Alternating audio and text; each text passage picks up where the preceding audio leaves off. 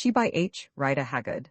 I, my visitor, there are some events of which each circumstance and surrounding detail seems to be graven on the memory in such fashion that we cannot forget it, and so it is with the scene that I am about to describe.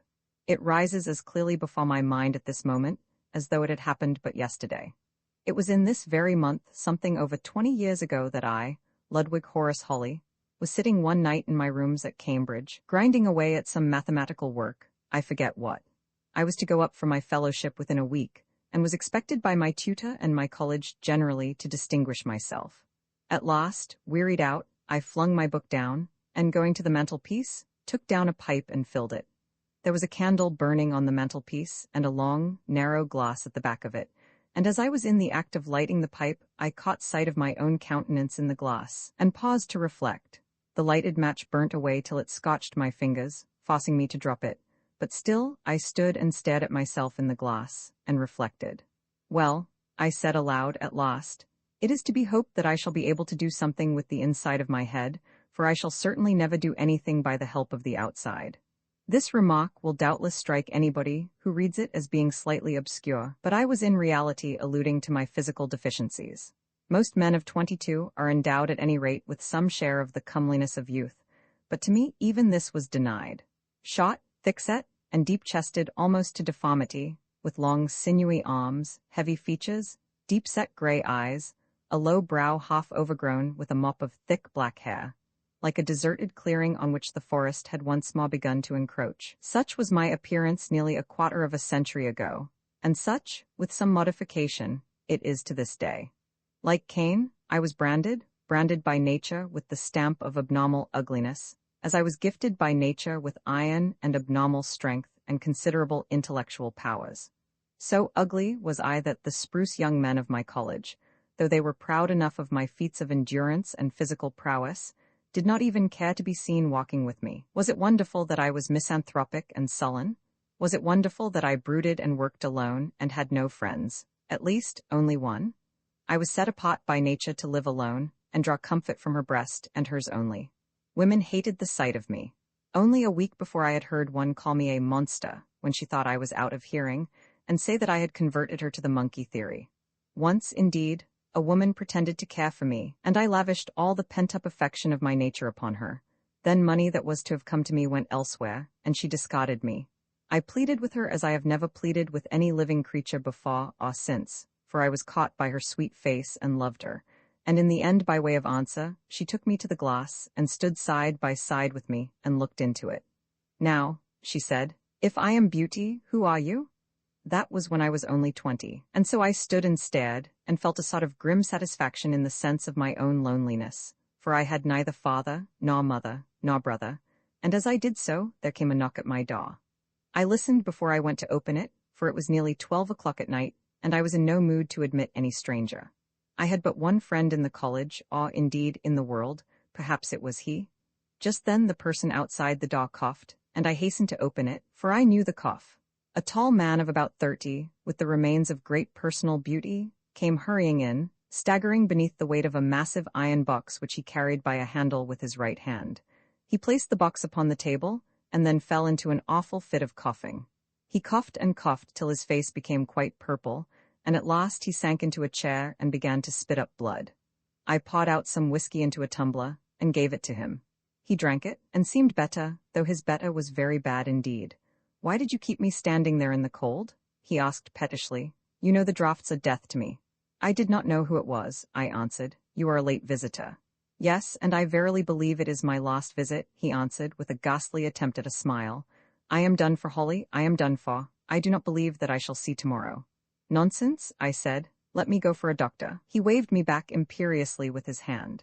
"It is sober sense, but I want no doctors. I have studied medicine and I know all about it. No doctors can help me. My last hour has come. For a year past I have only lived by a miracle. Now listen to me as you have never listened to anybody before, for you will not have the opportunity of getting me to repeat my words. We have been friends for 2 years. Now tell me, how much do you know about me? I know that you are rich, and have had a fancy to come to college long after the age that most men leave it. I know that you have been married, and that your wife died, and that you have been the best, indeed almost the only friend I ever had. Did you know that I have a son? No. I have, He is 5 years old. He cost me his mother's life, and I have never been able to bear to look upon his face in consequence. Holly, if you will accept the trust, I am going to leave you that boy's sole guardian." I sprang almost out of my chair. "Me?" I said. "Yes, you. I have not studied you for 2 years for nothing. I have known for some time that I could not last, and since I realized the fact I have been searching for someone to whom I could confide the boy in this," and he tapped the iron box. "You are the man, Holly, for like a rugged tree, you are hard and sound at caw. Listen, the boy will be the only representative of one of the most ancient families in the world, that is, so far as families can be traced. You will laugh at me when I say it, but one day it will be proved to you beyond a doubt that my 65th or 66th lineal ancestor was an Egyptian priest of Isis, though he was himself of Grecian extraction, and was called Callicrates. Point 2. His father was one of the Greek mercenaries raised by Haggard, a Mendesian pharaoh of the 29th dynasty, and his grandfather, or great-grandfather, I believe, was that very Callicrates mentioned by Herodotus. Point 3 in, or about the year 339 before Christ, just at the time of the final fall of the pharaohs. This Callicrates, the priest, broke his vows of celibacy and fled from Egypt with a princess of royal blood who had fallen in love with him, and was finally wrecked upon the coast of Africa, somewhere, as I believe, in the neighborhood of where Delagoa Bay now is, or rather to the north of it, he and his wife being saved, and all the remainder of their company destroyed in one way or another. Here they endured great hardships, but were at last entertained by the mighty queen of a savage people, a white woman of peculiar loveliness, who, under circumstances which I cannot enter into, but which you will one day learn, if you live, from the contents of the box, finally murdered my ancestor Callicrates. His wife, however, escaped, how, I know not, to Athens, bearing a child with her, whom she named Tisisthenes, or the mighty Avenger. 500 years or more afterwards, the family migrated to Rome under circumstances of which no trace remains, and here, probably with the idea of preserving the idea of vengeance which we find set out in the name of Tisisthenes, they appear to have pretty regularly assumed the cognomen of Vindex, or Avenger.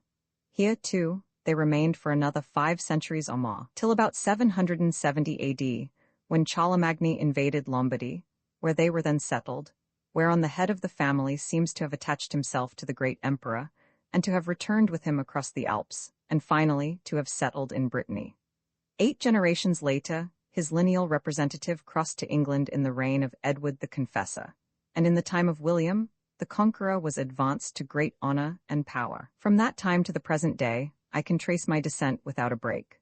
Not that the Vincies, for that was the final corruption of the name after its bearers took root in English soil, have been particularly distinguished. They never came much to the fore. Sometimes they were soldiers, sometimes merchants, but on the whole, they have preserved a dead level of respectability, and a still deader level of mediocrity. From the time of Charles Roman II, till the beginning of the present century, they were merchants. About 1790, my grandfather made a considerable fortune out of brewing, and retired. In 1821, he died, and my father succeeded him, and dissipated most of the money. 10 years ago, he died also, leaving me a net income of about 2,000 a year. Then it was that I undertook an expedition in connection with that, and he pointed to the iron chest, which ended disastrously enough. On my way back, I traveled in the south of Europe and finally reached Athens. There I met my beloved wife, who might well also have been called the Beautiful, like my old Greek ancestor. There I married her, and there, a year afterwards, when my boy was born, she died. He paused a while, his head sunk upon his hand, and then continued, "My marriage had diverted me from a project which I cannot enter into now. I have no time, Holly, I have no time. One day, if you accept my trust, you will learn all about it. After my wife's death, I turned my mind to it again. But first it was necessary, at least, I conceived that it was necessary, that I should attain to a perfect knowledge of Eastern dialects, especially Arabic. It was to facilitate my studies that I came here. Very soon, however, my disease developed itself, and now there is an end of me." And as though to emphasize his words, he burst into another terrible fit of coughing. I gave him some more whiskey, and after resting, he went on, "I have never seen my boy, Leo, since he was a tiny baby. I never could bear to see him, but they tell me that he is a quick and handsome child. In this envelope," and he produced a letter from his pocket addressed to myself, "I have jotted down the course I wish followed in the boy's education. It is a somewhat peculiar one. At any rate, I could not entrust it to a stranger. Once more, will you undertake it?" I must first know what I am to undertake, I answered. You are to undertake to have the boy, Leo, to live with you till he is 25 years of age, not to send him to school, remember. On his 25th birthday your guardianship will end, and you will then, with the keys that I give you now. And he placed them on the table. Open the iron box and let him see and read the contents, and say whether or no he is willing to undertake the quest. There is no obligation on him to do so. Now, as regards terms. My present income is $2,200 a year. Half of that income I have secured to you by will for life, contingently on your undertaking the guardianship. That is, $1,000 a year remuneration to yourself, for you will have to give up your life to it, and $100 a year to pay for the board of the boy. The rest is to accumulate till Leo is 25, so that there may be a sum in hand should he wish to undertake the quest of which I spoke. And suppose I were to die? I asked. Then the boy must become a ward of Chancery and take his chance. Only be careful that the iron chest is passed on to him by your will. Listen, Holly, don't refuse me. Believe me, this is to your advantage. You are not fit to mix with the world. It would only embitter you. In a few weeks you will become a fellow of your college, and the income that you will derive from that combined with what I have left you will enable you to live a life of learned leisure, alternated with the spot of which you are so fond, such as will exactly suit you. He paused and looked at me anxiously, but I still hesitated. The charge seemed so very strange. For my sake, Holly, we have been good friends, and I have no time to make other arrangements. Very well, I said. I will do it, provided there is nothing in this paper to make me change my mind, and I touched the envelope he had put upon the table by the keys. Thank you, Holly, thank you. There is nothing at all. Swear to me by God that you will be a father to the boy, and follow my directions to the letter. I swear it, I answered solemnly. Very well, remember that perhaps one day I shall ask for the account of your oath, for though I am dead and forgotten, yet I shall live. There is no such thing as death, Holly, only a change, and as you may perhaps learn in time to come, I believe that even that change could under certain circumstances be indefinitely postponed.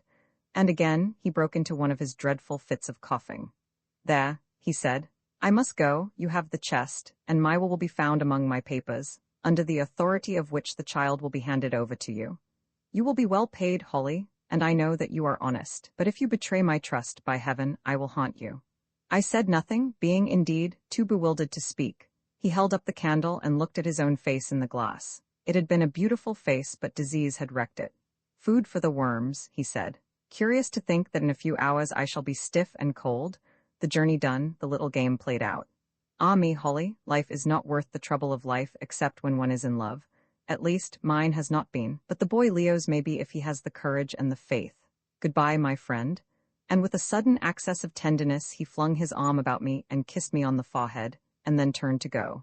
Look here, Vincey, I said, if you are as ill as you think, you had better let me fetch a doctor. No, no, he said earnestly.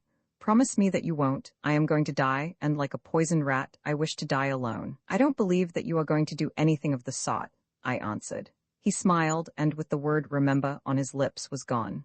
As for myself, I sat down and rubbed my eyes, wondering if I had been asleep. As this supposition would not bear investigation, I gave it up and began to think that Vincey must have been drinking. I knew that he was, and had been, very ill, but still it seemed impossible that he could be in such a condition as to be able to know for certain that he would not outlive the night. Had he been so near dissolution, surely he would scarcely have been able to walk, and carry a heavy iron box with him. The whole story, on reflection, seemed to me utterly incredible, for I was not then old enough to be aware how many things happen in this world that the common sense of the average man would set down as so improbable as to be absolutely impossible. This is a fact that I have only recently mastered. Was it likely that a man would have a son 5 years of age whom he had never seen since he was a tiny infant? No. Was it likely that he could foretell his own death so accurately? No. Was it likely that he could trace his pedigree for more than 3 centuries before Christ, or that he would suddenly confide the absolute guardianship of his child and leave half his fortune to a college friend? Most certainly not. Clearly Vincey was either drunk or mad. That being so, what did it mean? And what was in the sealed iron chest? The whole thing baffled and puzzled me to such an extent that at last I could stand it no longer, and determined to sleep over it. So I jumped up, and having put the keys and the letter that Vincey had left away into my dispatch box, and stowed the iron chest in a large portmanteau, I turned in, and was soon fast asleep. As it seemed to me, I had only been asleep for a few minutes when I was awakened by somebody calling me. I sat up and rubbed my eyes. It was broad daylight, 8 o'clock in fact. "Why, what is the matter with you, John?" I asked of the gyp who waited on Vincy and myself. "You look as though you had seen a ghost." "Yes, sir, and so I have," he answered. "Leastways I've seen a corpse, which is worse. I've been in to call Mr. Vincy, as usual, and there he lies stark and dead." Speculations within an hour of our finally deciding to start 5 litters were brought up to the door of the cave, each accompanied by 4 regular bearers and 2 spare hands, also a band of about 50 armed Amahaga, who were to form the escort and carry the baggage. 3 of these litters, of course, were for us, and 1 for Bilali, who, I was immensely relieved to hear, was to be our companion, while the 5th, I presumed, was for the use of Ustane. "Does the lady go with us, my father?" I asked of Bilali, as he stood superintending things in general. He shrugged his shoulders as he answered, "If she wills. In this country the women do what they please. We worship them and give them their way, because without them the world could not go on. They are the sauce of life." "Ah," I said, the matter never having struck me quite in that light before. "We worship them," he went on, "up to a point till at last they get unbearable, which," he added, "they do about every second generation." "And then what do you do?" I asked with curiosity. "Then," he answered with a faint smile, "we rise and kill the old ones as an example to the young ones and to show them that we are the strongest. My poor wife was killed in that way 3 years ago. It was very sad, but to tell thee the truth, my son, life has been happiest since, for my age protects me from the young ones." "In short," I replied, quoting the saying of a great man whose wisdom has not yet lightened the darkness of the Amahaga, "Thou hast found thy position one of greater freedom and less responsibility." This phrase puzzled him a little at first from its vagueness, though I think my translation hit off its sense very well, but at last he saw it and appreciated it. "Yes, yes, my baboon," he said. "I see it now, but all the responsibilities are killed, at least some of them are, and that is why there are so few old women about just now. Well, they brought it on themselves. As for this girl," he went on in a graver tone, "I know not what to say. She is a brave girl, and she loves the lion Leo. Thou sawest how she clung to him and saved his life. Also, she is, according to our custom, wed to him, and has a right to go where he goes, unless," he added significantly, "she would say her no, for her word overrides all rights. And if she bade her leave him, and the girl refused, what then? If," he said with a shrug, "the hurricane bids the tree to bend, and it will not, what happens?" And then, without waiting for an answer, he turned and walked to his litter, and in 10 minutes from that time we were all well under way. It took us an hour and more to cross the cup of the volcanic plain, and another half-hour or so to climb the edge on the farther side. Once there, however, the view was a very fine one. Before us was a long, steep slope of grassy plain, broken here and there by clumps of trees mostly of the thorn tribe. At the bottom of this gentle slope, some 9 or 10 miles away, we could make out a dim sea of marsh, over which the foul vapors hung like smoke about a city. It was easy going for the bearers down the slopes, and by midday, we had reached the borders of the dismal swamp. Here we halted to eat our midday meal, and then, following a winding and devious path, plunged into the morass. Presently the path, at any rate to our unaccustomed eyes, grew so faint as to be almost indistinguishable from those made by the aquatic beasts and birds, and it is to this day a mystery to me how our bearers found their way across the marshes. Ahead of the cavalcade marched 2 men with long poles, which they now and again plunged into the ground before them, the reason of this being that the nature of the soil frequently changed from causes with which I am not acquainted, so that places which might be safe enough to cross one month would certainly swallow the wayfarer the next. Never did I see a more dreary and depressing scene. Miles on miles of quagmire, varied only by bright green strips of comparatively solid ground, and by deep and sullen pools fringed with tall rushes, in which the bitterns boomed and the frogs croaked incessantly. Miles on miles of it without a break, unless the fever fog can be called a break. The only life in this great morass was that of the aquatic birds, and the animals that fed on them, of both of which there were vast numbers. Geese, cranes, ducks, teal, coot, snipe, and plover swarmed all around us, many being of varieties that were quite new to me, and all so tame that one could almost have knocked them over with a stick. Among these birds I especially noticed a very beautiful variety of painted snipe, almost the size of a woodcock, and with a flight more resembling that bird's than an English snipe's. In the pools, too, was a species of small alligator or enormous iguana, I do not know which, that fed, Bilali told me, upon the waterfowl, also large quantities of a hideous black water snake, of which the bite is very dangerous, though not, I gathered, so deadly as a cobra's or a puff adder's. The bullfrogs were also very large, and with voices proportionate to their size, and as for the mosquitoes, the musquiteers, as Job called them, they were, if possible, even worse than they had been on the river, and tormented us greatly. Undoubtedly, however, the worst feature of the swamp was the awful smell of rotting vegetation that hung about it, which was at times positively overpowering, and the malarious exhalations that accompanied it, which we were of course obliged to breathe. On we went through it all, till at last the sun sank in sullen splendor, just as we reached a spot of rising ground about 2 acres in extent, a little oasis of dry in the midst of the miry wilderness, where Bilali announced that we were to camp. The camping, however, turned out to be a very simple process, and consisted, in fact, in sitting down on the ground round a scanty fire made of dry reeds and some wood that had been brought with us. However, we made the best we could of it, and smoked and ate with such appetite as the smell of damp, stifling heat would allow, for it was very hot on this low land, and yet, oddly enough, chilly at times. But however hot it was, we were glad enough to keep near the fire, because we found that the mosquitoes did not like the smoke.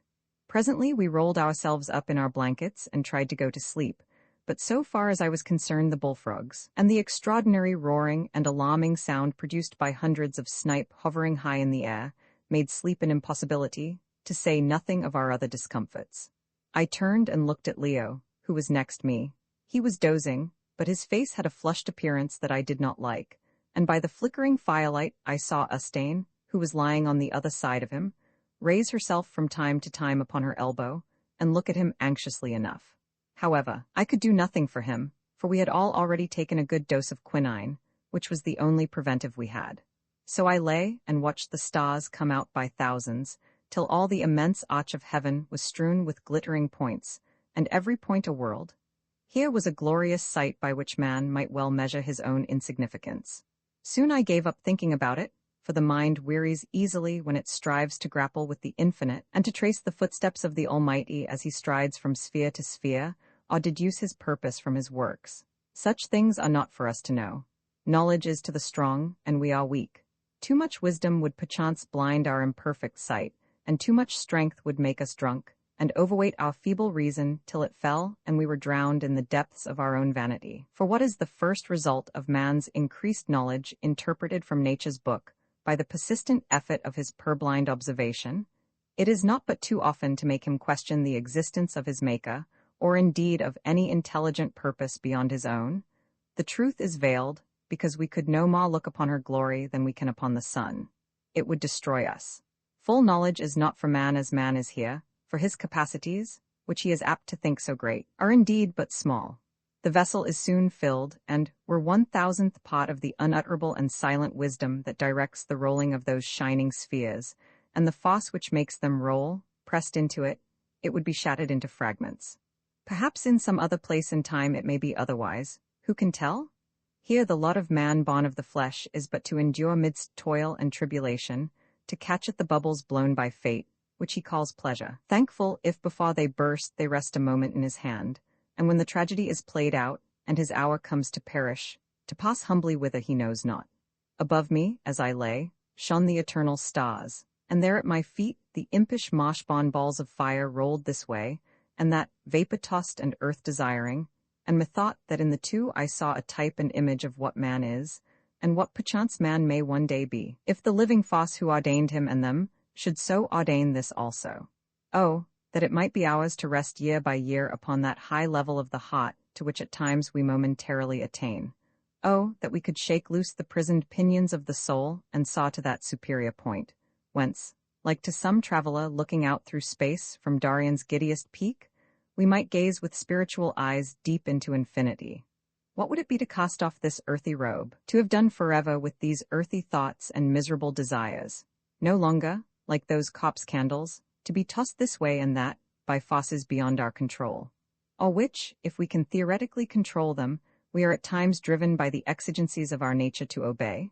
Yes, to cast them off, to have done with the foul and thorny places of the world, and, like to those glittering points above me, to rest on high wrapped forever in the brightness of our better selves, that even now shines in us as fire faintly shines within those lurid balls, and lay down our littleness in that wide glory of our dreams, that invisible but surrounding good, from which all truth and beauty comes. These and many such thoughts passed through my mind that night. They come to torment us all at times. I say to torment, for, alas, thinking can only serve to measure out the helplessness of thought.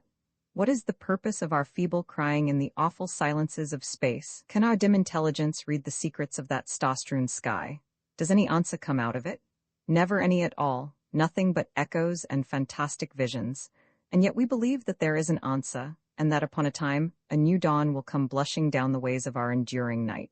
We believe it, for its reflected beauty even now shines up continually in our hearts from beneath the horizon of the grave, and we call it hope.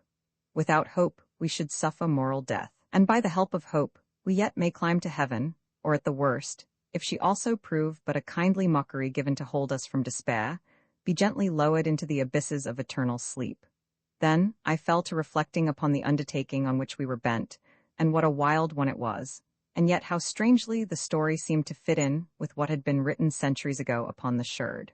Who was this extraordinary woman, queen over a people apparently as extraordinary as herself, and reigning amidst the vestiges of a lost civilization? And what was the meaning of this story of the fire that gave unending life? Could it be possible that any fluid or essence should exist which might so fortify these fleshy walls that they should from age to age resist the mines and batterings of decay?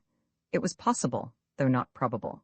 The infinite continuation of life would not, as poor Vinci said, be so marvelous a thing as the production of life and its temporary endurance. And if it were true, what then? The person who found it could no doubt rule the world. He could accumulate all the wealth in the world, and all the power, and all the wisdom that is power. He might give a lifetime to the study of each art or science. Well, if that were so, and this she were practically immortal, which I did not for one moment believe, how was it that, with all these things at her feet, she preferred to remain in a cave amongst a society of cannibals? This surely settled the question. The whole story was monstrous, and only worthy of the superstitious days in which it was written.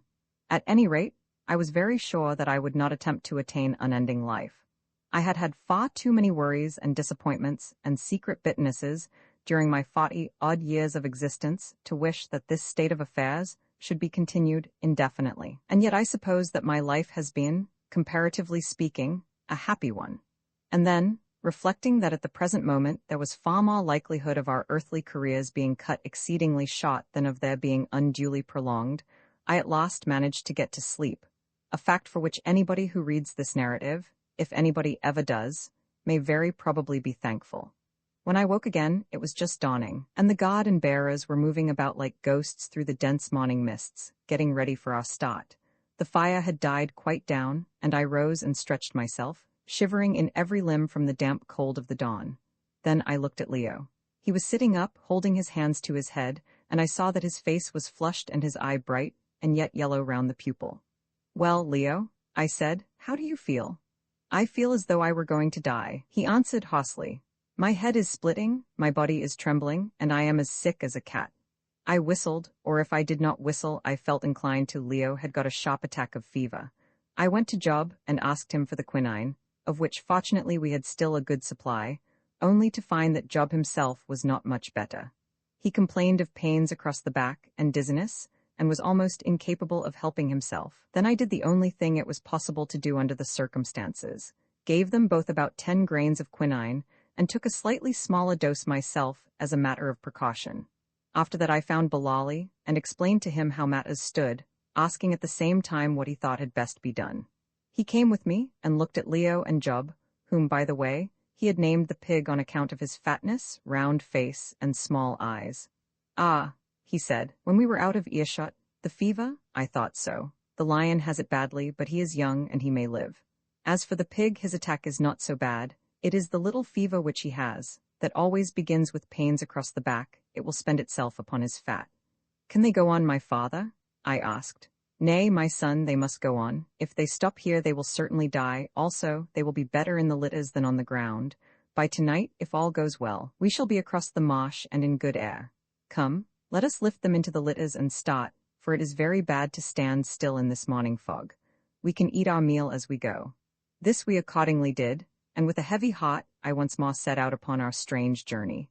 For the first 3 hours, all went as well as could be expected, and then an accident happened that nearly lost us the pleasure of the company of our venerable friend Bilali, whose litter was leading the cavalcade. We were going through a particularly dangerous stretch of quagmire, in which the bearers sometimes sank up to their knees. Indeed, it was a mystery to me how they contrived to carry the heavy litters at all over such ground as that which we were traversing, though the 2 spare hands, as well as the far regular ones, had of course to put their shoulders to the pole. Presently, as we blundered and floundered along, there was a sharp cry, then a storm of exclamations, and, last of all, a most tremendous splash, and the whole caravan halted. I jumped out of my litter and ran forward. About 20 yards ahead was the edge of one of those sullen peaty pools of which I have spoken, the path we were following running along the top of its bank, that, as it happened, was a steep one. Looking towards this pool, to my horror, I saw that Bilali's litter was floating on it, and as for Bilali himself, he was nowhere to be seen. To make matters clear, I may as well explain at once what had happened. One of Bilali's bearers had unfortunately trodden on a basking snake, which had bitten him in the leg, whereon he had, not unnaturally, let go of the pole, and then, finding that he was tumbling down the bank, grasped at the litter to save himself. The result of this was what might have been expected. The litter was pulled over the edge of the bank, the bearers let go, and the whole thing, including Bilali and the man who had been bitten, rolled into the slimy pool. When I got to the edge of the water, neither of them were to be seen. Indeed, the unfortunate bearer never was seen again. Either he struck his head against something, or got wedged in the mud, or possibly the snakebite paralyzed him. At any rate, he vanished. But though Bilali was not to be seen, his whereabouts was clear enough from the agitation of the floating litter, in the bearing cloth and curtains of which he was entangled. "He is there, our father is there," said one of the men, but he did not stir a finger to help him, nor did any of the others. They simply stood and stared at the water. "Out of the way, you brutes!" I shouted in English, and throwing off my hat, I took a run and sprang well out into the horrid slimy-looking pool. A couple of strokes took me to where Bilali was struggling beneath the cloth. Somehow, I do not quite know how, I managed to push it free of him, and his venerable head, all covered with green slime, like that of a yellowish Bacchus with ivy leaves, emerged upon the surface of the water. The rest was easy, for Bilali was an eminently practical individual, and had the common sense not to grasp hold of me as drowning people often do, so I got him by the arm, and towed him to the bank, through the mud out of which we were with difficulty dragged. Such a filthy spectacle as we presented I have never seen before or since, and it will perhaps give some idea of the almost superhuman dignity of Bilali's appearance when I say that, coughing, half-drowned, and covered with mud and green slime as he was, with his beautiful beard coming to a dripping point, like a Chinaman's freshly oiled pigtail, he still looked venerable and imposing. "Ye dogs," he said, addressing the bearers, as soon as he had sufficiently recovered to speak, "ye left me, your father, to drown. Had it not been for this stranger, my son the baboon, assuredly I should have drowned. Well, I will remember it." And he fixed them with his gleaming though slightly watery eye, in a way I saw that they did not like, though they tried to appear sulkily indifferent. "As for thee, my son," the old man went on, turning towards me and grasping my hand, "rest assured that I am thy friend through good and evil. Thou hast saved my life. Perchance a day may come when I shall save thine." After that we cleaned ourselves as best we could, fished out the litter, and went on, minus the man who had been drowned. I do not know if it was owing to his being an unpopular character, or from native indifference and selfishness of temperament, but I am bound to say that nobody seemed to grieve much over his sudden and final disappearance, unless, perhaps, it was the men who had to do his share of the work. Roman 11 The plain of Kor. About an hour before sundown we at last, to my unbounded gratitude, emerged from the great belt of marsh onto land that swelled upwards in a succession of rolling waves. Just on the hither side of the crest of the first wave we halted for the night. My first act was to examine Leo's condition. It was, if anything, worse than in the morning, and a new and very distressing feature, vomiting, set in, and continued till dawn. Not one wink of sleep did I get that night, for I passed it in assisting Ustane, who was one of the most gentle and indefatigable nurses I ever saw, to wait upon Leo and Job. However, the air here was warm and genial without being too hot, and there were no mosquitoes to speak of. Also, we were above the level of the marsh mist, which lay stretched beneath us like the dim smoke pall over a city, lit up here and there by the wandering globes of fen fire. Thus it will be seen that we were, speaking comparatively, in clover. By dawn on the following morning, Leo was quite lightheaded, and fancied that he was divided into halves. I was dreadfully distressed, and began to wonder with a sort of sick fear what the end of the attack would be. Alas, I had heard but too much of how these attacks generally terminate. As I was wondering, Bilali came up and said that we must be getting on, more especially as, in his opinion, if Leo did not reach some spot where he could be quiet and have proper nursing within the next 12 hours, his life would only be a matter of a day or two. I could not but agree with him, so we got Leo into the litter and started on, Ustane walking by his side to keep the flies off him and see that he did not throw himself out onto the ground. Within half an hour of sunrise, we had reached the top of the rise of which I have spoken, and a most beautiful view broke upon our gaze. Beneath us was a rich stretch of country, verdant with grass and lovely with foliage and flowers. In the background, at a distance, so far as I could judge, of some 18 miles from where we then stood, a huge and extraordinary mountain rose abruptly from the plain. The base of this great mountain appeared to consist of a grassy slope, but rising from this, I should say, from subsequent observation, at a height of about 500 feet above the level of the plain, was a most tremendous and absolutely precipitous wall of bare rock, quite 12 or 1,500 feet in height.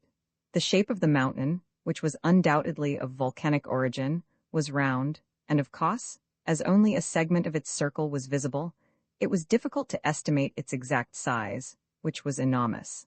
I afterwards discovered that it could cover less than 50 square miles of ground. Anything more grand and imposing than the sight presented by this great natural castle, starting in solitary grandeur from the level of the plain, I never saw, and I suppose I never shall. Its very solitude added to its majesty, and its towering cliffs seemed to kiss the sky. Indeed, generally speaking, they were clothed in clouds that lay in fleecy masses upon their broad and level battlements. I sat up in my hammock and gazed out across the plain at this thrilling and majestic sight, and I suppose that Bilali noticed it, for he brought his litter alongside. "Behold the house of she who must be obeyed," he said. "Had ever a queen such a throne before?" "It is wonderful, my father," I answered. "But how do we enter? Those cliffs look hard to climb." "Thou shalt see, my baboon. Look now at the path below us. What thinkest thou that it is? Thou art a wise man. Come, tell me." I looked and saw what appeared to be the line of roadway running straight towards the base of the mountain, though it was covered with turf. There were high banks on each side of it, broken here and there, but fairly continuous on the whole, the meaning of which I did not understand. It seemed so very odd that anybody should embank a roadway. "Well, my father," I answered, "I suppose that it is a road, otherwise I should have been inclined to say that it was the bed of a river, or rather," I added, observing the extraordinary directness of the cutting, "of a canal." Bilali, who, by the way, was none the worse for his immersion of the day before, nodded his head sagely as he replied, "Thou art right, my son. It is a channel cut out by those who were before us in this place to carry away water. Of this I am sure. Within the rocky circle of the mountain whither we journey was once a great lake. But those who were before us, by wonderful arts of which I know not, hewed a path for the water through the solid rock of the mountain, piercing even to the bed of the lake. But first they cut the channel that thou seest across the plain. Then, when at last the water burst out, it rushed down the channel that had been made to receive it, and crossed this plain till it reached the low land behind the rise, and there, perchance, it made the swamp through which we have come. Then, when the lake was drained dry, the people whereof I speak built a mighty city on its bed, whereof naught but ruins and the name of Ka yet remaineth, and from age to age hewed the caves and passages that thou wilt see." "It may be," I answered. "But if so, how is it that the lake does not fill up again with the rains and the water of the springs?" "Nay, my son, the people were a wise people, and they left a drain to keep it clear. Seest thou the river to the right?" And he pointed to a fair-sized stream that wound away across the plain, some 4 miles from us. "That is the drain, and it comes out through the mountain wall where this cutting goes in. At first, perhaps, the water ran down this canal, but afterwards the people turned it and used the cutting for a road." "And is there then no other place where one may enter into the great mountain?" I asked, "except through that drain?" "There is a place," he answered, "where cattle and men on foot may cross with much labor, but it is secret. A year mightest thou search and shouldst never find it. It is only used once a year, when the herds of cattle that have been fatting on the slopes of the mountain and on this plain are driven into the space within. And does she live there always? I asked. Or does she come at times without the mountain? Nay, my son, where she is, there she is. By now we were well on to the great plain, and I was examining with delight the varied beauty of its semi-tropical flowers and trees, the latter of which grew singly, or at most in clumps of 3 or 4, much of the timber being of large size, and belonging apparently to a variety of evergreen oak. There were also many palms, some of them more than 100 feet high, and the largest and most beautiful tree ferns that I ever saw, about which hung clouds of jeweled honeysuckers and great-winged butterflies. Wandering about among the trees, or crouching in the long and feathered grass, were all varieties of game, from rhinoceroses down. I saw a rhinoceros, buffalo, a large herd, eland, quagga, and sable antelope, the most beautiful of all the bucks, not to mention many smaller varieties of game, and 3 ostriches which scudded away at our approach like white drift before a gale. So plentiful was the game that at last I could stand it no longer. I had a single-barrel spotting martini with me in the litter, the express being too cumbersome, and espying a beautiful fat eland rubbing himself under one of the oak-like trees, I jumped out of the litter and proceeded to creep as near to him as I could. He let me come within 80 yards, and then turned his head and stared at me, preparatory to running away. I lifted the rifle, and taking him about midway down the shoulder, for he was side on to me, fired. I never made a cleaner shot or a better kill in all my small experience, for the great buck sprang right up into the air and fell dead. The bearers, who had all halted to see the performance, gave a murmur of surprise, an unwanted compliment from these sullen people, who never appear to be surprised at anything, and a party of the guard at once ran off to cut the animal up. As for myself, though I was longing to have a look at him, I sauntered back to my litter, as though I had been in the habit of killing eland all my life, feeling that I had gone up several degrees in the estimation of the Amahagga, who looked on the whole thing as a very high-class manifestation of witchcraft. As a matter of fact, however, I had never seen an eland in a wild state before. Bilali received me with enthusiasm. "It is wonderful, my son the baboon," he cried. "Wonderful? Thou art a very great man, though so ugly. Had I not seen, surely I would never have believed. And thou sayest that thou wilt teach me to slay in this fashion." "Certainly, my father," I said airily. "It is nothing." But all the same, I firmly made up my mind that when my father, Bilali, began to fire, I would without fail lie down or take refuge behind a tree. After this little incident, nothing happened of any note till about an hour and a half before sundown, when we arrived beneath the shadow of the towering volcanic mass that I have already described. It is quite impossible for me to describe its grim grandeur, as it appeared to me, while my patient bearers toiled along the bed of the ancient watercourse towards the spot where the rich brown-hued cliff shot up from precipice to precipice, till its crown lost itself in a cloud. All I can say is that it almost awed me by the intensity of its lonesome and most solemn greatness. On we went up the bright and sunny slope, till at last the creeping shadows from above swallowed up its brightness, and presently we began to pass through a cutting hewn in the living rock. Deeper and deeper grew this marvelous work, which must, I should say, have employed thousands of men for many years. Indeed, how it was ever executed at all without the aid of blasting powder or dynamite, I cannot to this day imagine. It is and must remain one of the mysteries of that wild land. I can only suppose that these cuttings and the vast caves that had been hollowed out of the rocks they pierced were the state undertakings of the people of Ka, who lived here in the dim, lost ages of the world, and, as in the case of the Egyptian monuments, were executed by the forced labor of tens of thousands of captives, carried on through an indefinite number of centuries. But who were the people? At last we reached the face of the precipice itself, and found ourselves looking into the mouth of a dark tunnel that forcibly reminded me of those undertaken by our 19th-century engineers in the construction of railway lines. Out of this tunnel flowed a considerable stream of water. Indeed, though I do not think that I have mentioned it, we had followed this stream, which ultimately developed into the river I have already described as winding away to the right, from the spot where the cutting in the solid rock commenced. Half of this cutting formed a channel for the stream, and half, which was placed on a slightly higher level, 8 feet perhaps, was devoted to the purposes of a roadway. At the termination of the cutting, however, the stream turned off across the plain and followed a channel of its own. At the mouth of the cave, the cavalcade was halted, and while the men employed themselves in lighting some earthenware lamps they had brought with them, Bilali, descending from his litter, informed me politely but firmly that the orders of she were that we were now to be blindfolded, so that we should not learn the secret of the paths through the bowels of the mountains. To this I, of course, assented cheerfully enough, but Job, who was now very much better, notwithstanding the journey, did not like it at all, fancying, I believe, that it was but a preliminary step to being hot-potted. He was, however, a little consoled when I pointed out to him that there were no hot pots at hand, and so far as I knew, no fire to heat them in.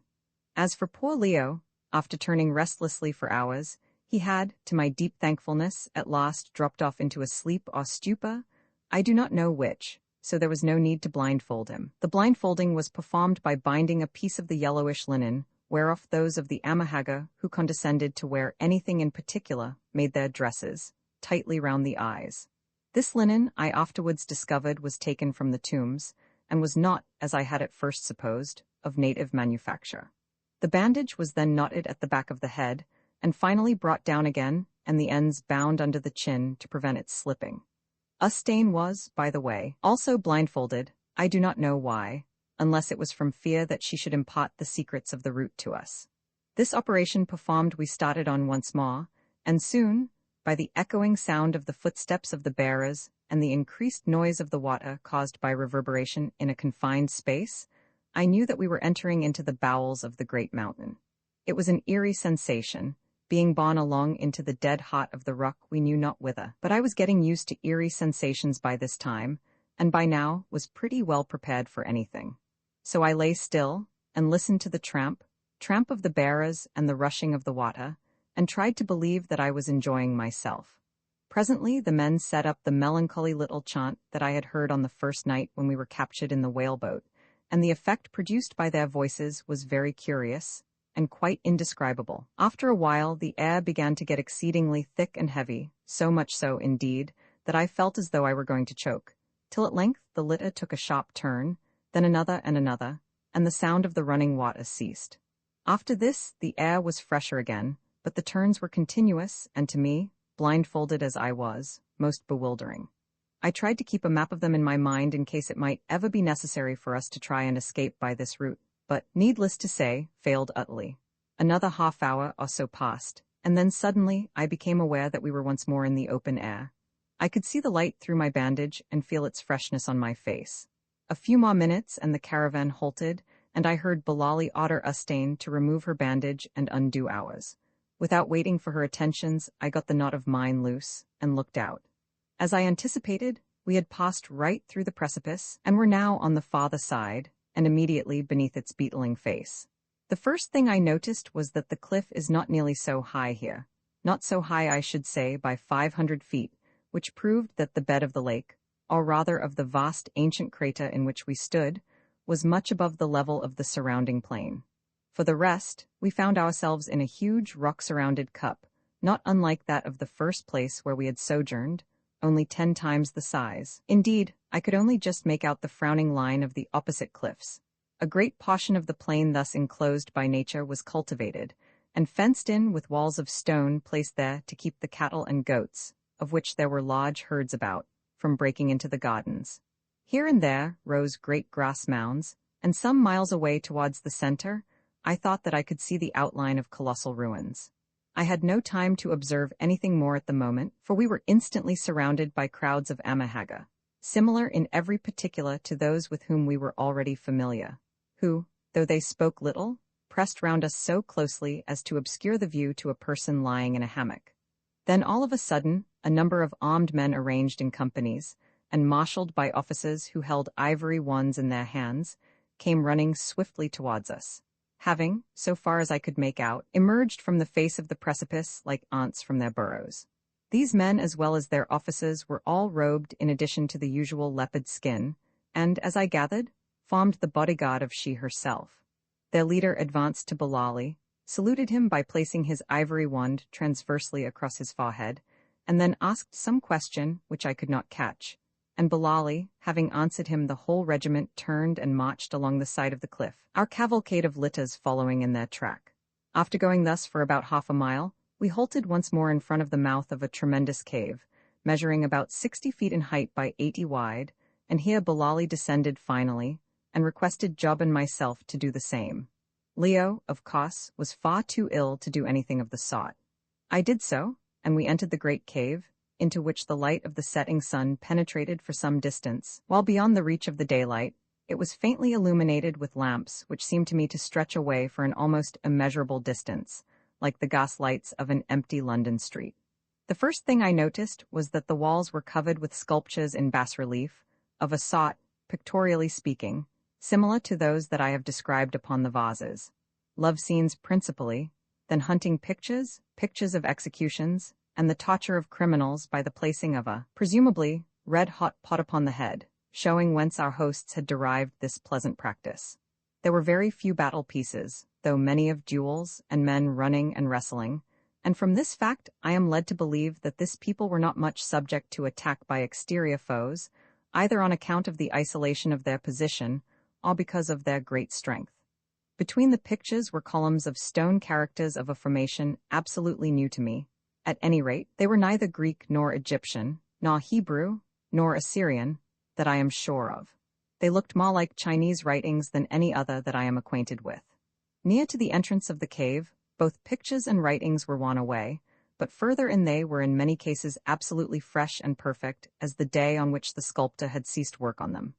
The regiment of guards did not come further than the entrance to the cave, where they formed up to let us pass through. On entering the place itself we were, however, met by a man robed in white, who bowed humbly, but said nothing, which, as it afterwards appeared that he was a deaf-mute, was not very wonderful. Running at right angles to the great cave, at a distance of some 20 feet from the entrance, was a smaller cave or wide gallery that was pierced into the rock both to the right and to the left of the main cavern.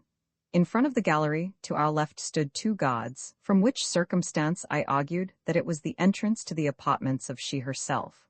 The mouth of the right-hand gallery was unguarded, and along it the mute indicated that we were to go. Walking a few yards down this passage, which was lighted with lamps, we came to the entrance of a chamber having a curtain made of some grass material, not unlike a Zanzibar mat in appearance, hung over the doorway. This the mute drew back with another profound obeisance, and led the way into a good-sized apartment, hewn, of course, out of the solid rock, but to my great relief lighted by means of a shaft pierced in the face of the precipice. In this room was a stone bedstead, pots full of water for washing, and beautifully tanned leopard skins to serve as blankets. Here we left Leo, who was still sleeping heavily, and with him stopped Ustane. I noticed that the mute gave her a very sharp look, as much as to say, "Who are you, and by whose order do you come here?"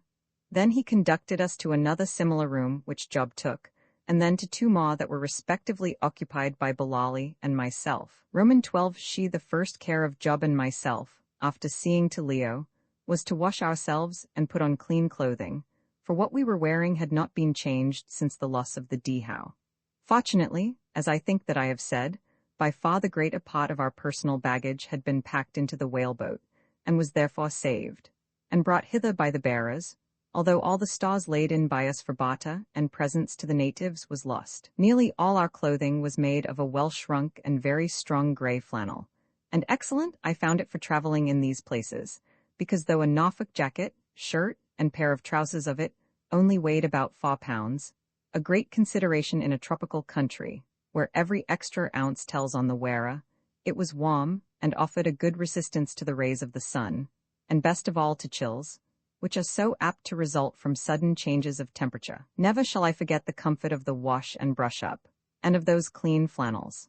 The only thing that was wanting to complete my joy was a cake of soap, of which we had none. Afterwards I discovered that the Amahagga, who do not reckon dirt among their many disagreeable qualities, use a kind of burnt earth for washing purposes, which, though unpleasant to the touch till one gets accustomed to it, forms a very fair substitute for soap. By the time that I was dressed, and had combed and trimmed my black beard, the previous condition of which was certainly sufficiently unkempt to give weight to Bilali's appellation for me of baboon, I began to feel most uncommonly hungry. Therefore I was by no means sorry when, without the slightest preparatory sound or warning, the curtain over the entrance to my cave was flung aside, and another mute, a young girl this time, announced to me by signs that I could not misunderstand, that is, by opening her mouth and pointing down it, that there was something ready to eat. Accordingly, I followed her into the next chamber, which we had not yet entered, where I found Job, who had also, to his great embarrassment, been conducted thither by a fair mute. Job never got over the advances the former lady had made towards him, and suspected every girl who came near to him of similar designs. "These young parties have a way of looking at one, sir," he would say apologetically, "which I don't call respectable." This chamber was twice the size of the sleeping caves, and I saw at once that it had originally served as a refectory, and also probably as an embalming room for the priests of the dead. For I may as well say at once that these hollowed-out caves were nothing more nor less than vast catacombs, in which for tens of ages the mortal remains of the great extinct race whose monuments surrounded us had been first preserved, with an art and a completeness that has never since been equaled, and then hidden away for all time. On each side of this particular rock chamber was a long and solid stone table, about 3 feet wide by 3 feet 6 in height, hewn out of the living rock of which it had formed part, and was still attached to at the base. These tables were slightly hollowed out or curved inward, to give room for the knees of anyone sitting on the stone ledge that had been cut for a bench along the side of the cave at a distance of about 2 feet from them. Each of them, also, was so arranged that it ended right under a shaft pierced in the rock for the admission of light and air. On examining them carefully, however, I saw that there was a difference between them that had at first escaped my attention, viz., that one of the tables, that to the left as we entered the cave, had evidently been used, not to eat upon, but for the purposes of embalming. That this was beyond all question the case was clear from 5 shallow depressions in the stone of the table, all shaped like a human form, with a separate place for the head to lie in, and a little bridge to support the neck, each depression being of a different size, so as to fit bodies varying in stature from a full-grown man's to a small child's, and with little holes bored at intervals to carry off fluid. And indeed, if any further confirmation was required, we had but to look at the wall of the cave above to find it. For there, sculptured all round the apartment, and looking nearly as fresh as the day it was done, was the pictorial representation of the death, embalming, and burial of an old man with a long beard, probably an ancient king or grandee of this country. The first picture represented his death. He was lying upon a couch which had 4 short curved posts at the corners coming to a knob at the end, in appearance something like written notes of music, and was evidently in the very act of expiring. Gathered round the couch were women and children weeping, the former with their hair hanging down their backs. The next scene represented the embalmment of the body, which lay stock upon a table with depressions in it, similar to the one before us. Probably, indeed, it was a picture of the same table.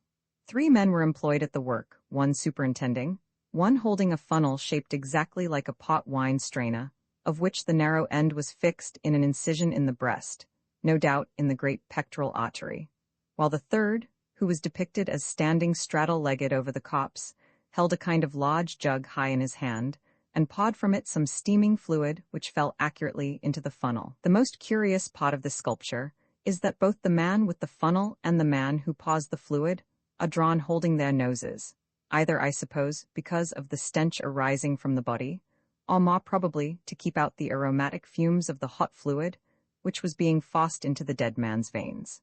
Another curious thing, which I am unable to explain, is that all 3 men were represented as having a band of linen tied round the face with holes in it for the eyes. The third sculpture was a picture of the burial of the deceased. There he was, stiff and cold, clothed in a linen robe, and laid out on a stone slab such as I had slept upon at our first sojourning place. At his head and feet burnt lamps, and by his side were placed several of the beautiful painted vases that I have described, which were perhaps supposed to be full of provisions. The little chamber was crowded with mourners, and with musicians playing on an instrument resembling a lyre, while near the foot of the copse stood a man holding a sheet, with which he was preparing to cover it from view. These sculptures, looked at merely as works of art, were so remarkable that I make no apology for describing them rather fully. They struck me also as being of surpassing interest as representing, probably with studious accuracy, the lost rites of the dead as practiced among an utterly lost people. And even then, I thought how envious some antiquarian friends of my own at Cambridge would be if ever I found an opportunity of describing these wonderful remains to them. Probably they would say that I was exaggerating, notwithstanding that every page of this history must bear so much internal evidence of its truth that it would obviously have been quite impossible for me to have invented it. To return. As soon as I had hastily examined these sculptures, which I think I omitted to mention were executed in relief, we sat down to a very excellent meal of boiled goat's flesh, fresh milk, and cakes made of meal, the whole being served upon clean wooden platters. When we had eaten, we returned to see how Leo was getting on, Bilali saying that he must now wait upon she, and hear her commands. On reaching Leo's room, we found the poor boy in a very bad way. He had woke up from his torpor, and was altogether off his head, babbling about some boat race on the Cam, and was inclined to be violent. Indeed, when we entered the room, Ustane was holding him down. I spoke to him, and my voice seemed to soothe him. At any rate he grew much quieter, and was persuaded to swallow a dose of quinine. I had been sitting with him for an hour, perhaps. At any rate, I know that it was getting so dark that I could only just make out his head, lying like a gleam of gold upon the pillow.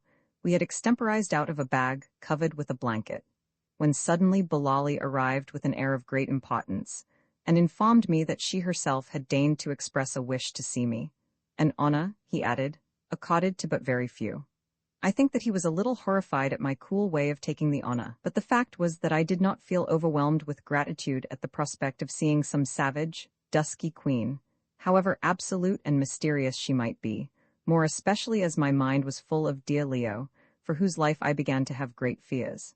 However, I rose to follow him, and as I did so I caught sight of something bright lying on the floor, which I picked up. Perhaps the reader will remember that with the potsherd in the casket was a composition scarabaeus marked with a round O, a goose, and another curious hieroglyphic, the meaning of which is Suten Si Ra, or Royal Son of the Sun. The scarab, which is a very small one, Leo had insisted upon having set in a massive gold ring, such as is generally used for signets, and it was this very ring that I now picked up. He had pulled it off in the paroxysm of his fever, at least I suppose so, and flung it down upon the rock floor. Thinking that if I left it about it might get lost, I slipped it on my own little finger, and then followed Bilali, leaving Job and Ustane with Leo. We passed down the passage, crossed the great aisle-like cave, and came to the corresponding passage on the other side, at the mouth of which the gods stood like two statues. As we came they bowed their heads in salutation, and then lifting their long spears placed them transversely across their foreheads, as the ladders of the troop that had met us had done with their ivory wands. We stepped between them, and found ourselves in an exactly similar gallery to that which led to our own apartments, only this passage was, comparatively speaking, brilliantly lighted. A few paces down it we were met by 4 mutes, 2 men and 2 women, who bowed low and then arranged themselves, the women in front and the men behind of us, and in this order we continued our procession past several doorways hung with curtains resembling those leading to our own quarters, and which I afterwards found opened out into chambers occupied by the mutes who attended on she. A few paces more and we came to another doorway facing us, and not to our left like the others, which seemed to mark the termination of the passage. Here 2 more white, or rather yellow-robed guards were standing, and they too bowed, saluted, and let us pass through heavy curtains into a great antechamber, quite 40 feet long by as many wide, in which some 8 or 10 women, most of them young and handsome, with yellowish hair, sat on cushions working with ivory needles at what had the appearance of being embroidery frames. These women were also deaf and dumb. At the farther end of this great lamplit apartment was another doorway closed in with heavy oriental-looking curtains, quite unlike those that hung before the doors of our own rooms, and here stood 2 particularly handsome girl mutes, their heads bowed upon their bosoms and their hands crossed in an attitude of humble submission. As we advanced, they each stretched out an arm and drew back the curtains. Thereupon Bilali did a curious thing. Down he went, that venerable-looking old gentleman, for Bilali is a gentleman at the bottom, down onto his hands and knees, and in this undignified position, with his long white beard trailing on the ground, he began to creep into the apartment beyond. I followed him, standing on my feet in the usual fashion. Looking over his shoulder he perceived it. Down, my son, down, my baboon, down onto thy hands and knees. We enter the presence of she, and if thou art not humble, of a surety she will blast thee where thou standest. I halted, and felt scared. Indeed, my knees began to give way of their own mere motion, but reflection came to my aid. I was an Englishman, and why, I asked myself, should I creep into the presence of some savage woman as though I were a monkey in fact as well as in name? I would not and could not do it, that is, unless I was absolutely sure that my life or comfort depended upon it. If once I began to creep upon my knees, I should always have to do so, and it would be a patent acknowledgement of inferiority. So, fortified by an insular prejudice against kutuing, which has, like most of our so-called prejudices, a good deal of common sense to recommend it, I marched in boldly after Bilali. I found myself in another apartment, considerably smaller than the anteroom, of which the walls were entirely hung with rich-looking curtains of the same make as those over the door, the work, as I subsequently discovered, of the mutes who sat in the antechamber and wove them in strips, which were afterwards sewn together. Also, here and there about the room, were settees of a beautiful black wood of the ebony tribe, inlaid with ivory, and all over the floor were other tapestries, or rather rugs. At the top end of this apartment was what appeared to be a recess, also draped with curtains, through which shone rays of light. There was nobody in the place except ourselves. Painfully and slowly old Bilali crept up the length of the cave, and with the most dignified stride that I could command I followed after him. But I felt that it was more or less of a failure. To begin with, it is not possible to look dignified when you are following in the wake of an old man writhing along on his stomach like a snake, and then, in order to go sufficiently slowly, either I had to keep my legs some seconds in the air at every step, or else to advance with a full stop between each stride, like Mary Queen of Scots going to execution in a play. Bilali was not good at crawling. I suppose his years stood in the way, and our progress up that apartment was a very long affair. I was immediately behind him, and several times I was sorely tempted to help him on with a good kick. It is so absurd to advance into the presence of savage royalty after the fashion of an Irishman driving a pig to market, for that is what we looked like, and the idea nearly made me burst out laughing then and there. I had to work off my dangerous tendency to unseemly merriment by blowing my nose, a proceeding which filled old Bilali with horror, for he looked over his shoulder and made a ghastly face at me, and I heard him murmur, "Oh, my poor baboon." At last we reached the curtains, and here Bilali collapsed flat onto his stomach, with his hands stretched out before him as though he were dead, and I, not knowing what to do, began to stare about the place. But presently I clearly felt that somebody was looking at me from behind the curtains. I could not see the person, but I could distinctly feel his or her gaze, and what is more, it produced a very odd effect upon my nerves. I was frightened, I do not know why. The place was a strange one, it is true, and looked lonely, notwithstanding its rich hangings and the soft glow of the lamps. Indeed, these accessories added to, rather than detracted from its loneliness, just as a lighted street at night has always a more solitary appearance than a dark one. It was so silent in the place, and there lay Bilali like one dead before the heavy curtains, through which the odor of perfume seemed to float up towards the gloom of the arched roof above. Minute grew into minute, and still there was no sign of life, nor did the curtain move. But I felt the gaze of the unknown being sinking through and through me, and filling me with a nameless terror, till the perspiration stood in beads upon my brow. At length the curtain began to move. Who could be behind it? Some naked savage queen, a languishing oriental beauty, or a 19th-century young lady, drinking afternoon tea? I had not the slightest idea, and should not have been astonished at seeing any of the three. I was getting beyond astonishment. The curtain agitated itself a little, then suddenly between its folds there appeared a most beautiful white hand, white as snow, and with long tapering fingers, ending in the pinkest nails. The hand grasped the curtain and drew it aside, and as it did so I heard a voice, I think the softest and yet most silvery voice I ever heard. It reminded me of the murmur of a brook. "Stranger," said the voice in Arabic, but much purer and more classical Arabic than the Haggard talk. "Stranger, wherefore art thou so much afraid?" Now I flattered myself that in spite of my inward terrors, I had kept a very fair command of my countenance, and was therefore a little astonished at this question. Before I had made up my mind how to answer it, however, the curtain was drawn, and a tall figure stood before us. I say a figure, for not only the body, but also the face was wrapped up in soft white, gauzy material, in such a way as at first sight to remind me most forcibly of a corpse in its grave clothes. And yet, I do not know why it should have given me that idea, seeing that the wrappings were so thin that one could distinctly see the gleam of the pink flesh beneath them. I suppose it was owing to the way in which they were arranged, either accidentally, or more probably by design.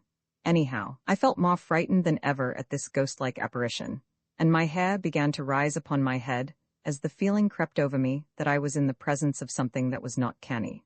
I could, however, clearly distinguish that the swathed mummy-like form before me was that of a tall and lovely woman, instinct with beauty in every pot, and also with a certain snake-like grace, which I had never seen anything to equal before. When she moved a hand or foot, her entire frame seemed to undulate, and the neck did not bend, it curved. "Why art thou so frightened, stranger?" asked the sweet voice again, a voice which seemed to draw the heart out of me, like the strains of softest music. "Is there that about me that should affright a man? Then surely are men changed from what they used to be." And with a little coquettish movement she turned herself, and held up one arm, so as to show all her loveliness and the rich hair of raven blackness that streamed in soft ripples down her snowy robes, almost to her sandaled feet. "It is thy beauty that makes me fear, O Queen," I answered humbly, scarcely knowing what to say, and I thought that as I did so I heard old Bilali, who was still lying prostrate on the floor, mutter, "Good, my baboon, good. I see that men still know how to beguile us women with false words." "Ah, stranger," she answered, with a laugh that sounded like distant silver bells, "thou wast afraid because mine eyes were searching out thine heart, therefore wast thou afraid. Yet being but a woman, I forgive thee for the lie, for it was courteously said. And now tell me, how came ye hither to this land of the dwellers among the caves, a land of swamps and evil things and dead old shadows of the dead? What came ye for to see? How is it that ye hold your lives so cheap as to place them in the hollow of the hand of Haya, into the hand of she who must be obeyed? Tell me also, how come ye to know the tongue I talk? It is an ancient tongue, that sweet child of the old Syriac. Life that yet in the world? Thou seest I dwell among the caves and the dead, and not know I of the affairs of men, nor have I cared to know.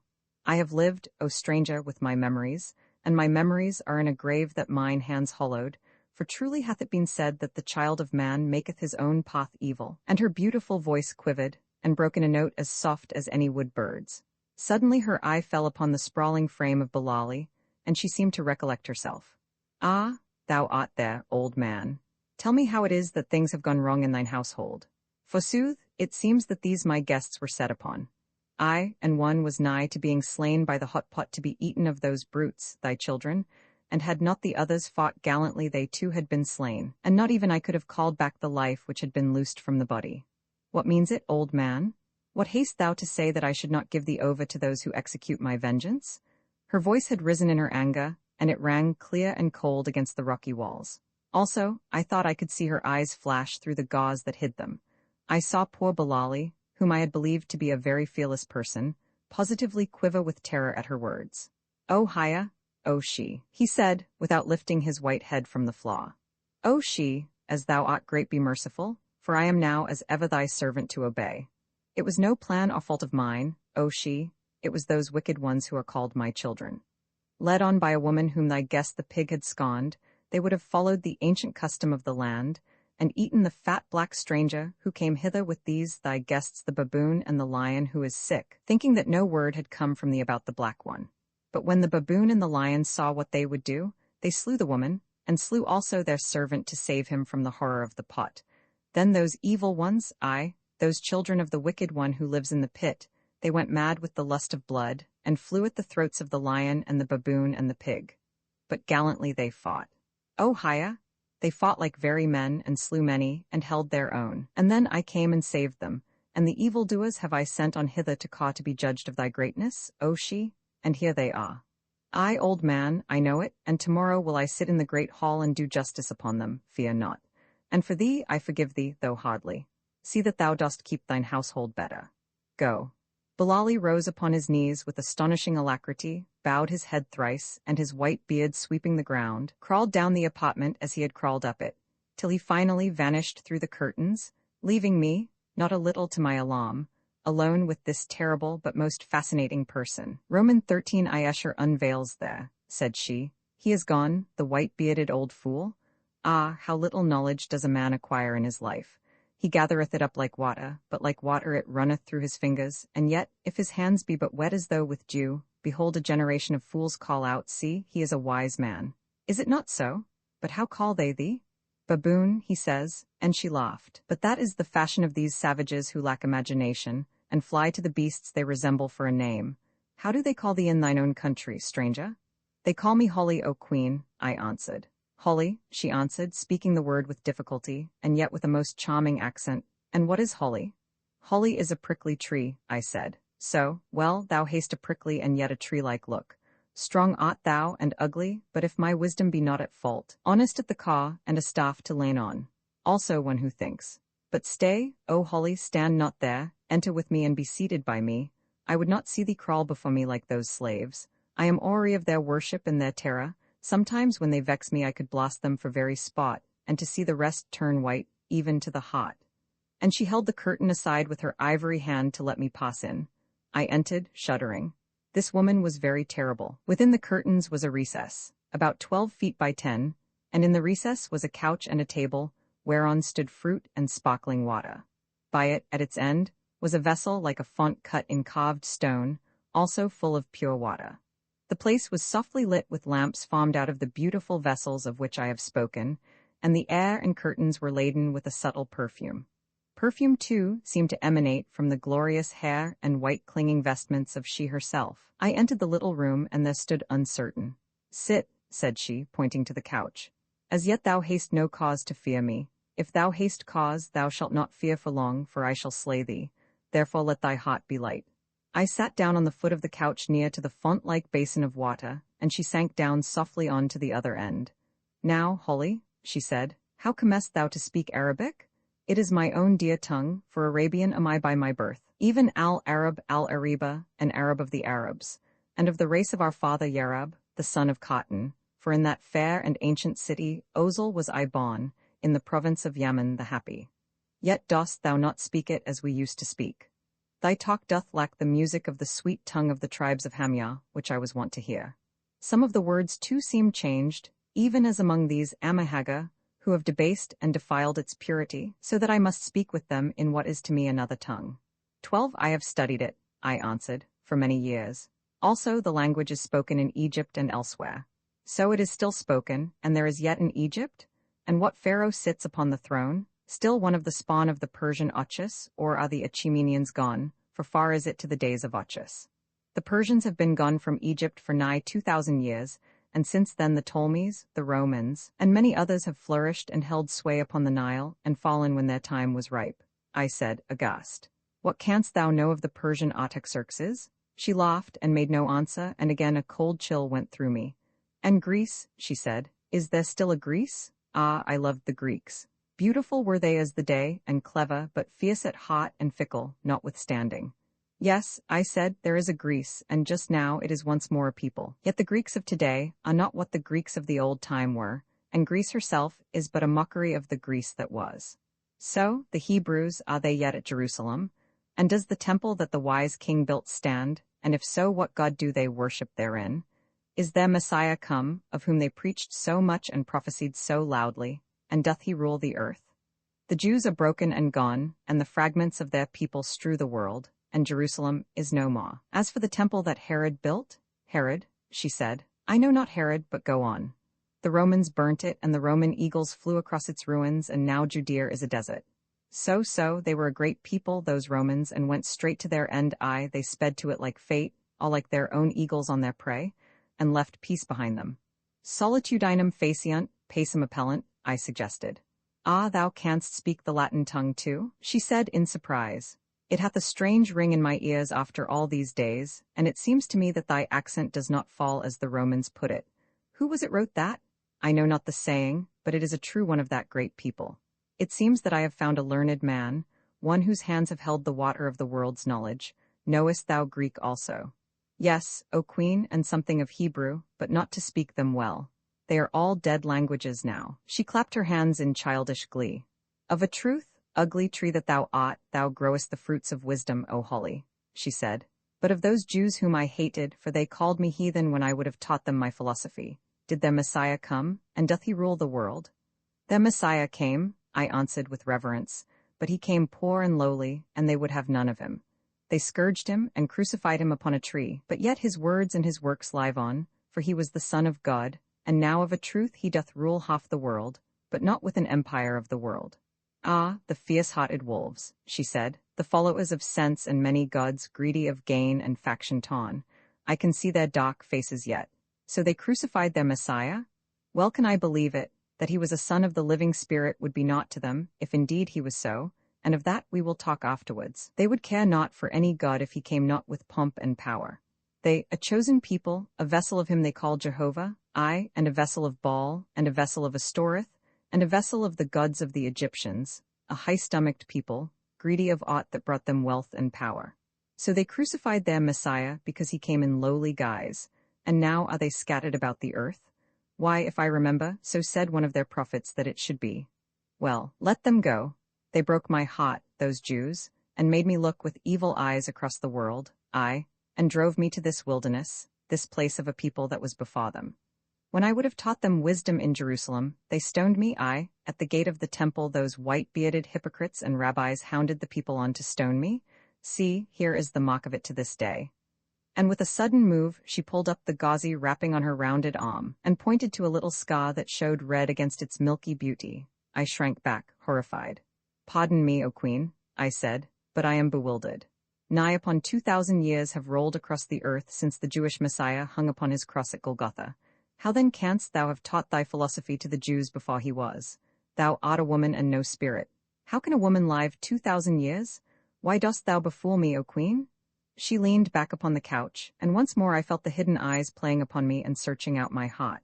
"O man," she said at last, speaking very slowly and deliberately, "it seems that there are still things upon the earth of which thou knowest not.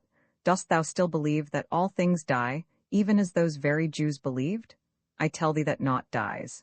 There is no such thing as death, though there be a thing called change. See," and she pointed to some sculptures on the rocky wall. 3 times 2,000 years have passed since the last of the great race that hewed those pictures fell before the breath of the pestilence which destroyed them, yet are they not dead.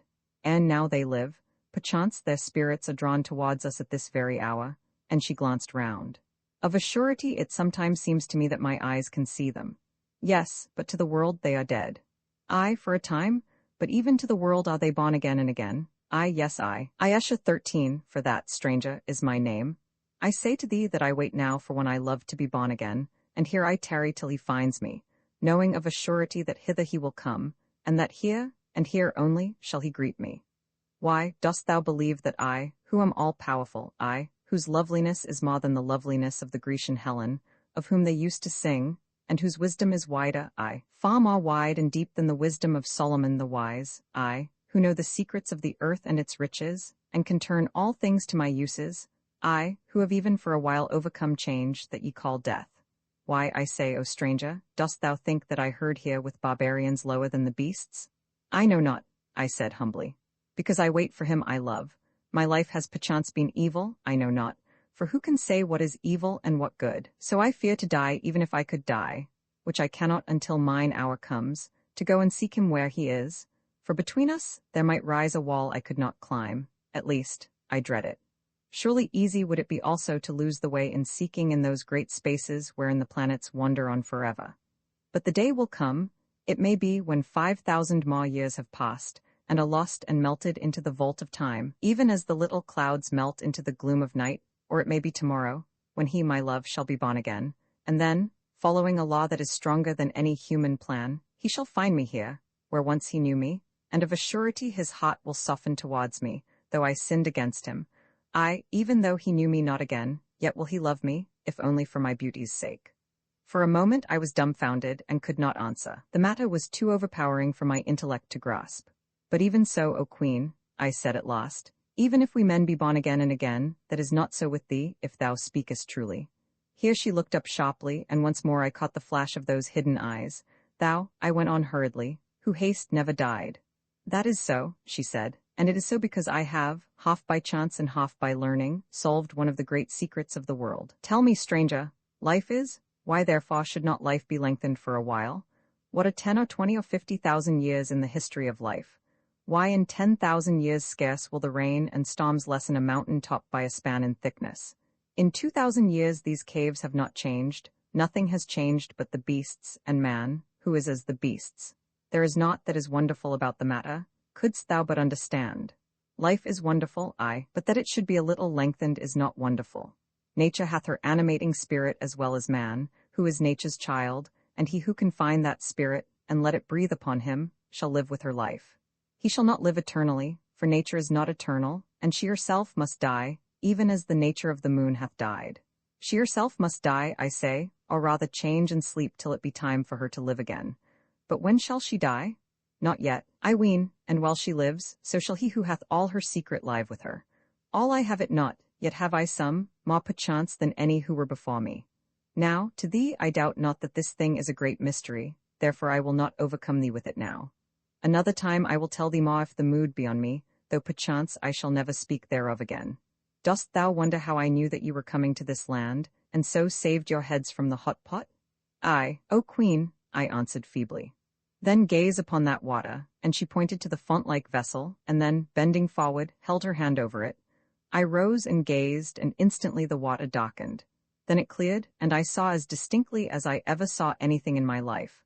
I saw, I say, our boat upon that horrible canal. There was Leo lying at the bottom asleep in it, with a coat thrown over him to keep off the mosquitoes, in such a fashion as to hide his face, and myself, Job, and Maham towing on the bank. I started back aghast, and cried out that it was magic, for I recognized the whole scene. It was one which had actually occurred. Nay, nay, O Holly, she answered, it is no magic, that is a fiction of ignorance. There is no such thing as magic, though there is such a thing as a knowledge of the secrets of nature.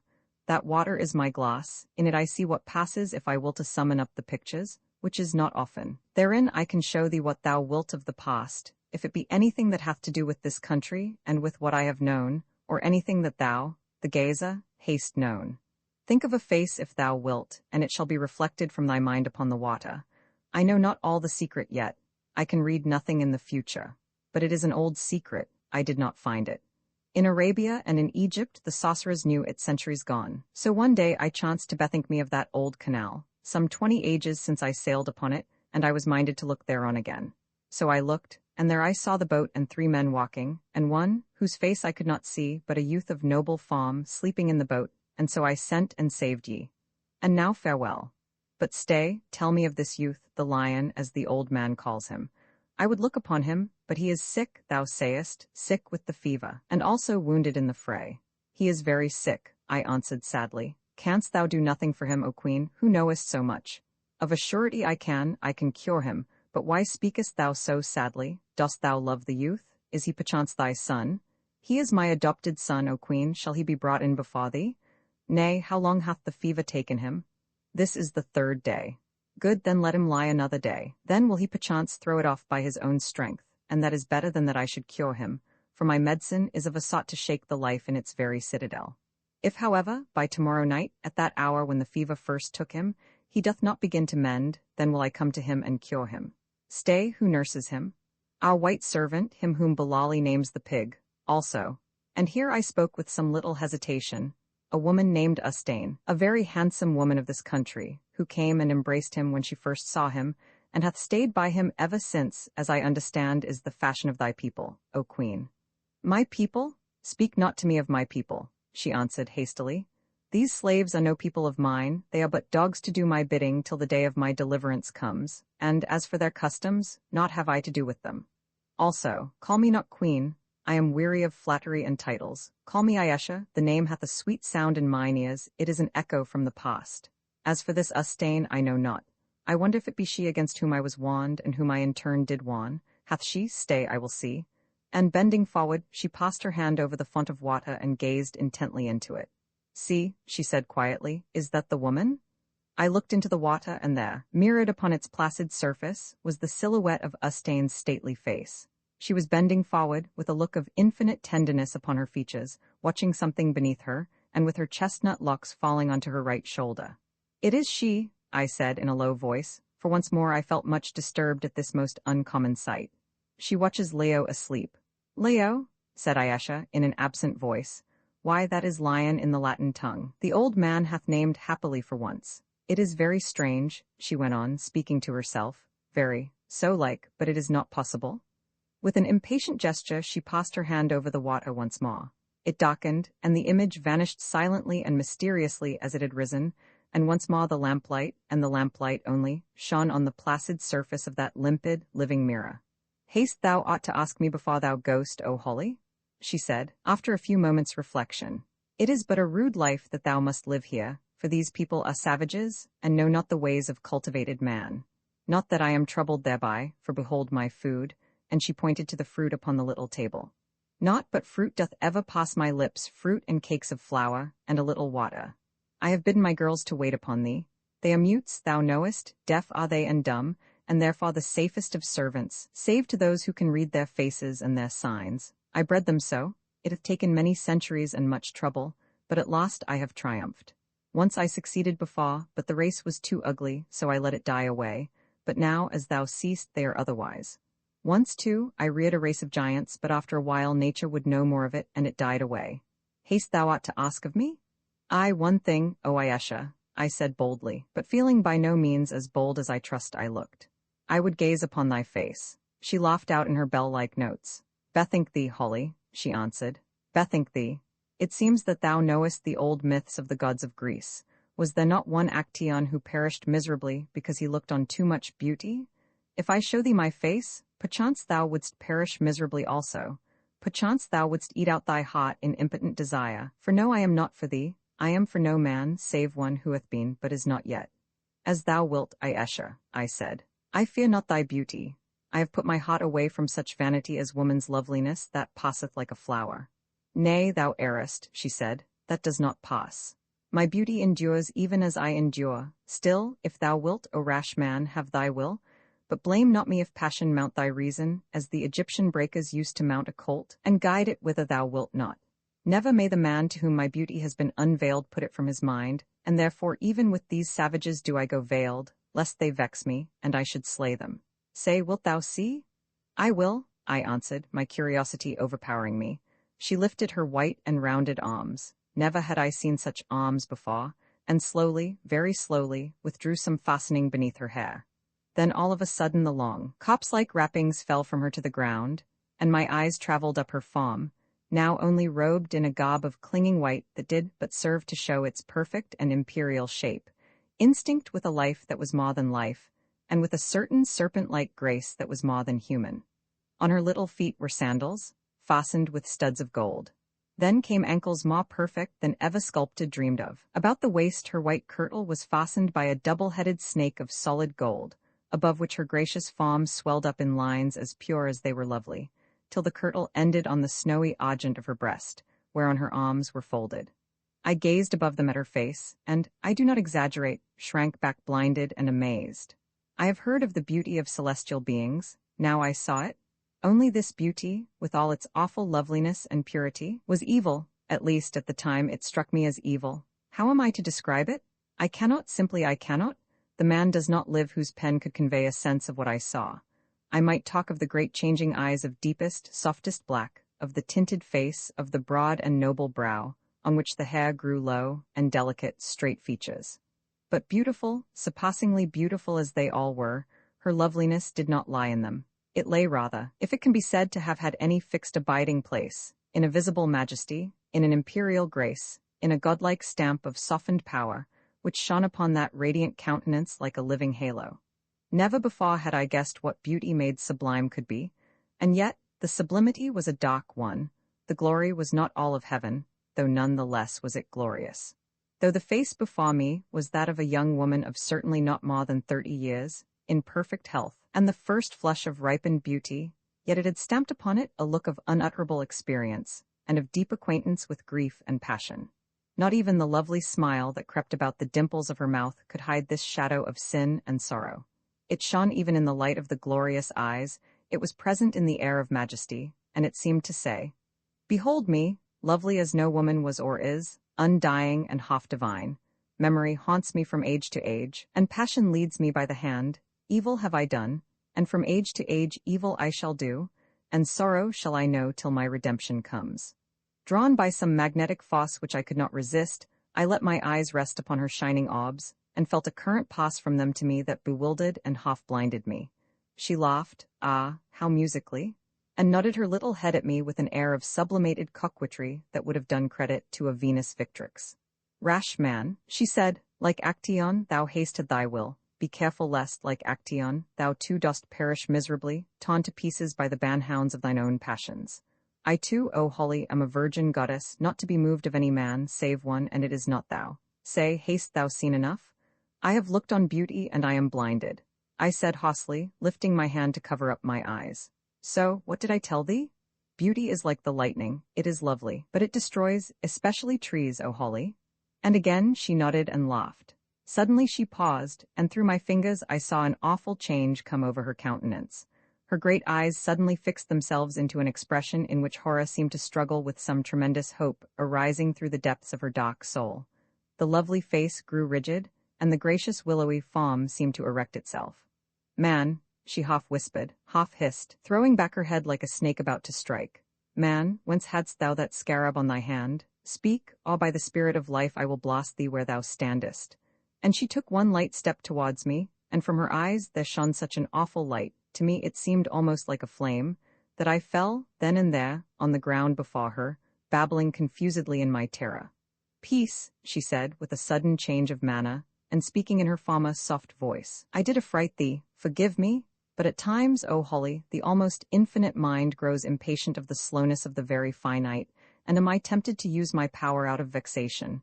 Very nearly wast thou dead, but I remembered. But the scarab, about the scarabaeus? I picked it up," I gurgled feebly, as I got on to my feet again, and it is a solemn fact that my mind was so disturbed that at the moment I could remember nothing else about the ring, except that I had picked it up in Leo's cave.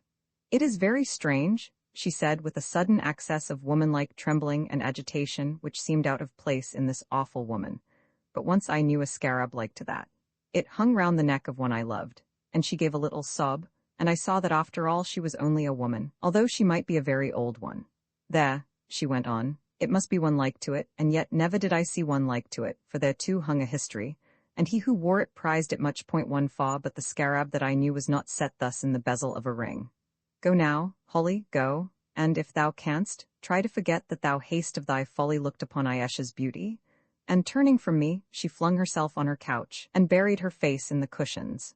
As for me, I stumbled from her presence, and I do not remember how I reached my own cave. Roman 14 A soul in hell. It was nearly 10 o'clock at night when I cast myself down upon my bed, and began to gather my scattered wits, and reflect upon what I had seen and heard. But the more I reflected, the less I could make of it. Was I mad, or drunk, or dreaming, or was I merely the victim of a gigantic and most elaborate hoax? How was it possible that I, a rational man, not unacquainted with the leading scientific facts of our history, and hitherto an absolute and utter disbeliever in all the hocus-pocus which in Europe goes by the name of the supernatural, could believe that I had within the last few minutes been engaged in conversation with a woman 2,000 and odd years old? The thing was contrary to the experience of human nature, and absolutely and utterly impossible. It must be a hoax, and yet, if it were a hoax, what was I to make of it? What, too, was to be said of the figures on the water, of the woman's extraordinary acquaintance with the remote past, and her ignorance or apparent ignorance of any subsequent history? What, too, of her wonderful and awful loveliness? This, at any rate, was a patent fact, and beyond the experience of the world. No merely mortal woman could shine with such a supernatural radiance. About that she had, at any rate, been in the right. It was not safe for any man to look upon such beauty. I was a hardened vessel in such matters, having, with the exception of one painful experience of my green and tender youth, put the softer sex, I sometimes think that this is a misnomer, almost entirely out of my thoughts. But now, to my intense horror, I knew that I could never put away the vision of those glorious eyes, and alas, the very diablerie of the woman, whilst it horrified and repelled, attracted in even a greater degree.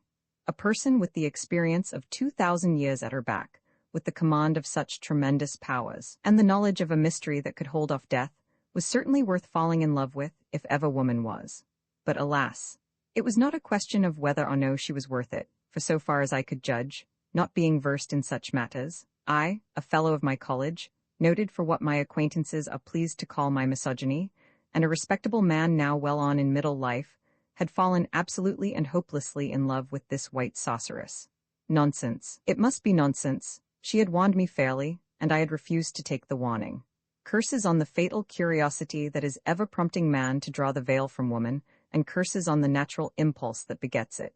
It is the cause of half, aye, and more than half, of our misfortunes. Why cannot man be content to live alone and be happy, and let the women live alone and be happy too? But perhaps they would not be happy, and I am not sure that we should either. Here is a nice state of affairs. I, at my age, to fall a victim to this modern Circe. But then she was not modern, at least she said not.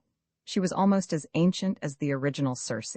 I tore my hair and jumped up from my couch, feeling that if I did not do something I should go off my head. What did she mean about the scarabaeus too?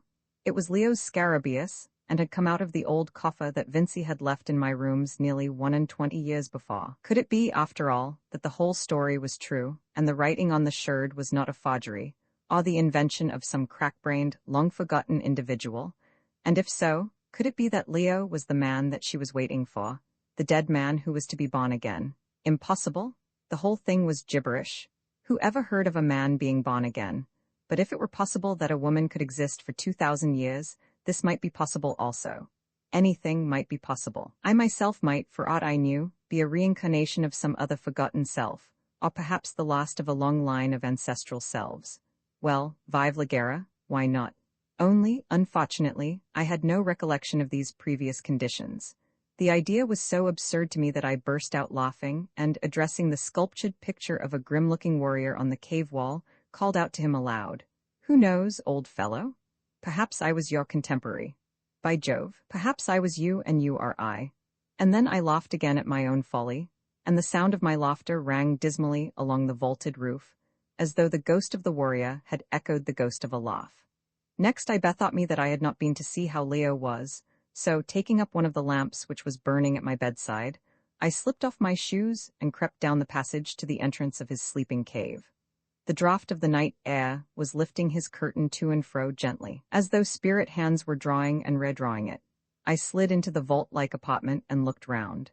There was a light by which I could see that Leo was lying on the couch, tossing restlessly in his fever, but asleep. At his side, half lying on the floor, half leaning against the stone couch, was Ustane. She held his hand in one of hers, but she too was dozing, and the two made a pretty, or rather a pathetic, picture. Poor Leo? His cheek was burning red, there were dark shadows beneath his eyes, and his breath came heavily. He was very, very ill, and again the horrible fear seized me that he might die, and I be left alone in the world. And yet if he lived, he would perhaps be my rival with Ayesha.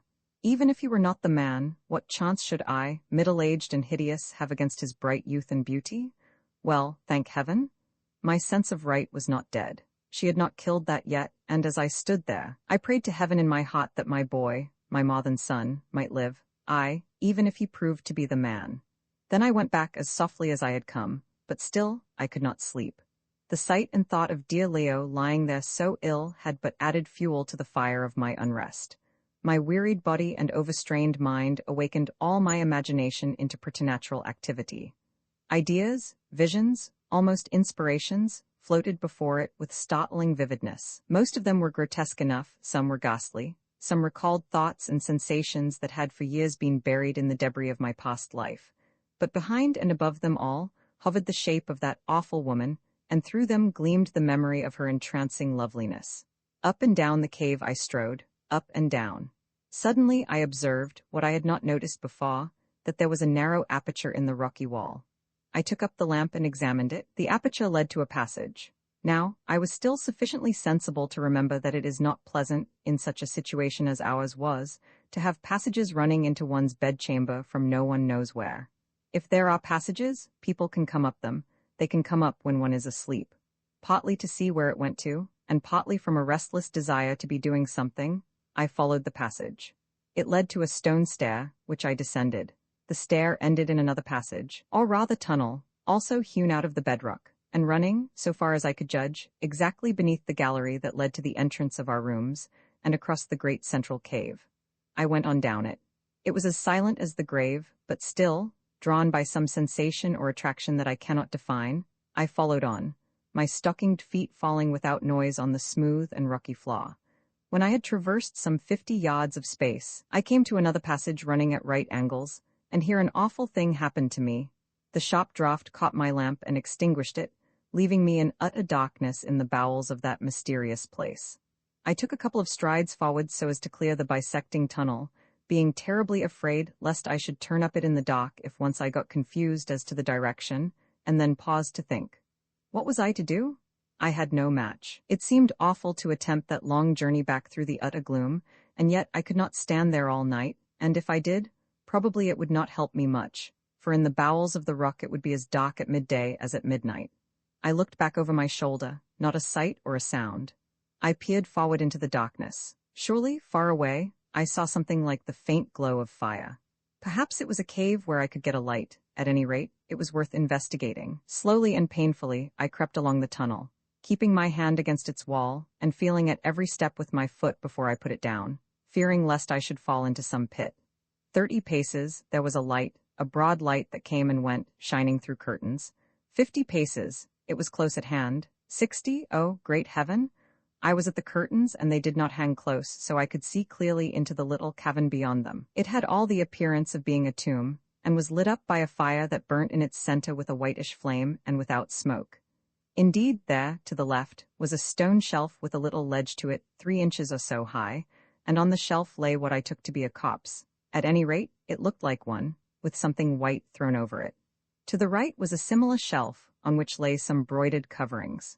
Over the fire bent the figure of a woman. She was sideways to me and facing the corpse, wrapped in a dark mantle that hid her like a nun's cloak. She seemed to be staring at the flickering flame. Suddenly, as I was trying to make up my mind what to do, with a convulsive movement that somehow gave an impression of despairing energy, the woman rose to her feet and cast the dark cloak from her. It was she herself. She was clothed, as I had seen her when she unveiled, in the kirtle of clinging white, cut low upon her bosom, and bound in at the waist with the barbaric double-headed snake, and as before, her rippling black hair fell in heavy masses down her back. But her face was what caught my eye, and held me as in a vice, not this time by the force of its beauty, but by the power of fascinated terror. The beauty was still there, indeed, but the agony, the blind passion, and the awful vindictiveness displayed upon those quivering features, and in the tortured look of the upturned eyes, were such as surpass my powers of description. For a moment she stood still, her hands raised high above her head, and as she did so the white robe slipped from her down to her golden girdle, bearing the blinding loveliness of her form. She stood there, her fingers clenched, and the awful look of malevolence gathered and deepened on her face. Suddenly I thought of what would happen if she discovered me, and the reflection made me turn sick and faint. But even if I had known that I must die if I stopped, I do not believe that I could have moved, for I was absolutely fascinated. But still, I knew my danger. Supposing she should hear me, or see me through the curtain, supposing I even sneezed, or that her magic told her that she was being watched, swift indeed would be my doom. Down came the clenched hands to her sides, then up again above her head, and, as I am a living and honorable man, the white flame of the fire leapt up after them, almost to the roof, throwing a fierce and ghastly glare upon she herself, upon the white figure beneath the covering, and every scroll and detail of the rockwork. Down came the ivory arms again, and as they did so she spoke, or rather hissed, in Arabic, in a note that curdled my blood, and for a second stopped my heart. Curse her, may she be everlastingly accursed. The arms fell and the flame sank. Up they went again, and the broad tongue of fire shot up after them, and then again they fell. Curse her memory, accursed be the memory of the Egyptian. Up again, and again down. Curse her, the daughter of the Nile, because of her beauty. Curse her, because her magic hath prevailed against me. Curse her, because she held my beloved from me. And again the flame dwindled and shrank. She put her hands before her eyes, and abandoning the hissing tone, cried aloud, "What is the use of cursing?" She prevailed, and she is gone. Then she recommenced with an even more frightful energy. Curse her where she is. Let my curses reach her where she is and disturb her rest. Curse her through the starry spaces. Let her shadow be accursed. Let my power find her even there. Let her hear me even there. Let her hide herself in the blackness. Let her go down into the pit of despair, because I shall one day find her. Again the flame fell, and again she covered her eyes with her hands. "It is of no use, she wailed. "Who can reach those who sleep? Not even I can reach them." Then once more she began her unholy rites. Curse her when she shall be born again. Let her be born accursed. Let her be utterly accursed from the hour of her birth until sleep finds her. Yea, then, let her be accursed, for then shall I overtake her with my vengeance and utterly destroy her. And so on. The flame rose and fell, reflecting itself in her agonized eyes. The hissing sound of her terrible maledictions, and no words of mine can convey how terrible they were, ran round the walls and died away in little echoes, and the fierce light and deep gloom alternated themselves on the white and dreadful form stretched upon that bier of stone. But at length she seemed to wear herself out and cease. She sat herself down upon the rocky floor, shook the dense cloud of her beautiful hair over her face and breast, and began to sob terribly in the torture of a heartrending despair. 2,000 years, she moaned. 2,000 years have I wanted and endured, but though century doth still creep on to century, and time give place to time, the sting of memory hath not lessened, the light of hope doth not shine more bright. Oh, to have lived 2,000 years, with all my passion eating out my heart, and with my sin ever before me. Oh, that for me life cannot bring forgetfulness? Oh, for the weary years that have been and are yet to come, and evermore to come, endless and without end. My love, my love, my love, why did that stranger bring thee back to me after this sort? For 500 years I have not suffered thus. Oh, if I sinned against thee, have I not wiped away the sin? When wilt thou come back to me who have all, and yet without thee have not? What is there that I can do? What? And perchance that Egyptian doth abide with thee where thou art, and mock my memory. Oh, why could I not die with thee, I who slew thee? Alas, that I cannot die, alas, alas. And she flung herself prone upon the ground and sobbed and wept till I thought her heart must burst. Suddenly she ceased, raised herself to her feet, rearranged her robe, and tossing back her long locks impatiently, swept across to where the figure lay upon the stone. "O Callicrates," she cried, and I trembled at the name, "I must look upon thy face again, though it be agony. It is a generation since I looked upon thee whom I slew with mine own hand." And with trembling fingers she seized the corner of the sheet-like wrapping that covered the form upon the stone bier, and then paused. When she spoke again, it was in a kind of odd whisper, as though her idea were terrible even to herself. "Shall I raise thee," she said, apparently addressing the corpse, "so that thou standest there before me, as of old? I can do it." And she held out her hands over the sheeted dead, while her whole frame became rigid and terrible to see, and her eyes grew fixed and dull. I shrank in horror behind the curtain, my hair stood up upon my head, and whether it was my imagination or a fact I am unable to say, but I thought that the quiet form beneath the covering began to quiver, and the winding sheet to lift as though it lay on the breast of one who slept. Suddenly she withdrew her hands, and the motion of the corpse seemed to me to cease. "To what purpose?" she said gloomily. "Of what good is it to recall the semblance of life when I cannot recall the spirit? Even if thou stoodest before me thou wouldst not know me, and couldst but do what I bid thee. The life in thee would be my life, and not thy life, Callicrates." For a moment she stood there brooding, and then cast herself down on her knees beside the form, and began to press her lips against the sheet, and weep. There was something so horrible about the sight of this awe-inspiring woman letting loose her passion on the dead, so much more horrible even than anything that had gone before, that I could no longer bear to look at it, and turning, began to creep, shaking as I was in every limb, slowly along the pitch-dark passage, feeling in my trembling heart that I had seen a vision of a soul in hell. On I stumbled, I scarcely know how. Twice I fell, once I turned up the bisecting passage, but fortunately found out my mistake in time. For 20 minutes or more I crept along, till at last it occurred to me that I must have passed the little stair by which I had descended.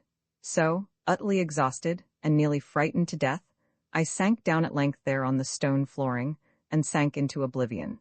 When I came to, I noticed a faint ray of light in the passage just behind me. I crept to it, and found it was the little stair down which the weak dawn was stealing. Passing up it, I gained my chamber in safety, and, flinging myself on the couch, was soon lost in slumber, or rather stupor. Roman 15 Iesha gives judgment. The next thing that I remember was opening my eyes and perceiving the form of Job, who had now practically recovered from his attack of fever. He was standing in the ray of light that pierced into the cave from the outer air, shaking out my clothes as a makeshift for brushing them, which he could not do because there was no brush, and then folding them up neatly and laying them on the foot of the stone couch. This done, he got my traveling dressing case out of the Gladstone bag and opened it ready for my use. First he stood it on the foot of the couch also, then, being afraid, I suppose, that I should kick it off, he placed it on a leopard skin on the floor and stood back a step or two to observe the effect. It was not satisfactory, so he shut up the bag, turned it on end, and having rested it against the foot of the couch, placed the dressing case on it. Next he looked at the pots full of water, which constituted our washing apparatus. "Ah," I heard him murmur, "no hot water in this beastly place. I suppose these poor creatures only use it to boil each other in," and he sighed deeply. "What is the matter, Job?" I said. "Beg pardon, sir," he said, touching his hair. "I thought you were asleep, sir, and I am sure you seem as though you want it. One might think from the look of you that you had been having a night of it." I only groaned by way of answer. I had, indeed, been having a night of it such as I hope never to have again. "How is Mr. Leo, Job?" "Much the same, sir. If he don't soon mend, he'll end, sir, and that's all about it. though I must say that their savage, Ustane, do her best for him, almost like a baptized Christian. She is always hanging round and looking after him, and if I ventures to interfere it's awful to see her. Her hair seems to stand on end, and she curses and swears away in her heathen talk. At least I fancy she must be cursing, from the look of her. And what do you do then? I make her a polite bow, and I say, young woman, your position is one that I don't quite understand and can't recognize. Let me tell you that I has a duty to perform to my master, as is incapacitated by illness, and that I am going to perform it until I am incapacitated too, but she don't take no heed. Not she, only curses and swears away worse than ever. Last night she put her hand under that sort of nightshirt she wears and whips out a knife with a kind of a curl in the blade, so I whips out my revolver, and we walks round and round each other till at last she bursts out laughing. It isn't nice treatment for a Christian man to have to put up with from a savage, however handsome she may be, but it is what people must expect as is fools enough. Job laid great emphasis on the fools, to come to such a place to look for things no man is meant to find. It's a judgment on us, sir, that's my view, and I, for one, is of opinion that the judgment isn't half done yet, and when it is done we shall be done too, and just stop in these beastly caves with the ghosts and the copsices for once and all. And now, sir, I must be seeing about Mr. Leo's broth, if that wild cat will let me, and perhaps you would like to get up, sir, because it's past 9 o'clock. Job's remarks were not of an exactly cheering order to a man who had passed such a night as I had, and what is more, they had the weight of truth. Taking one thing with another, it appeared to me to be an utter impossibility that we should escape from the place we were. Supposing that Leo recovered, and supposing that she would let us go, which was exceedingly doubtful, and that she did not blast us in some moment of vexation, and that we were not hot-potted by the Amahagga, it would be quite impossible for us to find our way across the network of marshes which, stretching for scores and scores of miles, formed a stronger and more impassable fortification round the various Amahagga households than any that could be built or designed by man. No, there was but one thing to do, face it out. And speaking for my own part, I was so intensely interested in the whole weird story that, so far as I was concerned, notwithstanding the shattered state of my nerves, I asked nothing better, even if my life paid forfeit to my curiosity. What man for whom physiology has charms could forbear to study such a character as that of this Ayesha, when the opportunity of doing so presented itself? The very terror of the pursuit added to its fascination, and besides, as I was forced to own to myself, even now in the sober light of day, she herself had attractions that I could not forget. Not even the dreadful sight which I had witnessed during the night could drive that folly from my mind, and alas, that I should have to admit it, it has not been driven thence to this hour. After I had dressed myself, I passed into the eating, or rather embalming chamber, and had some food, which was as before brought to me by the girl Mutes. When I had finished, I went and saw poor Leo, who was quite off his head, and did not even know me. I asked Ustane how she thought he was, but she only shook her head and began to cry a little. Evidently her hopes were small, and I then and there made up my mind that, if it were in any way possible, I would get she to come and see him.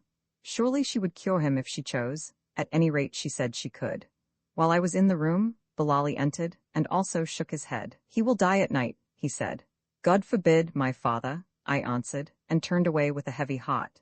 She who must be obeyed commands thy presence, my baboon, said the old man as soon as we got to the curtain. But, oh my dear son, be more careful. Yesterday I made sure in my heart that she would blast thee when thou didst not crawl upon thy stomach before her. She is sitting in the great hall even now to do justice upon those who would have smitten thee and the lion. Come on, my son, come swiftly.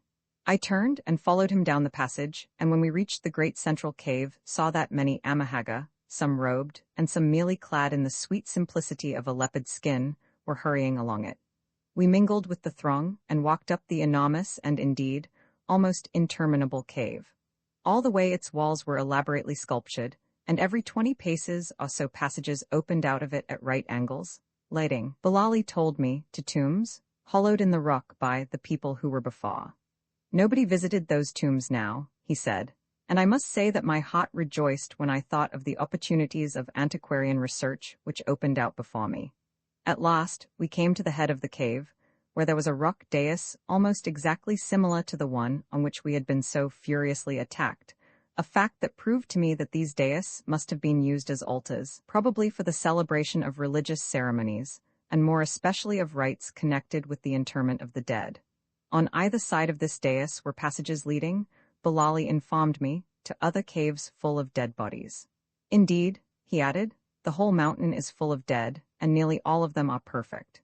In front of the dais were gathered a great number of people of both sexes, who stood staring about in their peculiar gloomy fashion, which would have reduced Mock Tapley himself to misery in about 5 minutes.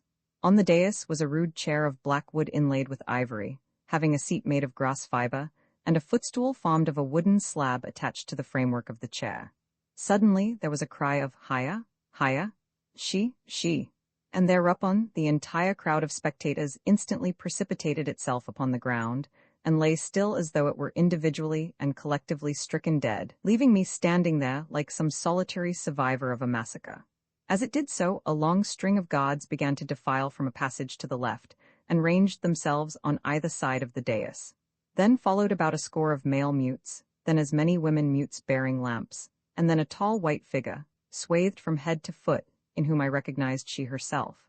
She mounted the dais and sat down upon the chair, and spoke to me in Greek, I suppose because she did not wish those present to understand what she said. "Come hither, O Holly," she said, "and sit thou at my feet, and see me do justice on those who would have slain thee.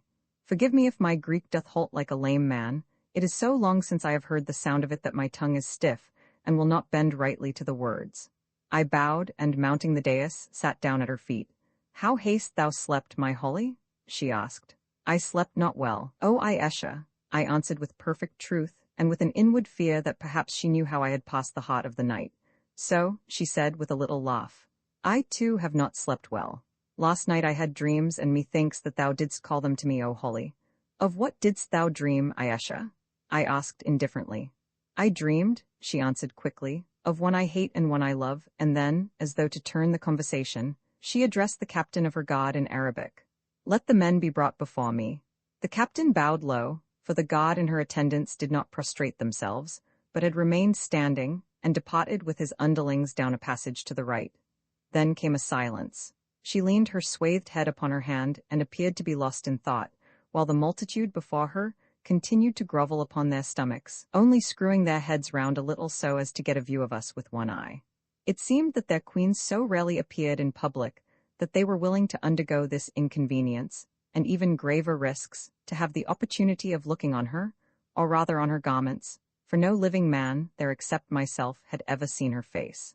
At last we caught sight of the waving of lights and heard the tramp of men coming along the passage, and infiled the guard, and with them the survivors of our would-be murderers, to the number of 20 or more, on whose countenances a natural expression of sullenness struggled with the terror that evidently filled their savage hearts.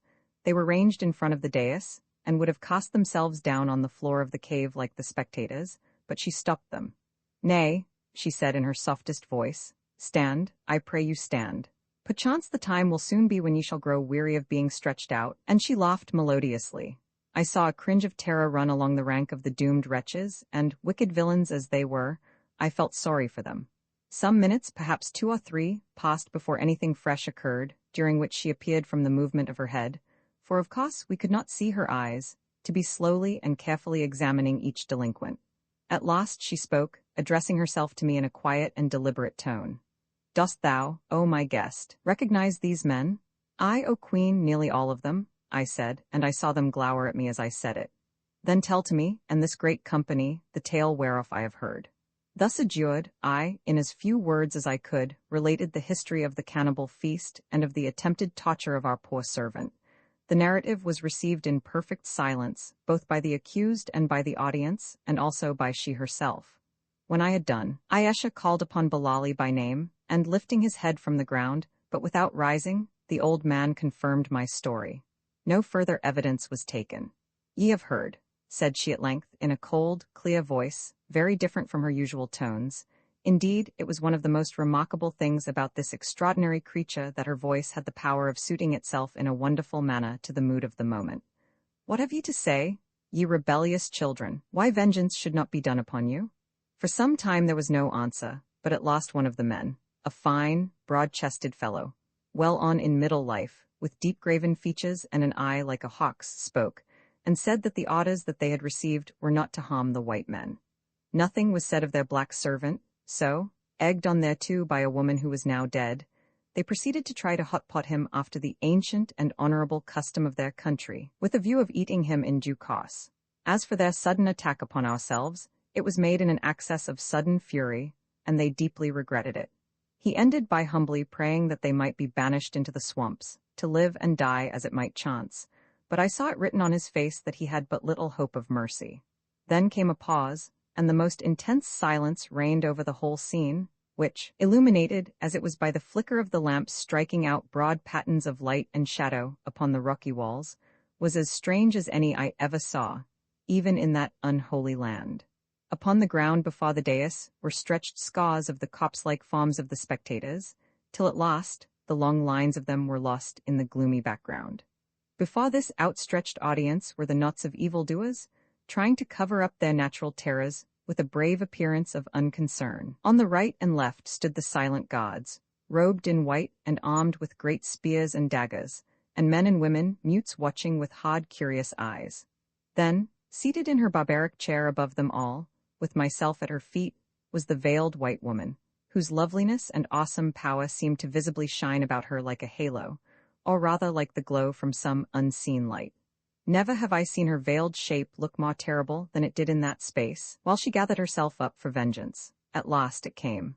Dogs and serpents, she began in a low voice that gradually gathered power as she went on, till the place rang with it. Eaters of human flesh, 2 things have ye done. First, ye have attacked these strangers, being white men, and would have slain their servant, and for that alone death is your reward. But that is not all. Ye have dared to disobey me. Did I not send my word unto you by Bilali, my servant, and the father of your household? Did I not bid you to hospitably entertain these strangers, whom now ye have striven to slay, and whom, had not they been brave and strong beyond the strength of men, ye would cruelly have murdered? Hath it not been taught to you from childhood that the law of she is an ever-fixed law, and that he who breaketh it by so much as one jot or tittle shall perish? And is not my lightest word a law? Have not your fathers taught you this, I say, whilst as yet you were but children? Do you not know that as well might ye bid these great caves to fall upon you, or the sun to cease its journeying, as to hope to turn me from my causes, or make my word light or heavy, according to your minds? Well do ye know it, ye wicked ones. But ye are all evil, evil to the core. The wickedness bubbles up in you like a fountain in the springtime. Were it not for me, generations since had ye ceased to be, for of your own evil way had ye destroyed each other. And now, because ye have done this thing, because ye have striven to put these men, my guests, to death, and yet more because ye have dared to disobey my word, this is the doom that I doom you to, that ye be taken to the cave of torture, 15, and given over to the tormentors, and that on the going down of tomorrow's sun, those of you who yet remain alive be slain, even as ye would have slain the servant of this my guest. She ceased, and a faint murmur of horror ran round the cave. As for the victims, as soon as they realized the full hideousness of their doom, their stoicism forsook them, and they flung themselves down upon the ground, and wept and implored for mercy in a way that was dreadful to behold. I, too, turned to Ayesha, and begged her to spare them, or at least to mete out their fate in some less awful way, but she was hard as adamant about it. My Holly, she said, again speaking in Greek, which, to tell the truth, although I have always been considered a better scholar of the language than most men, I found it rather difficult to follow, chiefly because of the change in the fall of the accent. Ayesha, of course, talked with the accent of her contemporaries, whereas we have only tradition and the modern accent to guide us as to the exact pronunciation. My Holly, it cannot be. Were I to show mercy to those wolves, your lives would not be safe among this people for a day. Thou knowest them not. They are tigers to lap blood, and even now they hunger for your lives. How thinkest thou that I rule this people? I have but a regiment of gods to do my bidding, therefore it is not by force. It is by terror. My empire is of the imagination. Once in a generation mayhap I do as I have done but now, and slay a score by torture. Believe not that I would be cruel, or take vengeance on anything so low. What can it profit me to be avenged on such as these? Those who live long, my Holly, have no passions, save where they have interests. Though I may seem to slay in wrath, or because my mood is crossed, it is not so. Thou hast seen how in the heavens the little clouds blow this way, and that without a cause, yet behind them is the great wind sweeping on its path whither it listeth. So it is with me, O Holly. My moods and changes are the little clouds, and fitfully these seem to turn, but behind them ever blows the great wind of my purpose. Nay, the men must die, and die as I have said. Then, suddenly turning to the captain of the guard, as my word is, so be it. Romans 16, the tombs of Kor after the prisoners had been removed, Aisha waved her hand, and the spectators turned round, and began to crawl off down the cave like a scattered flock of sheep.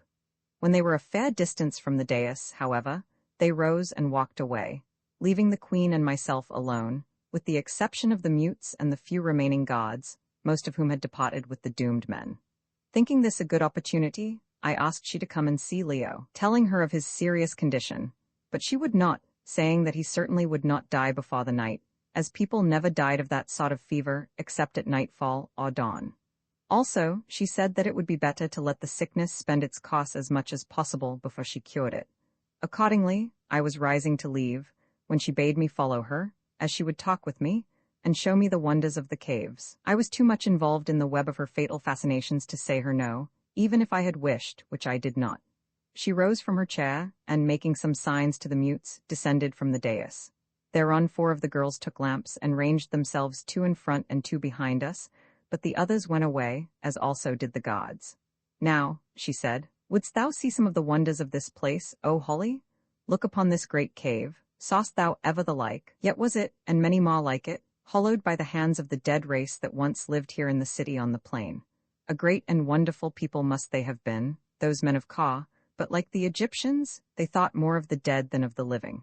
How many men, thinkest thou, working for how many years, did it need to the hollowing out this cave and all the galleries thereof? 10s of thousands, I answered. So, O Holly, this people was an old people before the Egyptians were. A little can I read of their inscriptions, having found the key thereto. And see thou here, this was one of the last of the caves that they hollowed. And, turning to the rock behind her, she motioned the mutes to hold up the lamps. Carven over the dais was the figure of an old man seated in a chair, with an ivory rod in his hand. It struck me at once that his features were exceedingly like those of the man who was represented as being embalmed in the chamber where we took our meals. Beneath the chair, which, by the way, was shaped exactly like the one in which Aisha had sat to give judgment, was a short inscription in the extraordinary characters of which I have already spoke, but which I do not remember sufficient of to illustrate. It looked more like Chinese writing than any other that I am acquainted with. This inscription Aisha proceeded, with some difficulty and hesitation, to read aloud and translate. It ran as follows.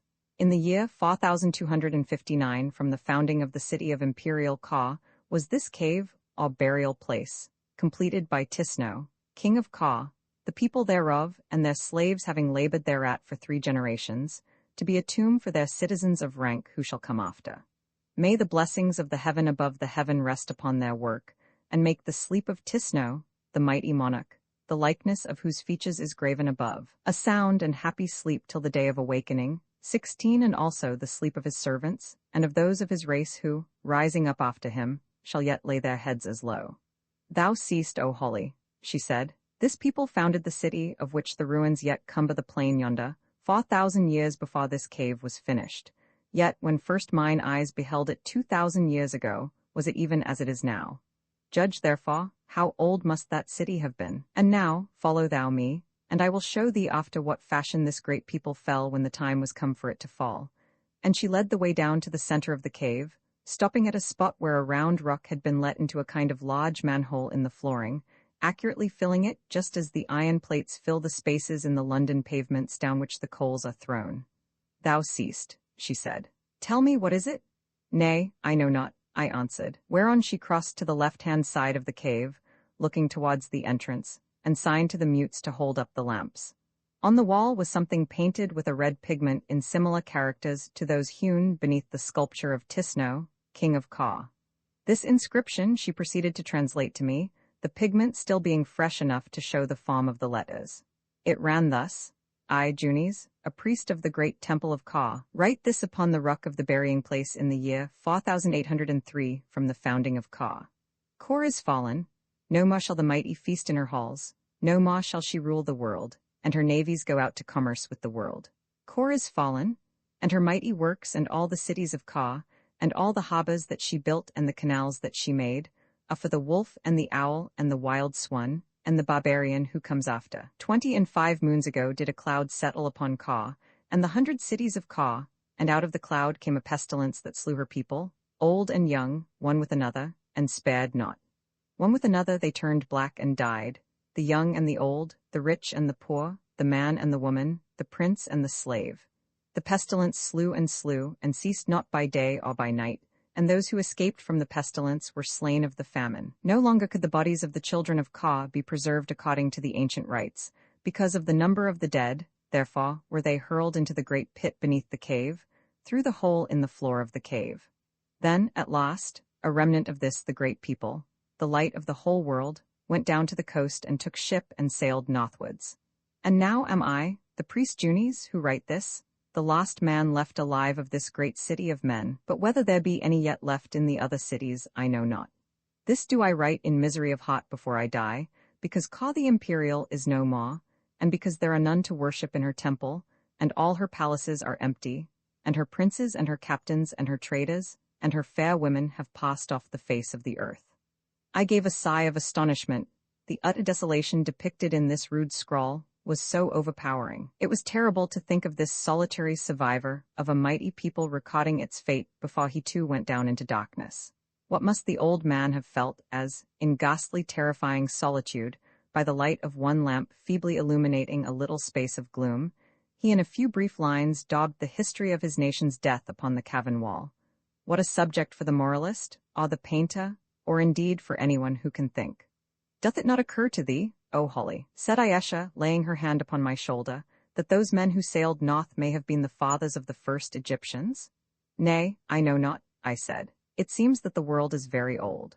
Old? Yes, it is old indeed. Time after time have nations, aye, and rich and strong nations, learned in the arts, been and passed away and been forgotten, so that no memory of them remains. This is but one of several, for time eats up the works of man, unless, indeed, he digs in caves like the people of Ka, and then mayhap the sea swallows them, or the earthquake shakes them in. Who knows what hath been on the earth, or what shall be? There is no new thing under the sun, as the wise Hebrew wrote long ago.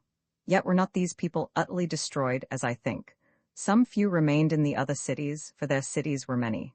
But the barbarians from the south, or perchance my people, the Arabs, came down upon them, and took their women to wife. And the race of the Haggard that is now, is a bastard brood of the mighty sons of Ka, and behold it dwelleth in the tombs with its father's bones. 17, but I know not.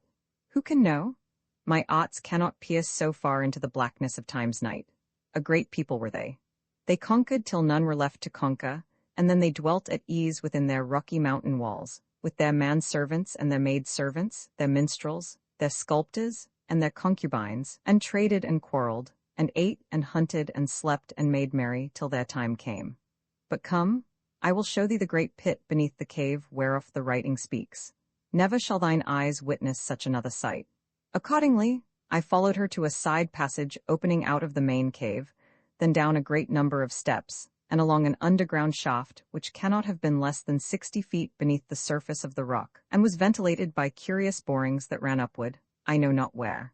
Suddenly the passage ended, and she halted and bade the mutes hold up the lamps, and, as she had prophesied, I saw a scene such as I was not likely to see again. We were standing in an enormous pit, or rather on the brink of it, for it went down deeper, I do not know how much, than the level on which we stood, and was edged in with a low wall of rock. So far as I could judge, this pit was about the size of the space beneath the dome of St. Paul's in London, and when the lamps were held up I saw that it was nothing but one vast charnel house, being literally full of thousands of human skeletons, which lay piled up in an enormous gleaming pyramid, formed by the slipping down of the bodies at the apex, as fresh ones were dropped in from above. Anything more appalling than this jumbled mass of the remains of a departed race, I cannot imagine, and what made it even more dreadful was that in this dry air, a considerable number of the bodies had simply become desiccated with the skin still on them, and now, fixed in every conceivable position, stared at us out of the mountain of white bones, grotesquely horrible caricatures of humanity. In my astonishment, I uttered an ejaculation, and the echoes of my voice, ringing in the vaulted space, disturbed a skull that had been accurately balanced for many thousands of years near the apex of the pile. Down it came with a run, bounding along merrily towards us, and of course bringing an avalanche of other bones after it, till at last the whole pit rattled with their movement, even as though the skeletons were getting up to greet us. Come, I said, I have seen enough. These are the bodies of those who died of the great sickness, is it not so? I added as we turned away. Yeah, the people of Kor ever embalmed their dead, as did the Egyptians, but their art was greater than the art of the Egyptians, for, whereas the Egyptians disemboweled and drew the brain, the people of Kor injected fluid into the veins, and thus reached every part. But stay, thou shalt see. And she halted at haphazard at one of the little doorways opening out of the passage along which we were walking, and motioned to the mutes to light us in. We entered into a small chamber, similar to the one in which I had slept at our first stopping place, only instead of one there were 2 stone benches or beds in it. On the benches lay figures covered with yellow linen, 18 on which a fine and impalpable dust had gathered in the course of ages, but nothing like to the extent that one would have anticipated.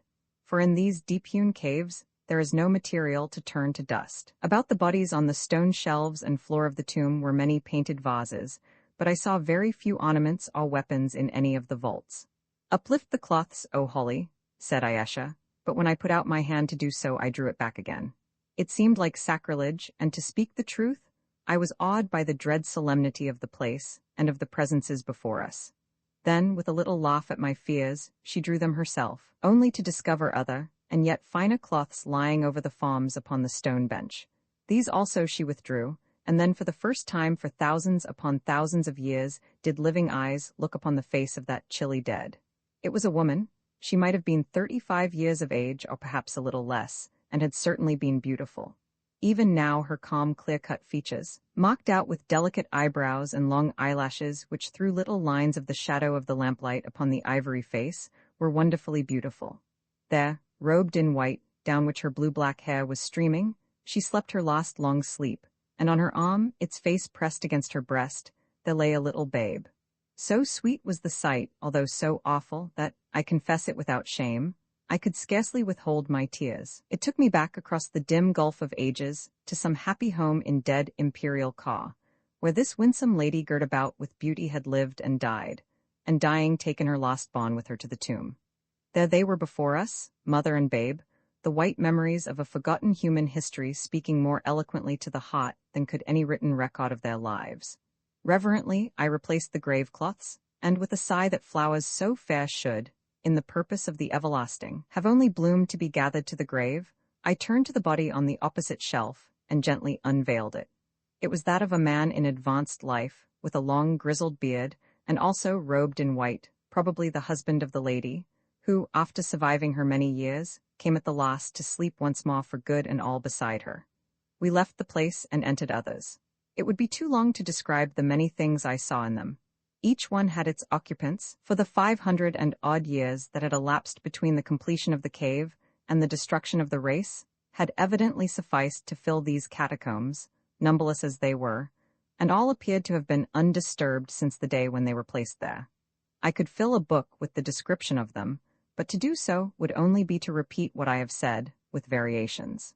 Nearly all the bodies, so masterfully was the art with which they had been treated, were as perfect as on the day of death thousands of years before. Nothing came to injure them in the deep silence of the living rock. They were beyond the reach of heat and cold and damp, and the aromatic drugs with which they had been saturated were evidently practically everlasting in their effect. Here and there, however, we saw an exception, and in these cases, although the flesh looked sound enough externally, if one touched it it fell in, and revealed the fact that the figure was but a pile of dust. This arose, Ayesha told me, from these particular bodies having, either owing to haste in the burial or other causes, been soaked in the preservative, 19, instead of its being injected into the substance of the flesh. About the lost tomb we visited I must, however, say one word, for its contents spoke even more eloquently to the human sympathies than those of the first. It had but 2 occupants, and they lay together on a single shelf. I withdrew the grave cloths, and there, clasped heart to heart, were a young man and a blooming girl. Her head rested on his arm, and his lips were pressed against her brow. I opened the man's linen robe, and there over his heart was a dagger wound, and beneath the woman's fair breast was a like cruel stab, through which her life had ebbed away. On the rock above was an inscription in 3 words. Ayesha translated it. It was wedded in death. What was the life story of these 2, who, of a truth, were beautiful in their lives, and in their death were not divided? I closed my eyelids, and imagination, taking up the thread of thought, shot its swift shuttle back across the ages, weaving a picture on their blackness so real and vivid in its details that I could almost for a moment think that I had triumphed o'er the past, and that my spirit's eyes had pierced the mystery of time. I seemed to see this fair girl form, the yellow hair streaming down her, glittering against her garments snowy white, and the bosom that was whiter than the robes, even dimming with its luster her ornaments of burnished gold. I seemed to see the great cave filled with warriors, bearded and clad in mail, and on the lighted dais where Ayesha had given judgment, a man standing, robed, and surrounded by the symbols of his priestly office. And up the cave there came one clad in purple, and before him and behind him came minstrels and fair maidens, chanting a wedding song. White stood the maid against the altar, fairer than the fairest there, purer than a lily, and more cold than the dew that glistens in its heart. But as the man drew near she shuddered. Then out of the press and throng there sprang a dark-haired youth, and put his arms about this long-forgotten maid, and kissed her pale face in which the blood shot up like lights of the red dawn across the silent sky. And next there was turmoil and uproar, and a flashing of swords, and they tore the youth from her arms and stabbed him, but with a cry she snatched the dagger from his belt, and drove it into her snowy breast, home to the heart, and down she fell.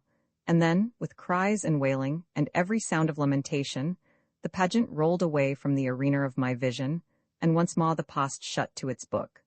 Let him who reads forgive the intrusion of a dream into a history of fact, but it came so home to me, I saw it all so clear in a moment, as it were, and besides, who shall say what proportion of fact, past, present, or to come, may lie in the imagination?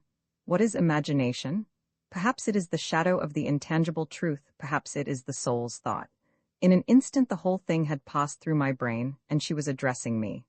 Behold the lot of man, said the veiled Ayesha, as she drew the winding sheets back over the dead lovers, speaking in a solemn, thrilling voice, which accorded well with the dream that I had dreamed. To the tomb, and to the forgetfulness that hides the tomb, must we all come at last. Even I who lived so long. Even for me, O Holly, thousands upon thousands of years hence, thousands of years after thou hast gone through the gate and been lost in the mists, a day will dawn whereon I shall die, and be even as thou art and these are. And then what will it avail that I have lived a little longer, holding off death by the knowledge that I have wrung from nature, since at last I too must die? What is a span of 10,000 years, or 10 times 10,000 years, in the history of time? It is as naught, it is as the mists that roll up in the sunlight. It fleeth away like an hour of sleep or a breath of the eternal spirit. Behold the lot of man. Certainly it shall overtake us, and we shall sleep. Certainly, too, we shall awake and live again, and again shall sleep, and so on and on, through periods, spaces, and times, from eon unto eon, till the world is dead, and the worlds beyond the world are dead, and not life but the spirit that is life. But for us twain, and for these dead ones, shall the end of ends be life, or shall it be death? As yet death is but life's night, but out of the night is the morrow born again, and doth again beget the night. Only when day and night, and life and death, are ended and swallowed up in that from which they came, what shall be our fate, O Holly? Who can see so far? Not even I. And then, with a sudden change of tone and manner, Hast thou seen enough, my stranger guest, or shall I show thee more of the wonders of these tombs that are my palace halls? If thou wilt, I can lead thee to where Tisno, the mightiest and most valorous king of Ka, in whose day these caves were ended, lies in a pomp that seems to mock at nothingness, and bid the empty shadows of the past do homage to his sculptured vanity? I have seen enough, O Queen, I answered. My heart is overwhelmed by the power of the present death. Mortality is weak, and easily broken down by a sense of the companionship that waits upon its end. Take me hence, O Ayesha. Romans 17. The balance turns in a few minutes, following the lamps of the mutes, which, held out from the body as a bearer holds water in a vessel, had the appearance of floating down the darkness by themselves. We came to a stair which led us to She's anteroom, the same that Bilali had crept up upon on all fours on the previous day. Here I would have bid the queen adieu, but she would not. Nay, she said, enter with me, O Holly, for of a truth thy conversation pleaseth me. Think, O Holly. For 2,000 years have I had none to converse with save slaves and my own thoughts, and though of all this thinking hath much wisdom come, and many secrets been made plain, yet am I weary of my thoughts, and have come to loathe mine own society, for surely the food that memory gives to eat is bitter to the taste, and it is only with the teeth of hope that we can bear to bite it. Now, though thy thoughts are green and tender, as becometh one so young, yet are they those of a thinking brain, and in truth thou dost bring back to my mind certain of those old philosophers with whom in days bygone I have disputed at Athens, and at Becker in Arabia, for thou hast the same crabbed air and dusty look, as though thou hadst passed thy days in reading ill-writ Greek, and been stained dark with the grime of manuscripts. So draw the curtain, and sit here by my side, and we will eat fruit, and talk of pleasant things. See, I will again unveil to thee. Thou hast brought it on thyself, O Holly. Fairly have I warned thee, and thou shalt call me beautiful as even those old philosophers were wont to do. Fie upon them, forgetting their philosophy. And without more ado she stood up and shook the white wrappings from her, and came forth shining and splendid like some glittering snake when she has cast her slough. Aye, and fixed her wonderful eyes upon me, more deadly than any basilisks, and pierced me through and through with their beauty, and sent her light laugh ringing through the air like chimes of silver bells. A new mood was on her, and the very color of her mind seemed to change beneath it. It was no longer tauchiton and hateful, as I had seen it when she was cursing her dead rival by the leaping flames, no longer icily terrible as in the judgment hall, no longer rich, and sombre, and splendid, like a Tyrian cloth as in the dwellings of the dead. No, her mood now was that of Aphrodite triumphing. Life, radiant, ecstatic, wonderful, seemed to flow from her and around her. Softly she laughed and sighed, and swift her glances flew. She shook her heavy tresses, and their perfume filled the place. She struck her little sandaled foot upon the floor, and hummed a snatch of some old Greek epithalamium. All the majesty was gone. Awe did but lurk and faintly flicker through her laughing eyes, like lightning seen through sunlight. She had cast off the terror of the leaping flame, the cold power of judgment that was even now being done, and the wise sadness of the tombs, cast them off and put them behind her, like the white shroud she wore, and now stood out the incarnation of lovely tempting womanhood, made more perfect, and in a way more spiritual, than ever woman was before. So, my Holly, sit there where thou canst see me.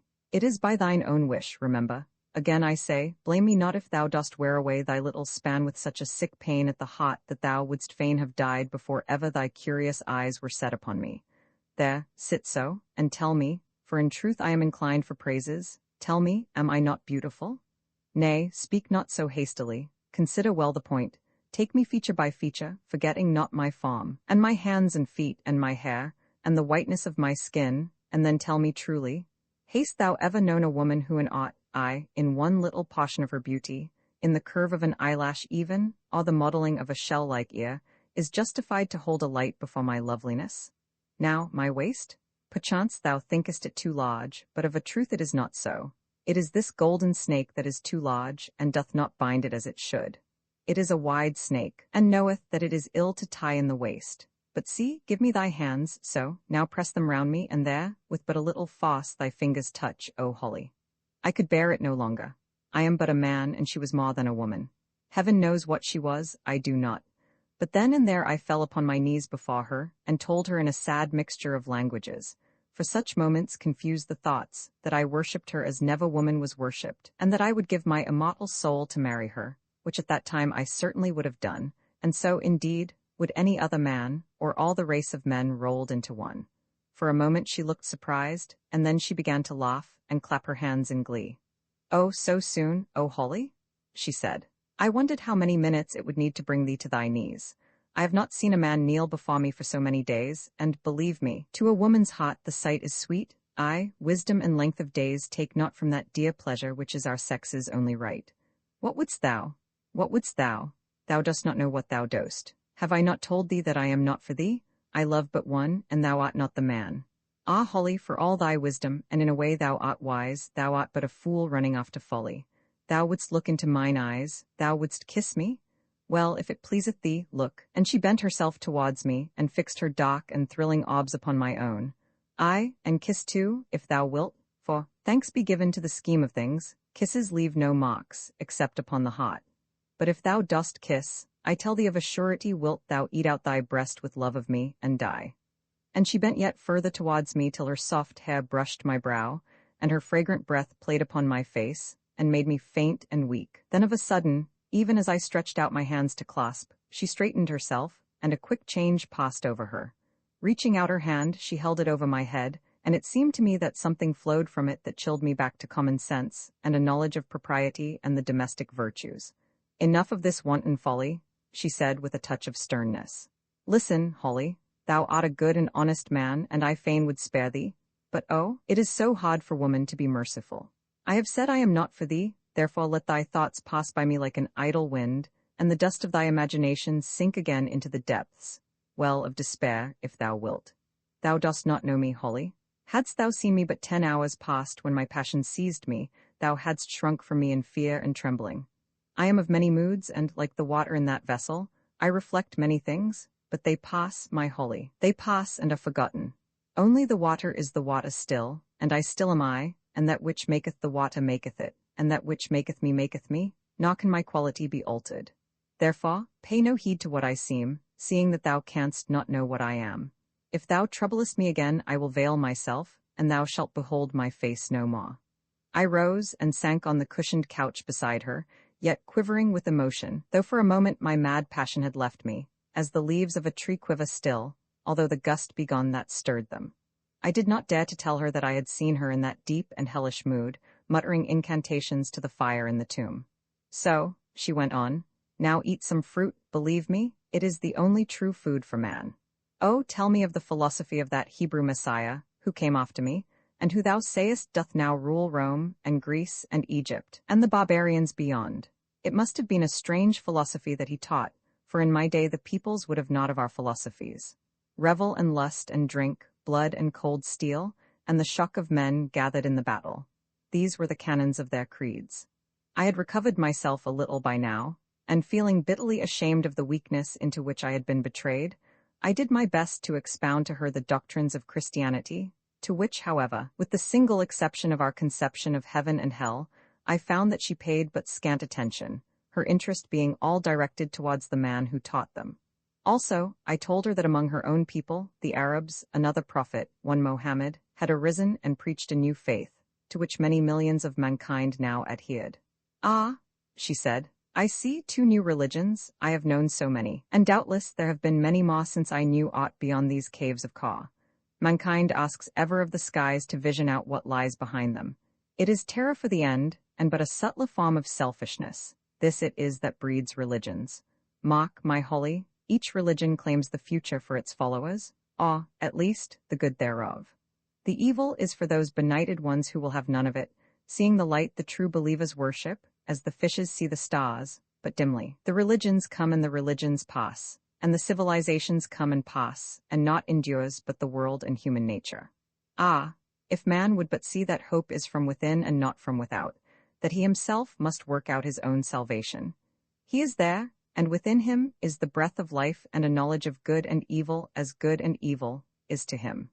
Thereon let him build and stand erect, and not cast himself before the image of some unknown god, modeled like his poor self, but with a bigger brain to think the evil thing, and a longer arm to do it. I thought to myself, which shows how old such reasoning is, being indeed one of the recurring qualities of theological discussion, that her argument sounded very like some that I have heard in the 19th century, and in other places than the caves of Ka, and with which, by the way, I totally disagree, but I did not care to try and discuss the question with her. To begin with, my mind was too weary with all the emotions through which I had passed, and in the second place, I knew that I should get the worst of it.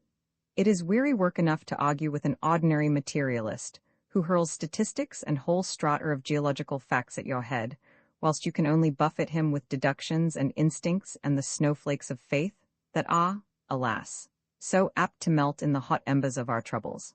How little chance, then, should I have against one whose brain was supernaturally sharpened, and who had 2,000 years of experience, besides all manner of knowledge of the secrets of nature at her command?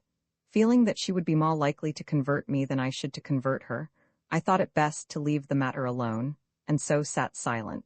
Many a time since then have I bitterly regretted that I did so, for thereby I lost the only opportunity I can remember having had of ascertaining what Escher really believed, and what her philosophy was.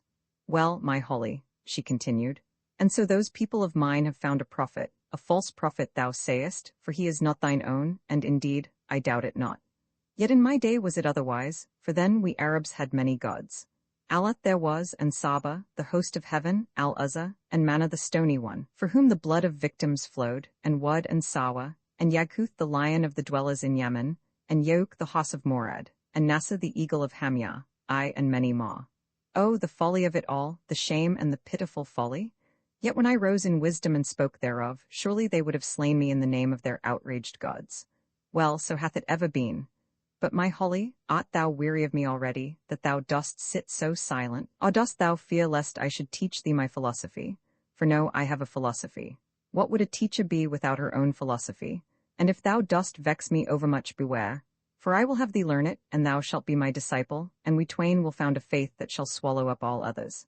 Faithless man, and but half an hour since thou wast upon thy knees, the posture does not suit thee, Holly, swearing that thou didst love me. What shall we do? Nay, I have it. I will come and see this youth, the lion, as the old man Bilali calls him, who came with thee, and who is so sick. The fever must have run its course by now, and if he is about to die, I will recover him. Fear not, my Holly, I shall use no magic. Have I not told thee that there is no such thing as magic, though there is such a thing as understanding and applying the forces which are in nature? Go now, and presently, when I have made the drug ready, I will follow thee. 20 Accordingly I went, only to find Job and Ustane in a great state of grief, declaring that Leo was in the throes of death, and that they had been searching for me everywhere. I rushed to the couch and glanced at him. Clearly he was dying. He was senseless and breathing heavily, but his lips were quivering, and every now and again a little shudder ran down his frame. I knew enough of doctoring to see that in another hour he would be beyond the reach of earthly help, perhaps in another 5 minutes. How I cursed my selfishness and the folly that had kept me lingering by Ayesha's side while my dear boy lay dying. Alas and alas! How easily the best of us are lighted down to evil by the gleam of a woman's eyes. What a wicked wretch was I! Actually, for the last half-hour I had scarcely thought of Leo, and this, be it remembered, of the man who for 20 years had been my dearest companion and the chief interest of my existence. And now, perhaps it was too late? I wrung my hands and glanced round. Ustane was sitting by the couch, and in her eyes burnt the dull light of despair. Job was blubbering. I am sorry I cannot name his distress by any more delicate word, audibly in the corner. Seeing my eye fixed upon him, he went outside to give way to his grief in the passage. Obviously the only hope lay in Ayesha. She and she alone, unless indeed she was an impostor, which I could not believe, could save him. I would go and implore her to come.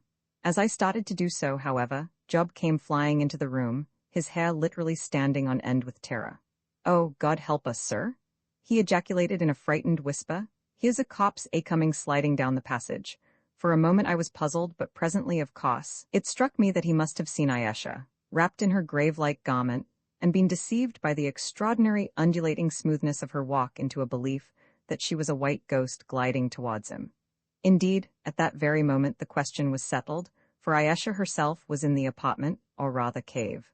Job turned and saw her sheeted form, and then, with a convulsive howl of "Here it comes," sprang into a corner and jammed his face against the wall, and Ustane, guessing whose the dread presence must be, prostrated herself upon her face. "Thou comest in a good time, Ayesha," I said, "for my boy lies at the point of death." "So," she said softly, "provided he be not dead, it is no matter, for I can bring him back to life, my Holly. Is that man there thy servant, and is that the method wherewith thy servants greet strangers in thy country? He is frightened of thy garb, it hath a death-like air," I answered. She laughed. "And the girl? Ah, I see now. It is she of whom thou didst speak to me. Well, bid them both to leave us, and we will see to this sick lion of thine. I love not that underlings should perceive my wisdom." Thereon I told Ustane in Arabic and Job in English both to leave the room, an order which the latter obeyed readily enough, and was glad to obey, for he could not in any way subdue his fear. But it was otherwise with Ustane. "What does she want?" she whispered, divided between her fear of the terrible queen and her anxiety to remain near Leo. "It is surely the right of a wife to be near her husband when he dieth. Nay, I will not go, my lord the baboon." "Why doth not that woman leave us, my Holly?" asked Ayesha from the other end of the cave, where she was engaged in carelessly examining some of the sculptures on the wall. "She is not willing to leave Leo," I answered, not knowing what to say. Ayesha wheeled round and, pointing to the girl Ustane, said one word, and one only, but it was quite enough, for the tone in which it was said meant volumes. "Go." And then Ustane crept past her on her hands and knees and went. "Thou seest, my Holly," said Ayesha, with a little laugh. "It was needful that I should give these people a lesson in obedience. That girl went nigh to disobeying me, but then she did not learn this morn how I treat the disobedient. Well, she is gone, and now let me see the youth. And she glided towards the couch on which Leo lay, with his face in the shadow, and turned towards the wall. He hath a noble shape, she said, as she bent over him to look upon his face. Next second her tall and willowy form was staggering back across the room, as though she had been shot or stabbed, staggering back till at last she struck the cavern wall, and then there burst from her lips the most awful and unearthly scream that I ever heard in all my life. "What is it, Ayesha?" I cried. "Is he dead?" She turned and sprang towards me like a tigress. "Thou dog," she said in her terrible whisper, which sounded like the hiss of a snake, "why didst thou hide this from me?" And she stretched out her arm, and I thought that she was about to slay me. "What?" I ejaculated in the most lively terror. "What?" "Ah," she said, "perchance thou didst not know. Learn, my Holly, learn. There lies my lost Callicrates. Callicrates, who has come back to me at last, as I knew he would, as I knew he would." And she began to sob and to laugh, and generally to conduct herself like any other lady who is a little upset, murmuring, "Callicrates, Callicrates." Nonsense, thought I to myself, but I did not like to say it. And indeed, at that moment I was thinking of Leo's life, having forgotten everything else in that terrible anxiety. What I feared now was that he should die while she was carrying on. "Unless thou art able to help him, Ayesha," I put in, by way of a reminder, "thy Callicrates will soon be far beyond thy calling. Surely he dieth even now." "True," she said with a start. "Oh, why did I not come before? I am unnerved, my hand trembles, even mine, and yet it is very easy. Here thou, Holly, take this phial," and she produced a tiny jar of pottery from the folds of her garment, "and pour the liquid in it down his throat. It will cure him if he be not dead. Swift, now, swift, the man dies." I glanced towards him. It was true enough, Leo was in his death struggle. I saw his poor face turning ashen, and heard the breath begin to rattle in his throat. The phial was stoppered with a little piece of wood. I drew it with my teeth, and a drop of the fluid within flew out upon my tongue. It had a sweet flavor, and for a second made my head swim, and a mist gather before my eyes, but happily the effect passed away as swiftly as it had arisen. When I reached Leo's side, he was plainly expiring. His golden head was slowly turning from side to side, and his mouth was slightly open. I called to Ayesha to hold his head, and this she managed to do, though the woman was quivering from head to foot, like an aspen leaf or a startled horse. Then, forcing the jaw a little more open, I poured the contents of the phial into his mouth. Instantly a little vapor arose from it, as happens when one disturbs nitric acid, and this sight did not increase my hopes, already faint enough, of the efficacy of the treatment. One thing, however, was certain: the death throes ceased. At first I thought because he had got beyond them, and crossed the awful river. His face turned to a livid pallor, and his heartbeats, which had been feeble enough before, seemed to die away altogether. Only the eyelids still twitched a little. In my doubt I looked up at Ayesha, whose head wrapping had slipped back in her excitement when she went reeling across the room. She was still holding Leo's head, and, with a face as pale as his own, watching his countenance with such an expression of agonized anxiety as I had never seen before. Clearly she did not know if he would live or die. 5 minutes slowly passed, and I saw that she was abandoning hope. Her lovely oval face seemed to fall in and grow visibly thinner beneath the pressure of a mental agony, whose pencil drew black lines about the hollows of her eyes. The coral faded even from her lips, till they were as white as Leo's face, and quivered pitifully. It was shocking to see her. Even in my own grief I felt for hers. "Is it too late?" I gasped. She hid her face in her hands and made no answer, and I too turned away. But as I did so I heard a deep-drawn breath, and looking down perceived a line of color creeping up Leo's face, then another, and then, wonder of wonders, the man we had thought dead turned over on his side. "Thou seest?" I said in a whisper. "I see," she answered hoarsely. "He is saved. I thought we were too late. Another moment, one little moment more, and he had been gone." And she burst into an awful flood of tears, sobbing as though her heart would break, and yet looking lovelier than ever as she did it. As last she ceased. "Forgive me, my Holly, forgive me for my weakness," she said. "Thou seest after all I am a very woman. Think of it. This morning didst thou speak of the place of torment appointed by this new religion of thine. Hell or Hades thou didst call it, a place where the vital essence lives and retains an individual memory, and where all the errors and faults of judgment, and unsatisfied passions, and the unsubstantial terrors of the mind wherewith it hath at any time had to do, come to mock and haunt and gibe, and wring the heart forever and forever with the vision of its own hopelessness. Thus, even thus, have I lived for full 2,000 years, for some 66 generations, as ye reckon time, In a hell, as thou callest it, tormented by the memory of a crime, tortured day and night with an unfulfilled desire, without companionship, without comfort, without death, and led on only down my dreary road by the marsh lights of hope, which, though they flickered here and there, and now glowed strong, and now were not yet, as my skill told me, would one day lead unto my deliverer. And then think of it still, O Holly, for never shalt thou hear such another tale, or see such another scene, nay, not even if I give thee 10,000 years of life, and thou shalt have it in payment if thou wilt think. At last my deliverer came, he for whom I had watched and waited through the generations. At the appointed time he came to seek me, as I knew that he must come, for my wisdom could not err, though I knew not when or how. Yet see how ignorant I was, see how small my knowledge and how faint my strength. For hours he lay there sick unto death, and I felt it not, I who had waited for him for 2,000 years. I knew it not. And then at last I see him, and behold, my chance is gone but by a hair's breadth even before I have it, for he is in the very jaws of death, whence no power of mine can draw him. And if he die, surely must the hell be lived through once more.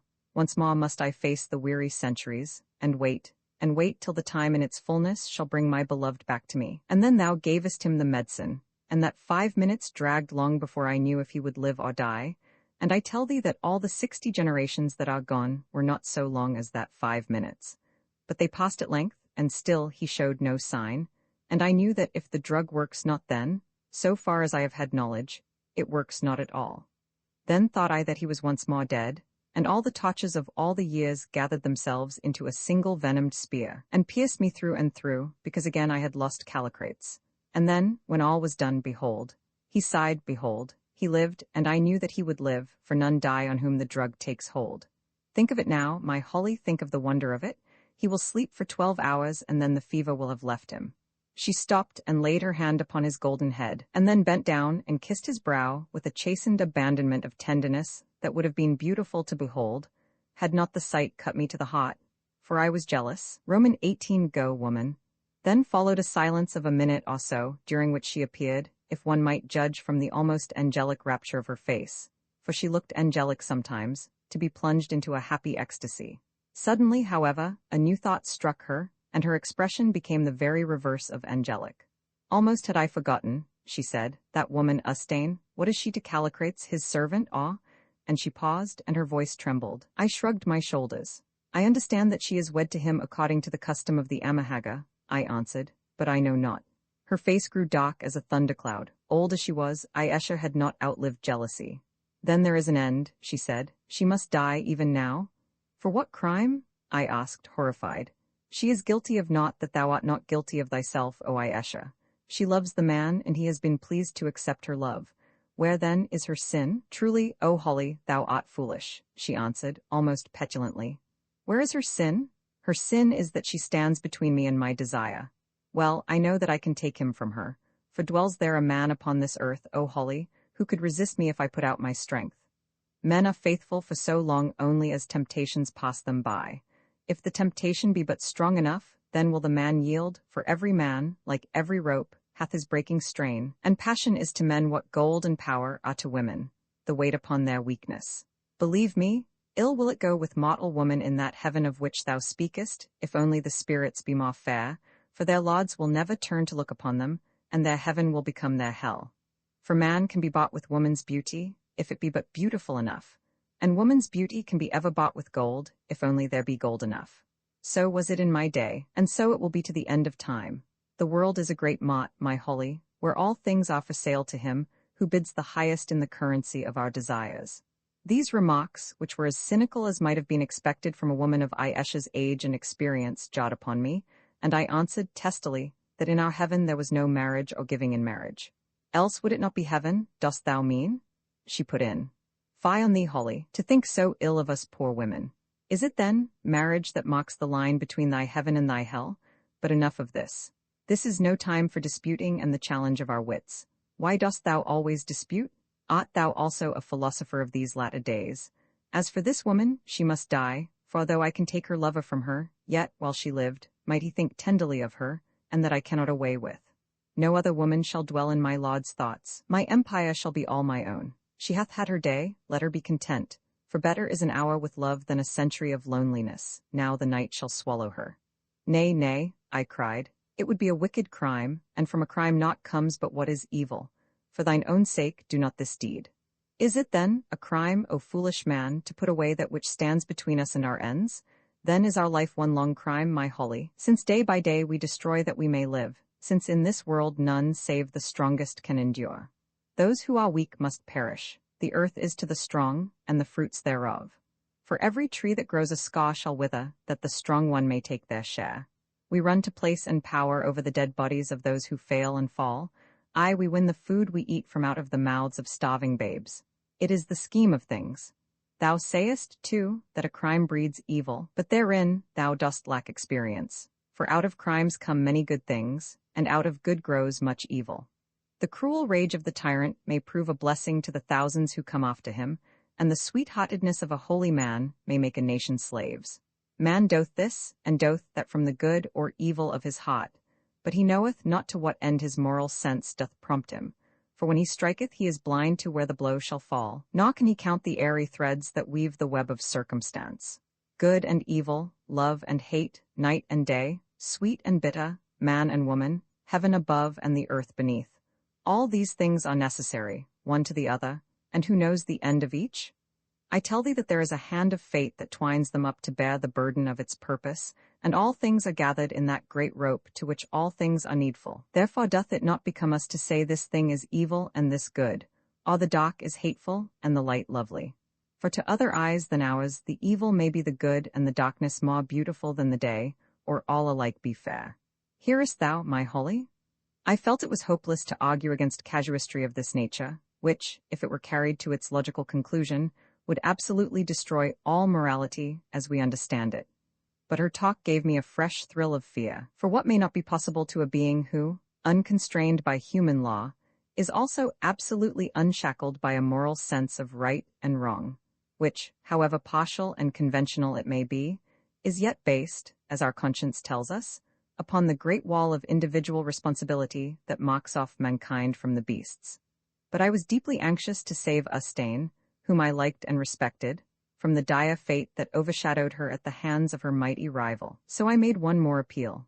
Ayesha, I said, thou art too subtle for me, but thou thyself hast told me that each man should be a law unto himself, and follow the teaching of his heart.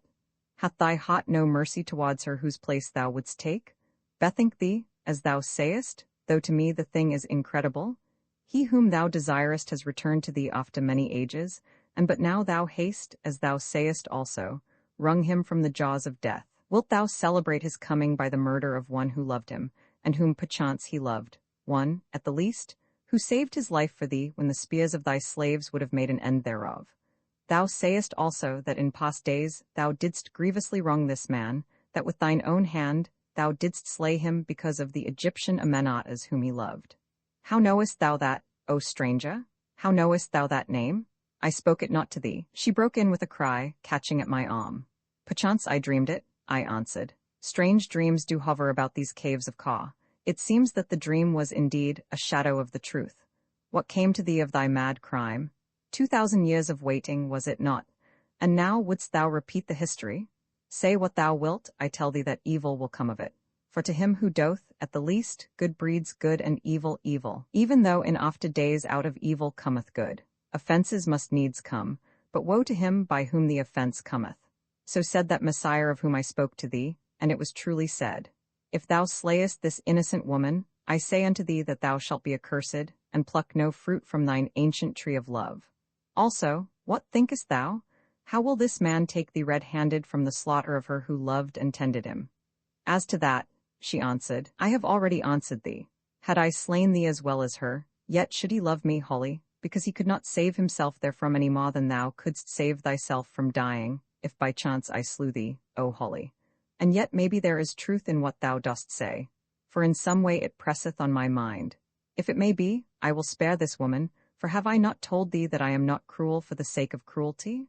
I love not to see suffering, or to cause it. Let her come before me, quick now, before my mood changes, and she hastily covered her face with its gauzy wrapping.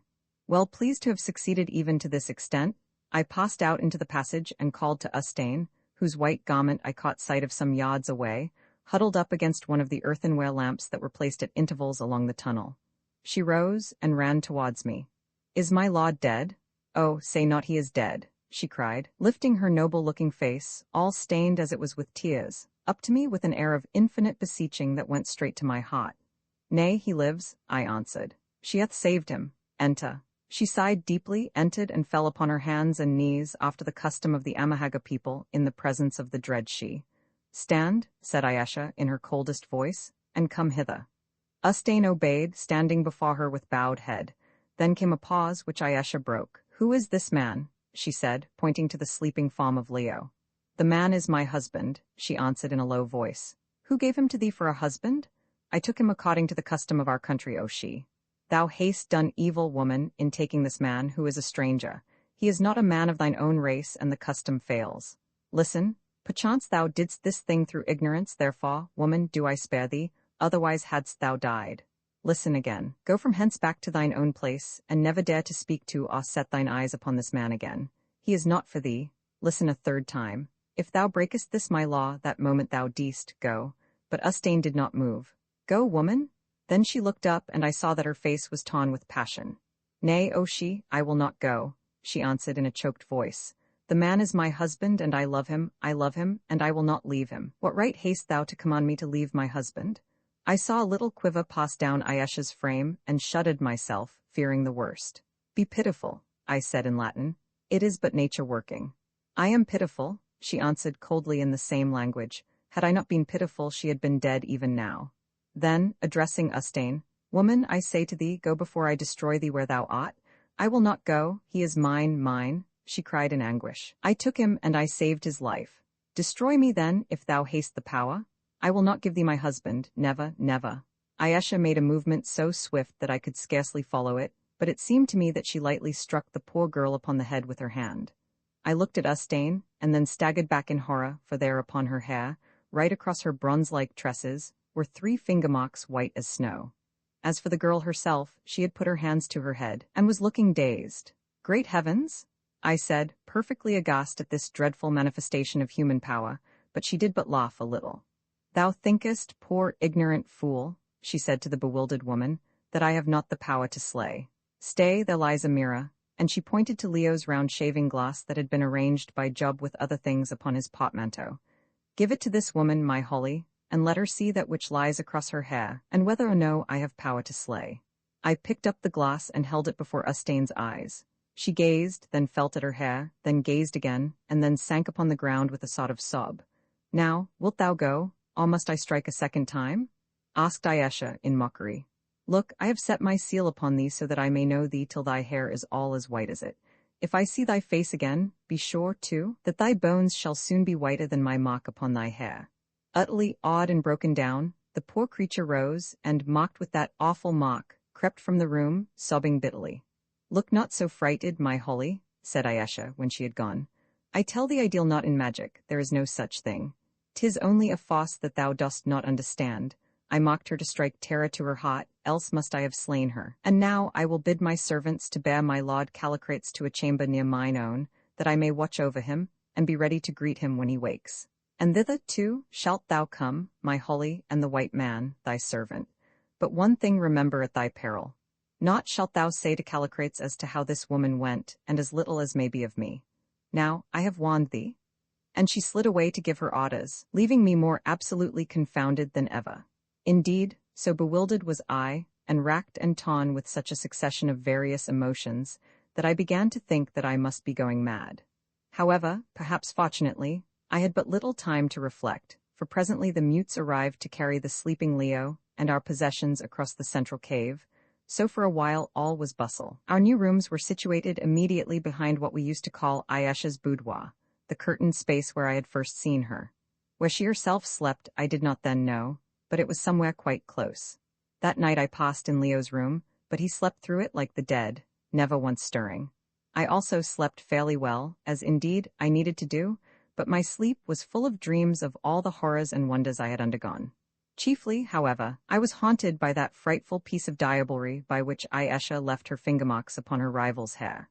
There was something so terrible about her swift, snake-like movement, and the instantaneous blanching of that threefold line, that if the results to Ustane had been much more tremendous, I doubt if they would have impressed me so deeply.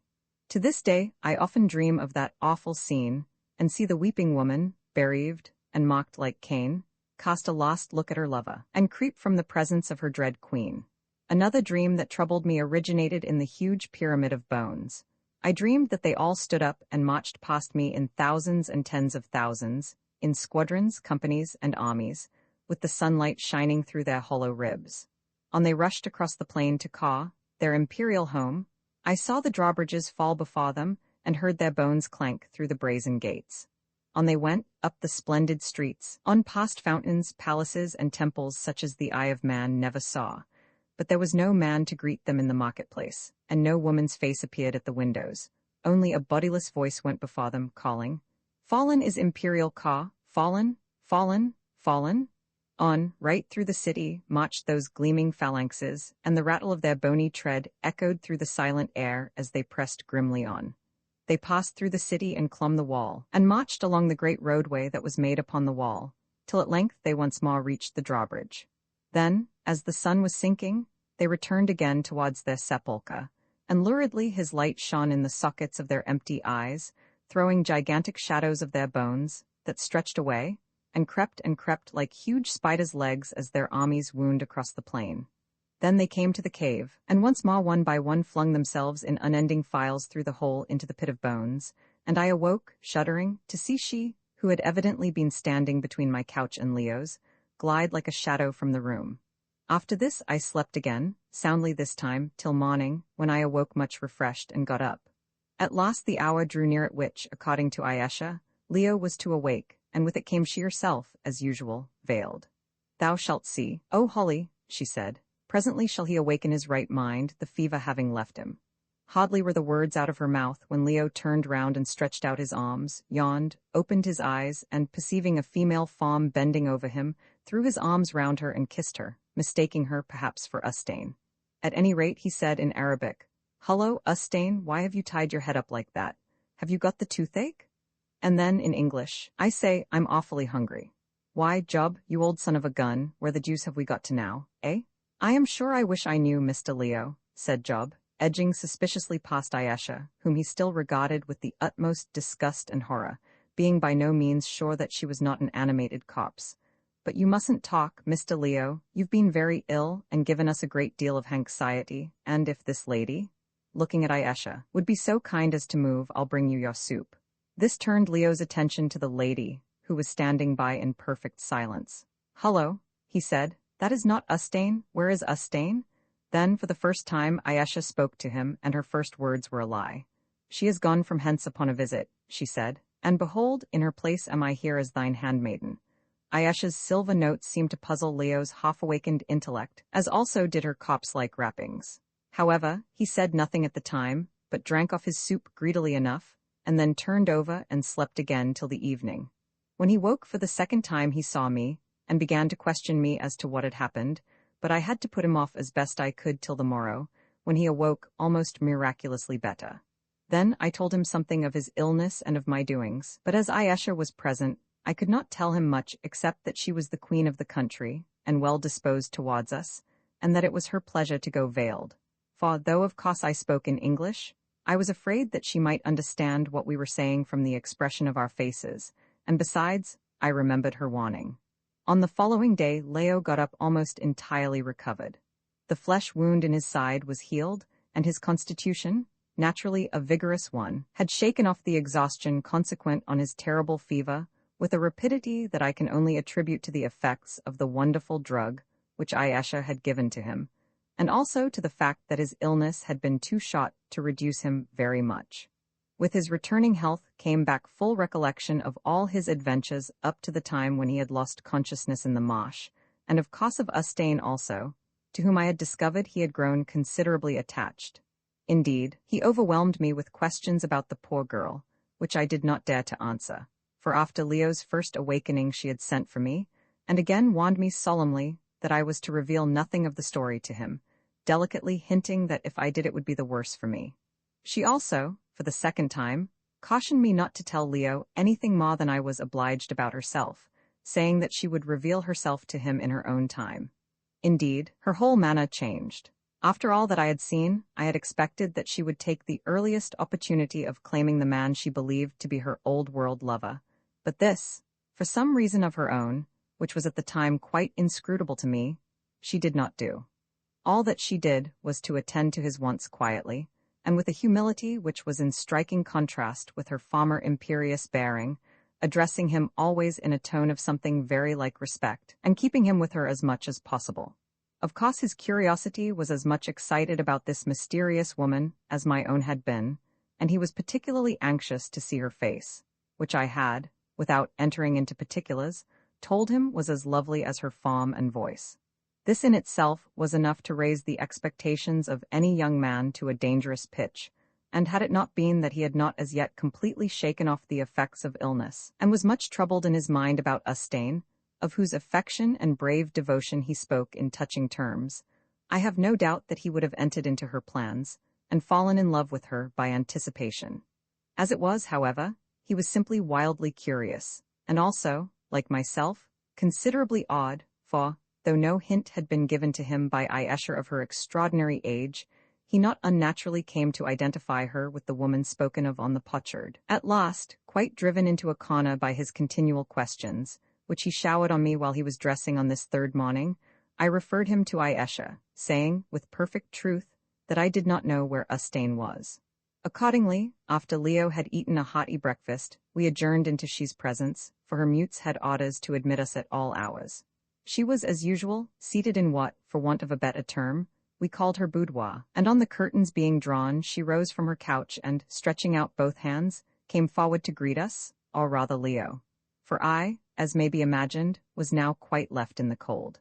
It was a pretty sight to see her veiled form gliding towards the sturdy young Englishman, dressed in his grey flannel suit. For though he is half a Greek in blood, Leo is, with the exception of his hair, one of the most English-looking men I ever saw. He has nothing of the subtle form or slippery manner of the modern Greek about him, though I presume that he got his remarkable personal beauty from his foreign mother, whose portrait he resembles not a little. He is very tall and big-chested, and yet not awkward, as so many big men are, and his head is set upon him in such a fashion as to give him a proud and vigorous air, which was well translated in his Amahagga name of the lion. "Greeting to thee, my young stranger lord," she said in her softest voice. "Right glad am I to see thee upon thy feet. Believe me, had I not saved thee at the last, never wouldst thou have stood upon those feet again. But the danger is done, and it shall be my care." And she flung a world of meaning into the words, that it doth return no more. Leo bowed to her, and then, in his best Arabic, thanked her for all her kindness and courtesy in caring for one unknown to her. "Nay," she answered softly, "ill could the world spare such a man. Beauty is too rare upon it. Give me no thanks who am made happy by thy coming." "Humph, old fellow," said Leo aside to me in English, "the lady is very civil. We seem to have tumbled into clover. I hope that you have made the most of your opportunities. By Jove, what a pair of arms she has got." I nudged him in the ribs to make him keep quiet, for I caught sight of a gleam from Ayesha's veiled eyes, which were regarding me curiously. "I trust," went on Ayesha, "that my servants have attended well upon thee. If there can be comfort in this poor place, be sure it waits on thee. Is there aught that I can do for thee, Ma?" "Yes, oh she," answered Leo hastily. "I would fain know whither the young lady who was looking after me is gone to." "Ah," said Ayesha. "The girl, yes, I saw her. Nay, I know not. She said that she would go, I know not whither. Perchance she will return, perchance not. It is wearisome waiting on the sick, and these savage women are fickle." Leo looked both sulky and distressed at this intelligence. "It's very odd," he said to me in English, and then, addressing she, "I cannot understand," he said. "The young lady and I, well, in short, we had a regard for each other." Ayesha laughed a little very musically, and then turned the subject. Roman 19, give me a black goat. The conversation after this was of such a desultory order that I do not quite recollect it. For some reason, perhaps from a desire to keep her identity and character in reserve, Ayesha did not talk freely, as she usually did. Presently, however, she informed Leo that she had arranged a dance that night for our amusement. I was astonished to hear this, as I fancied that the Amahagga were much too gloomy a folk to indulge in any such frivolity. But, as will presently more clearly appear, it turned out that an Amahagga dance has little in common with such fantastic festivities in other countries, savage or civilized. Then, as we were about to withdraw, she suggested that Leo might like to see some of the wonders of the caves, and as he gladly assented thither we departed, accompanied by Job and Bilali. To describe our visit would only be to repeat a great deal of what I have already said.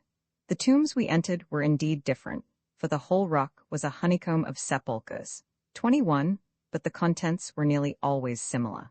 Afterwards, we visited the pyramid of bones that had haunted my dreams on the previous night, and from thence went down a long passage to one of the great vaults, occupied by the bodies of the poorer citizens of Imperial Ka. These bodies were not nearly so well preserved as were those of the wealthier classes. Many of them had no linen covering on them. Also, they were buried from 500 to 1,000 in a single large vault, the corpses in some instances being thickly piled one upon another, like a heap of slain. Leo was of course intensely interested in this stupendous and unequaled sight, which was indeed enough to awake all the imagination a man had in him into the most active life. But to poor Job it did not prove attractive. His nerves, already seriously shaken by what he had undergone since we had arrived in this terrible country, were, as may be imagined, still further disturbed by the spectacle of these masses of departed humanity, whereof the forms still remained perfect before his eyes, though their voices were forever lost in the eternal silence of the tomb. Nor was he comforted when old Bilali, by way of soothing his evident agitation, informed him that he should not be frightened of these dead things, as he would soon be like them himself. "There's a nice thing to say of a man, sir," he ejaculated, when I translated this little remark. "But there, what can one expect of an old man-eating savage? Not but what I dare say he's right." And Job sighed. When we had finished inspecting the caves, we returned and had our meal, for it was now past 4 in the afternoon, and we all, especially Leo, needed some food and rest. At 6 o'clock we, together with Job, waited on Ayesha, who set to work to terrify our poor servant still further by showing him pictures on the pool of water in the font-like vessel. She learnt from me that he was one of 17 children, and then bid him think of all his brothers and sisters, or as many of them as he could, gathered together in his father's cottage. Then she told him to look in the water, and there, reflected from its stilly surface, was that dead scene of many years gone by, as it was recalled to our retainer's brain. Some of the faces were clear enough, but some were mere blurs and splotches, all with one feature grossly exaggerated. The fact being that, in these instances, Job had been unable to recall the exact appearances of the individuals, or remembered them only by a peculiarity of his tribe, and the water could only reflect what he saw with his mind's eye, for it must be remembered that she's power in this matter was strictly limited. She could apparently, except in very rare instances, only photograph upon the water what was actually in the mind of someone present, and then only by his will. But if she was personally acquainted with a locality, she could, as in the case of ourselves and the whaleboat, throw its reflection upon the water, and also, it seems, the reflection of anything extraneous that was passing there at the time. This power, however, did not extend to the minds of others. For instance, she could show me the interior of my college chapel, as I remembered it, but not as it was at the moment of reflection, for where other people were concerned, her art was strictly limited to the facts or memories present to their consciousness at the moment. So much was this so that when we tried, for her amusement, to show her pictures of noted buildings, such as St. Paul's, or the Houses of Parliament, the result was most imperfect, for of course, though we had a good general idea of their appearance, we could not recall all the architectural details, and therefore the minutiae necessary to a perfect reflection were wanting. But Job could not be got to understand this, and so far from accepting a natural explanation of the matter, which was after all, though strange enough in all conscience, nothing more than an instance of glorified and perfected telepathy, he set the whole thing down as a manifestation of the blackest magic. I shall never forget the howl of terror which he uttered when he saw the more or less perfect portraits of his long-scattered brethren staring at him from the quiet water, or the merry peal of laughter with which Ayesha greeted his consternation. As for Leo, he did not altogether like it either, but ran his fingers through his yellow curls, and remarked that it gave him the creeps. After about an hour of this amusement, in the latter part of which Job did not participate, the mutes by signs indicated that Bilali was waiting for an audience. Accordingly, he was told to crawl up, which he did as awkwardly as usual, and announced that the dance was ready to begin if she and the white strangers would be pleased to attend. Shortly afterwards we all rose, and Ayesha having thrown a dark cloak, the same, by the way, that she had worn when I saw her cursing by the fire, over her white wrappings. We started. The dance was to be held in the open air, on the smooth rocky plateau in front of the great cave, and thither we made our way. About 15 paces from the mouth of the cave we found 3 chairs placed, and here we sat and waited, for as yet no dancers were to be seen. The night was almost, but not quite, dark, the moon not having risen as yet, which made us wonder how we should be able to see the dancing. "Thou wilt presently understand," said Ayesha, with a little laugh when Leo asked her, and we certainly did. Scarcely were the words out of her mouth when from every point we saw dark forms rushing up, each bearing with him what we at first took to be an enormous flaming torch. Whatever they were burning furiously, for the flames stood out a yard or more behind each bearer. On they came, 50 or more of them, carrying their flaming burdens and looking like so many devils from hell. Leo was the first to discover what these burdens were. "Great heaven," he said, "they are corpses on fire." I stared and stared again. He was perfectly right. The torches that were to light our entertainment were human mummies from the caves. On rushed the bearers of the flaming corpses, and, meeting at a spot about 20 paces in front of us, built their ghastly burdens crossways into a huge bonfire. Heavens, how they roared and flared! No tar barrel could have burnt as those mummies did. Nor was this all. Suddenly I saw one great fellow seize a flaming human arm that had fallen from its parent frame and rush off into the darkness. Presently he stopped, and a tall streak of fire shot up into the air, illumining the gloom, and also the lamp from which it sprang. That lamp was the mummy of a woman tied to a stout stake let into the rock, and he had fired her hair. On he went a few paces and touched a second, then a third, and a fourth, till at last we were surrounded on all 3 sides by a great ring of bodies flaring furiously. The material with which they were preserved having rendered them so inflammable that the flames would literally spout out of the ears and mouth in tongues of fire a foot or more in length. Nero illuminated his gardens with live Christians soaked in tar, and we were now treated to a similar spectacle, probably for the first time since his day.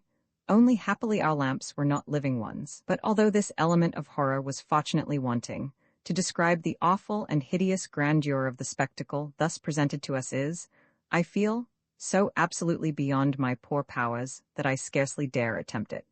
To begin with, it appealed to the moral as well as the physical susceptibilities.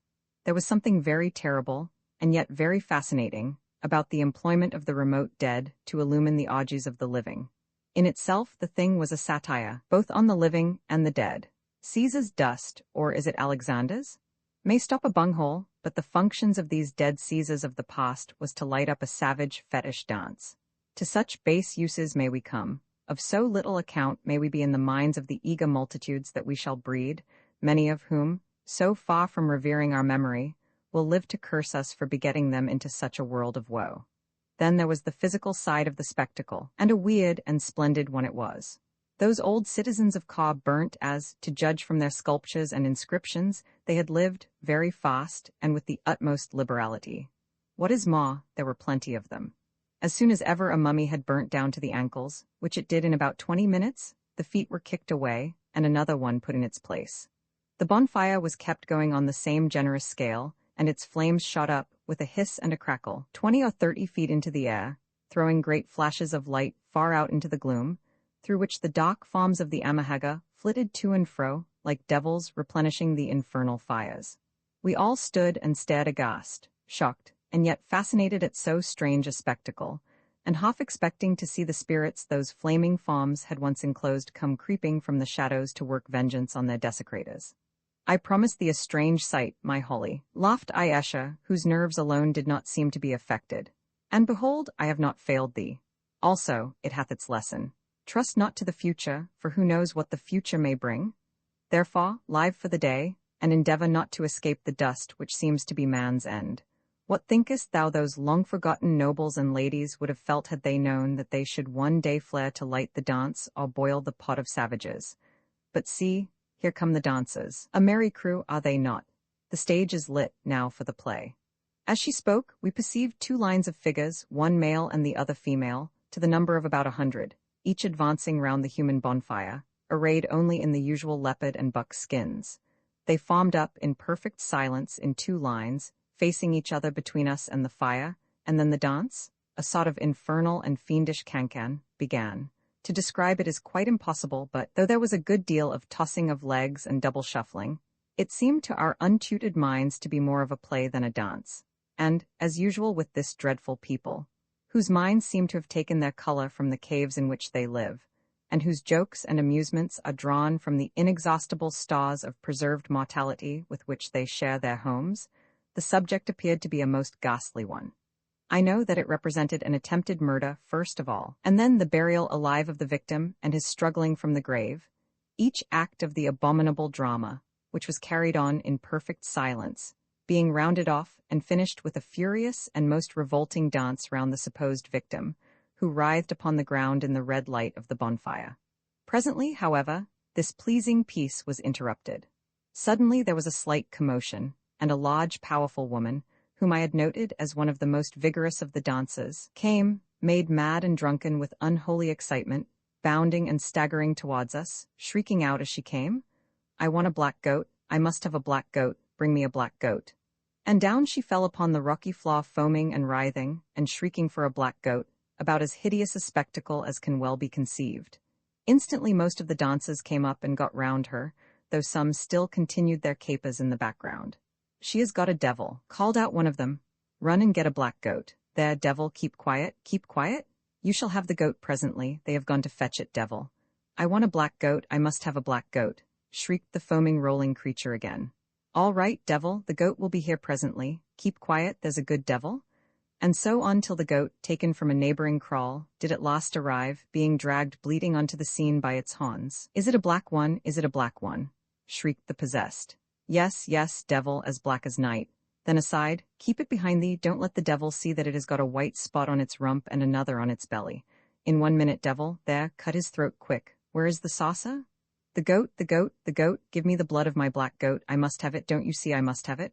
Oh, oh, oh, give me the blood of the goat." At this moment a terrified Ba announced that the poor goat had been sacrificed, and the next minute a woman ran up with a saucer full of blood. This the possessed creature, who was then raving and foaming her wildest, seized and drank, and was instantly recovered, and without a trace of hysteria, or fits, or being possessed, or whatever dreadful thing it was she was suffering from. She stretched her arms, smiled faintly, and walked quietly back to the dancers, who presently withdrew in a double line as they had come, leaving the space between us and the bonfire deserted. I thought that the entertainment was now over, and, feeling rather queer, was about to ask she if we could rise, when suddenly what at first I took to be a baboon came hopping round the fire, and was instantly met upon the other side by a lion, or rather a human being dressed in a lion's skin. Then came a goat, then a man wrapped in an ox's hide, with the horns wobbling about in a ludicrous way. After him followed a blesbok, then an impala, then a kudu, then more goats, and many other animals, including a girl sewn up in the shining scaly hide of a boa constrictor, several yards of which trailed along the ground behind her. When all the beasts had collected, they began to dance about in a lumbering, unnatural fashion, and to imitate the sounds produced by the respective animals they represented, till the whole air was alive with roars and bleating and the hissing of snakes. This went on for a long time, till, getting tired of the pantomime, I asked Ayesha if there would be any objection to Leo and myself walking round to inspect the human torches, and, as she had nothing to say against it, we started, striking round to the left. After looking at 1 or 2 of the flaming bodies, we were about to return, thoroughly disgusted with the grotesque weirdness of the spectacle, when our attention was attracted by one of the dancers, a particularly active leopard that had separated itself from its fellow beasts, and was whisking about in our immediate neighborhood, but gradually drawing into a spot where the shadow was darkest, equidistant between 2 of the flaming mummies. Drawn by curiosity, we followed it, when suddenly it darted past us into the shadows beyond, and as it did so erected itself and whispered, "Come," in a voice that we both recognized as that of Ustane. Without waiting to consult me, Leo turned and followed her into the outer darkness, and I, feeling sick enough at heart, went after them.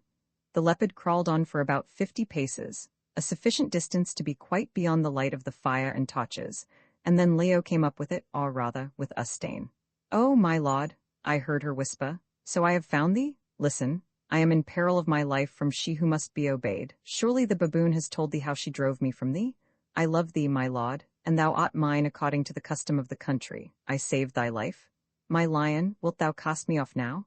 "Of course not," ejaculated Leo. I have been wondering whither thou hadst gone. Let us go and explain matters to the queen. Nay, nay, she would slay us, thou knowest not her power. The baboon there, he knoweth, for he saw. Nay, there is but one way. If thou wilt cleave to me, thou must flee with me across the marshes even now, and then perchance we may escape. For heaven's sake, Leo, I began, but she broke in. Nay, listen not to him. Swift, be swift, death is in the air we breathe. Even now, mayhap, she heareth us. And without more ado, she proceeded to back her arguments by throwing herself into his arms. As she did so, the leopard's head slipped from her hair, and I saw the 3 white finger marks upon it, gleaming faintly in the starlight. Once more realizing the desperate nature of the position, I was about to interpose, for I knew that Leo was not too strong-minded where women were concerned, when, oh, horror! I heard a little silvery laugh behind me. I turned round, and there was she herself, and with her Bilali and 2 male mutes. I gasped and nearly sank to the ground, for I knew that such a situation must result in some dreadful tragedy, of which it seemed exceedingly probable to me that I should be the first victim. As for Ustane, she untwined her arms and covered her eyes with her hands, while Leo, not knowing the full terror of the position, merely covered up, and looked as foolish as a man caught in such a trap would naturally do. Roman 2. The years roll by as might be expected. Poor Vincey's sudden death created a great stir in the college. But, as he was known to be very ill, and a satisfactory doctor's certificate was forthcoming, there was no inquest. They were not so particular about inquests in those days as they are now. Indeed, they were generally disliked because of the scandal.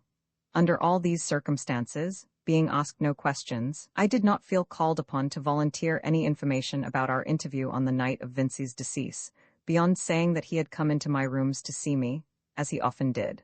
On the day of the funeral, a lawyer came down from London and followed my poor friend's remains to the grave, and then went back with his papers and effects, except, of course, the iron chest which had been left in my keeping. For a week after this, I heard no more of the matter, and indeed, my attention was amply occupied in other ways, for I was up for my fellowship, a fact that had prevented me from attending the funeral or seeing the lawyer. At last, however, the examination was over, and I came back to my rooms and sank into an easy chair with a happy consciousness that I had got through it very fairly. Soon, however, my thoughts, relieved of the pressure that had crushed them into a single groove during the last few days, turned to the events of the night of poor Vincey's death, and again I asked myself what it all meant, and wondered if I should hear anything more of the matter, and if I did not, what it would be my duty to do with the curious iron chest. I sat there and thought till I began to grow quite disturbed over the whole occurrence. The mysterious midnight visit, the prophecy of death so shortly to be fulfilled, the solemn oath that I had taken, and which Vincey had called on me to answer to in another world than this. Had the man committed suicide? It looked like it. And what was the quest of which he spoke? The circumstances were uncanny, so much so that, though I am by no means nervous, or apt to be alarmed at anything that may seem to cross the bounds of the natural, I grew afraid, and began to wish I had nothing to do with them. How much more do I wish it now, over 20 years afterwards? As I sat and thought, there came a knock at the door, and a letter, in a big blue envelope, was brought into me. I saw at a glance that it was a lawyer's letter, and an instinct told me that it was connected with my trust. The letter, which I still have, runs thus. Sir, our client, the late M.L. Vincey, Esq., who died on the 9th instant in College, Cambridge, has left behind him a will, of which you will please find copy enclosed, and of which we are the executors. Under this will you will perceive that you take a life interest in about half of the late Mr. Vincey's property, now invested in consols, subject to your acceptance of the guardianship of his only son, Leo Vincey, at present an infant, aged 5. Had we not ourselves drawn up the document in question in obedience to Mr. Vincey's clear and precise instructions, both personal and written, and had he not then assured us that he had very good reasons for what he was doing, we are bound to tell you that its provisions seem to us of so unusual a nature, that we should have bound to call the attention of the Court of Chancery to them, in order that such steps might be taken as seemed desirable to it, either by contesting the capacity of the testator or otherwise, to safeguard the interests of the infant. As it is, knowing that the testator was a gentleman of the highest intelligence and acumen, and that he has absolutely no relations living to whom he could have confided the guardianship of the child, we do not feel justified in taking this course. awaiting such instructions as you please to send us as regards the delivery of the infant and the payment of the proportion of the dividends due to you. We remain, sir, faithfully yours, Geoffrey and Jordan. Horace L. Hawley-esque. I put down the letter, and ran my eye through the will, which appeared, from its utter unintelligibility, to have been drawn on the strictest legal principles. So far as I could discover, however, it exactly bore out what my friend Vincy had told me on the night of his death, so it was true after all. I must take the boy. Suddenly, I remembered the letter which Vincy had left with the chest. I fetched and opened it. It only contained such directions as he had already given to me as to opening the chest on Leo's 25th birthday, and laid down the outlines of the boy's education, which was to include Greek, the higher mathematics, and Arabic. At the end, there was a postscript to the effect that if the boy died under the age of 25, which, however, he did not believe would be the case, I was to open the chest and act on the information I obtained if I saw fit. If I did not see fit, I was to destroy all the contents. On no account was I to pass them on to a stranger, as this letter added nothing material to my knowledge, and certainly raised no further objection in my mind to entering on the task I had promised my dead friend to undertake. There was only one course open to me, namely, to write to Messrs. Geoffrey and Jordan, and express my acceptance of the trust, stating that I should be willing to commence my guardianship of Leo in 10 days' time. This done, I went to the authorities of my college, and, having told them as much of the story as I considered desirable, which was not very much, after considerable difficulty succeeded in persuading them to stretch a point, and, in the event of my having obtained a fellowship, which I was pretty certain I had done, allow me to have the child to live with me. Their consent, however, was only granted on the condition that I vacated my rooms in college and took lodgings. This I did, and with some difficulty succeeded in obtaining very good apartments quite close to the college gates. The next thing was to find a nurse, and on this point I came to a determination. I would have no woman to lord it over me about the child, and steal his affections from me. The boy was old enough to do without female assistance, so I set to work to hunt up a suitable male attendant. With some difficulty, I succeeded in hiring a most respectable round-faced young man, who had been a helper in a hunting stable, but who said that he was one of a family of 17 and well accustomed to the ways of children, and professed himself quite willing to undertake the charge of Master Leo when he arrived. Then, having taken the iron box to town, and with my own hands deposited it at my banker's, I bought some books upon the health and management of children and read them, first to myself, and then aloud to Job, that was the young man's name, and waited. At length the child arrived in the charge of an elderly person, who wept bitterly at parting with him, and a beautiful boy he was. Indeed, I do not think that I ever saw such a perfect child before or since. His eyes were gray, his forehead was broad, and his face, even at that early age, clean-cut as a cameo, without being pinched or thin. But perhaps his most attractive point was his hair, which was pure gold in color and tightly curled over his shapely head. He cried a little when his nurse finally tore herself away and left him with us. Never shall I forget the scene. There he stood, with the sunlight from the window playing upon his golden curls, his fist screwed over one eye, whilst he took us in with the other. I was seated in a chair, and stretched out my hand to him to induce him to come to me, while Job, in the corner, was making a sort of clucking noise, which, arguing from his previous experience, or from the analogy of the hen, he judged would have a soothing effect and inspire confidence in the youthful mind, and running a wooden horse of peculiar hideousness backwards and forwards in a way that was little short of inane. This went on for some minutes, and then all of a sudden the lad stretched out both his little arms and ran to me. "I like you," he said. "You is ugly, but you is good." 10 minutes afterwards he was eating large slices of bread and butter, with every sign of satisfaction. Job wanted to put jam onto them, but I sternly reminded him of the excellent works that we had read, and forbade it. In a very little while, for, as I expected, I got my fellowship, the boy became the favorite of the whole college, where, all orders and regulations to the contrary notwithstanding, he was continually in and out, a sort of chartered libertine, in whose favor all rules were relaxed.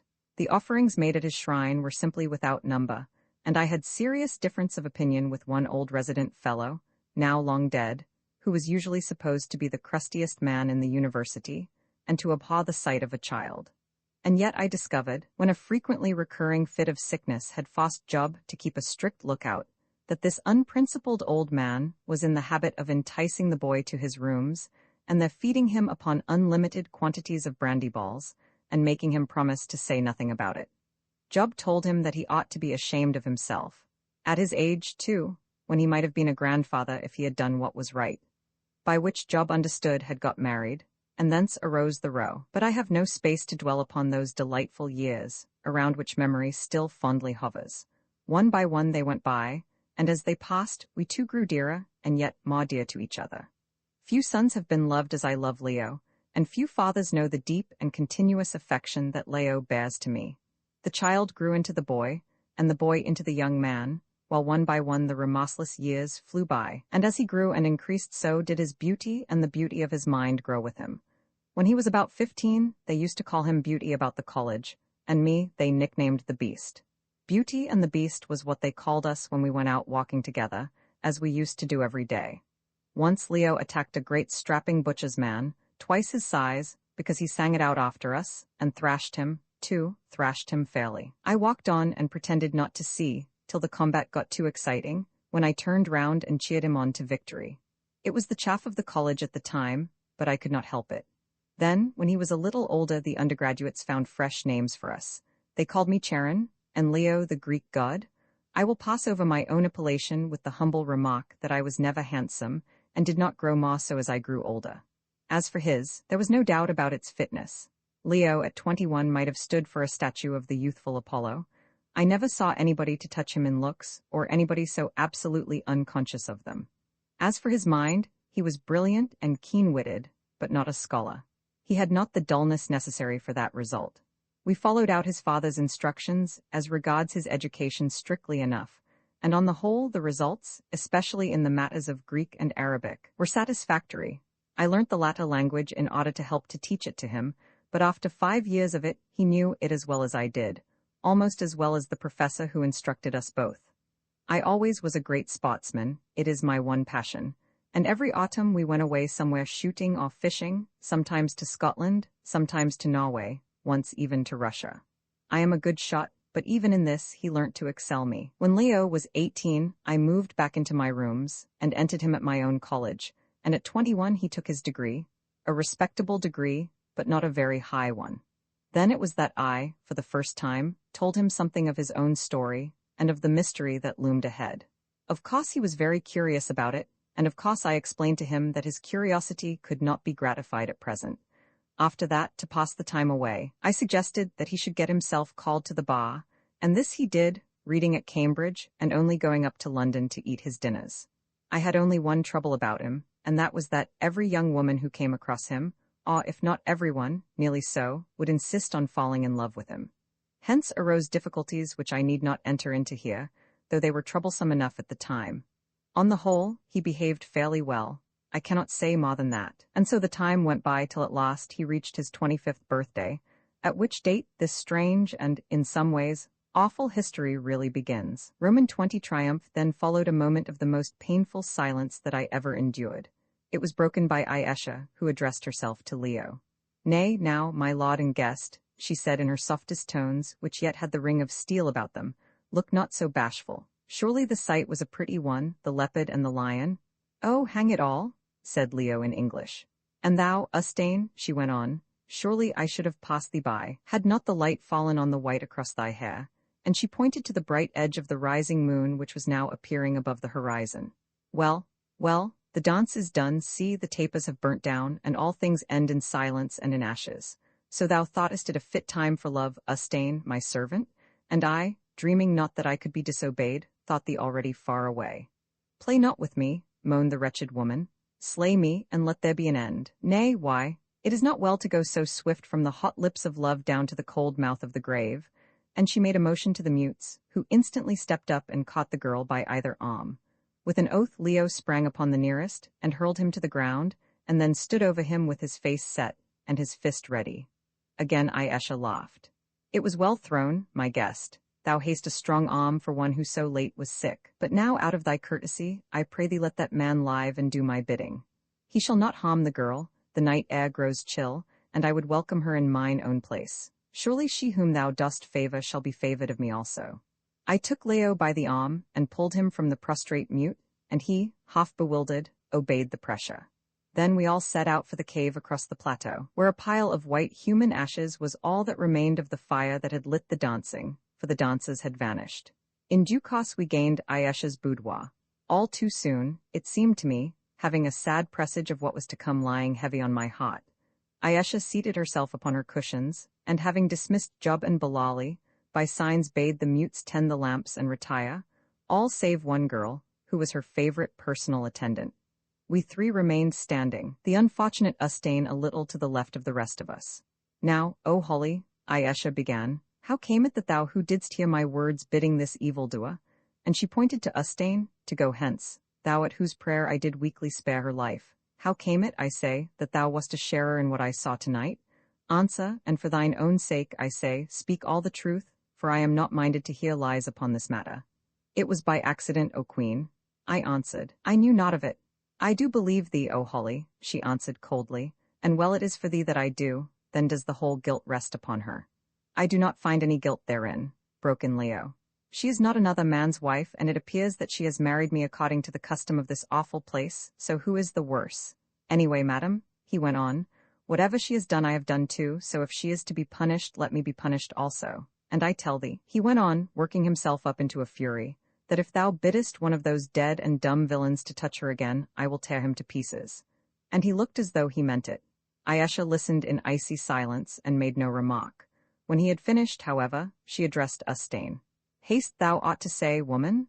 Thou silly straw, thou feather, who didst think to float towards thy passion's petty ends, even against the great wind of my will?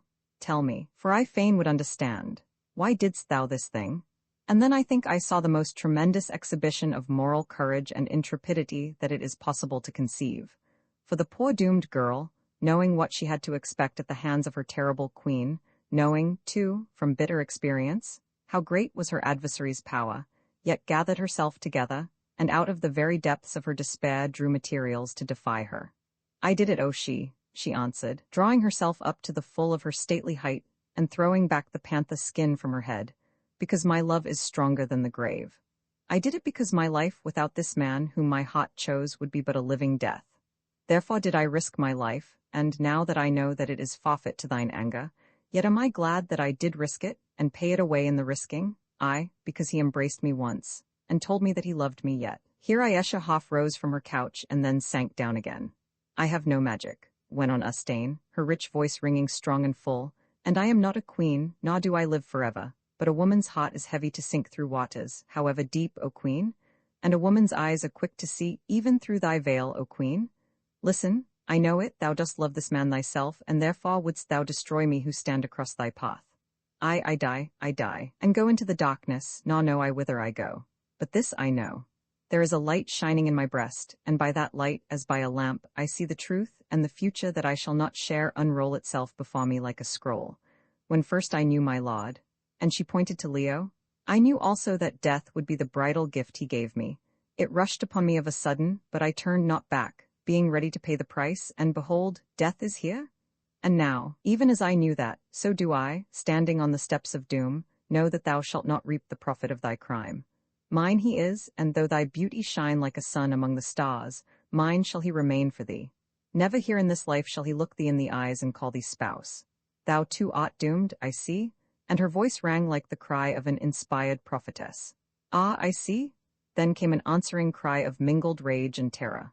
I turned my head. Ayesha had risen, and was standing with her outstretched hand pointing at Ustane, who had suddenly stopped speaking.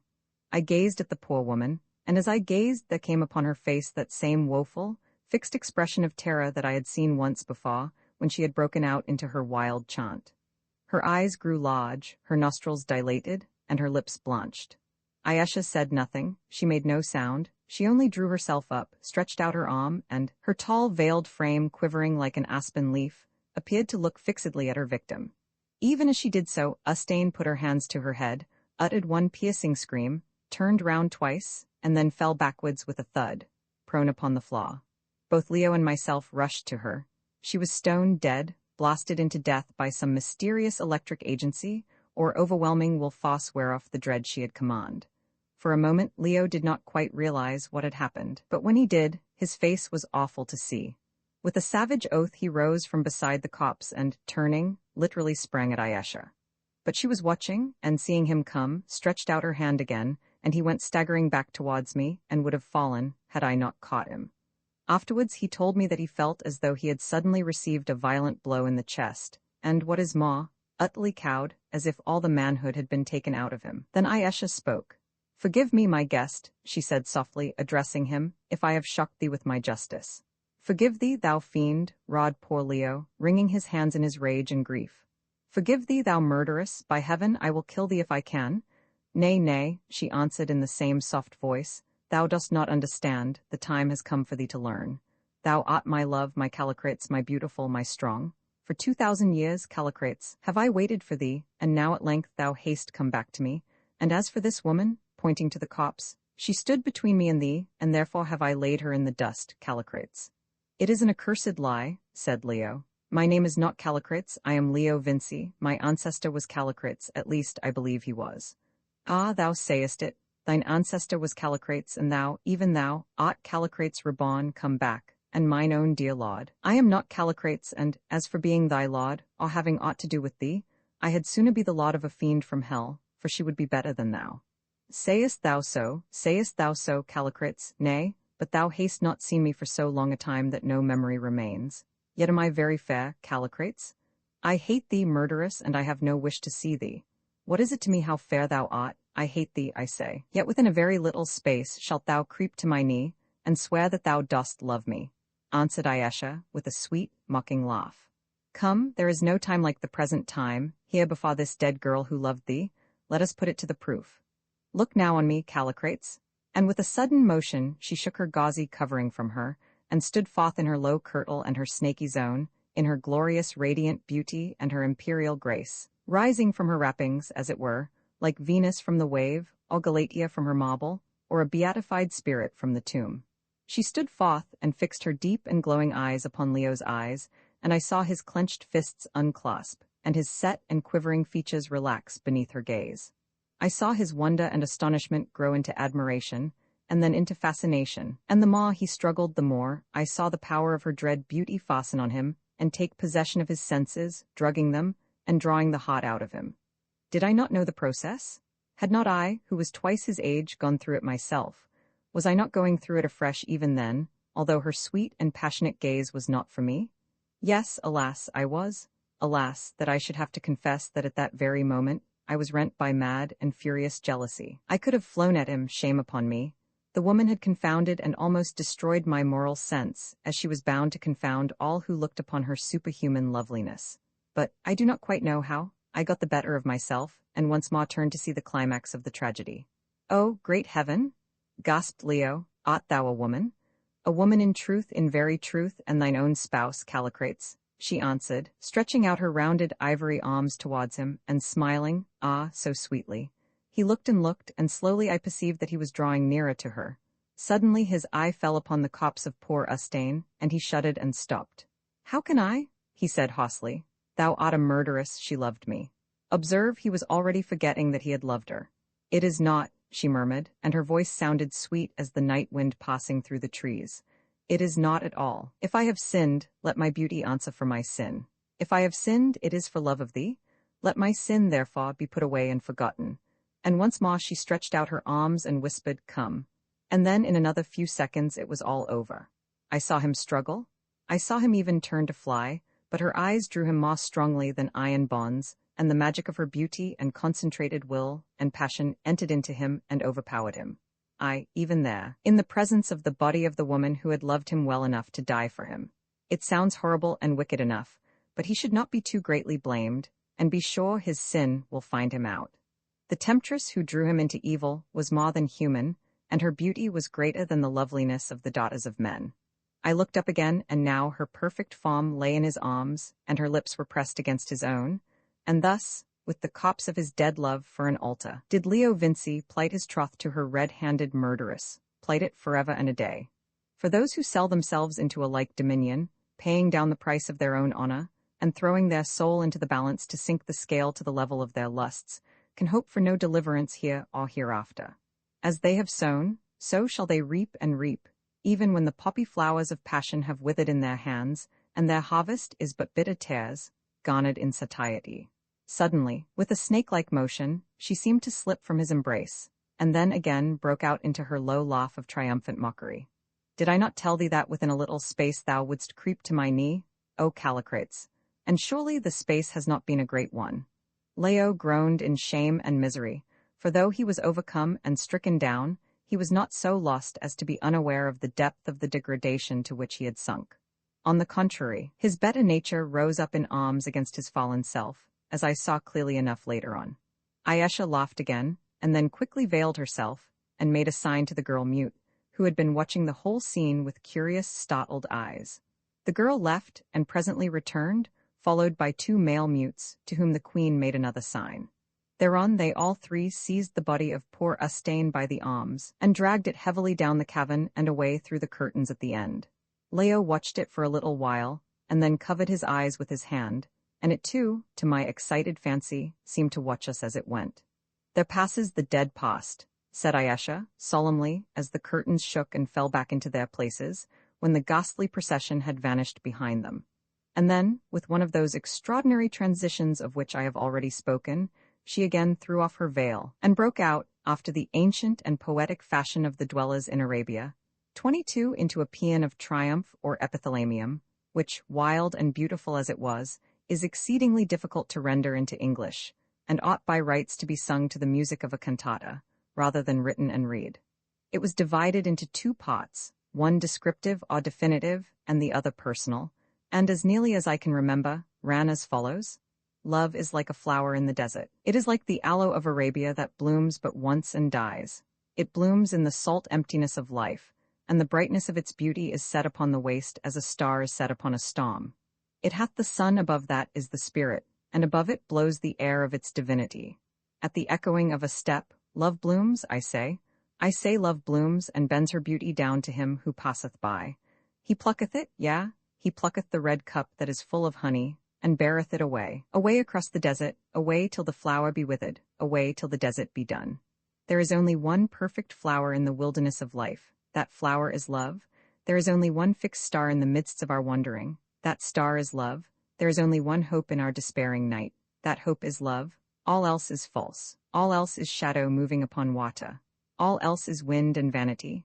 Who shall say what is the weight or the measure of love? It is born of the flesh, it dwelleth in the spirit. From each doth it draw its comfort. For beauty it is as a star. Many are its shapes, but all are beautiful, and none know where the star rose, or the horizon where it shall set.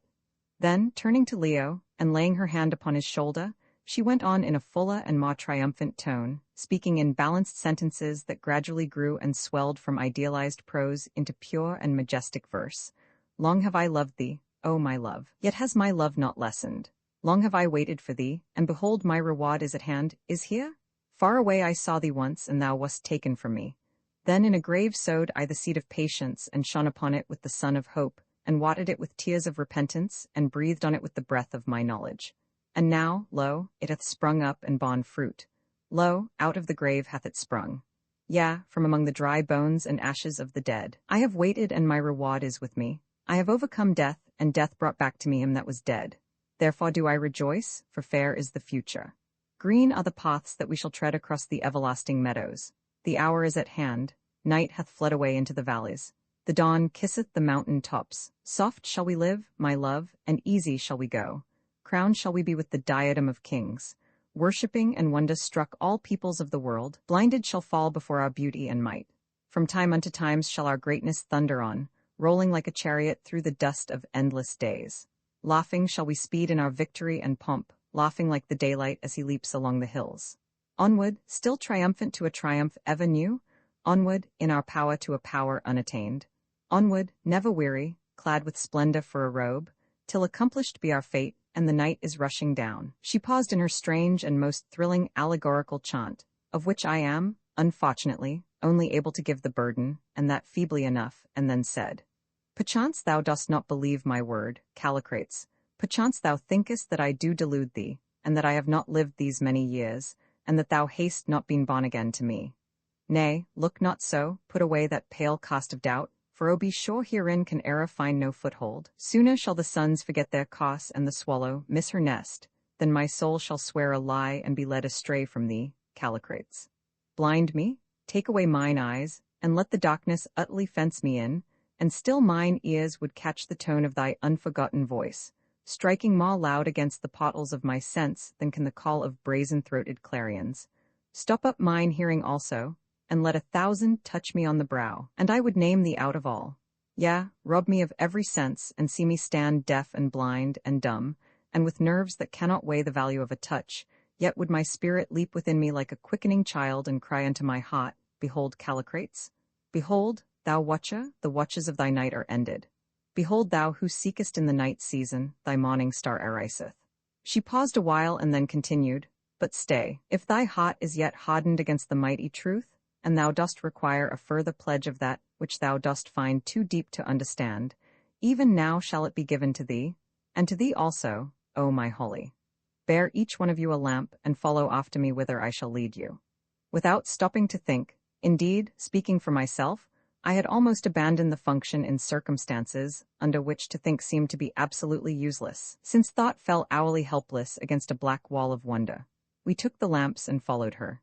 Going to the end of her boudoir, she raised a curtain and revealed a little stair of the sort that is so common in these dim caves of Ka. As we hurried down the stair, I observed that the steps were worn in the center to such an extent that some of them had been reduced from 7.5 inches, at which I guessed their original height, to about 3.5. Now, all the other steps that I had seen in the caves were practically unworn, as was to be expected, seeing that the only traffic which ever passed upon them was that of those who bore a fresh burden to the tomb. Therefore this fact struck my notice with that curious force with which little things do strike us when our minds are absolutely overwhelmed by a sudden rush of powerful sensations. Beaten flat, as it were, like a sea beneath the first burst of a hurricane, so that every little object on the surface starts into an unnatural prominence. At the bottom of the staircase I stood and stared at the worn steps, and Ayesha, turning, saw me. "Wonderest thou whose are the feet that have worn away the rock, my Holly?" she asked. "They are mine, even mine own light feet. I can remember when those stairs were fresh and level, but for 2,000 years and more have I gone down hither day by day, and see, my sandals have worn out the solid rock." I made no answer, but I do not think that anything that I had heard or seen brought home to my limited understanding so clear a sense of this being's overwhelming antiquity as that hard rock hollowed out by her soft white feet. How many hundreds of thousands of times must she have passed up and down that stair to bring about such a result? The stair led to a tunnel, and a few paces down the tunnel was one of the usual curtain-hung doorways, a glance at which told me that it was the same where I had been a witness of that terrible scene by the leaping flame. I recognized the pattern of the curtain, and the sight of it brought the whole event vividly before my eyes, and made me tremble even at its memory. Ayesha entered the tomb, for it was a tomb, and we followed her. I, for one, rejoicing that the mystery of the place was about to be cleared up, and yet afraid to face its solution. Roman 21 The dead and living meet. See now the place where I have slept for these 2,000 years, said Ayesha, taking the lamp from Leo's hand and holding it above her head. Its rays fell upon a little hollow in the floor, where I had seen the leaping flame, but the fire was out now.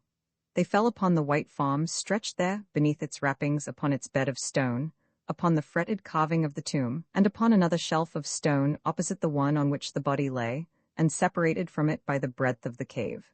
"Here," went on Ayesha, laying her hand upon the rock, "here have I slept night by night for all these generations, with but a cloak to cover me. It did not become me that I should lie soft when my spouse yonder," and she pointed to the rigid form, lay stiff in death. "Here night by night have I slept in his cold company, till thou seest, this thick slab, like the stairs down which we passed, has worn thin with the tossing of my form. So faithful have I been to thee even in thy space of sleep, Callicrates. And now, mine own, thou shalt see a wonderful thing. Living, thou shalt behold thyself dead, for well have I tended thee during all these years, Callicrates. Art thou prepared?" We made no answer, but gazed at each other with frightened eyes. The whole scene was so dreadful and so solemn. Ayesha advanced, and laid her hand upon the corner of the shroud, and once more spoke. "Be not affrighted," she said, "though the thing seem wonderful to thee. All we who live have thus lived before. Nor is the very shape that holds us a stranger to the sun. Only we know it not, because memory writes no record, and earth hath gathered in the earth she lent us, for none have saved our glory from the grave. But I, by my arts and by the arts of those dead men of Ka which I have learned, have held thee back, O Callicrates, from the dust, that the waxen stamp of beauty on thy face should ever rest before mine eye. 'Twas a mask that memory might fill, serving to fashion out thy presence from the past, and give it strength to wander in the habitations of my thought, clad in a mummery of life that stayed my appetite with visions of dead days. Behold now, let the dead and living meet, across the gulf of time they still are one. Time hath no power against identity, though sleep the merciful hath blotted out the tablets of our mind, and with oblivion sealed the sorrows that else would hound us from life to life, stuffing the brain with gathered griefs till it burst in the madness of utmost despair. Still are they one, for the wrappings of our sleep shall roll away as thunderclouds before the wind. The frozen voice of the past shall melt in music like mountain snows beneath the sun, and the weeping and the laughter of the lost hours shall be heard once more most sweetly echoing up the cliffs of immeasurable time. Aye, the sleep shall roll away, and the voices shall be heard, when down the completed chain, whereof our each existence is a link, the lightning of the spirit hath passed to work out the purpose of our being, quickening and fusing those separated days of life, and shaping them to a staff whereon we may safely lean as we wend to our appointed fate. Therefore have no fear, Callicrates, when thou, living and but lately born, shalt look upon thine own departed self, who breathed and died so long ago. I do but turn one page in thy book of being, and show thee what is writ thereon. Behold! With a sudden motion she drew the shroud from the cold form, and let the lamplight play upon it. I looked, and then shrank back terrified, since, say what she might in explanation, the sight was an uncanny one, for her explanations were beyond the grasp of our finite minds, and when they were stripped from the mists of vague esoteric philosophy, and brought into conflict with the cold and horrifying fact, did not do much to break its farce. For there, stretched upon the stone bier before us, robed in white and perfectly preserved, was what appeared to be the body of Leo Vinci. I stared from Leo, standing there alive, to Leo lying there dead, and could see no difference, except, perhaps, that the body on the bier looked older. Feature for feature they were the same, even down to the crop of little golden curls, which was Leo's most uncommon beauty. It even seemed to me, as I looked, that the expression on the dead man's face resembled that which I had sometimes seen upon Leo's when he was plunged into profound sleep. I can only sum up the closeness of the resemblance by saying that I never saw twins so exactly similar as that dead and living pair. I turned to see what effect was produced upon Leo by the sight of his dead self, and found it to be one of partial stupefaction. He stood for 2 or 3 minutes staring, and said nothing, and when at last he spoke it was only to ejaculate, "Cover it up, and take me away." "Nay, wait, Callicrates," said Ayesha, who, standing with the lamp raised above her head, flooding with its light her own rich beauty and the cold wonder of the death-clothed form upon the bier, resembled an inspired sibyl rather than a woman, as she rolled out her majestic sentences with a grandeur and a freedom of utterance which I am, alas, quite unable to reproduce. "Wait, I would show thee something, that no tittle of my crime may be hidden from thee. Do thou, O Holly, open the garment on the breast of the dead Callicrates, for perchance my lord may fear to touch it himself." I obeyed with trembling hands. It seemed a desecration and an unhallowed thing to touch that sleeping image of the live man by my side. Presently his broad chest was bare, and there upon it, right over the heart, was a wound, evidently inflicted with a spear. "Thou seest, Callicrates," she said. "Know then that it was I who slew thee. In the place of life I gave thee death. I slew thee because of the Egyptian Amenatas, whom thou didst love, for by her wiles she held thy heart, and her I could not smite as but now I smote that woman, for she was too strong for me. In my haste and bitter anger I slew thee, and now for all these days have I lamented thee, and waited for thy coming. And thou hast come, and none can stand between thee and me, and of a truth now for death I will give thee life. Not life eternal, for that none can give, but life and youth that shall endure for thousands upon thousands of years, and with it pomp and power and wealth, and all things that are good and beautiful, such as have been to no man before thee, nor shall be to any man who comes after. And now one thing more, and thou shalt rest and make ready for the day of thy new birth. Thou seest this body, which was thine own. For all these centuries it hath been my cold comfort and my companion, but now I need it no more, for I have thy living presence, and it can but serve to stir up memories of that which I would fain forget. Let it therefore go back to the dust from which I held it. Behold, I have prepared against this happy hour. And going to the other shelf or stone ledge, which she said had served her for a bed, she took from it a large vitrified double-handed vase, the mouth of which was tied up with a bladder. This she loosed, and then, having bent down and gently kissed the white forehead of the dead man, she undid the vase, and sprinkled its contents carefully over the form, taking, I observed, the greatest precautions against any drop of them touching us or herself, and then poured out what remained of the liquid upon the chest and head. Instantly, a dense vapor arose, and the cave was filled with choking fumes that prevented us from seeing anything while the deadly acid, for I presume it was some tremendous preparation of that sort, did its work. From the spot where the body lay came a fierce fizzing and cracking sound, which ceased, however, before the fumes had cleared away. At last they were all gone, except a little cloud that still hung over the copse.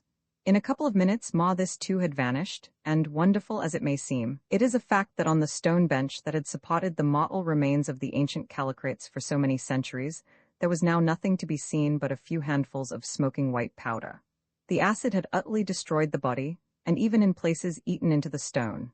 Ayesha stooped down, and taking a handful of this powder in her grasp, threw it into the air, saying at the same time, in a voice of calm solemnity, "Dust to dust, the past to the past, the dead to the dead. Calicrates is dead and is born again." The ashes floated noiselessly to the rocky floor, and we stood in awed silence and watched them fall, too overcome for words. "Now leave me," she said, "and sleep if you may. I must watch and think, for tomorrow night we go hence, and the time is long since I trod the path that we must follow." Accordingly we bowed and left her. As we passed to our own apartment, I peeped into Job's sleeping place to see how he fared, for he had gone away just before our interview with the murdered Ustane, quite prostrated by the terrors of the Amahaga festivity. He was sleeping soundly, good honest fellow that he was, and I rejoiced to think that his nerves, which, like those of most uneducated people, were far from strong, had been spared the closing scenes of this dreadful day. Then we entered our own chamber, and here at last poor Leo, who, ever since he had looked upon that frozen image of his living self, had been in a state not far removed from stupefaction, burst out into a torrent of grief. Now that he was no longer in the presence of the dread she, his sense of the awfulness of all that had happened, and more especially of the wicked murder of Ustane, who was bound to him by ties so close, broke upon him like a storm, and lashed him into an agony of remorse and terror, which was painful to witness. He cursed himself, he cursed the hour when we had first seen the writing on the sherd, which was being so mysteriously verified, and bitterly he cursed his own weakness. Ayesha he dared not curse. Who dared speak evil of such a woman, whose consciousness, for aught we knew, was watching us at the very moment? "What am I to do, old fellow?" he groaned, resting his head against my shoulder in the extremity of his grief. I let her be killed, not that I could help that, but within 5 minutes I was kissing her murderess over her body. I am a degraded brute, but I cannot resist that. And here his voice sank. That awful sorceress. I know I shall do it again tomorrow. I know that I am in her power for always. If I never saw her again, I should never think of anybody else during all my life. I must follow her as a needle follows a magnet. I would not go away now if I could.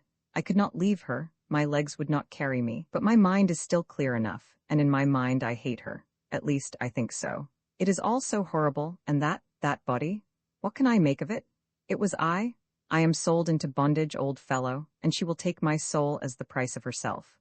Then, for the first time, I told him that I was in a but very little better position, and I am bound to say that, notwithstanding his own infatuation, he had the decency to sympathize with me. Perhaps he did not think it worth while being jealous, realizing that he had no cause so far as the lady was concerned.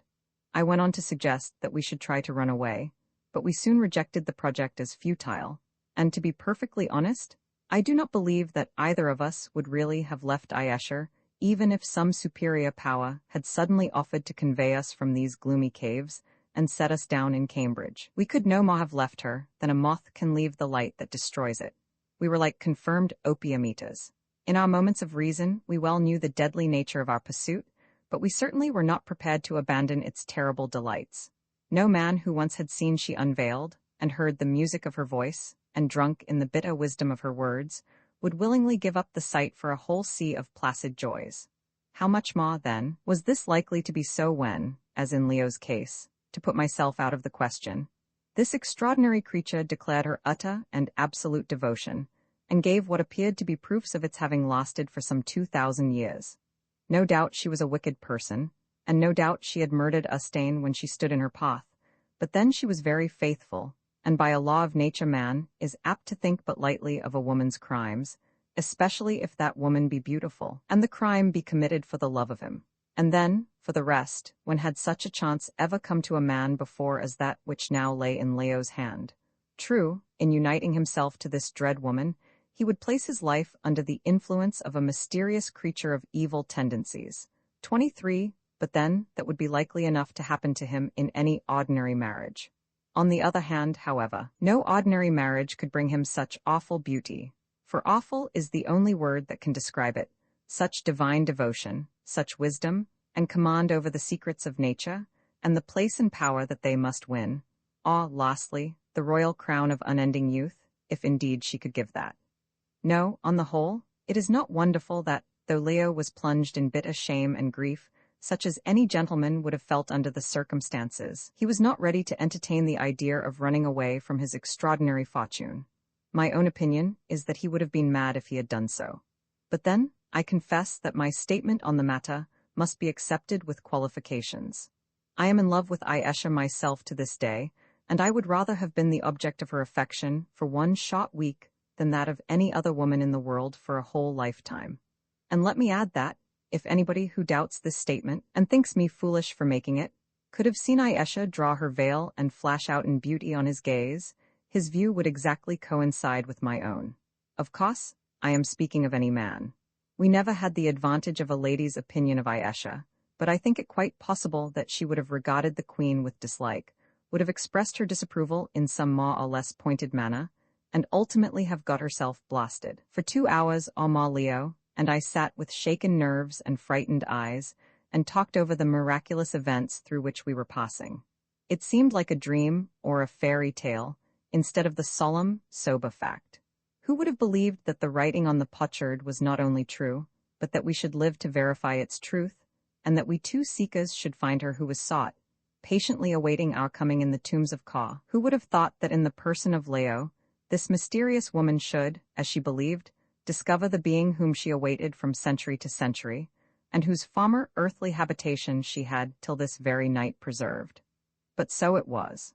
In the face of all we had seen, it was difficult for us as ordinary reasoning men any longer to doubt its truth, and therefore at last, with humble hearts and a deep sense of the impotence of human knowledge, and the insolence of its assumption that denies that to be possible which it has no experience of, we laid ourselves down to sleep, leaving our fates in the hands of that watching Providence, which had thus chosen to allow us to draw the veil of human ignorance, and reveal to us for good or evil some glimpse of the possibilities of life. Roman 22. Job has a presentiment. It was 9 o'clock on the following morning, when Job, who still looked scared and frightened, came in to call me, and at the same time breathed his gratitude at finding us alive in our beds, which it appeared was more than he had expected.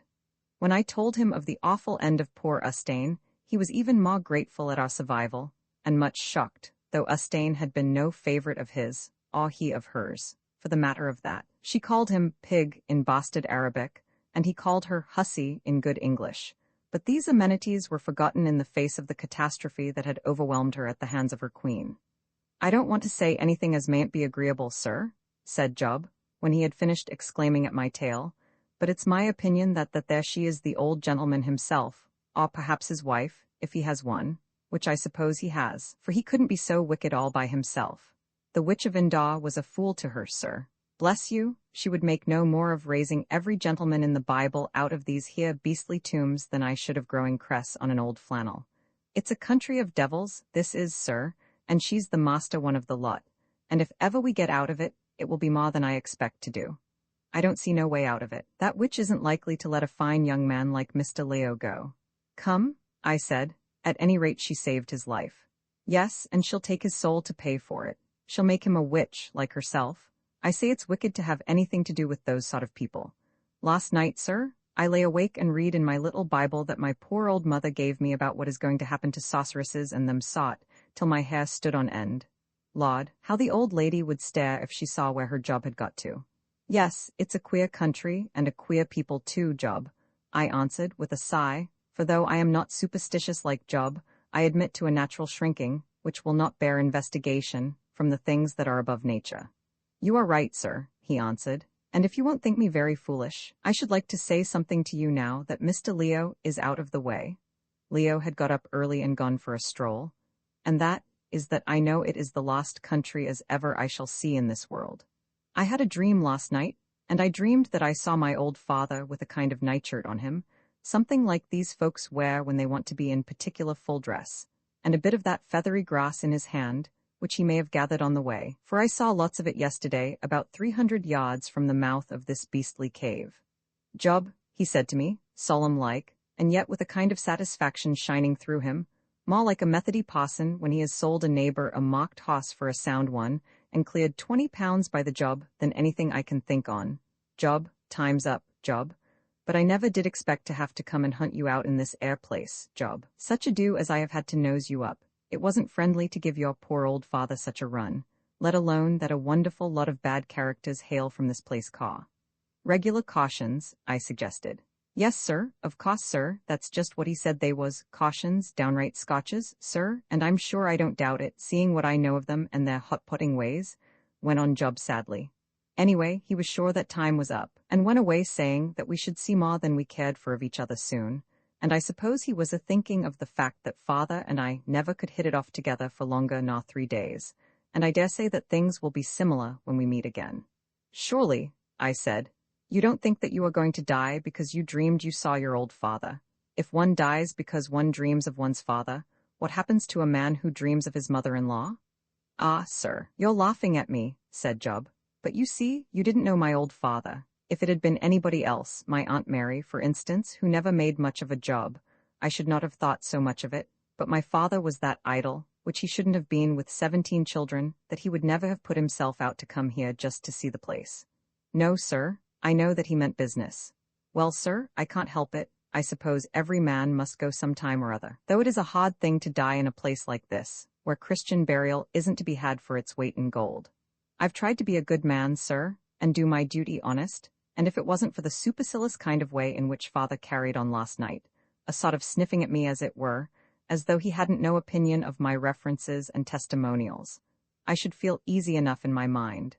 Anyway, sir, I've been a good servant to you and Mr. Leo, bless him. Why, it seems but the other day that I used to lead him about the streets with a penny whip, and if ever you get out of this place, which, as father didn't allude to you, perhaps you may, I hope you will think kindly of my whitened bones, and never have anything more to do with Greek writing on flower pots, sir, if I may make so bold as to say so. Come, Job, I said seriously. This is all nonsense, you know. You mustn't be silly enough to go getting such ideas into your head. We've lived through some queer things, and I hope that we may go on doing so. No, sir, answered Job, in a tone of conviction that jarred on me unpleasantly. It isn't nonsense. I'm a doomed man, and I feel it, and a wonderful, uncomfortable feeling it is, sir, for one can't help wondering how it's going to come about. If you are eating your dinner you think of poison and it goes against your stomach, and if you are walking along these dark rabbit burrows you think of knives and laud, don't you just shiver about the back? I ain't particular, sir, provided it's sharp, like that poor girl, who, now that she's gone, I am sorry to have spoke hard on, though I don't approve of her morals in getting married, which I consider too quick to be decent. Still, sir, and poor Job turned a shade paler as he said it, I do hope it won't be that hot-pot game. Nonsense, I broke in angrily. Nonsense? Very well, sir, said Job. It isn't my place to differ from you, sir, but if you happen to be going anywhere, sir, I should be obliged if you could manage to take me with you, seeing that I shall be glad to have a friendly face to look at when the time comes, just to help one through, as it were. And now, sir, I'll be getting the breakfast. And he went, leaving me in a very uncomfortable state of mind. I was deeply attached to old Job, who was one of the best and honestest men I have ever had to do with in any class of life, and really more of a friend than a servant, and the mere idea of anything happening to him brought a lump into my throat. Beneath all his ludicrous talk, I could see that he himself was quite convinced that something was going to happen, and though in most cases these convictions turn out to be utter moonshine, and this particular one especially was to be amply accounted for by the gloomy and unaccustomed surroundings in which its victim was placed, still, it did more or less carry a chill to my heart, as any dread that is obviously a genuine object of belief is apt to do, however absurd the belief may be. Presently the breakfast arrived, and with it Leo, who had been taking a walk outside the cave. To clear his mind, he said, and very glad I was to see both, for they gave me a respite from my gloomy thoughts. After breakfast we went for another walk, and watched some of the Amahagga sowing a plot of ground with the grain from which they make their beer. This they did in scriptural fashion, a man with a bag made of goat's hide fastened round his waist walking up and down the plot and scattering the seed as he went. It was a positive relief to see one of these dreadful people do anything so homely and pleasant as sow a field, perhaps because it seemed to link them, as it were, with the rest of humanity. As we were returning, Bilali met us, and informed us that it was she's pleasure that we should wait upon her, and accordingly we entered her presence, not without trepidation, for Ayesha was certainly an exception to the rule. Familiarity with her might and did breed passion and wonder and horror, but it certainly did not breed contempt. We were as usual shown in by the mutes, and after these had retired Ayesha unveiled, and once more bade Leo embrace her, which, notwithstanding his hot searchings of the previous night, he did with more alacrity and fervour than in strictness courtesy required. She laid her white hand on his head, and looked him fondly in the eyes. "Dost thou wonder, my Callicrates," she said, "when thou shalt call me all thine own, and when we shall of a truth be for one another and to one another? I will tell thee. First must thou be even as I am, not immortal indeed, for that I am not, but so cased and hardened against the attacks of time that his arrows shall glance from the armour of thy vigorous life as the sunbeams glance from water. As yet I may not mate with thee, for thou and I are different, and the very brightness of my being would burn thee up, and perchance destroy thee. Thou couldst not even endure to look upon me for too long a time lest thine eyes should ache, and thy senses swim, and therefore, with a little nod, shall I presently veil myself again." This, by the way, she did not do. "No, listen, thou shalt not be tried beyond endurance, for this very evening, an hour before the sun goes down, shall we start hence, and by tomorrow's dark, if all goes well, and the road is not lost to me, which I pray it may not be, shall we stand in the place of life, and thou shalt bathe in the fire, and come forth glorified, as no man ever was before thee, and then, Callicrates, shalt thou call me wife, and I will call thee husband." Leo muttered something in answer to this astonishing statement, I do not know what, and she laughed a little at his confusion and went on. "And thou too, O Holly, on thee also will I confer this boon, and then of a truth shalt thou be evergreen, and this will I do? Well, because thou hast pleased me, Holly, for thou art not altogether a fool, like most of the sons of men, and because, though thou hast a school of philosophy as full of nonsense as those of the old days, yet hast thou not forgotten how to turn a pretty phrase about a lady's eyes." "Halloa, old fellow," whispered Leo, with a return of his old cheerfulness. "Have you been paying compliments? I should never have thought it of you." "I thank thee, O Ayesha," I replied, with as much dignity as I could command. "But if there be such a place as thou dost describe, and if in this strange place there may be found a fiery virtue that can hold off death when he comes to pluck us by the hand, yet would I none of it. For me, O Ayesha, the world has not proved so soft a nest that I would lie in it forever. A stony-hearted mother is our earth, and stones are the bread she gives her children for their daily food, stones to eat and bitter water for their thirst, and stripes for tender nurture. Who would endure this for many lives? Who would so load up his back with memories of lost hours and loves, and of his neighbor's sorrows that he cannot lessen, and wisdom that brings not consolation? Hard is it to die, because our delicate flesh doth shrink back from the worm it will not feel, and from that unknown which the winding sheet doth curtain from our view. But harder still, to my fancy, would it be to live on, green in the leaf and fair, but dead and rotten at the core, and feel that other secret worm of recollection gnawing ever at the heart. Bethink thee, Holly, she said, yet doth long life and strength and beauty beyond measure mean power, and all things that are dear to man. And what, O Queen, I answered, are those things that are dear to man?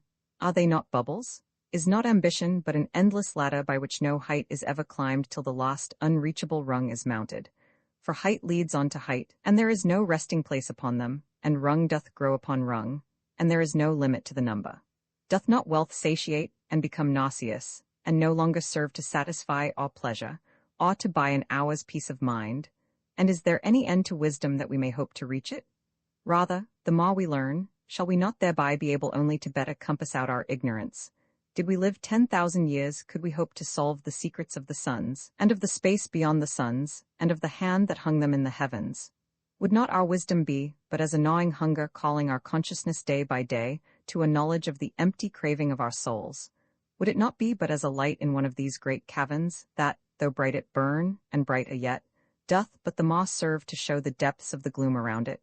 And what good thing is there beyond that we may gain by length of days? Nay, my Holly, there is love, love which makes all things beautiful, and doth breathe divinity into the very dust we tread. With love shall life roll gloriously on from year to year, like the voice of some great music that hath power to hold the hearers hot poised on eagle's wings above the sodded shame and folly of the earth. It may be so, I answered, but if the loved one prove a broken reed to pierce us, or if the love be loved in vain, what then? Shall a man grave his sorrows upon a stone when he hath but need to write them on the water? Nay, O she, I will live my day, and grow old with my generation, and die my appointed death, and be forgotten. For I do hope for an immortality to which the little span that perchance thou canst confer will be but as a finger's length laid against the measure of the great world. And, mark this, the immortality to which I look, and which my faith doth promise me, shall be free from the bonds that here must tie my spirit down.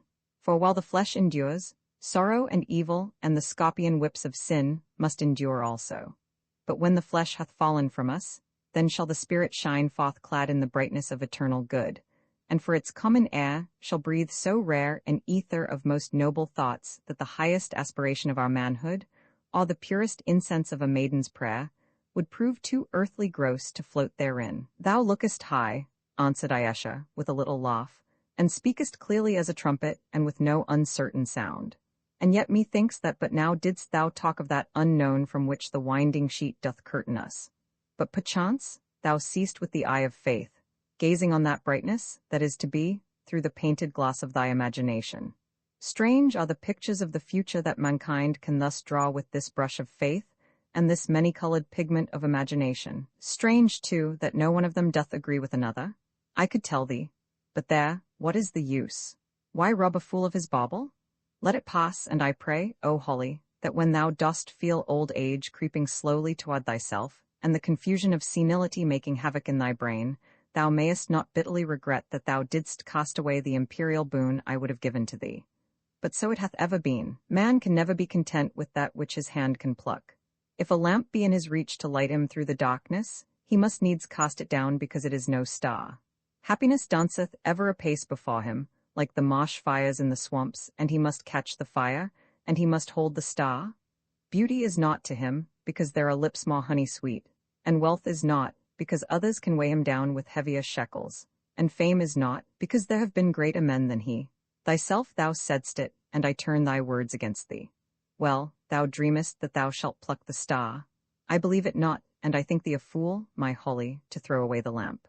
I made no answer, for I could not, especially before Leo, tell her that since I had seen her face I knew that it would always be before my eyes, and that I had no wish to prolong an existence which must always be haunted and tortured by her memory, and by the lost bitterness of unsatisfied love. But so it was, and so, alas, is it to this hour. And now, went on she, changing her tone and the subject together, tell me, my Callicrates, for as yet I know it not, how came ye to seek me here? Yesternight thou didst say that Callicrates, him whom thou sawest, was thine ancestor. How was it? Tell me, thou dost not speak overmuch. Thus adjured, Leo told her the wonderful story of the casket and of the potsherd that, written on by his ancestress, the Egyptian Amenatas, had been the means of guiding us to her. Ayesha listened intently, and when he had finished, spoke to me. Did I not tell thee one day, when we did talk of good and evil, O Holly, it was when my beloved lay so ill, that out of good came evil, and out of evil good, that they who sowed knew not what the crop should be, nor he who struck where the blow should fall? See now, this Egyptian Amenatas, this royal child of the Nile who hated me, and whom even now I hate, for in a way she did prevail against me. See now, she herself hath been the very means to bring her lover to mine arms. For her sake I slew him, and now, behold, through her he hath come back to me. She would have done me evil, and sowed her seeds that I might reap tares, and behold, she hath given me more than all the world can give. And there is a strange square for thee to fit into thy circle of good and evil, O Holly. And so, she went on after a pause, and so she bade her son destroy me if he might, because I slew his father. And thou, my Callicrates, art the father, and in a sense thou art likewise the son. And wouldst thou avenge thy wrong, and the wrong of that far-off mother of thine, upon me, O Callicrates? See, and she slid to her knees, and drew the white corsage still farther down her ivory bosom. See, here beats my heart, and there by thy side is a knife, heavy and long and sharp, the very knife to slay an erring woman with. Take it now and be avenged, strike and strike home. So shalt thou be satisfied, Callicrates, and go through life a happy man, because thou hast paid back the wrong, and obeyed the mandate of the past. He looked at her, and then stretched out his hand and lifted her to her feet. Rise, Ayesha, he said sadly. Well, thou knowest that I cannot strike thee, no, not even for the sake of her whom thou slewest but last night. I am in thy power, and a very slave to thee. How can I kill thee? Sooner should I slay myself. Almost dost thou begin to love me, Callicrates, she answered, smiling. And now tell me of thy country. 'Tis a great people, is it not, with an empire like that of Rome? Surely thou wouldst return thither, and it is well, for I mean not that thou shouldst dwell in these caves of Ka. Nay, when once thou art even as I am, we will go hence. Fear not but that I shall find a path. And then shall we journey to this England of thine, and live as it becometh us to live. 2,000 years have I waited for the day, when I should see the last of these hateful caves and this gloomy-visaged folk, and now it is at hand, and my heart bounds up to meet it like a child's towards its holiday. For thou shalt rule this England. But we have a queen already, broke in Leo, hastily. It is not, said Ayesha. She can be overthrown. At this we both broke out into an exclamation of dismay, and explained that we should as soon think of overthrowing ourselves. But here is a strange thing, said Ayesha, in astonishment. A queen whom her people love. Surely the world must have changed since I dwelt in Ka. Again we explained that it was the character of monarchs that had changed, and that the one under whom we lived was venerated and beloved by all right-thinking people in her vast realms. Also, we told her that real power in our country rested in the hands of the people, and that we were in fact ruled by the votes of the lower and least educated classes of the community. Ah, she said, a democracy? Then surely there is a tyrant, for I have long since seen that democracies, having no clear will of their own, in the end set up a tyrant and worship him. Yes, I said, we have our tyrants. Well, she answered resignedly, we can at any rate destroy these tyrants, and Callicrates shall rule the land. I instantly informed Ayesha that in England, blasting was not an amusement that could be indulged in with impunity, and that any such attempt would meet with the consideration of the law and probably end upon a scaffold. The law, she laughed with scorn.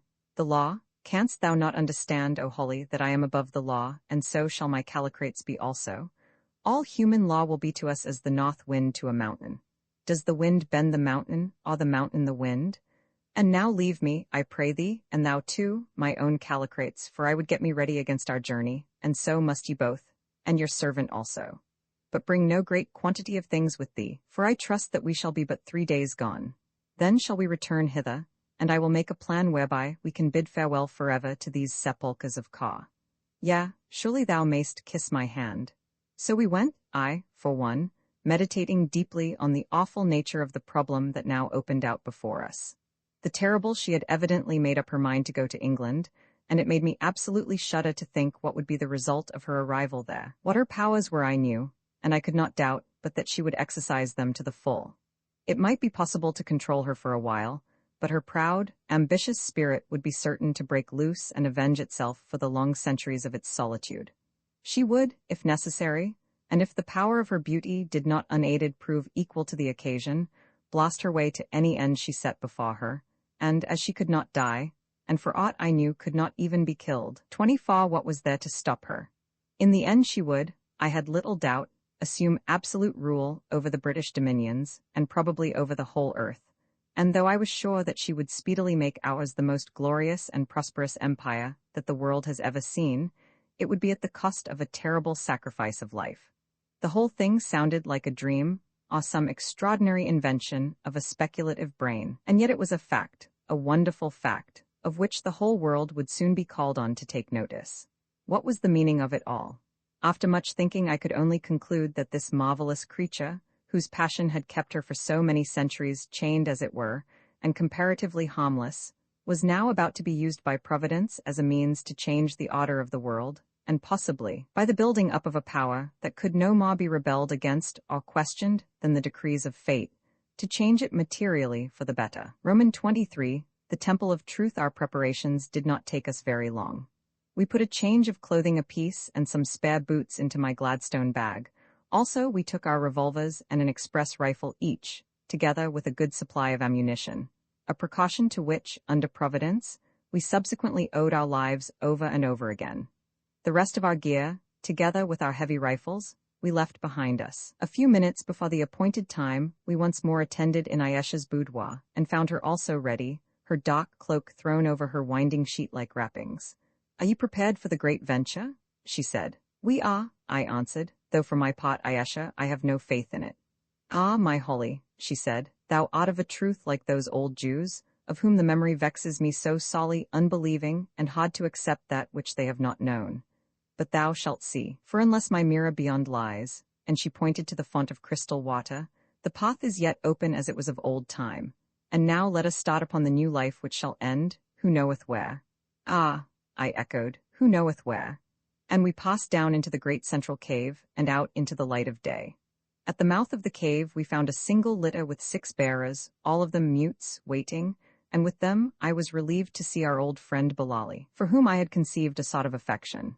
It appeared that, for reasons not necessary to explain at length, Ayesha had thought it best that, with the exception of herself, we should proceed on foot, and this we were nothing loth to do, after our long confinement in these caves, which, however suitable they might be for sarcophagi, a singularly inappropriate word, by the way, for these particular tombs, which certainly did not consume the bodies given to their keeping, were depressing habitations for breathing mortals like ourselves.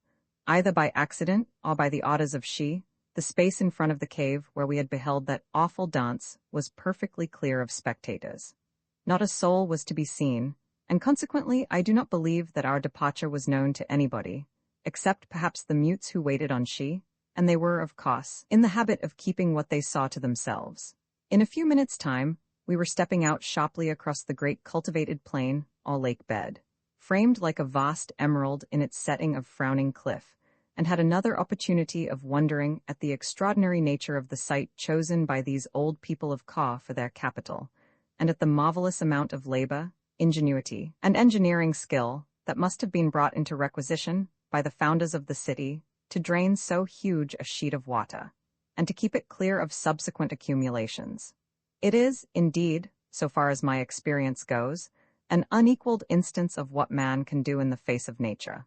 For in my opinion such achievements as the Suez Canal, or even the Mont Cenis Tunnel, do not approach this ancient undertaking in magnitude and grandeur of conception. When we had been walking for about half an hour, enjoying ourselves exceedingly in the delightful cool, which about this time of the day always appeared to descend upon the great plain of Ka, and which in some degree atoned for the want of any land or sea breeze, for all wind was kept off by the rocky mountain wall, we began to get a clear view of what Bilali had informed us were the ruins of the great city.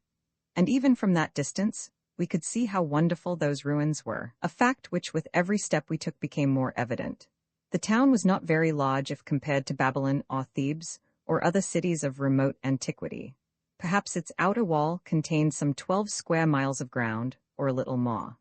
Nor had the walls, so far as we could judge when we reached them, been very high, probably not more than 40 feet, which was about their present height where they had not through the sinking of the ground, or some such cause, fallen into ruin. The reason of this, no doubt, was that the people of Ka, being protected from any outside attack by far more tremendous ramparts than any that the hand of man could rear, only required them for show, and to guard against civil discord. But on the other hand, they were as broad as they were high, built entirely of dressed stone, hewn, no doubt, from the vast caves, and surrounded by a great moat about 60 feet in width, some reaches of which were still filled with water. About 10 minutes before the sun finally sank, we reached this moat, and passed down and through it, clambering across what evidently were the piled-up fragments of a great bridge in order to do so, and then with some little difficulty over the slope of the wall to its summit. I wish that it lay within the power of my pen to give some idea of the grandeur of the sight that then met our view. There, all bathed in the red glow of the sinking sun, were miles upon miles of ruins, columns, temples, shrines, and the palaces of kings, varied with patches of green bush. Of course, the roofs of these buildings had long since fallen into decay and vanished, but owing to the extreme massiveness of the style of building, and to the hardness and durability of the rock employed, most of the potty walls and great columns still remained standing 0.25 straight before us stretched away, what had evidently been the main thoroughfare of the city, for it was very wide, wider than the Thames embankment and regular, being, as we afterwards discovered, paved, or rather built, throughout of blocks of dressed stone, such as were employed in the walls. It was but little overgrown even now with grass and shrubs that could get no depth of soil to live in. What had been the parks and gardens, on the contrary, were now dense jungle. Indeed, it was easy even from a distance to trace the course of the various roads by the burnt-up appearance of the scanty grass that grew upon them. On either side of this great thoroughfare were vast blocks of ruins, each block, generally speaking, being separated from its neighbor by a space of what had once, I suppose, been garden ground, but was now dense and tangled bush. They were all built of the same colored stone, and most of them had pillars, which was as much as we could make out in the fading light as we passed swiftly up the main road, that I believe I am right in saying no living foot had pressed for thousands of years. 26. Presently, we came to an enormous pile, which we rightly took to be a temple, covering at least 8 acres of ground, and apparently arranged in a series of cots, each one enclosing another of smaller size, on the principle of a Chinese nest of boxes, the cots being separated one from the other by rows of huge columns. And while I think of it, I may as well state a remarkable thing about the shape of these columns, which resembled none that I have ever seen or heard of, being fashioned with a kind of waist at the center, and swelling out above and below. At first we thought that this shape was meant to roughly symbolize, or suggest the female form, as was a common habit amongst the ancient religious architects of many creeds. On the following day, however, as we went up the slopes of the mountain, we discovered a large quantity of the most stately-looking palms, of which the trunks grew exactly in this shape. And I have now no doubt but that the first designer of those columns drew his inspiration from the graceful bends of those very palms, or rather of their ancestors, which then, some 8 or 10,000 years ago, as now, beautified the slopes of the mountain that had once formed the shores of the volcanic lake. At the facade of this huge temple, which, I should imagine, is almost as large as that of El Karnak, at Thebes, some of the largest columns which I measured, being between 18 to 20 feet in diameter at the base, by about 70 feet in height, our little procession was halted, and Ayesha descended from her litter. "There was a spot here, Callicrates," she said to Leo, who had run up to help her down, "where one might sleep. 2,000 years ago did thou and I and that Egyptian asp rest therein, but since then have I not set foot here, nor any man, and perchance it has fallen." And, followed by the rest of us, she passed up a vast flight of broken and ruined steps into the outer cot, and looked round into the gloom. Presently she seemed to recollect, and walking a few paces along the wall to the left, halted. "It is here," she said, and at the same time beckoned to the 2 mutes, who were loaded with provisions and our little belongings, to advance. One of them came forward, and, producing a lamp, lit it from his brazier, for the Amahagga, when on a journey, nearly always carried with them a little lighted brazier, from which to provide fire. The tinder of this brazier was made of broken fragments of mummy carefully damped, and if the admixture of moisture was properly managed, this unholy compound would smolder away for hours. 27. As soon as the lamp was lit, we entered the place before which Ayesha had halted. It turned out to be a chamber hollowed in the thickness of the wall, and from the fact of there still being a massive stone table in it, I should think that it had probably served as a living room, perhaps for one of the doorkeepers of the great temple. Here we stopped, and after cleaning the place out and making it as comfortable as circumstances and the darkness would permit, we ate some cold meat, at least Leo, Job and I did, for Ayesha, as I think I have said elsewhere, never touched anything except cakes of flour, fruit, and water. While we were still eating, the moon, which was at her full, rose above the mountain wall and began to flood the place with silver. "What you why I have brought you here tonight, my Holly?" said Ayesha, leaning her head upon her hand and watching the great orb as she rose, like some heavenly queen, above the solemn pillars of the temple. "I brought you? Nay, it is strange, but knowest thou, Callicrates, that thou liest at this moment upon the very spot where thy dead body lay when I bore thee back to those caves of Kos so many years ago. It all returns to my mind now. I can see it, and horrible is it to my sight." And she shuddered. Here Leo jumped up and hastily changed his seat. However the reminiscence might affect Ayesha, it clearly had few charms for him. "I brought you? went on Ayesha presently, that ye might look upon the most wonderful sight that ever the eye of man beheld, the full moon shining over ruined Ka. When ye have done your eating, I would that I could teach you to eat naught but fruit, calicrates, but that will come after thou hast laved in the fire. Once I, too, ate flesh like a brute beast. When ye have done we will go out, and I will show you this great temple and the God whom men once worshipped therein. Of course we got up at once and started.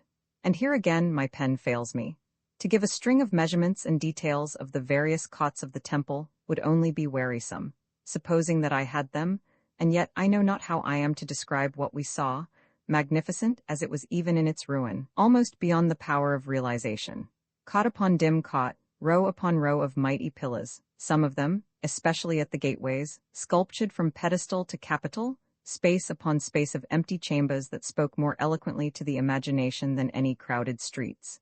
And over all, the dead silence of the dead, the sense of utter loneliness and the brooding spirit of the past. How beautiful it was, and yet how drear? We did not dare to speak aloud. Ayesha herself was awed in the presence of an antiquity, compared to which even her length of days was but a little thing. We only whispered, and our whispers seemed to run from column to column, till they were lost in the quiet air. Bright fell the moonlight on pillar and cot and shattered wall, hiding all their rents and imperfections in its silver garment, and clothing their majesty with the peculiar glory of the night. It was a wonderful sight to see the full moon looking down on the ruined fane of Ka. It was a wonderful thing to think for how many thousands of years the dead Ob above and the dead city below had gazed thus upon each other, and in the utter solitude of space poured forth each to each the tale of their lost life and long-departed glory. The white light fell, and minute by minute the quiet shadows crept across the grass-grown cots like the spirits of old priests haunting the habitations of their worship. The white light fell, and the long shadows grew till the beauty and grandeur of each scene, and the untamed majesty of its present death, seemed to sink into our very souls, and speak more loudly than the shouts of armies concerning the pomp and splendor that the grave had swallowed, and even memory had forgotten. Come, said Ayesha, after we had gazed and gazed, I know not for how long, and I will show you the stony flower of loveliness and wonder's very crown, if yet it stands to mock time with its beauty, and fill the heart of man with longing for that which is behind the veil. And without waiting for an answer, she led us through 2 more pillared cots into the inner shrine of the old fane. And there, in the center of the inmost cot, that might have been some 50 yards square, or a little more, we stood face to face with what is perhaps the grandest allegorical work of art that the genius of her children has ever given to the world. For in the exact center of the cot, placed upon a thick square slab of rock, was a huge round ball of dark stone, some 20 feet in diameter, and standing on the ball was a colossal winged figure of a beauty so entrancing and divine that when I first gazed upon it, illuminated and shadowed as it was by the soft light of the moon, my breath stood still, and for an instant my heart ceased its beating. The statue was hewn from marble so pure and white that even now, after all those ages, it shone as the moonbeams danced upon it, and its height was, I should say, a trifle over 20 feet. It was the winged figure of a woman of such marvelous loveliness and delicacy of form that the size seemed rather to add to than to detract from its so human and yet more spiritual beauty. She was bending forward and poising herself upon her half-spread wings, as though to preserve her balance as she leant.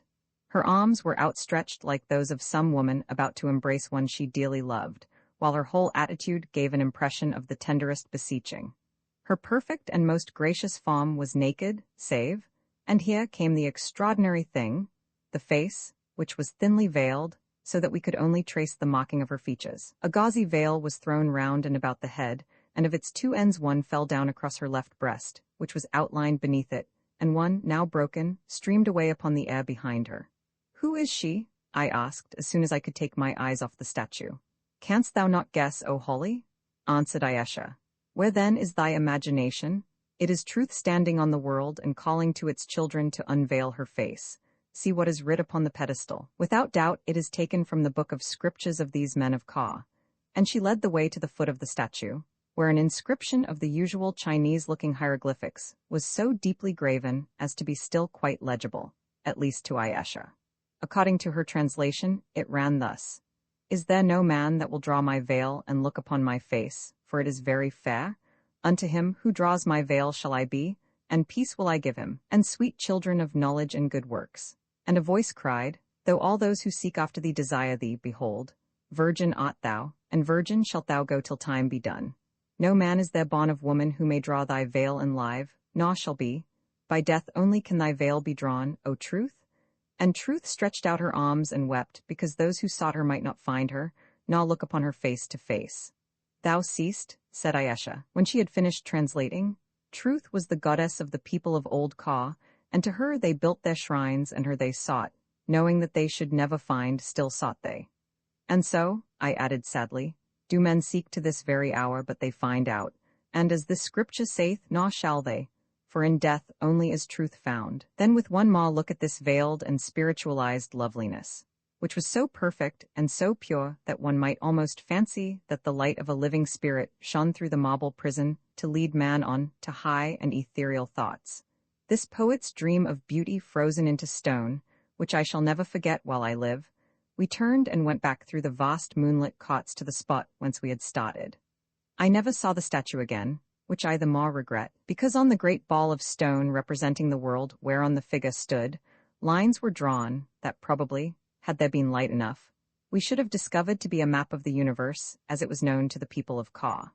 It is at any rate suggestive of some scientific knowledge that these long-dead worshippers of truth had recognized the fact that the globe is round. Roman 24, walking the plank next day, the mutes woke us before the dawn, and by the time that we had got the sleep out of our eyes, and gone through a perfunctory wash at a spring which still welled up into the remains of a marble basin in the center of the north quadrangle of the vast outer cot, we found she standing by the litter ready to start, while old Bilali and the two bearer mutes were busy collecting the baggage. As usual, Ayesha was veiled like the marble Truth, by the way. I wonder if she originally got the idea of covering up her beauty from that statue? I noticed, however, that she seemed very depressed, and had none of that proud and buoyant bearing which would have betrayed her among 1,000 women of the same stature, even if they had been veiled like herself. She looked up as we came, for her head was bowed, and greeted us. Leo asked her how she had slept. Ill, my Callicrates, she answered. Ill. This night have strange and hideous dreams come creeping through my brain, and I know not what they may portend. Almost do I feel as though some evil overshadowed me, and yet how can evil touch me? I wonder, she went on with a sudden outbreak of womanly tenderness, I wonder if, should aught happen to me, so that I slept a while and left thee waking, thou wouldst think gently of me? I wonder, my Callicrates, if thou wouldst tarry till I came again, as for so many centuries I have tarried for thy coming. Then, without waiting for an answer, she went on. Come, let us be setting forth, for we have far to go, and before another day is born in yonder blue should we stand in the place of life. In 5 minutes we were once more on our way through the vast ruined city, which loomed at us on either side in the grey dawning in a way that was at once grand and oppressive. Just as the first ray of the rising sun shot like a golden arrow athwart this storied desolation, we gained the further gateway of the outer wall, and having given one more glance at the haw and pillared majesty through which we had journeyed, and with the exception of Job, for whom ruins had no charms, breathed a sigh of regret that we had not had more time to explore it, passed through the great moat, and on to the plain beyond. As the sun rose, so did Ayesha's spirits, till by breakfast time they had regained their normal level, and she laughingly set down her previous depression to the associations of the spot where she had slept. These barbarians swear that Kor is haunted, she said, and of a truth I do believe their saying, for never did I know so ill a night save one. I remember it now.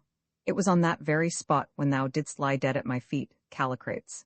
Never will I visit it again. It is a place of evil omen. After a very brief halt for breakfast, we pressed on with such goodwill that by 2 o'clock in the afternoon, we were at the foot of the vast wall of rock that formed the lip of the volcano, and which at this point towered up precipitously above us for 1,500 or 2,000 feet.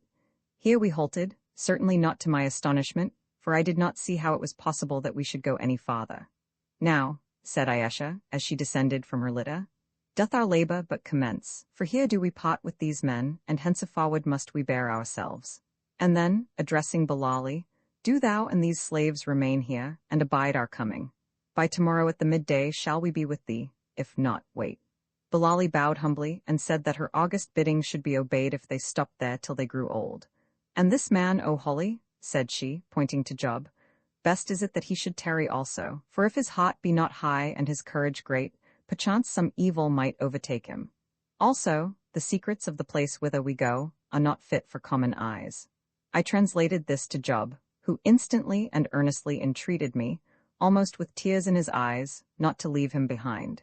He said he was sure that he could see nothing worse than he had already seen, and that he was terrified to death at the idea of being left alone with those dumb folk, who, he thought, would probably take the opportunity to hotpot him.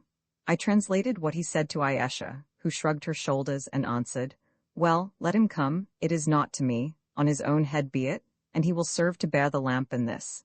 And she pointed to a narrow plank some 16 feet in length which had been bound above the long bearing pole of her hammock, as I had thought to make curtains spread out better, but as it now appeared, for some unknown purpose connected with our extraordinary undertaking. Accordingly, the plank, which, though tough, was very light, was given to Job to carry, and also one of the lamps. I slung the other onto my back, together with a spare jar of oil, while Leo loaded himself with the provisions and some water in a kid's skin. When this was done, she bade Bilali and the 6 bearer mutes to retreat behind a grove of flowering magnolias about 100 yards away, and remain there under pain of death till we had vanished. They bowed humbly, and went, and, as he departed, old Bilali gave me a friendly shake of the hand, and whispered that he had rather that it was I than he who was going on this wonderful expedition with she who must be obeyed. And upon my word, I felt inclined to agree with him. In another minute they were gone, and then, having briefly asked us if we were ready, Ayesha turned and gazed up the towering cliff. "Goodness me, Leo," I said, "surely we are not going to climb that precipice." Leo shrugged his shoulders, being in a condition of half-fascinated, half-expectant mystification, and as he did so, Ayesha with a sudden move began to climb the cliff, and of course we had to follow her. It was perfectly marvelous to see the ease and grace with which she sprang from rock to rock, and swung herself along the ledges. The ascent was not, however, so difficult as it seemed, although there were 1 or 2 nasty places where it did not do to look behind you, the fact being that the rock still sloped here, and was not absolutely precipitous, as it was higher up. In this way, we, with no great labor, mounted to the height of some 50 feet above our last standing place, the only really troublesome thing to manage being Job's bod, and in doing so drew some 50 or 60 paces to the left of our starting point, for we went up like a crab, sideways. Presently we reached a ledge, narrow enough at first, but which widened as we followed it, and moreover sloped inwards like the petal of a flower, so that as we followed it, we gradually got into a kind of rut or fold of rock that grew deeper and deeper, till at last it resembled a Devonshire lane in stone, and hid us perfectly from the gaze of anybody on the slope below, if there had been anybody to gaze. This lane, which appeared to be a natural formation, continued for some 50 or 60 paces, and then suddenly ended in a cave, also natural, running at right angles to it. I am sure it was a natural cave, and not hollowed by the hand of man, because of its irregular and contorted shape and course, which gave it the appearance of having been blown bodily in the mountain by some frightful eruption of gas following the line of the least resistance. All the caves hollowed by the ancients of Ka, on the contrary, were cut out with the most perfect regularity and symmetry. At the mouth of this cave, Ayesha halted, and bade us light the 2 lamps, which I did, giving one to her and keeping the other myself. Then, taking the lead, she advanced down the cavern, picking her way with great care, as indeed it was necessary to do, for the floor was most irregular, strewn with boulders like the bed of a stream, and in some places pitted with deep holes, in which it would have been easy to break one's leg. This cavern we pursued for 20 minutes or more, it being, so far as I could form a judgment, owing to its numerous twists and turns no easy task, about 1/4 of a mile long. At last, however, we halted at its farther end, and whilst I was still trying to pierce the gloom, a great gust of air came tearing down it, and extinguished both the lamps. Ayesha called to us, and we crept up to her, for she was a little in front, and were rewarded with a view that was positively appalling in its gloom and grandeur. Before us was a mighty chasm in the black rock, jagged and torn, and splintered through it in a far past age by some awful convulsion of nature, as though it had been cleft by stroke upon stroke of the lightning. This chasm, which was bounded by a precipice on the hither, and presumably, though we could not see it, on the farther side also, may have measured any width across, but from its darkness, I do not think it can have been very broad. It was impossible to make out much of its outline, or how far it ran, for the simple reason that the point where we were standing was so far from the upper surface of the cliff, at least 1,500 or 2,000 feet, that only a very dim light struggled down to us from above. The mouth of the cavern that we had been following gave on to a most curious and tremendous spur of rock, which jutted out in mid-air into the gulf before us, for a distance of some 50 yards, coming to a sharp point at its termination, and resembling nothing that I can think of so much as the spur upon the leg of a cock in shape. This huge spur was attached only to the parent precipice at its base, which was, of course, enormous, just as the cock's spur is attached to its leg. Otherwise it was utterly unsupported. "Here must we pass," said Ayesha. "Be careful lest giddiness overcome you, or the wind sweep you into the gulf beneath, for of a truth it hath no bottom." And without giving us any further time to get scared, she started walking along the spur, leaving us to follow her as best we might. I was next to her, then came Job, painfully dragging his plank, while Leo brought up the rear. It was a wonderful sight to see this intrepid woman gliding fearlessly along that dreadful place. For my part, when I had gone but a very few yards, what between the pressure of the air and the awful sense of the consequences that a slip would entail, I found it necessary to go down on my hands and knees and crawl, and so did the other two. But Ayesha never condescended to this. On she went, leaning her body against the gusts of wind, and never seeming to lose her head or her balance. In a few minutes we had crossed some 20 paces of this awful bridge, which got narrower at every step, and then all of a sudden a great gust came tearing along the gorge. I saw Ayesha lean herself against it, but the strong draught got under her dark cloak and tore it from her, and away it went down the wind, flapping like a wounded bird. It was dreadful to see it go, till it was lost in the blackness. I clung to the saddle of rock and looked round, while, like a living thing, the great spur vibrated with a humming sound beneath us. The sight was a truly awesome one, that we were poised in the gloom between earth and heaven. Beneath us were hundreds upon hundreds of feet of emptiness that gradually grew darker, till at last it was absolutely black, and at what depth it ended is more than I can guess. Above was space upon space of giddy air, and far, far away a line of blue sky. And down this vast gulf upon which we were pinnacled the great draught dashed and roared, driving clouds and misty wreaths of vapor before it, till we were nearly blind and utterly confused. The whole position was so tremendous and so absolutely unearthly that I believe it actually lulled our sense of terror, but to this hour I often see it in my dreams, and at its mere fantasy wake up covered with cold sweat.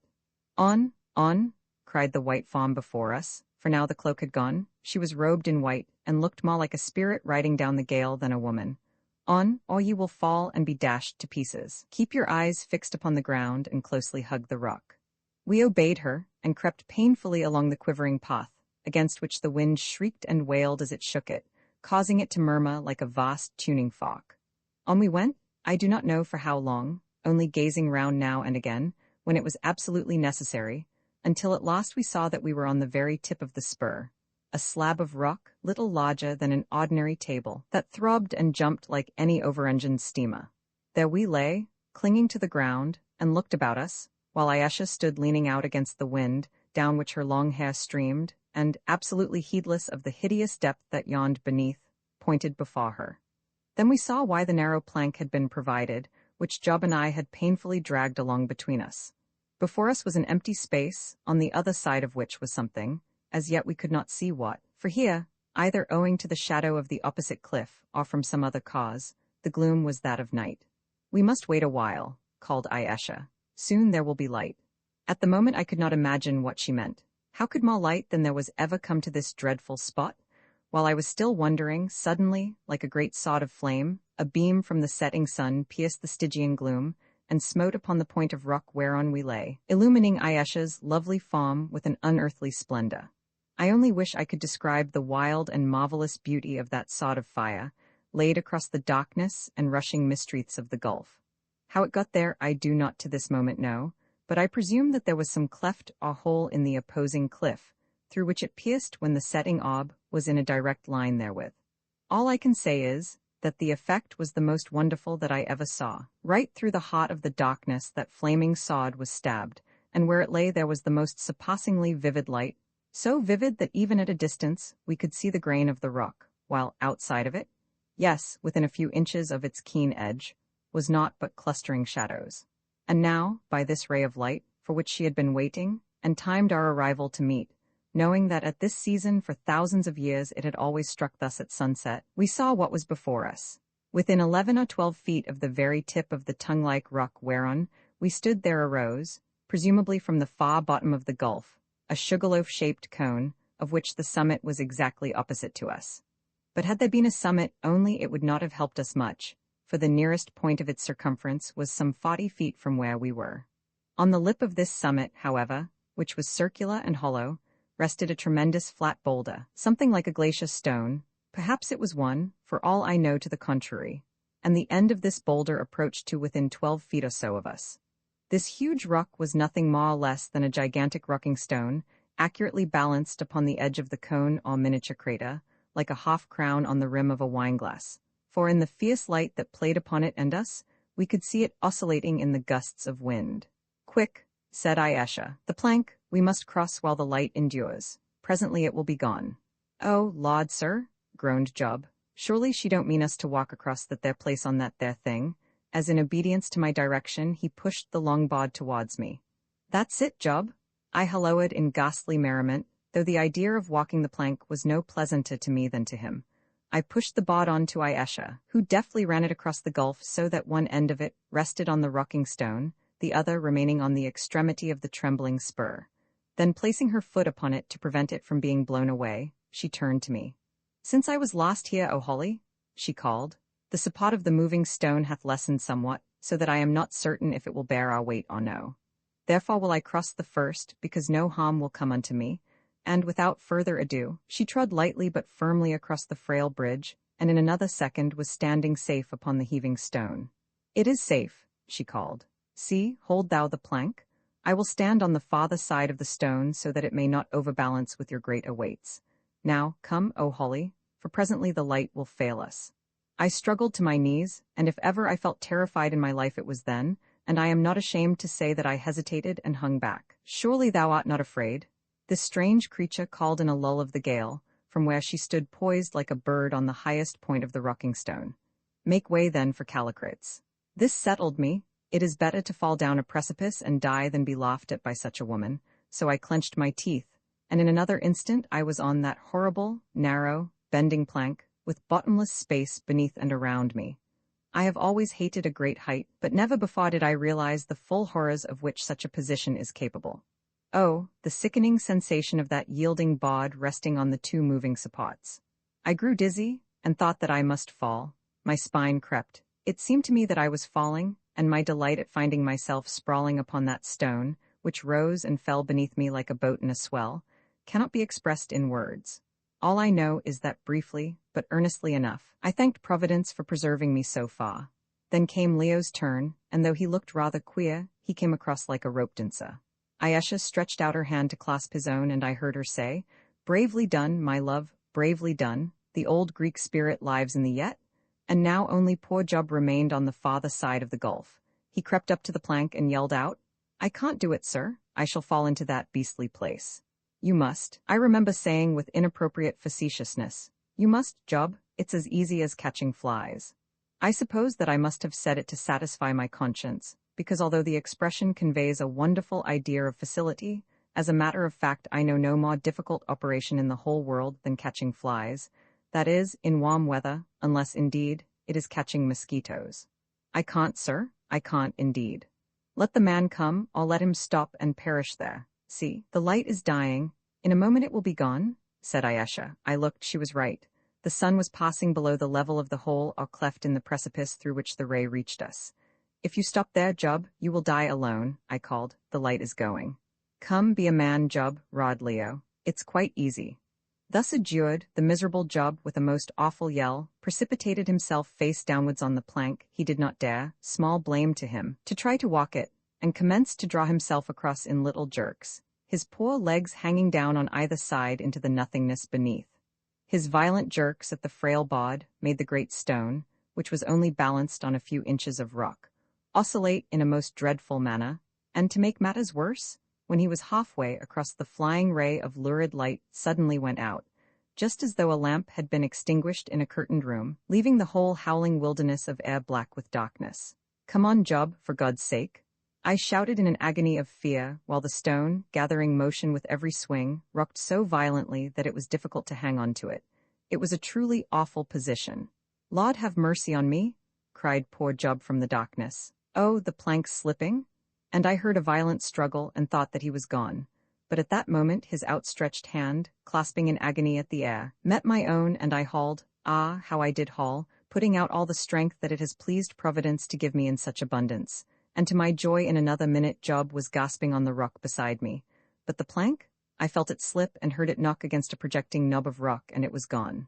"Great heavens!" I exclaimed. "How are we going to get back?" "I don't know," answered Leo, out of the gloom. "Sufficient to the day is the evil thereof. I am thankful enough to be here." But Ayesha merely called to me to take her hand and creep after her. Roman 25, the spirit of life, I did as I was bid, and in fear and trembling felt myself guided over the edge of the stone. I sprawled my legs out, but could touch nothing. "I am going to fall?" I gasped. "Nay, let thyself go, and trust to me," answered Ayesha. Now, if the position is considered, it will be easily understood that this was a greater demand upon my confidence than was justified by my knowledge of Ayesha's character. For all I knew, she might be in the very act of consigning me to a horrible doom. But in life, we sometimes have to lay our faith upon strange altars, and so it was now. "Let thyself go," she cried, and having no choice, I did. I felt myself slide a pace or two down the sloping surface of the rock, and then pass into the air, and the thought flashed through my brain that I was lost. But no. In another instant my feet struck against a rocky flaw, and I felt that I was standing upon something solid, and out of reach of the wind, which I could hear singing away overhead. As I stood there thanking heaven for these small mercies, there was a slip and a scuffle, and down came Leo alongside of me. "Hulloa, old fellow," he called out. "Are you there? This is getting interesting, is it not?" Just then, with a terrific yell, Job arrived right on the top of us, knocking us both down. By the time we had struggled to our feet again, Ayesha was standing among us, and bidding us light the lamps, which fortunately remained uninjured, as also did the spare jar of oil. I got out my box of wax matches, and they struck as merrily there, in that awful place, as they could have done in a London drawing-room. In a couple of minutes both the lamps were alight and revealed a curious scene. We were huddled together in a rocky chamber, some 10 feet square, and scared enough we looked, that is, except Ayesha, who was standing calmly with her arms folded and waiting for the lamps to burn up. The chamber appeared to be partly natural, and partly hollowed out of the top of the cone. The roof of the natural part was formed of the swinging stone, and that of the back part of the chamber, which sloped downwards, was hewn from the live rock. For the rest, the place was warm and dry, a perfect haven of rest compared to the giddy pinnacle above, and the quivering spur that shot out to meet it in midair. "So," said she, "safely have we come, though once I feared that the rocking stone would fall with you, and precipitate you into the bottomless depths beneath, for I do believe that the cleft goeth down to the very womb of the world. The rock whereon the stone resteth hath crumbled beneath the swinging weight. And now that he," nodding towards Job, who was sitting on the floor, feebly wiping his forehead with a red cotton pocket handkerchief, "whom they rightly call the pig, for as a pig is he stupid, hath let fall the plank, it will not be easy to return across the gulf, and to that end must I make a plan. But now rest a while, and look upon this place. What think ye that it is?" "We know not," I answered. "Wouldst thou believe, O Holly, that once a man did choose this airy nest for a daily habitation, and did here endure for many years, leaving it only but one day in every 12 to seek food and water and oil that the people brought, more than he could carry, and laid as an offering in the mouth of the tunnel through which we passed hither?" We looked up wonderingly, and she continued, "Yet so it was.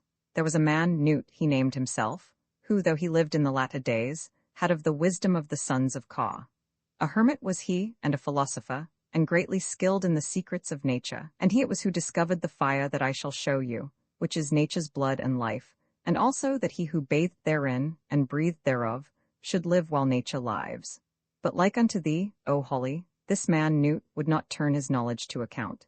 Ill, he said, was it for man to live, for man was born to die. Therefore did he tell his secret to none, and therefore did he come and live here, where the seeker after life must pass, and was revered of the Haggard of the day as holy and a hermit. And when first I came to this country, knowest thou how I came, Callicrates? Another time I will tell thee, for it is a strange tale. I heard of this philosopher, and waited for him when he came to fetch his food, and returned with him hither, though greatly did I fear to tread the gulf. Then did I beguile him with my beauty and my wit, and flatter him with my tongue, so that he led me down and showed me the fire, and told me the secrets of the fire. But he would not suffer me to step therein, and, fearing lest he should slay me, I refrained, knowing that the man was very old, and soon would die.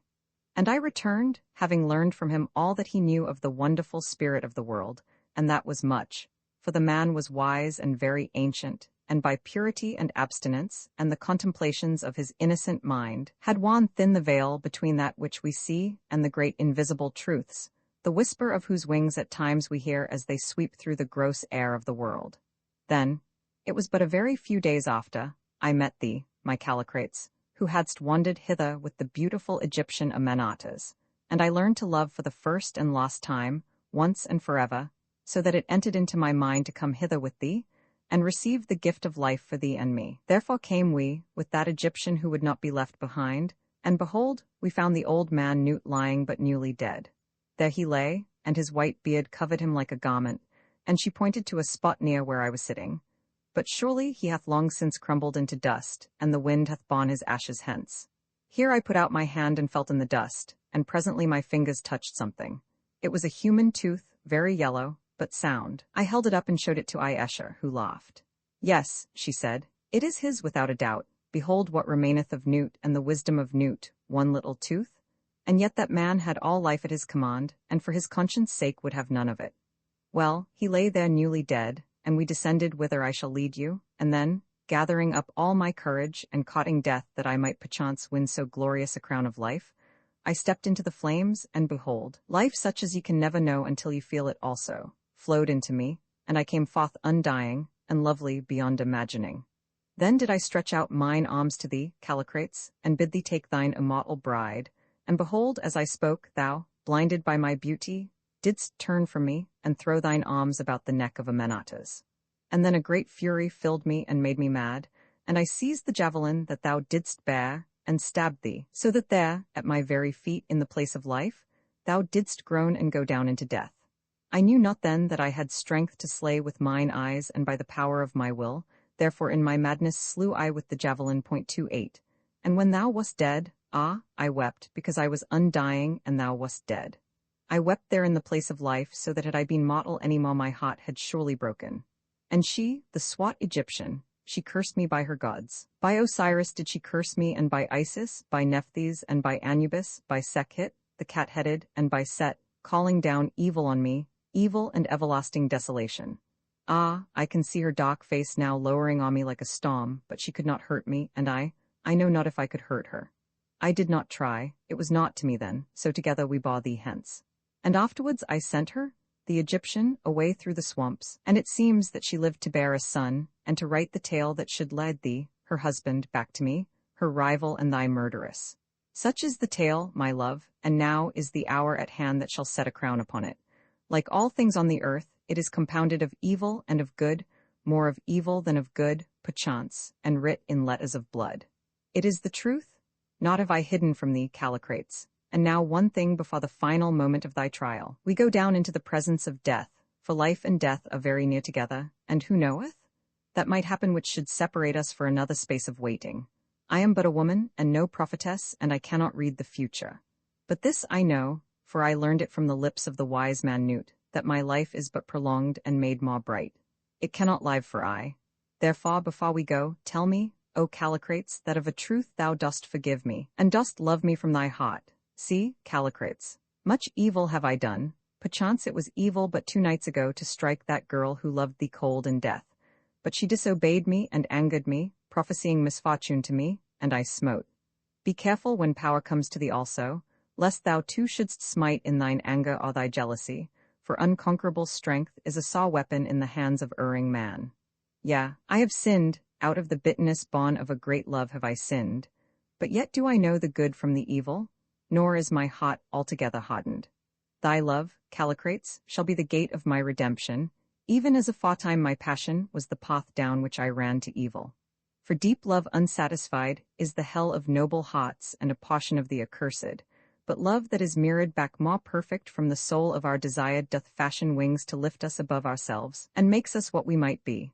Therefore, Callicrates, take me by the hand, and lift my veil with no more fear than though I were some peasant girl, and not the wisest and most beauteous woman in this wide world, and look me in the eyes, and tell me that thou dost forgive me with all thine heart, and that will all thine heart thou dost worship me. She paused, and the strange tenderness in her voice seemed to hover round us like a memory. I know that the sound of it moved me more even than her words. It was so very human, so very womanly. Leo, too, was strangely touched.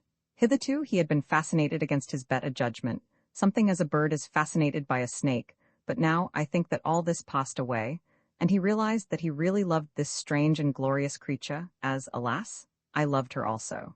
At any rate, I saw his eyes fill with tears, and he stepped swiftly to her and undid the gauzy veil, and then took her by the hand, and, gazing into her deep eyes, said aloud, Ayesha, I love thee with all my heart, and so far as forgiveness is possible I forgive thee the death of Ustane. For the rest, it is between thee and thy Maker, I know not of it. I only know that I love thee as I never loved before, and that I will cleave to thee to the end. Now, answered Ayesha, with proud humility, now when my lord doth speak thus royally and give with so free a hand, it cannot become me to lag behind in words, and be begged of my generosity. Behold. And she took his hand and placed it upon her shapely head, and then bent herself slowly down till one knee for an instant touched the ground. Behold. In token of submission do I bow me to my lord. Behold. And she kissed him on the lips. In token of my wifely love do I kiss my lord. Behold. And she laid her hand upon his heart. By the sin I sinned, by my lonely centuries of waiting wherewith it was wiped out, by the great love wherewith I love, and by the Spirit, the eternal thing that doth beget all life, from whom it ebbs, to whom it doth return again, I swear, even in this most holy hour of completed womanhood, that I will abandon evil and cherish good. I swear that I will be ever guided by thy voice in the straightest path of duty. I swear that I will eschew ambition, and through all my length of endless days set wisdom over me as a guiding star to lead me unto truth and a knowledge of the right. I swear also that I will honor and will cherish thee, Callicrates, who haste been swept by the wave of time back into my arms, I, till the very end, come it soon or late. I swear, nay, I will swear no more, for what are words? Yet shalt thou learn that Ayesha hath no false tongue. So I have sworn, and thou, my Holly, art witness to my oath. Here, too, are we wed, my husband, with the gloom for bridal canopy, wed till the end of all things. Here do we write our marriage vows upon the rushing winds which shall bear them up to heaven, and round and continually round this rolling world. And for a bridal gift I crown thee with my beauty's starry crown, and enduring life, and wisdom without measure, and wealth that none can count. Behold, the great ones of the earth shall creep about thy feet, and its fair women shall cover up their eyes, because of the shining glory of thy countenance, and its wise ones shall be abased before thee. Thou shalt read the hearts of men as an open writing, and hither and thither shalt thou lad them as thy pleasure listeth. Like that old Sphinx of Egypt shalt thou sit aloft from age to age, and ever shall they cry to thee to solve the riddle of thy greatness that doth not pass away, and ever shalt thou mock them with thy silence. Behold, once more I kiss thee, and by that kiss I give to thee dominion over sea and earth, over the peasant in his hovel, over the monarch in his palace halls, and cities crowned with towers, and those who breathe therein. Where the sun shakes out his spears, and the lonesome waters mirror up the moon, where storms roll, and heaven's painted bows arch in the sky, from the pure north clad in snows, across the middle spaces of the world, to where the amorous south, lying like a bride upon her blue couch of seas, breathes in sighs made sweet with the odor of myrtles. There shall thy power pass, and thy dominion find a home. Nor sickness, nor icy-fingered fear, nor sorrow, and pale waste of form and mind hovering ever o'er humanity, shall so much as shadow thee with the shadow of their wings. As a god shalt thou be, holding good and evil in the hollow of thy hand, and I, even I humble myself before thee. Such is the power of love, and such is the bridal gift I give unto thee, Callicrates, my lord and lord of all. And now it is done. Now for thee I loose my virgin zone, and come storm, come shine, come good, come evil, come life, come death, it never, never can be undone. For of a truth that which is, and being done is done for aye, and cannot be altered. I have said, let us hence that all things may be accomplished in their order. And taking one of the lamps, she advanced towards the end of the chamber that was roofed in by the swaying stone, where she halted. We followed her, and perceived that in the wall of the cone there was a stair, or, to be more accurate, that some projecting knobs of rock had been so shaped as to form a good imitation of a stair. Down this Ayesha began to climb, springing from step to step, like a chamois, and after her, we followed with less grace.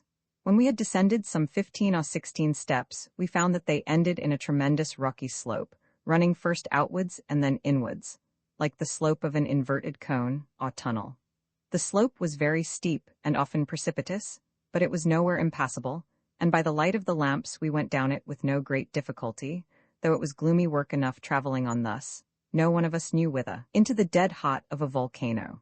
As we went, however, I took the precaution of noting our route as well as I could, and this was not so very difficult, owing to the extraordinary and most fantastic shape of the rocks that were strewn about, many of which in that dim light looked more like the grim faces carven upon medieval gargoyles than ordinary boulders. For a long time we traveled on thus, half an hour I should say, till, after we had descended for many hundreds of feet, I perceived that we were reaching the point of the inverted cone. In another minute we were there, and found that at the very apex of the funnel was a passage, so low and narrow that we had to stoop as we crept along it in Indian file. After some 50 yards of this creeping, the passage suddenly widened into a cave, so huge that we could see neither the roof nor the sides. We only knew that it was a cave by the echo of our tread and the perfect quiet of the heavy air. On we went for many minutes in absolute awed silence, like lost souls in the depths of Hades, Ayesha's white and ghost-like form flitting in front of us, till once more the place ended in a passage which opened into a second cavern much smaller than the first. Indeed, we could clearly make out the arch and stony banks of this second cave, and from their rent and jagged appearance, discovered that, like the first long passage down which we had passed through the cliff before we reached the quivering spur, it had, to all appearance, been torn in the bowels of the rock by the terrific force of some explosive gas. At length, this cave ended in a third passage, through which gleamed a faint glow of light.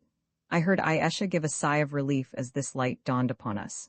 "It is well," she said. "Prepare to enter the very womb of the earth, wherein she doth conceive the life that ye see brought forth in man and beast, aye, and in every tree and flower." Swiftly she sped along, and after her we stumbled as best we might, our hearts filled like a cup with mingled dread and curiosity. What were we about to see?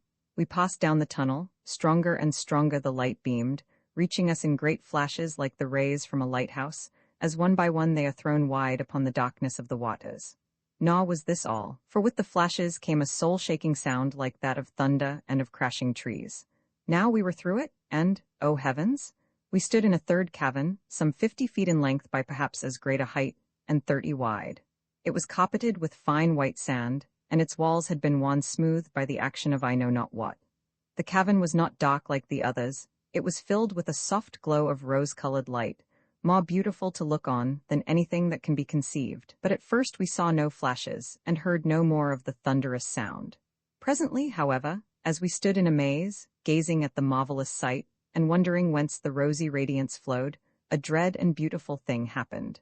Across the far end of the cavern, with a grinding and crashing noise, a noise so dreadful and awe-inspiring that we all trembled, and Job actually sank to his knees, there flamed out an awful cloud or pillar of fire, like a rainbow many-colored, and like the lightning bright. For a space, perhaps 40 seconds, it flamed and roared thus, turning slowly round and round, and then by degrees the terrible noise ceased, and with the fire it passed away, I know not where, leaving behind it the same rosy glow that we had first seen. Draw near, cried Ayesha, with a voice of thrilling exultation. Behold the very fountain and heart of life as it beats in the bosom of the great world. Behold the substance from which all things draw their energy, the bright spirit of the globe, without which it cannot live, but must grow cold and dead as the dead moon.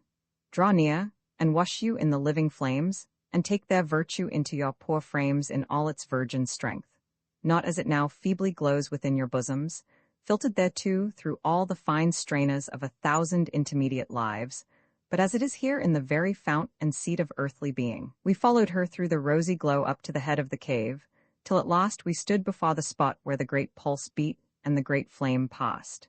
And as we went, we became sensible of a wild and splendid exhilaration, of a glorious sense of such a fierce intensity of life that the most buoyant moments of our strength seemed flat and tame and feeble beside it. It was the mere effluvium of the flame, the subtle ether that it cast off as it passed, working on us, and making us feel strong as giants and swift as eagles. We reached the head of the cave, and gazed at each other in the glorious glow, and laughed aloud. Even Job laughed, and he had not laughed for a week, in the lightness of our hearts and the divine intoxication of our brains. I know that I felt as though all the varied genius of which the human intellect is capable had descended upon me. I could have spoken in blank verse of Shakespearean beauty. All sorts of great ideas flashed through my mind. It was as though the bonds of my flesh had been loosened and left the spirit free to soar to the empyrean of its native power. The sensations that poured in upon me are indescribable. I seemed to live more keenly, to reach to a higher joy, and sip the goblet of a subtler thought than ever it had been my lot to do before. I was another and most glorified self, and all the avenues of the possible were for a space laid open to the footsteps of the real. Then, suddenly, whilst I rejoiced in this splendid vigor of a newfound self, from far, far away there came a dreadful muttering noise that grew and grew to a crash and a roar, which combined in itself all that is terrible and yet splendid in the possibilities of sound. Nearer it came, and nearer yet, till it was close upon us, rolling down like all the thunder wheels of heaven behind the hosses of the lightning. On it came, and with it came the glorious blinding cloud of many-colored light, and stood before us for a space, turning, as it seemed to us, slowly round and round, and then, accompanied by its attendant pomp of sound, passed away I know not whither. So astonishing was the wondrous sight that one and all of us, save she, who stood up and stretched her hands towards the fire, sank down before it, and hid our faces in the sand. When it was gone, Ayesha spoke. "Now, Callicrates," she said, "the mighty moment is at hand. When the great flame comes again, thou must stand in it. First throw aside thy garments, for it will burn them, though thee it will not hurt. Thou must stand in the flame while thy senses will endure, and when it embraces thee suck the fire down into thy very heart, and let it leap and play around thy every part, so that thou lose no moiety of its virtue. Hearest thou me, Callicrates?" "I hear thee, Ayesha," answered Leo, "but of a truth I am no coward, but I doubt me of that raging flame. How know I that it will not utterly destroy me so that I lose myself and lose thee also? Nevertheless will I do it," he added. Ayesha thought for a minute and then said, "It is not wonderful that thou shouldst doubt. Tell me, Callicrates, if thou seest me stand in the flame and come forth unharmed, wilt thou enter also?" "Yes," he answered, "I will enter even if it slay me. I have said that I will enter now." "And that will I also," I cried. "What, my Holly?" She laughed aloud. "Methought that thou wouldst not of length of days. Why, how is this?" "Nay, I know not," I answered, "but there is that in my heart that calleth me to taste of the flame and live." "It is well," she said, "thou art not altogether lost in folly. See now, I will for the second time bathe me in this living bath. Fain would I add to my beauty and my length of days if that be possible. If it be not possible, at the least it cannot harm me. Also," she continued, after a momentary pause, "is there another and a deeper cause why I would once again dip me in the flame? When first I tasted of its virtue full, was my heart of passion and of hatred of that Egyptian Amenatas, and therefore, despite my strivings to be rid thereof, have passion and hatred been stamped upon my soul from that sad hour to this. But now it is otherwise. Now is my mood a happy mood, and filled am I with the purest part of thought, and so would I ever be. Therefore, Callicrates, will I once more wash and make me pure and clean, and yet more fit for thee. Therefore also, when thou dost in turn stand in the fire, empty all thy heart of evil, and let soft contentment hold the balance of thy mind. Shake loose thy spirit's wings, and take thy stand upon the utter verge of holy contemplation. Ay, dream upon thy mother's kiss, and turn thee towards the vision of the highest good that hath ever swept on silver wings across the silence of thy dreams. For from the germ of what thou art in that dread moment shall grow the fruit of what thou shalt be for all unreckoned time. Now prepare thee, prepare, even as though thy last hour were at hand, and thou wast to cross to the land of shadows, and not through the gates of glory into the realms of life made beautiful. Prepare, I say. Roman 26. What we saw then came a few moments' pause, during which Ayesha seemed to be gathering up her strength for the fiery trial, while we clung to each other, and waited in utter silence. At last, from far, far away, came the first murmur of sound, that grew and grew till it began to crash and bellow in the distance. As she heard it, Ayesha swiftly threw off her gauzy wrapping, loosened the golden snake from her kirtle, and then, shaking her lovely hair about her like a garment, beneath its cover slipped the kirtle off, and replaced the snaky belt around her, and outside the masses of her falling hair. There she stood before us, as Eve might have stood before Adam, clad in nothing but her abundant locks, held round her by the golden band, and no words of mine can tell how sweet she looked, and yet how divine. Nearer and nearer came the thunder wheels of fire, and as they came, she pushed one ivory arm through the dark masses of her hair and flung it round Leo's neck. "Oh, my love, she murmured, wilt thou ever know how I have loved thee?" And she kissed him on the forehead, and then went and stood in the pathway of the flame of life. There was, I remember, to my mind something very touching about her words and that embrace upon the forehead. It was like a mother's kiss, and seemed to convey a benediction with it. On came the crashing, rolling noise, and the sound of it was as the sound of a forest being swept flat by a mighty wind, and then tossed up like so much grass, and thundered down a mountainside. Nearer and nearer it came. Now flashes of light, forerunners of the revolving pillar of flame, were passing like arrows through the rosy air, and now the edge of the pillar itself appeared. Ayesha turned towards it and stretched out her arms to greet it. On it came very slowly, and lapped her round with flame. I saw the fire run up her form. I saw her lift it with both hands as though it were water, and pour it over her head. I even saw her open her mouth and draw it down into her lungs, and a dread and wonderful sight it was. Then she paused and stretched out her arms, and stood there quite still, with a heavenly smile upon her face, as though she were the very spirit of the flame. The mysterious fire played up and down her dark and rolling locks, twining and twisting itself through and around them like threads of golden lace. It gleamed upon her ivory breast and shoulder, from which the hair had slipped aside. It slid along her pillared throat and delicate features, and seemed to find a home in the glorious eyes that shone and shone, more brightly even than the spiritual essence. Oh, how beautiful she looked there in the flame! No angel out of heaven could have won a greater loveliness. Even now my heart faints before the recollection of it, as she stood and smiled at our odd faces, and I would give half my remaining time upon this earth to see her once like that again. But suddenly, more suddenly than I can describe, a kind of change came over her face, a change which I could not define or explain, but none the less a change. The smile vanished, and in its place there came a dry, hard look. The rounded face seemed to grow pinched, as though some great anxiety were leaving its impress upon it.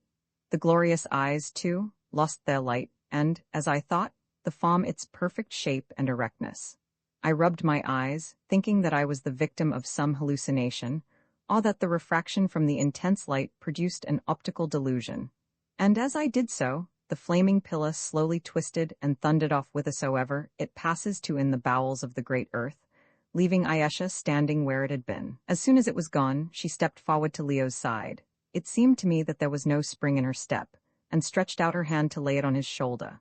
I gazed at her arm. Where was its wonderful roundness and beauty? It was getting thin and angular, and her face, by heaven!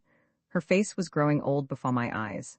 I suppose that Leo saw it also. Certainly he recoiled a step or two. "What is it, my Callicrates?" she said, and her voice, what was the matter with those deep and thrilling notes? They were quite high and cracked. "Why, what is it?" she said confusedly. "I feel dazed. Surely the quality of the fire hath not altered. Can the principle of life alter? Tell me, Callicrates, is there aught wrong with my eyes? I see not clear." And she put her hand to her head and touched her hair, and oh, horror of horrors, it all fell upon the floor. "Oh, look, look, look!" shrieked Job, in a shrill falsetto of terror, his eyes nearly dropping out of his head and foam upon his lips. "Look, look, look, she's shriveling up, she's turning into a monkey?" And down he fell upon the ground, foaming and gnashing in a fit. True enough, I faint even as I write it in the living presence of that terrible recollection. She was shriveling up. The golden snake that had encircled her gracious form slipped over her hips and to the ground. Smaller and smaller she grew. Her skin changed color, and in place of the perfect whiteness of its luster, it turned dirty brown and yellow, like a piece of withered parchment. She felt at her head. The delicate hand was nothing but a claw now, a human talon like that of a badly preserved Egyptian mummy, and then she seemed to realize what kind of change was passing over her, and she shrieked. Ah, she shrieked. She rolled upon the floor and shrieked. Smaller she grew, and smaller yet, till she was no larger than a monkey. Now the skin was puckered into a million wrinkles, and on the shapeless face was the stamp of unutterable age. I never saw anything like it.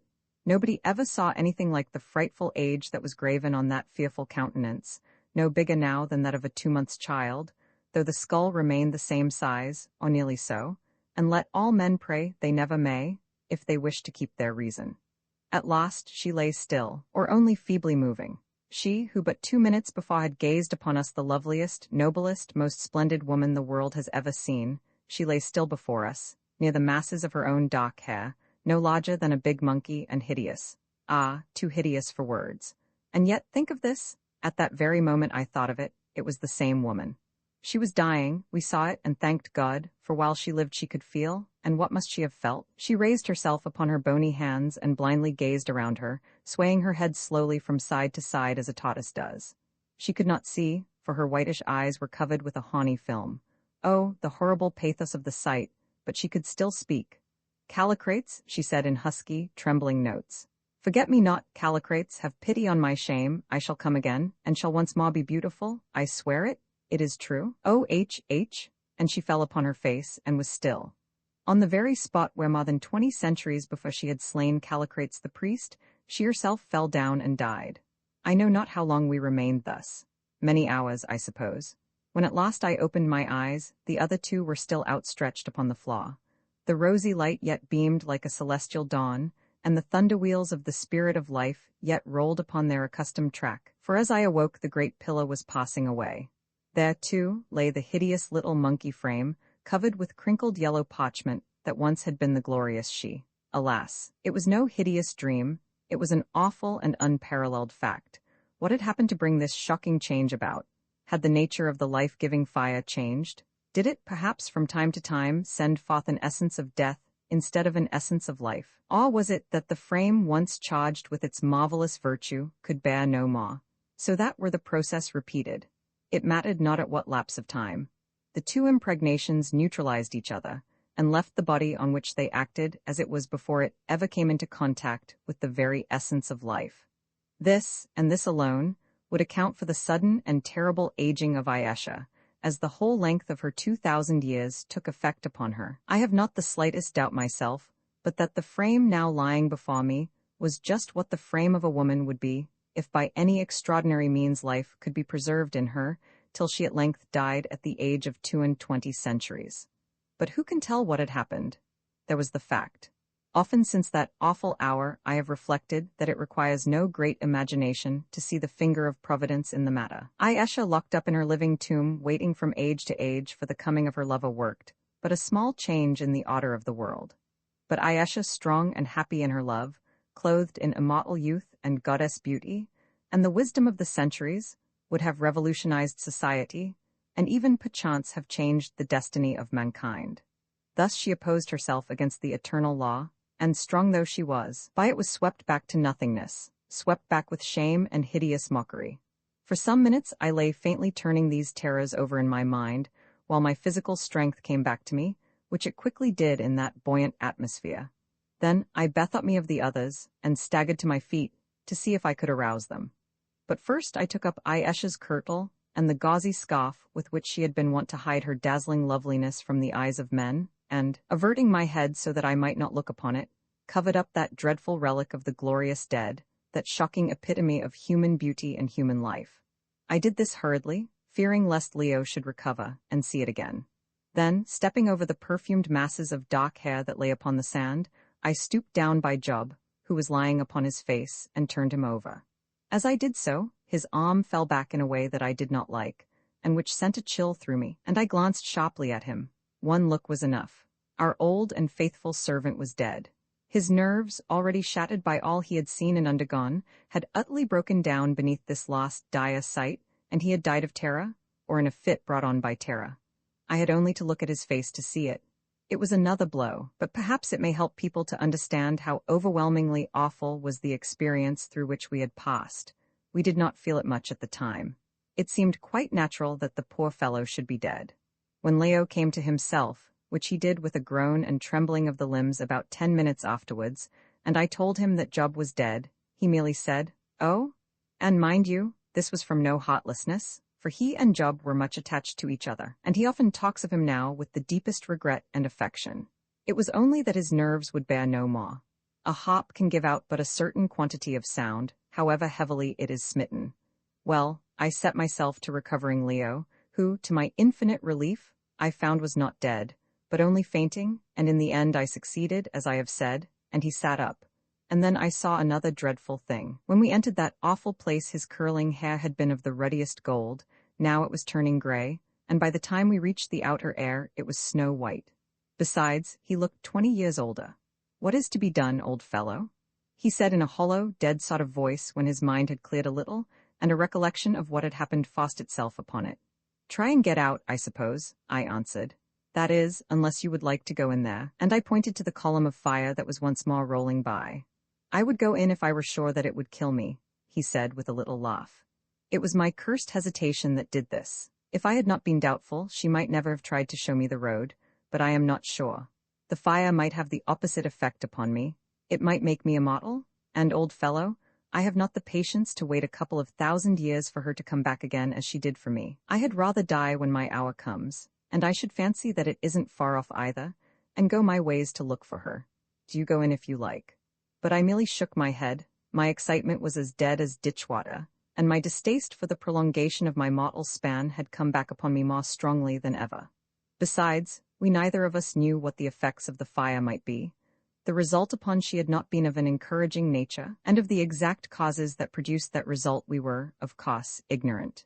"Well, my boy," I said, "we cannot stop here till we go the way of those two," and I pointed to the little heap under the white garment and to the stiffing corpse of poor Job.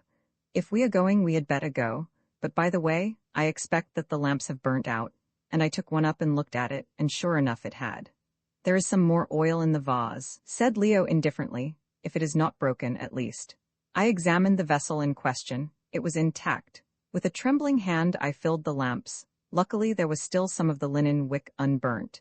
Then I lit them with one of our wax matches.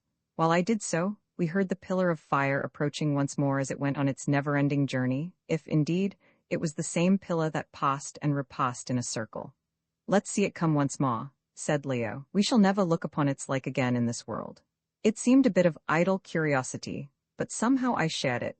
And so we waited till, turning slowly round upon its own axis, it had flamed and thundered by, and I remember wondering for how many thousands of years this same phenomenon had been taking place in the bowels of the earth, and for how many more thousands it would continue to take place. I wondered also if any mortal eyes would ever again mark its passage, or any mortal ears be thrilled and fascinated by the swelling volume of its majestic sound. I do not think that they will. I believe that we are the last human beings who will ever see that unearthly sight. Presently it had gone, and we too turned to go. But before we did so, we each took Job's cold hand in ours and shook it. It was a rather ghastly ceremony, but it was the only means in our power of showing our respect to the faithful dead, and of celebrating his obsequies. The heap beneath the white garment we did not uncover. We had no wish to look upon that terrible sight again. But we went to the pile of rippling hair that had fallen from her in the agony of that hideous change which was worse than 1,000 natural deaths, and each of us drew from it a shining lock, and these locks we still have, the sole memento that is left to us of Esher, as we knew her in the fullness of her grace and glory. Leo pressed the perfumed hair to his lips. "She called to me not to forget her," he said hoarsely, "and swore that we should meet again. By heaven, I never will forget her.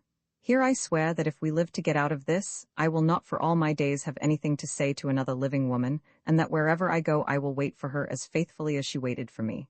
Yes, I thought to myself, if she comes back as beautiful as we knew her. But supposing she came back like that? 29 well, and then we went. We went, and left those two in the presence of the very well and spring of life, but gathered to the cold company of death. How lonely they looked as they lay there, and how ill-assorted. That little heap had been for 2,000 years the wisest, loveliest, proudest creature. I can hardly call her woman in the whole universe.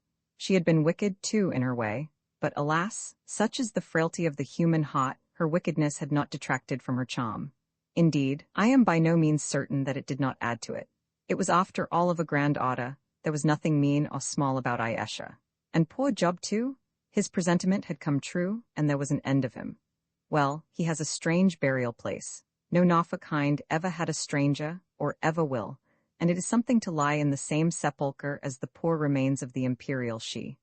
We looked our last upon them, and the indescribable rosy glow in which they lay, and then with hearts far too heavy for words we left them, and crept thence broken down men, so broken down that we even renounced the chance of practically immortal life, because all that made life valuable had gone from us, and we knew even then that to prolong our days indefinitely would only be to prolong our sufferings.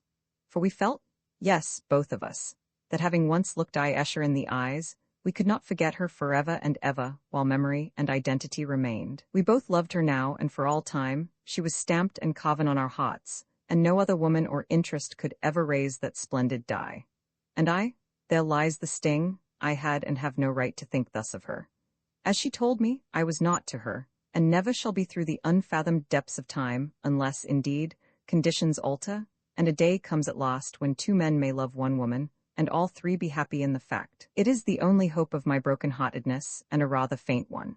Beyond it I have nothing.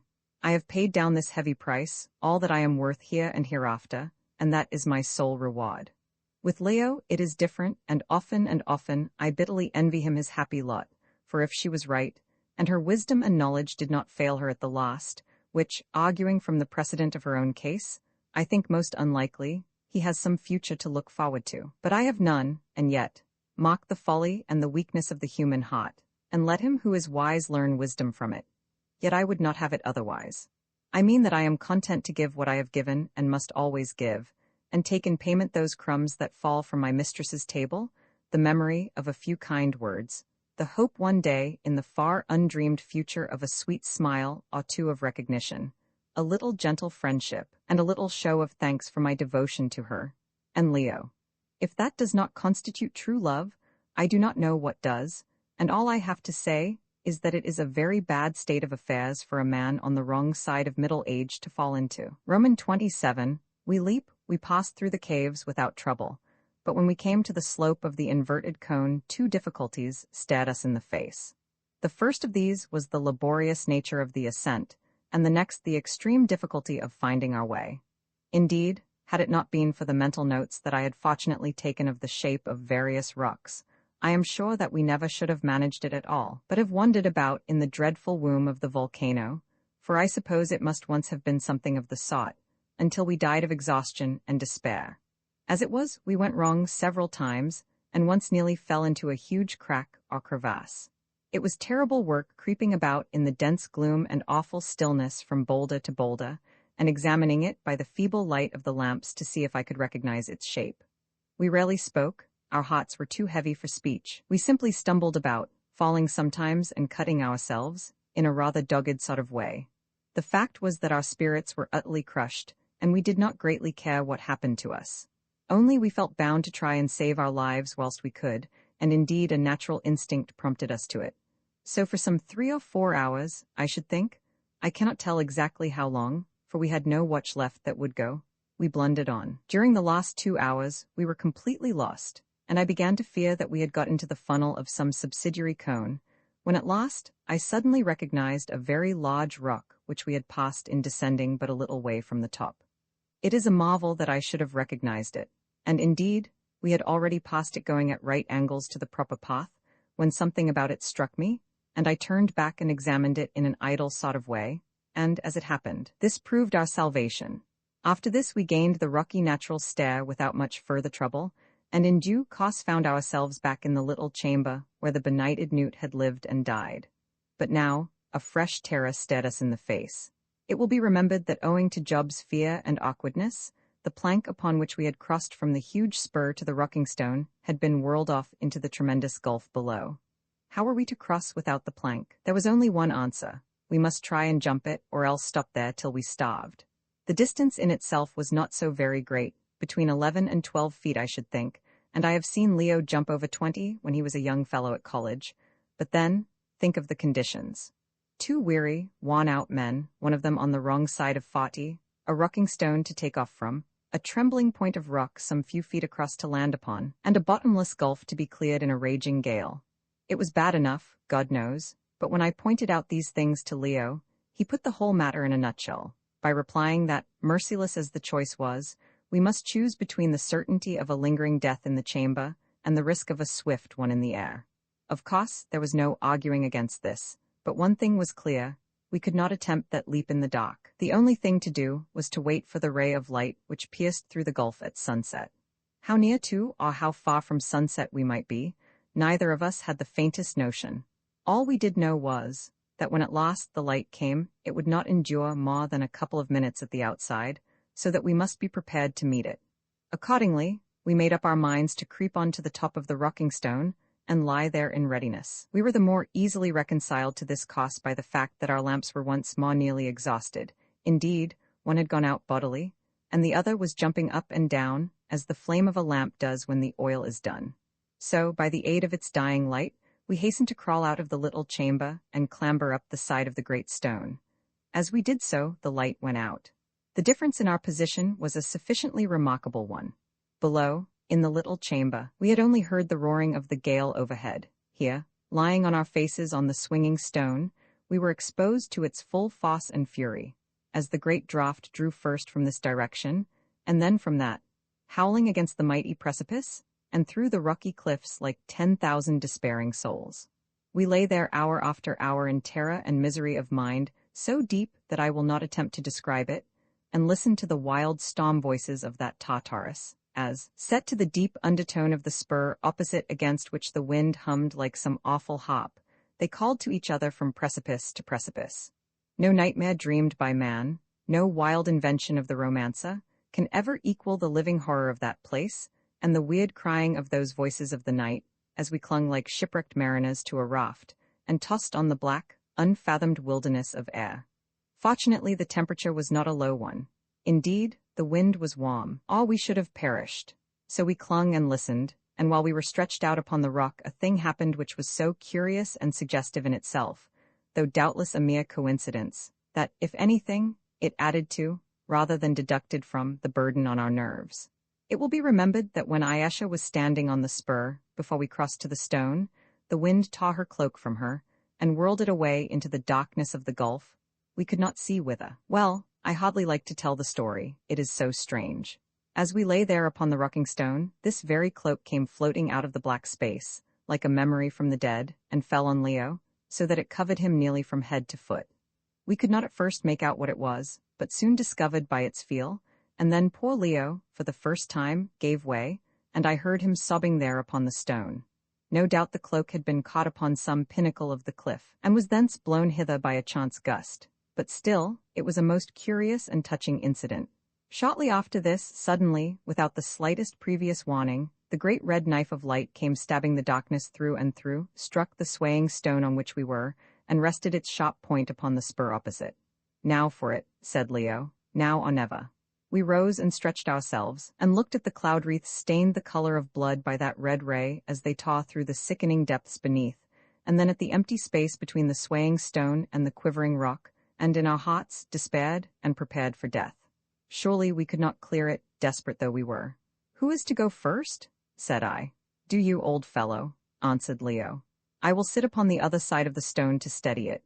You must take as much run as you can and jump high, and God have mercy on us," say I. I acquiesced with a nod, and then I did a thing I had never done since Leo was a little boy. I turned and put my arm round him and kissed him on the forehead. It sounds rather French, but as a fact, I was taking my last farewell of a man whom I could not have loved more if he had been my own son twice over. "Goodbye, my boy," I said. "I hope that we shall meet again, wherever it is that we go to." The fact was I did not expect to live another 2 minutes. Next, I retreated to the far side of the rock, and waited till one of the chopping gusts of wind got behind me, and then I ran the length of the huge stone, some 34 feet, and sprang wildly out into the dizzy air.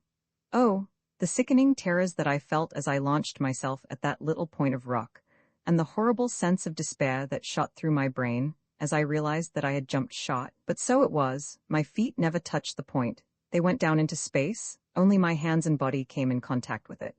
I gripped at it with a yell, but one hand slipped, and I swung right round, holding by the other, so that I faced the stone from which I had sprung.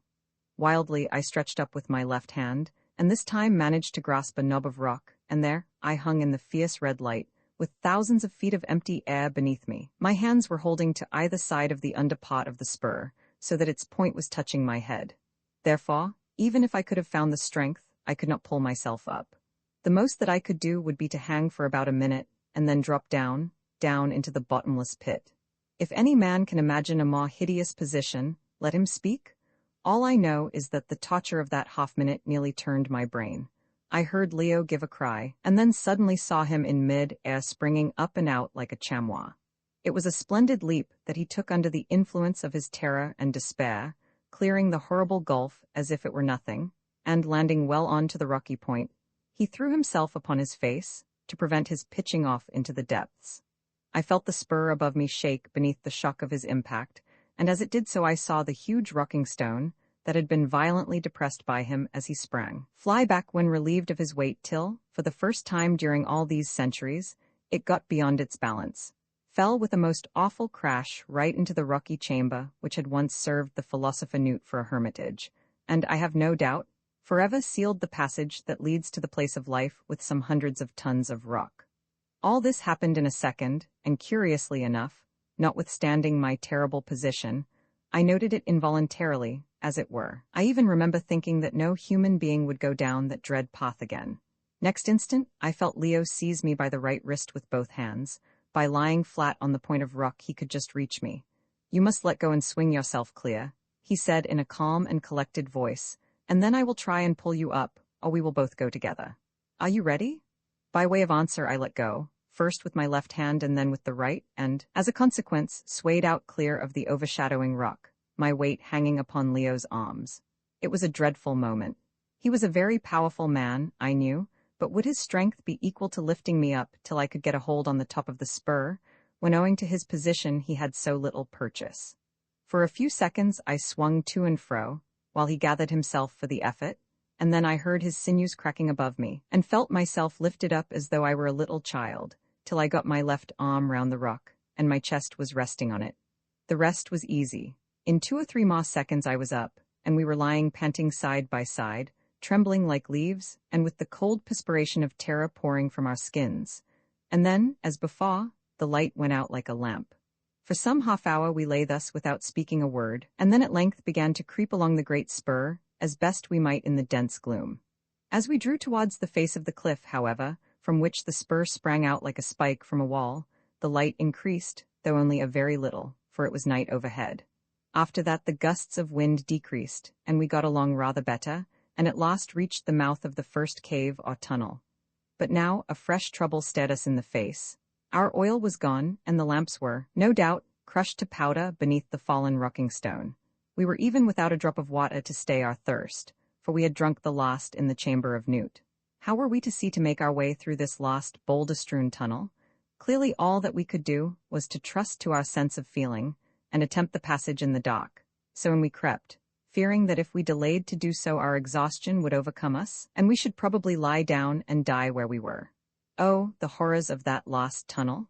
The place was strewn with rocks, and we fell over them, and knocked ourselves up against them till we were bleeding from a score of wounds. Our only guide was the side of the cavern, which we kept touching, and so bewildered did we grow in the darkness that we were several times seized with the terrifying thought that we had turned, and were traveling the wrong way. On we went, feebly, and still more feebly, for hour after hour, stopping every few minutes to rest, for our strength was spent. Once we fell asleep, and, I think, must have slept for some hours, for when we woke, our limbs were quite stiff, and the blood from our blows and scratches had caked, and was hard and dry upon our skin. Then we dragged ourselves on again, till at last, when despair was entering into our hearts, we once more saw the light of day, and found ourselves outside the tunnel in the rocky fold on the outer surface of the cliff that, it will be remembered, led into it. It was early morning, that we could tell by the feel of the sweet air and the look of the blessed sky, which we had never hoped to see again. It was, so near as we knew, an hour after sunset when we entered the tunnel, so it followed that it had taken us the entire night to crawl through that dreadful place. "One more effort, Leo," I gasped, "and we shall reach the slope where Bilali is, if he hasn't gone. Come, don't give way." For he had cast himself upon his face. He rose, and, leaning on each other, we got down that 50 feet or so of cliff, somehow, I have not the least notion how. I only remember that we found ourselves lying in a heap at the bottom, and then once more began to drag ourselves along on our hands and knees towards the grove where she had told Bilali to wait her re-arrival, for we could not walk another foot. We had not gone 50 yards in this fashion when suddenly one of the mutes emerged from the trees on our left, through which, I presume, he had been taking a morning stroll, and came running up to see what sort of strange animals we were. He stared, and then held up his hands in horror, and nearly fell to the ground. Next, he started off as hard as he could for the grove some 200 yards away. No wonder that he was horrified at our appearance, for we must have been a shocking sight.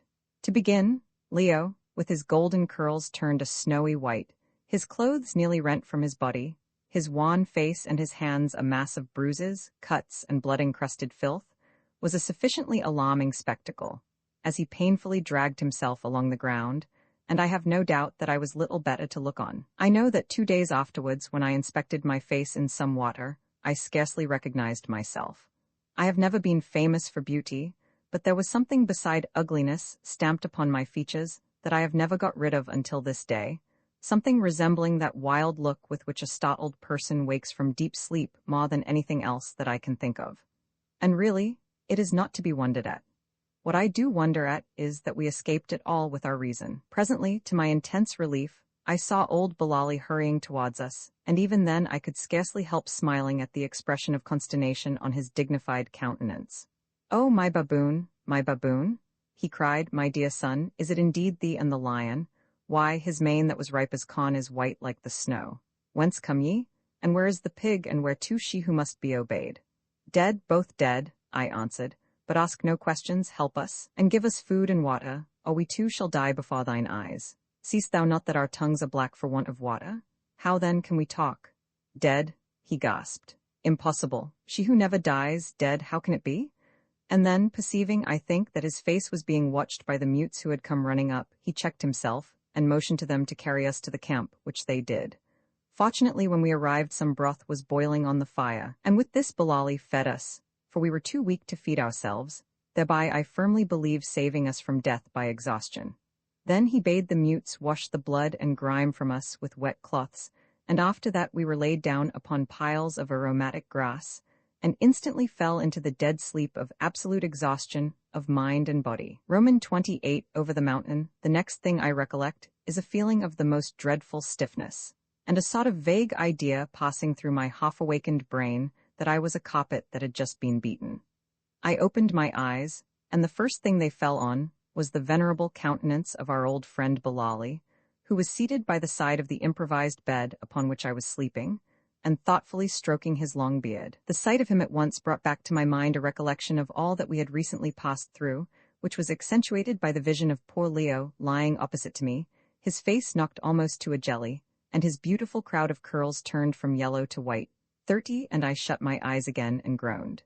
"Thou hast slept long, my baboon," said old Bilali. "How long, my father?" I asked.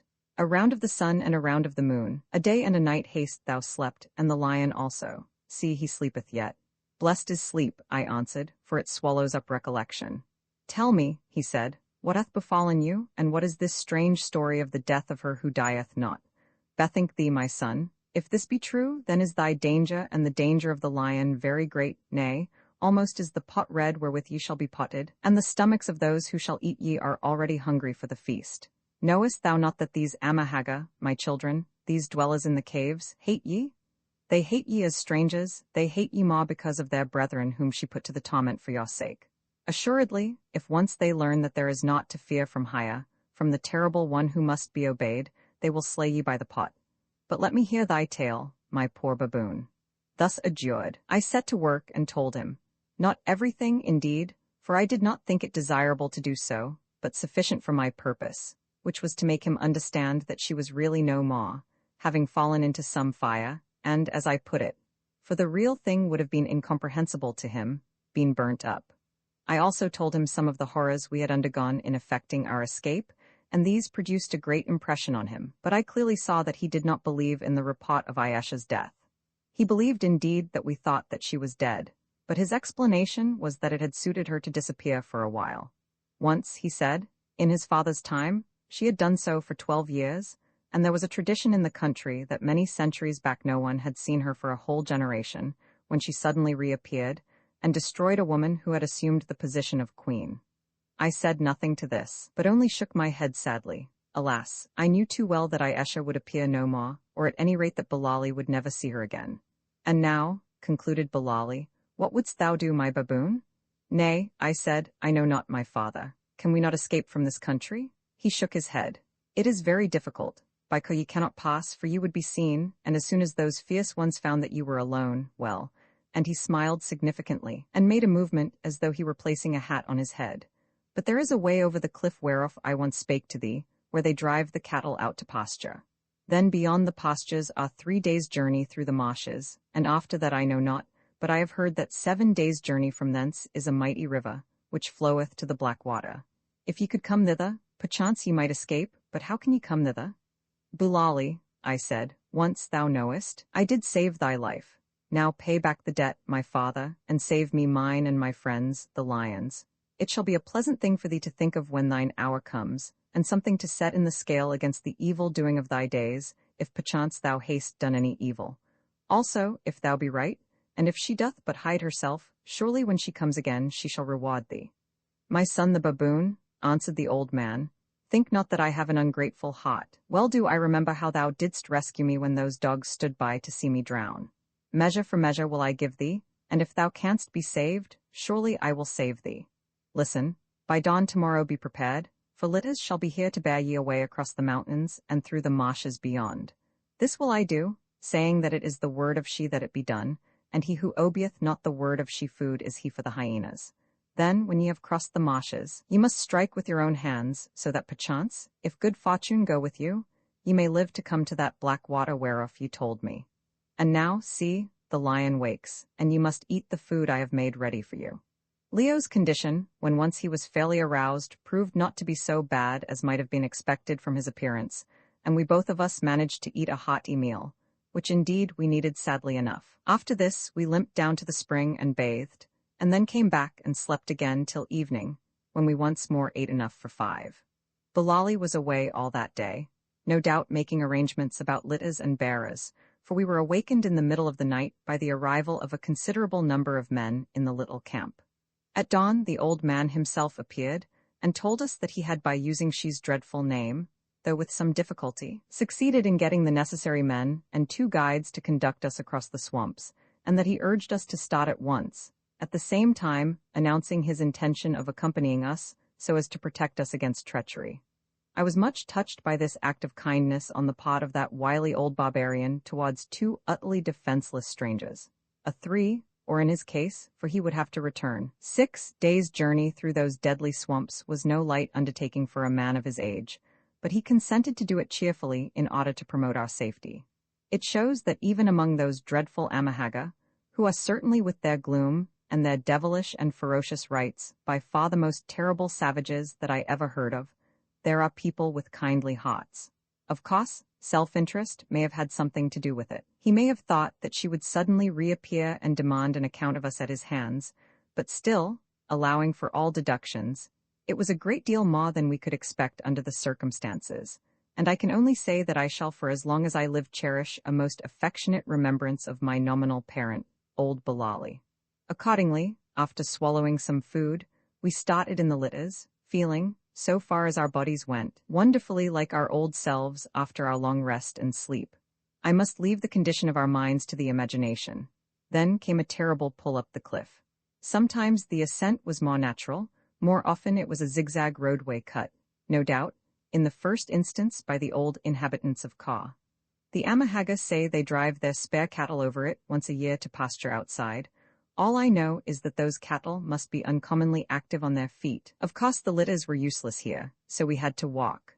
By midday, however, we reached the great flat top of that mighty wall of rock, and grand enough the view was from it, with the plain of Ka, in the center of which we could clearly make out the pillared ruins of the Temple of Truth to the one side, and the boundless and melancholy marsh on the other. This wall of rock, which had no doubt once formed the lip of the crater, was about 1.5 miles thick, and still covered with clinker. Nothing grew there, and the only thing to relieve our eyes were occasional pools of rainwater, for rain had lately fallen, wherever there was a little hollow. Over the flat crest of this mighty rampart we went, and then came the descent, which, if not so difficult a matter as the getting up, was still sufficiently breakneck, and took us till sunset. That night, however, we camped in safety upon the mighty slopes that rolled away to the marsh beneath. On the following morning, about 11 o'clock, began our dreary journey across those awful seas of swamps which I have already described. For 3 whole days, through stench and mire, and the all-prevailing flavor of fear, did our bearers struggle along, till at length we came to open rolling ground quite uncultivated, and mostly treeless, but covered with game of all sorts, which lies beyond that most desolate, and without guides utterly impracticable, district. And here on the following morning we bade farewell, not without some regret, to old Bilali, who stroked his white beard and solemnly blessed us. "Farewell, my son the baboon," he said, "and farewell to thee too, O lion. I can do no more to help you. But if ever ye come to your country, be advised, and venture no more into lands that ye know not, lest ye come back no more, but leave your white bones to mark the limit of your journeyings. Farewell once more. Often shall I think of you, nor wilt thou forget me, my baboon, for though thy face is ugly thy heart is true." And then he turned and went, and with him went the tall and sullen-looking bearers, and that was the last that we saw of the Amahagga. We watched them winding away with the empty litters like a procession bearing dead men from a battle, till the mists from the marsh gathered round them and hid them, and then, left utterly desolate in the vast wilderness, we turned and gazed round us and at each other. 3 weeks or so before 4 men had entered the marshes of Kau, and now 2 of us were dead, and the other 2 had gone through adventures and experiences so strange and terrible that death himself hath not a more fearful countenance. 3 weeks, and only 3 weeks? Truly time should be measured by events, and not by the lapse of hours. It seemed like 30 years since we saw the last of our whaleboat. "We must strike out for the Zambesi, Leo," I said, "but God knows if we shall ever get there." Leo nodded. He had become very silent of late, and we started with nothing but the clothes we stood in, a compass, our revolvers and express rifles, and about 200 rounds of ammunition, and so ended the history of our visit to the ancient ruins of mighty and imperial Kau. As for the adventures that subsequently befell us, strange and varied as they were, I have, after deliberation, determined not to record them here. In these pages, I have only tried to give a short and clear account of an occurrence which I believe to be unprecedented, and this I have done, not with a view to immediate publication, but merely to put on paper, while they are yet fresh in our memories, the details of our journey and its result, which will, I believe, prove interesting to the world if ever we determine to make them public. This, as at present advised, we do not intend should be done during our joint lives. For the rest, it is of no public interest, resembling as it does the experience of more than one Central African traveler. Suffice it to say that we did, after incredible hardships and privations, reach the Zambesi, which proved to be about 170 miles south of where Bilali left us. There we were for 6 months imprisoned by a savage tribe, who believed us to be supernatural beings, chiefly on account of Leo's youthful face and snow-white hair.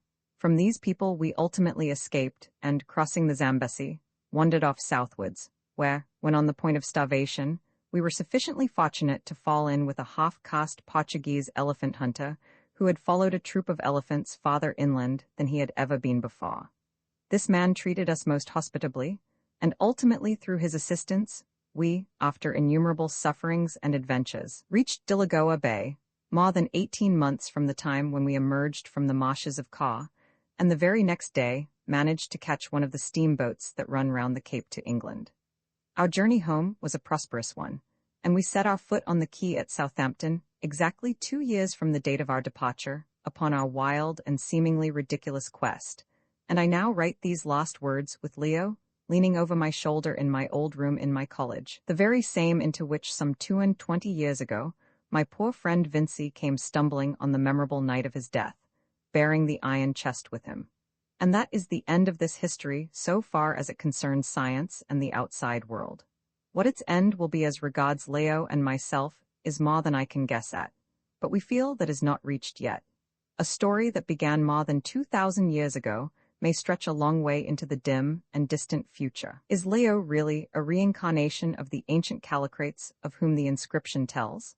Or was Ayesha deceived by some strange hereditary resemblance? The reader must form his own opinion on this as on many other matters. I have mine, which is that she made no such mistake.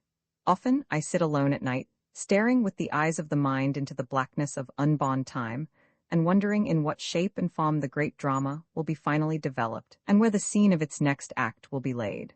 And when that final development ultimately occurs, as I have no doubt it must and will occur, in obedience to a fate that never swerves and a purpose that cannot be altered, what will be the part played therein by that beautiful Egyptian Amenartas?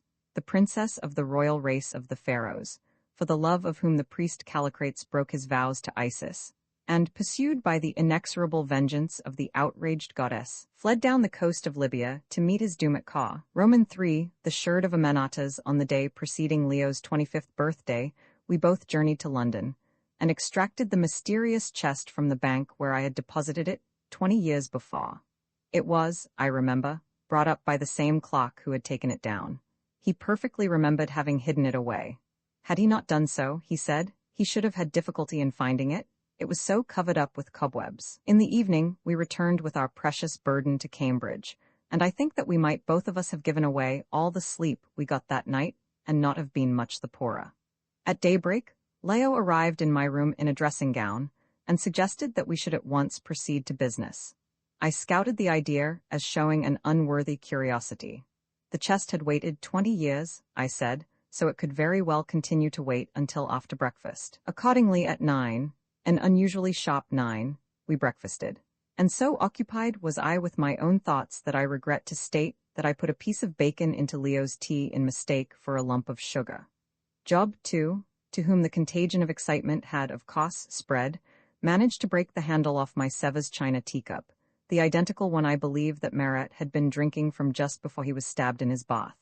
At last, however, breakfast was cleared away, and Job, at my request, fetched the chest and placed it upon the table in a somewhat gingerly fashion, as though he mistrusted it. Then he prepared to leave the room. "Stop a moment, Job," I said. "If Mr. Leo has no objection, I should prefer to have an independent witness to this business, who can be relied upon to hold his tongue unless he is asked to speak."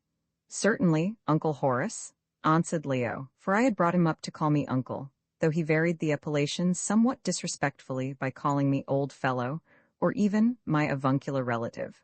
Job touched his head, not having a hat on. "Lock the door, Job," I said, "and bring me my dispatch box." He obeyed, and from the box I took the keys that poor Vincy, Leo's father, had given me on the night of his death. There were 3 of them, the largest a comparatively modern key, the second an exceedingly ancient one, and the third entirely unlike anything of the sort that we had ever seen before, being fashioned apparently from a strip of solid silver, with a bar placed across to serve as a handle, and leaving some nicks cut in the edge of the bar. It was more like a model of an antediluvian railway key than anything else. "Now, are you both ready?" I said, as people do when they are going to fire a mine. There was no answer, so I took the big key, rubbed some salad oil into the wads, and after 1 or 2 bad shots, for my hands were shaking, managed to fit it and shoot the lock. Leo bent over and caught the massive lid in both his hands, and with an effort, for the hinges had rusted, forced it back. Its removal revealed another case covered with dust. This we extracted from the iron chest without any difficulty, and removed the accumulated filth of years from it with a clothes brush. It was, or appeared to be, of ebony, or some such close-grained black wood, and was bound in every direction with flat bands of iron. Its antiquity must have been extreme, for the dense heavy wood was in parts actually commencing to crumble from age. "Now for it," I said, inserting the second key. Job and Leo bent forward in breathless silence. The key turned, and I flung back the lid and uttered an exclamation, and no wonder, for inside the ebony case was a magnificent silver casket, about 12 inches square by 8 high. It appeared to be of Egyptian workmanship, and the 4 legs were formed of sphinxes, and the dome-shaped cover was also surmounted by a sphinx. The casket was of course much tarnished and dinted with age, but otherwise in fairly sound condition.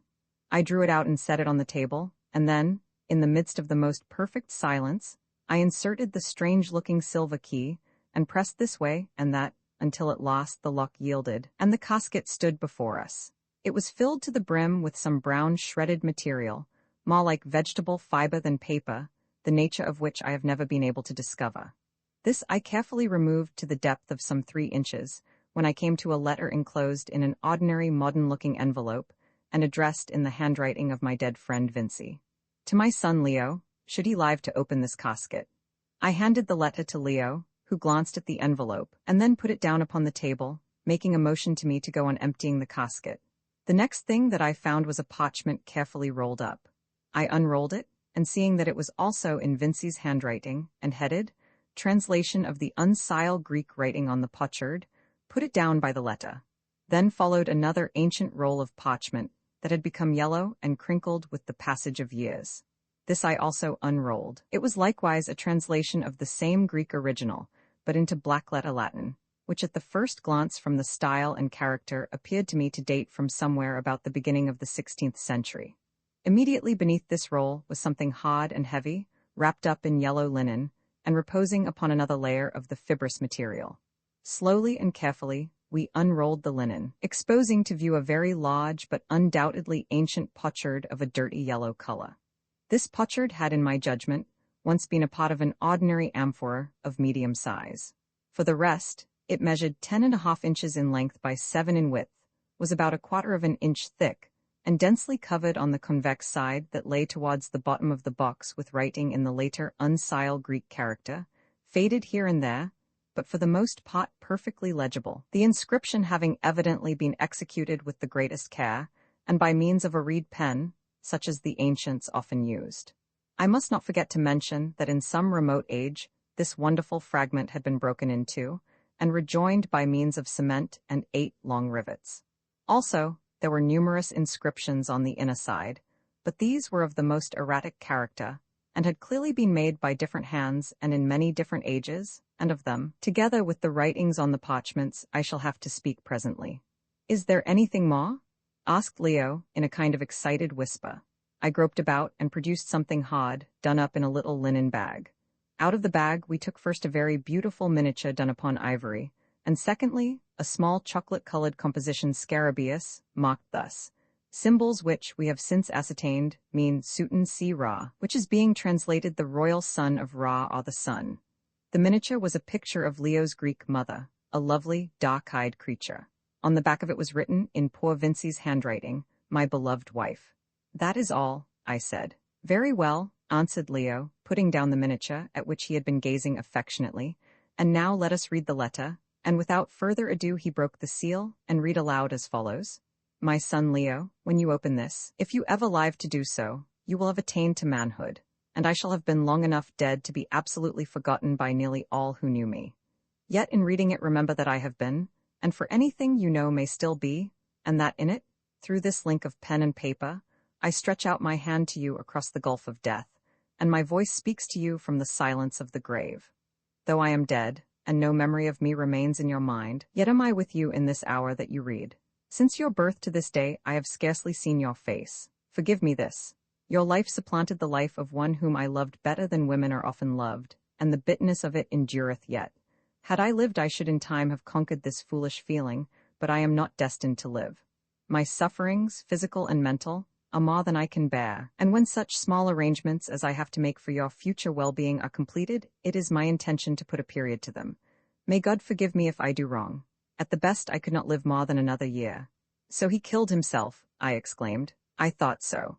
And now," Leo went on without replying, "enough of myself. What has to be said belongs to you who live, not to me, who am dead, and almost as much forgotten as though I had never been. Holly, my friend, to whom, if he will accept the trust, it is my intention to confide you, will have told you something of the extraordinary antiquity of your race. In the contents of this casket, you will find sufficient to prove it. The strange legend that you will find inscribed by your remote ancestress upon the potsherd was communicated to me by my father on his deathbed, and took a strong hold in my imagination. When I was only 19 years of age, I determined, as, to his misfortune, did one of our ancestors about the time of Elizabeth, to investigate its truth. Into all that befell me I cannot enter now. But this I saw with my own eyes. On the coast of Africa, in a hitherto unexplored region, some distance to the north of where the Zambesi falls into the sea, there is a headland, at the extremity of which a peak towers up, shaped like the head of a Negro, similar to that of which the writing speaks. I landed there, and learnt from a wandering native, who had been cast out by his people, because of some crime which he had committed, that far inland are great mountains, shaped like cups, and caves surrounded by measureless swamps. I learnt also that the people there speak a dialect of Arabic, and are ruled over by a beautiful white woman who is seldom seen by them, but who is reported to have power over all things living and dead. 2 days after I had ascertained this, the man died of fever contracted in crossing the swamps, and I was forced by want of provisions, and by symptoms of an illness which afterwards prostrated me to take to my dhow again. Of the adventures that befell me after this, I need not now speak. I was wrecked upon the coast of Madagascar, and rescued some months afterwards by an English ship that brought me to Aden, whence I started for England, intending to prosecute my search as soon as I had made sufficient preparations. On my way I stopped in Greece, and there, for omnia vincit ama, I met your beloved mother, and married her, and there you were born and she died. Then it was that my last illness seized me, and I returned hither to die. But still I hoped against hope, and set myself to work to learn Arabic, with the intention, should I ever get better, of returning to the coast of Africa, and solving the mystery of which the tradition has lived so many centuries in our family. But I have not got better, and, so far as I am concerned, the story is at an end.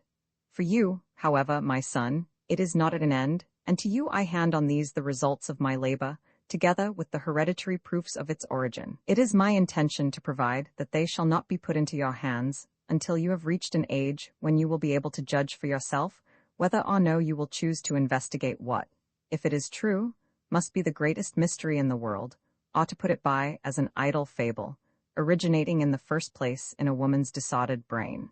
I do not believe that it is a fable. I believe that if it can only be rediscovered, there is a spot where the vital forces of the world visibly exist. Life exists. Why therefore should not the means of preserving it indefinitely exist also? But I have no wish to prejudice your mind about the matter. Read and judge for yourself. If you are inclined to undertake the search, I have so provided that you will not lack for means. If, on the other hand, you are satisfied that the whole thing is a chimera, then, I adjure you, destroy the potsherd and the writings, and let a cause of troubling be removed from our race forever. Perhaps that will be wisest.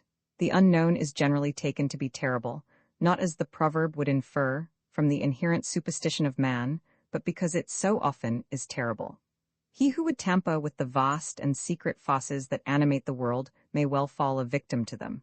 And if the end were attained, if at last you emerged from the trial ever beautiful and ever young, defying time and evil, and lifted above the natural decay of flesh and intellect, who shall say that the awesome change would prove a happy one? Choose, my son, and may the power who rules all things, and who says thus far shalt thou go, and thus much shalt thou learn, direct the choice to your own happiness and the happiness of the world, which, in the event of your success, you would one day certainly rule by the pure force of accumulated experience. Farewell.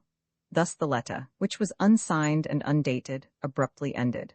What do you make of that, Uncle Holly? Said Leo, with a sort of gasp as he replaced it on the table. We have been looking for a mystery, and we certainly seem to have found one. What do I make of it? Why, that your poor dear father was off his head, of course, I answered, testily. I guessed as much that night 20 years ago when he came into my room. You see, he evidently hurried his own end, poor man. It is absolute balderdash. That's it, sir, said Job solemnly. Job was a most matter-of-fact specimen of a matter-of-fact class. Well, let's see what the potsherd has to say at any rate, said Leo, taking up the translation in his father's writing and commencing to read. I, Amenatas of the royal house of the pharaohs of Egypt, wife of Callicrates, the beautiful in strength, a priest of Isis whom the gods cherish and the demons obey, being about to die, to my little son Tisisthenes, the mighty avenger. I fled with thy father from Egypt in the days of Nectanes, far causing him through love to break the vows that he had vowed. We fled southward across the waters, and we wandered for twice 12 moons on the coast of Libya, Africa, that looks towards the rising sun, where by a river is a great rock carven like the head of an Ethiopian. 4 days on the water from the mouth of a mighty river were we cast away, and some were drowned, and some died of sickness. But us wild men took through wastes and marshes, where the sea fowl hid the sky, bearing us 10 days' journey till we came to a hollow mountain, where a great city had been and fallen, and where there are caves of which no man hath seen the end. And they brought us to the queen of the people who place pots upon the heads of strangers, who is a magician having a knowledge of all things, and life and loveliness that does not die. And she cast eyes of love upon thy father, Callicrates, and would have slain me, and taken him to husband, but he loved me and feared her, and would not. Then did she take us and lead us by terrible ways, by means of dark magic, to where the great pit is, in the mouth of which the old philosopher lay dead, and showed to us the rolling pillar of life that dies not, whereof the voice is as the voice of thunder. And she did stand in the flames, and come forth unharmed, and yet more beautiful. Then did she swear to make thy father undying even as she is, if he would but slay me, and give himself to her. For me she could not slay because of the magic of my own people that I have, and that prevailed thus far against her. And he held his hand before his eyes to hide her beauty, and would not. Then in her rage did she smite him by her magic, and he died. But she wept over him, and bore him thence with lamentations. And being afraid, me she sent to the mouth of the great river where the ships come, and I was carried far away on the ships where I gave thee birth. And hither to Athens I came at last after many wanderings. Now I say to thee, my son, Tisisthenes, seek out the woman, and learn the secret of life. And if thou mayest find a way, slay her, because of thy father Callicrates. And if thou dost fear or fail, this I say to all thy seed who come after thee, till at last a brave man be found among them who shall bathe in the fire, and sit in the place of the pharaohs. I speak of those things, that though they be past belief, yet I have known, and I lie not. May the Lord forgive her for that, groaned Job, who had been listening to this marvelous composition with his mouth open. Facsimile of the shirt of Amenatas, 1/2 size. Facsimile of the reverse of the shirt of Amenatas, 1/2 size. As for myself, I said nothing, my first idea being that my poor friend, being demented, had composed the whole thing, though it scarcely seemed likely that such a story could have been invented by anybody. It was too original. To solve my doubts, I took up the potsherd and began to read the close uncial Greek writing on it, and very good Greek of the period it is, considering that it came from the pen of an Egyptian bonne. Here is an exact transcript of it. Alpha mu epsilon nu alpha rho tau alpha sigma tau omicron epsilon beta alpha sigma iota lambda iota kappa omicron epsilon gamma epsilon nu omicron ups. Delta alpha pi omicron sigma tau omicron mu alpha tau omicron sigma pi omicron tau alpha mu epsilon gamma alpha lambda omicron upsil. Omicron nu sigma epsilon nu omicron iota kappa epsilon iota nu epsilon beta omicron epsilon lambda epsilon tau omicron epsilon mu eps. I have here accurately transcribed this inscription into the cursive character. Letter 1 F00 mu epsilon nu alpha rho tau alpha sigma. Tau omicron letter 1 Fe6 beta alpha sigma iota kappa omicron letter 1 Fe6 gamma epsilon nu omicron epsilon sigma tau omicron letter 1 Fe6 alpha letter 1 F30 gamma upsilon pi tau iota omicron upsilon letter 1 F21 tau omicron letter 1 Fe6 kappa alpha lambda lambda iota kappa rho alpha tau omicron epsilon sigma letter 1 F3 phi sigma iota delta omicron sigma letter 1 F31 epsilon rho epsilon omega sigma letter 1 F23 nu omicron letter 1 F31 mu letter 1 F72 nu theta epsilon omicron letter 1 F76 tau rho epsilon phi omicron epsilon sigma iota tau letter 1 F70 delta letter 1 F72 delta alpha iota mu omicron nu iota alpha letter 1 F51 pi omicron tau alpha sigma sigma epsilon tau alpha iota letter 1 F2 phi delta eta tau epsilon lambda epsilon upsilon tau letter 1 F6 sigma alpha tau iota sigma theta epsilon nu epsilon iota tau letter 1 F7 pi alpha iota delta letter 1 F76 letter 1 F10 pi iota sigma tau epsilon lambda epsilon iota tau alpha delta epsilon sigma epsilon nu epsilon phi epsilon gamma omicron nu gamma alpha rho pi omicron tau epsilon letter 1 F10 kappa tau letter 1 Fs delta iota letter 1 F70 tau letter 1 F78 nu letter 1 F14 omega tau alpha tau letter 1 F78 nu letter 1 F10 mu letter 1 F78 nu letter 1 F10 pi iota omicron rho kappa eta sigma alpha nu tau omicron sigma phi epsilon gamma omicron nu tau epsilon sigma delta letter 1 F72 pi rho letter 1 F78 sigma nu omicron tau omicron nu delta iota alpha pi omicron nu tau iota omicron iota kappa alpha letter 1 F76 kappa letter 2 B9 delta letter 2 B9 mu letter 1 Fc6 nu alpha sigma kappa alpha tau letter 1 F70 tau letter 1 F70 pi alpha rho alpha theta alpha lambda alpha sigma sigma iota alpha tau letter 1 Fs letter 1 F1 phi nu theta alpha pi epsilon tau rho alpha tau iota sigma mu epsilon lambda eta gamma lambda upsilon pi tau letter 1 F78 nu letter 1 F phi 1 mu omicron iota omega mu alpha alpha letter 1 F30 theta iota, omicron, pi, omicron, sigma, kappa, epsilon, phi, alpha, lambda, letter 1f c6 sigma, epsilon, letter 1f 36, tau, alpha, letter 1f 21 mu, epsilon, rho, alpha, sigma, delta, letter 2 b9, letter 1f 00, pi, letter 1f 78, sigma, tau, omicron, mu, alpha, tau, omicron, sigma, pi, omicron, tau, alpha, mu, omicron, letter 1f e6, mu epsilon gamma alpha lambda omicron epsilon, letter 1f10, kappa pi epsilon sigma omicron nu tau epsilon sigma. Omicron, letter 1f31, mu epsilon nu, kappa alpha tau epsilon pi omicron nu tau iota sigma theta eta mu epsilon nu. Omicron, letter 1f31, delta letter 1f72. Nu omicron, sigma, letter 1f3, letter 1f00 pi epsilon theta alpha nu omicron mu epsilon nu, tau epsilon lambda omicron sigma, delta, letter 1f72, letter 1f51 pi, letter 1f00 lambda rho iota omega nu, letter 1f00, nu theta rho omega pi omega nu, letter 1f10. Phi epsilon rho omicron mu epsilon theta alpha, delta, iota letter 1f7z. Letter 1f21 mu epsilon rho alpha sigma iota.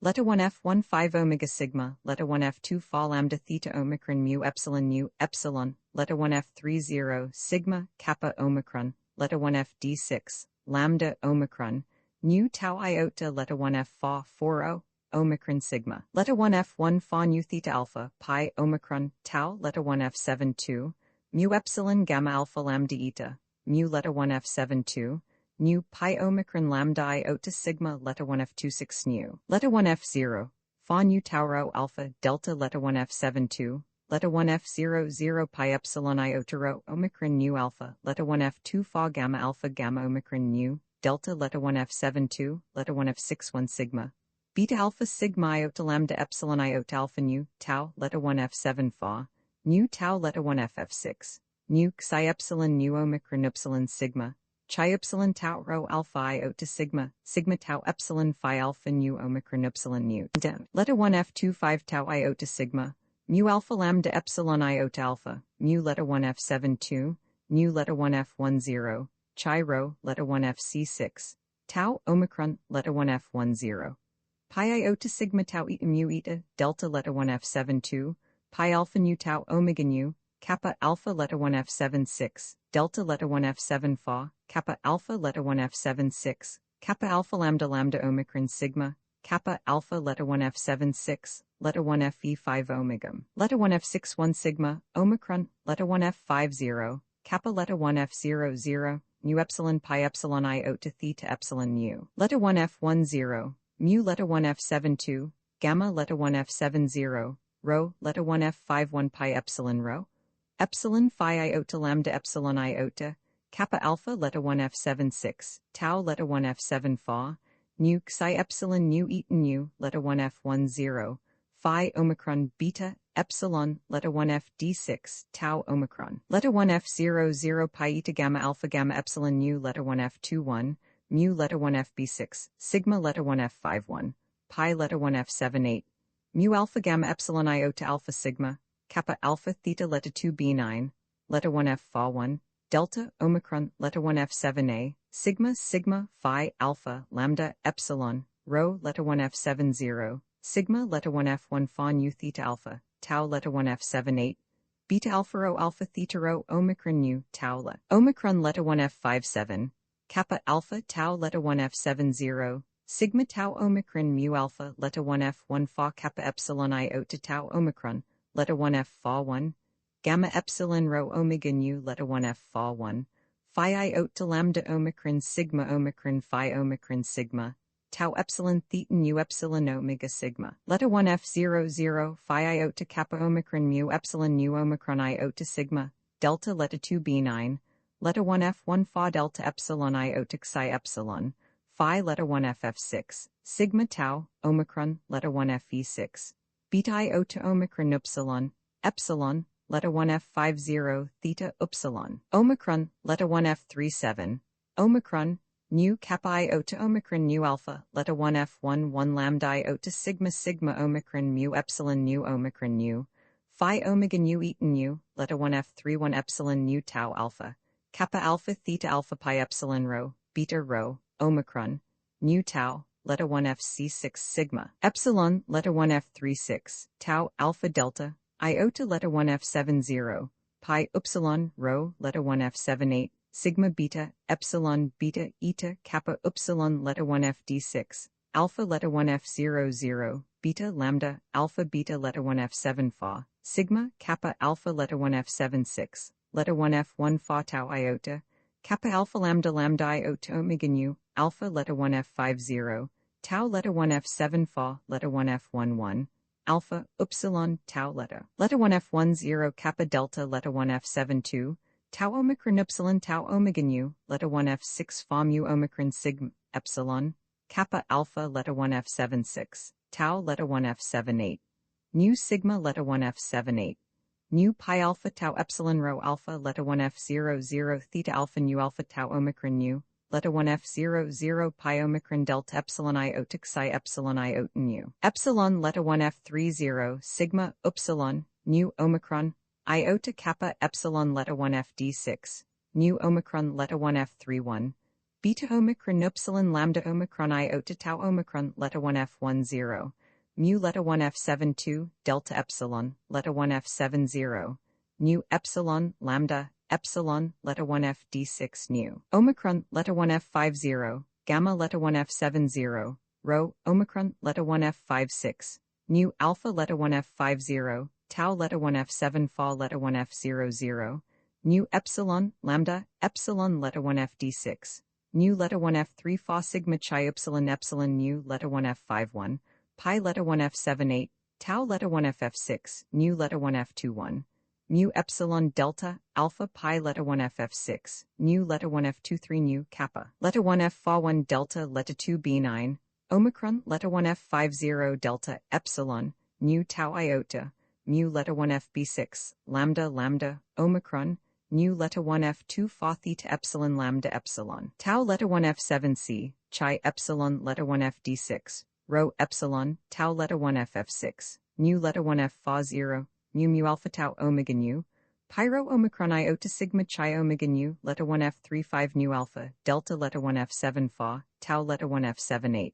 tau letter 1 FC6, sigma gamma, upsilon, nu alpha, iota kappa letter 1 F78, sigma, kappa alpha lambda lambda omicron sigma, mu letter 1 F7 fa, letter 1 F fa 1, rho letter 1 F00 pi omicron lambda omicron mu epsilon nu omicron nu, mu epsilon nu tau omicron iota, kappa lambda alpha omicron epsilon sigma alpha, kappa alpha, letter 1 F76, letter 1 F fa 0, delta epsilon rho mu epsilon nu eta, letter 1 F10, kappa epsilon, letter 1 FD6 theta, epsilon, nu letter 1 F00 pi eta nu epsilon gamma kappa epsilon nu, letter 1 F10, mu letter 1 F72 delta, letter 1 F72, phi omicron beta, letter 1 FF3, letter 1 F00, phi letter 1 FC6, kappa epsilon, nu epsilon letter 1 F30, sigma sigma tau omicron mu alpha tau omicron letter 1 FE6, mu epsilon gamma alpha lambda omicron epsilon,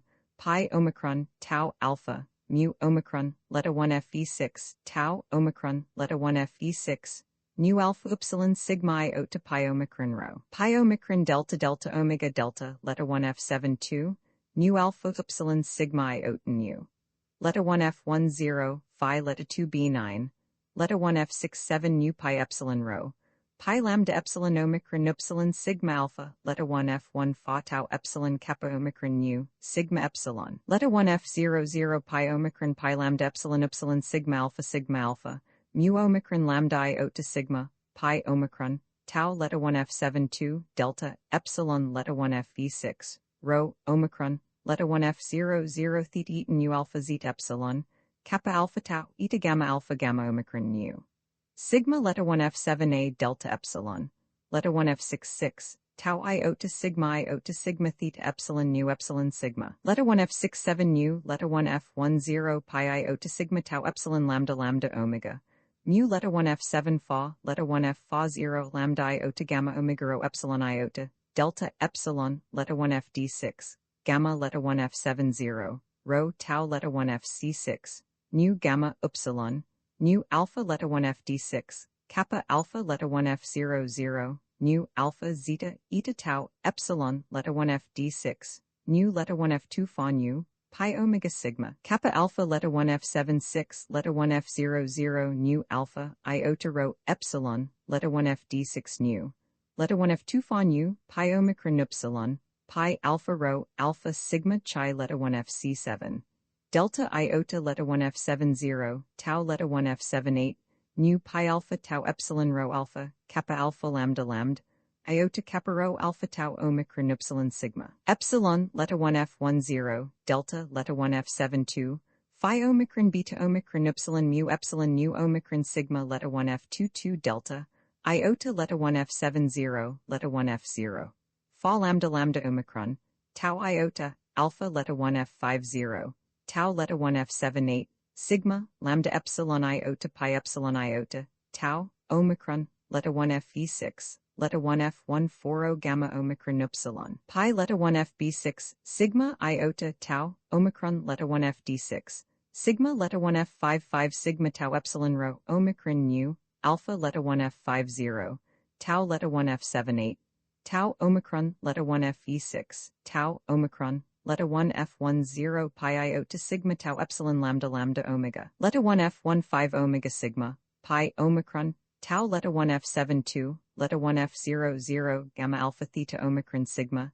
tau iota sigma, gamma epsilon nu omicron mu epsilon nu omicron sigma, tau letter 1f f7, pi upsilon, rho letter 1f 7 6, lambda omicron upsilon sigma alpha theta alpha iota, tau omicron lambda mu eta sigma epsilon iota, kappa alpha letter 1f 7 6, tau letter 1f 7 0, letter 1f 0 0 rho, iota sigma, letter 1f fa 5 mu omega sigma delta letter 1f 7 2, letter 1f 0 3, alpha letter 1f 5 0, tau letter 1f 7 fa letter 1f 1 fa gamma nu omega kappa alpha, omicron letter 1f 5 0, kappa letter 1f 1 0 psi epsilon upsilon sigma alpha mu eta nu. The English translation was, as I discovered on further investigation, and as the reader may easily see by comparison, both accurate and elegant. Besides the uncial writing on the convex side of the sherd at the top, painted in dull red, on what had once been the lip of the amphora, was the cartouche already mentioned as being on the scarabaeus, which we had also found in the casket. The hieroglyphics, or symbols, however, were reversed, just as though they had been pressed on wax. Whether this was the cartouche of the original Callicrates, 5, or of some prince or pharaoh from whom his wife Amenatas was descended, I am not sure, nor can I tell if it was drawn upon the sherd at the same time that the uncial Greek was inscribed, or copied on, more recently from the scarab by some other member of the family. Nor was this all.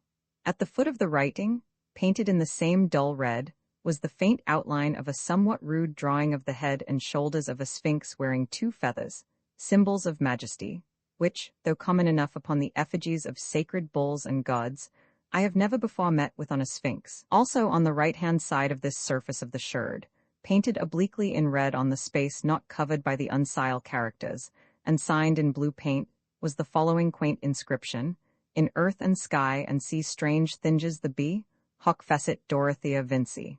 Perfectly bewildered, I turned the relic over. It was covered from top to bottom with notes and signatures in Greek, Latin, and English. The first in uncial Greek was by Tisisthenes, the son to whom the writing was addressed. It was, I could not go, Tisisthenes to his son, Callicrates. Here it is in facsimile with its cursive equivalent.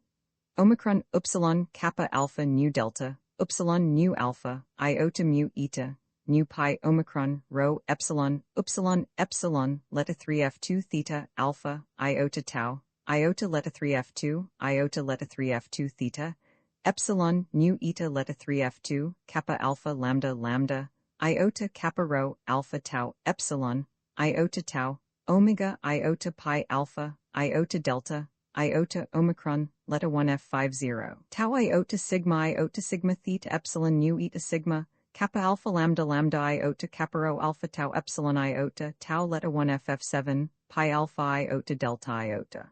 This Callicrates, probably, in the Greek fashion, so named after his grandfather, evidently made some attempt to start on the quest, for his entry written in very faint and almost illegible uncial is, I ceased from my going, the gods being against me.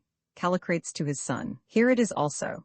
Tau omega nu theta epsilon omega nu alpha nu tau iota sigma tau alpha nu tau omega nu epsilon pi alpha upsilon sigma alpha mu nu tau eta sigma, tau leta 1 ff6, nu theta, epsilon, leta 1 ff6, nu leta 1 f0 0 nu tau iota sigma tau alpha nu tau omega nu, leta 1 f 1 0 pi alpha upsilon sigma alpha mu nu, tau leta 1 fc6, sigma, pi omicron rho epsilon iota alpha sigma, kappa alpha lambda lambda iota kappa rho alpha tau eta sigma, tau, leta 1 ff7, pi alpha iota delta iota.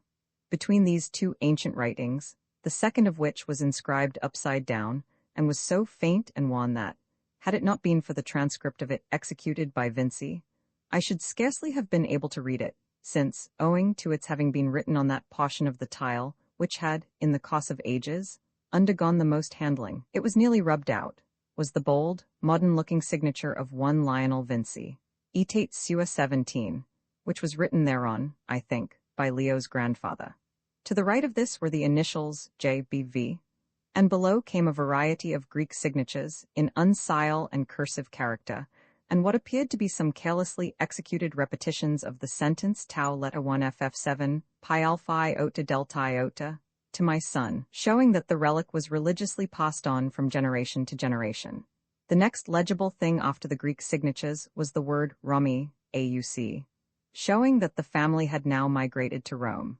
Unfortunately, however, with the exception of its termination, Evi, the date of their settlement there is forever lost, for just where it had been placed a piece of the potsherd is broken away. Then followed 12 Latin signatures, jotted about here and there, wherever there was a space upon the tile suitable to their inscription.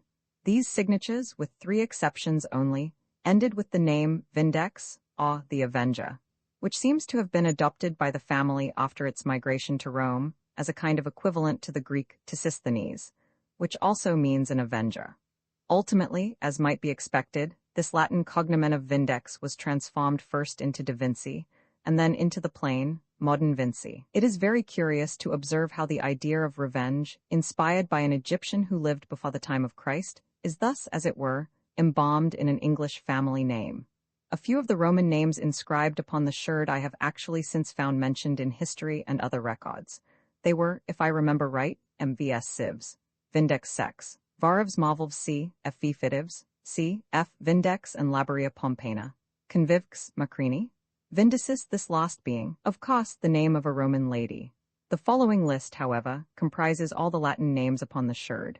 C. Kieselivs Vindex M. Amalivs Vindex Sex, Varivs, Marvels Q. Sosivs Prisc Senesio Vindex L. Valorivs Commonivs Vindex Sex, Autosilivs, M. F. L. Ativs, Vindex MVS Civs Vindex C. FV Fitivs, C. F. Vindex Listenivs, Favstivs, Labaria Pompeiana, Canivx Macrini Vindicis, Maniliar, LV Scylla, Canivx Mavli Vindicis. After the Roman names, there is evidently a gap of very many centuries.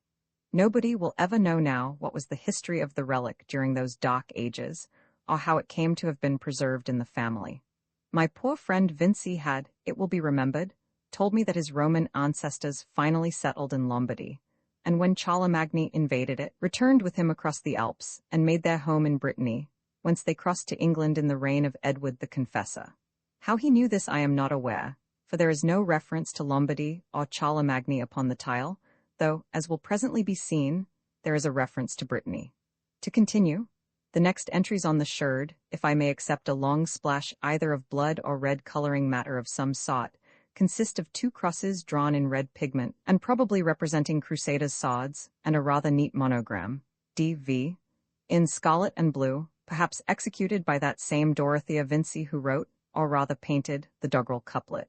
To the left of this, inscribed in faint blue, were the initials A.V., and after them a date, 1800. Then came what was perhaps as curious an entry as anything upon this extraordinary relic of the past.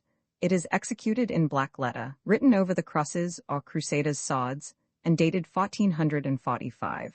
As the best plan will be to allow it to speak for itself, I here give the black letter facsimile, together with the original Latin without the contractions, from which it will be seen that the writer was a fair medieval Latinist. Also, we discovered what is still more curious, an English version of the black letter Latin. This, also written in black letter, we found inscribed on a second parchment that was in the coffer, apparently somewhat older in date than that on which was inscribed the medieval Latin translation of the uncial Greek of which I shall speak presently. This I also give in full. Facsimile of black letter inscription on the sherd of Amenatas. Ista reliquier est valda mysticu et myrificu obsgmeos me ex amorica, letter 17f, letter 17f, Britannia, mea secu covhibet ectums clerix sepa primeo in manu, feribet patis ilv destruit affirmascit esset ab ipso sathana, coflat prestigioser, et diabolicer, ot creepter mevs coffrigit ilvd imacron, divas ptesctum ego jos de uisto, salvas servavi et adaptavi sict apparit dilu, post. Expanded version of the above black letter inscription. Ista reliquier est valda mysticum et myrificum opus, quod majaz me ex amorica, silicit Britannia minor, secum convehebent, et quidem sanctus clericus semper patri meo in manu feribet quod penitus illud destruit, affirmans quod esset ab ipso sathana conflatum prestigioser et diabolicer ot, quae peta mus confregit illud in duas pots, quas quidem ego johans de vincito salvas servavi, et adaptavi sicut, apparit dilune, proximo post festum beat Marie Virginis, Annie Grati MCCCCXLV. Facsimile of the Old English black letter translation of the above Latin inscription from the sherd of Amenatas, found inscribed upon a parchment. Thys relic wise a writ mystical work and a marvelous. Ye which mine onsetas afore time, did convey Haida WTM, F from Amorike WHC, wise to say in Britain, ye less and a certain holy clerk shoulder always bear my F fatier on hund, it hiot utili F fa to F fresh ye same.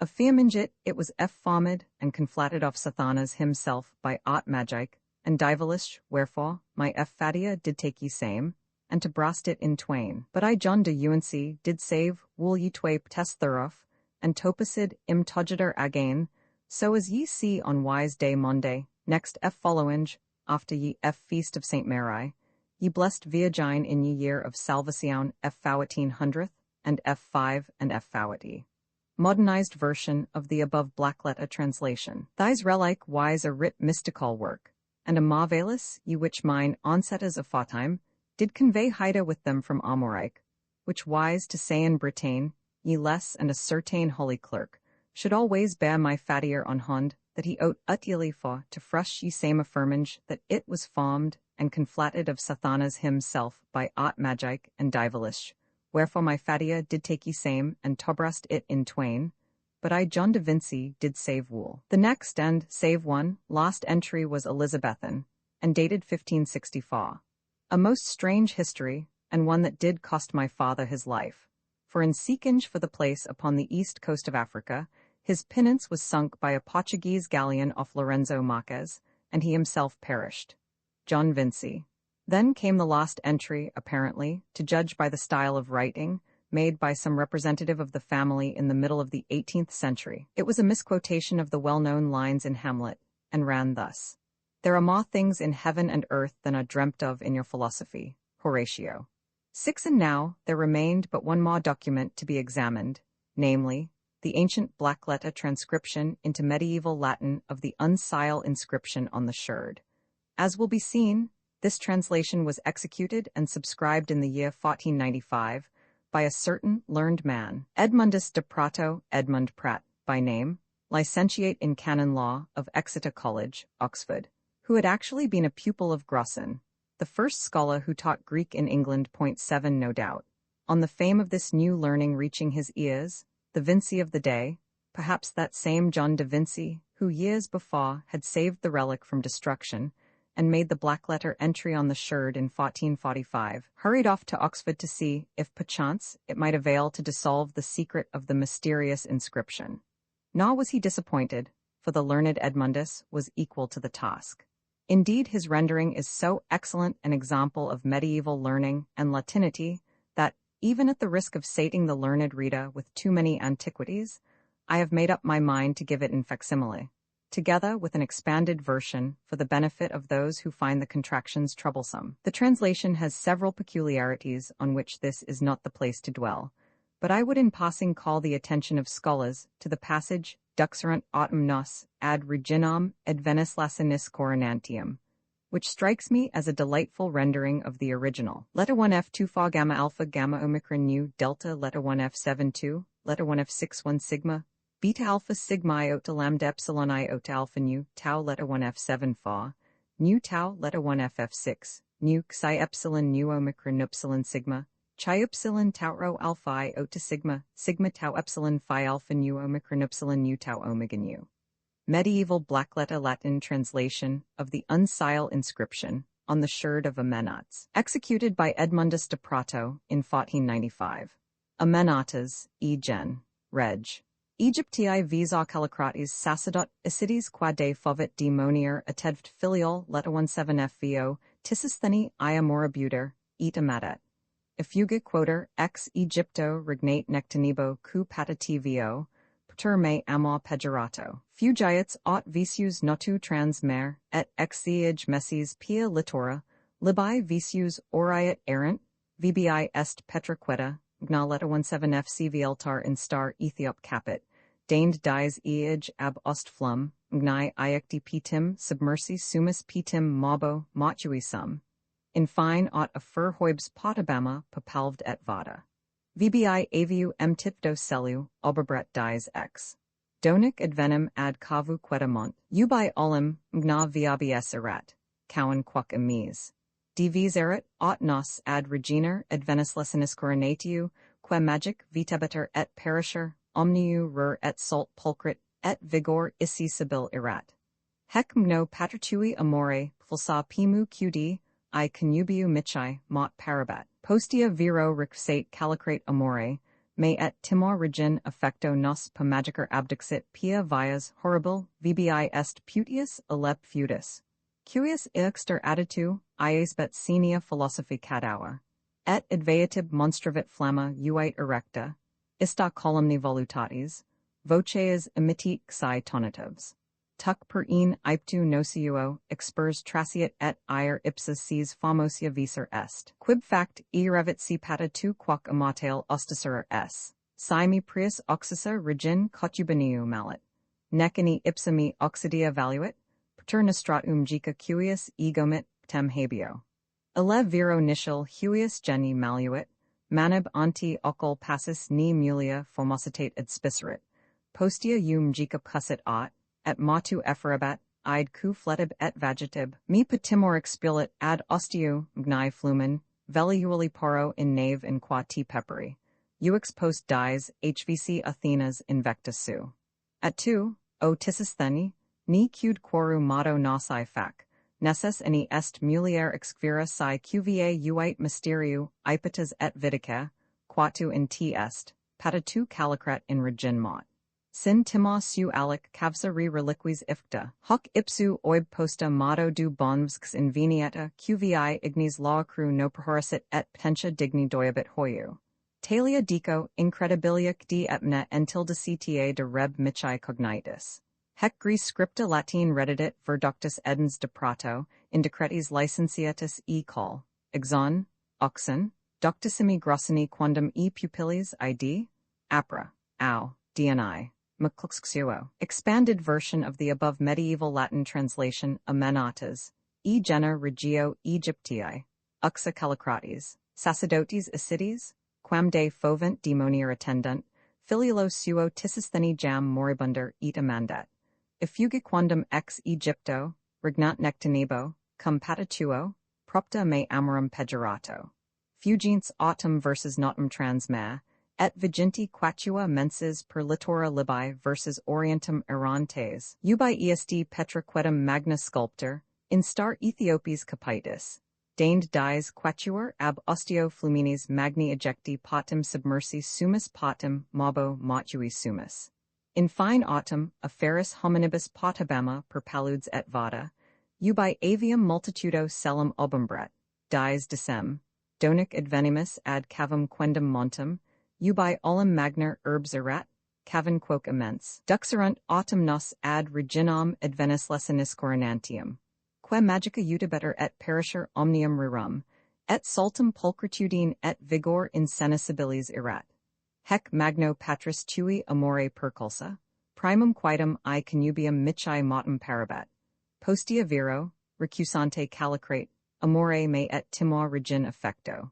Nos per magicam abdixit per vias horribiles, ubi est putius, ille profundus, cujus juxter aditum jaspat senioris philosophi cadava, et advenientibus monstravit flammam vite erectam, insta columni voluntantes, voces emittentem quasi tonitris. Tunc per ignum impetu nisivo expers transiet et jam ipsa sees famosia visor est. Quibus factis juravit si patrum tuum quoque, immortalem ostentioram s, simi prius oxisar regin contubernium mallet. Nec inim ipsa me oxidia valuit, propta nostratum magicam cujus egomit patum habeo. Ille viro nitial hugis generis malebat, manibus anti oculos passus, ni mulieris famicitatum adspicerit. Posterior alum magica percussit aut, et motuum efferabat indicum fletibus et vagetibus, et me per timorum expulit ad ostium magni fluminis, velivoli, poro in nave, in qua te peperi, vix post dies huc Athenas vecta sum. At tu, O Tisisthenes, ni quid quorum mando nosae fac. Nessus inim est mulierum exquira si qua vite mysterium, impetus et vindica, quantum in te est, patrum tuum calicratum in regin mot. Sin timos su aliqua causa rem relinquis infectam, hoc ipsum omnibus posteris mando, dum bonus quis inveniata qui ignis levacrum non perheresit, et potentia dignus dominabita hominum. Talia dico, incredibilia quidem et minim ficta de rebus mici cognitus. Hec gris scripta Latine reddit, ver doctus Edmundus de Prato, indiscretis licentiatus, e collegio exoniensi oxoniensi doctissimi grossini quondam e pupillis, idibus aprilis, anno domini mcc elxxxxv degrees. Well, I said, when at length I had read out and carefully examined these writings and paragraphs, at least those of them that were still easily legible, that is the conclusion of the whole matter, Leo, and now you can form your own opinion on it. I have already formed mine. And what is it? He asked in his quick way. It is this. I believe that potsherd to be perfectly genuine, and that, wonderful as it may seem, it has come down in your family from since the 4th century before Christ. The entries absolutely prove it, and therefore, however improbable it may seem, it must be accepted. But there I stop. That your remote ancestress, the Egyptian princess, or some scribe under her direction, wrote that which we see on the sherd I have no doubt, nor have I the slightest doubt but that her sufferings and the loss of her husband had turned her head, and that she was not right in her mind when she did write it. How do you account for what my father saw and heard there? Asked Leo. Coincidence? No doubt there are bluffs on the coast of Africa that look something like a man's head, and plenty of people who speak bastard Arabic. Also, I believe that there are lots of swamps. Another thing is, Leo, and I am sorry to say it, but I do not believe that your poor father was quite right when he wrote that letter. He had met with a great trouble, and also he had allowed this story to prey on his imagination, and he was a very imaginative man. Anyway, I believe that the whole thing is the most unmitigated rubbish. I know that there are curious things and farces in nature which we rarely meet with, and when we do meet them, cannot understand. But until I see it with my own eyes, which I am not likely to, I never will believe that there is any means of avoiding death, even for a time, or that there is or was a white sorceress living in the heart of an African swamp. It is bosh, my boy, all bosh. What do you say, Job? I say, sir, that it is a lie, and if it is true, I hope Mr. Leo won't meddle with no such things, for no good can't come of it. Perhaps you are both right, said Leo, very quietly. I express no opinion, but I say this. I am going to set the matter at rest once and for all, and if you won't come with me, I will go by myself. I looked at the young man and saw that he meant what he said. When Leo means what he says, he always puts on a curious look about the mouth. It has been a trick of his from a child. Now, as a matter of fact, I had no intention of allowing Leo to go anywhere by himself, for my own sake, if not for his. I was far too attached to him for that. I am not a man of many ties or affections. Circumstances have been against me in this respect, and men and women shrink from me, or at least, I fancy that they do, which comes to the same thing, thinking, perhaps, that my somewhat forbidding exterior is a key to my character. Rather than endure this, I have, to a great extent, secluded myself from the world, and cut myself off from those opportunities which with most men result in the formation of relations more or less intimate. Therefore Leo was all the world to me, brother, child, and friend, and until he wearied of me, where he went there I should go too. But of course, it would not do to let him see how great a hold he had over me, so I cast about for some means whereby I might let myself down easy. Yes, I shall go, uncle, and if I don't find the rolling pillar of life, at any rate I shall get some first-class shooting. Here was my opportunity, and I took it. Shooting? I said. Ah, yes, I never thought of that. It must be a very wild stretch of country, and full of big game. I have always wanted to kill a buffalo before I die. Do you know, my boy, I don't believe in the quest, but I do believe in big game, and really on the whole, if after thinking it over, you make up your mind to go, I will take a holiday and come with you. Ah, said Leo, I thought that you would not lose such a chance, but how about money? We shall want a good lot.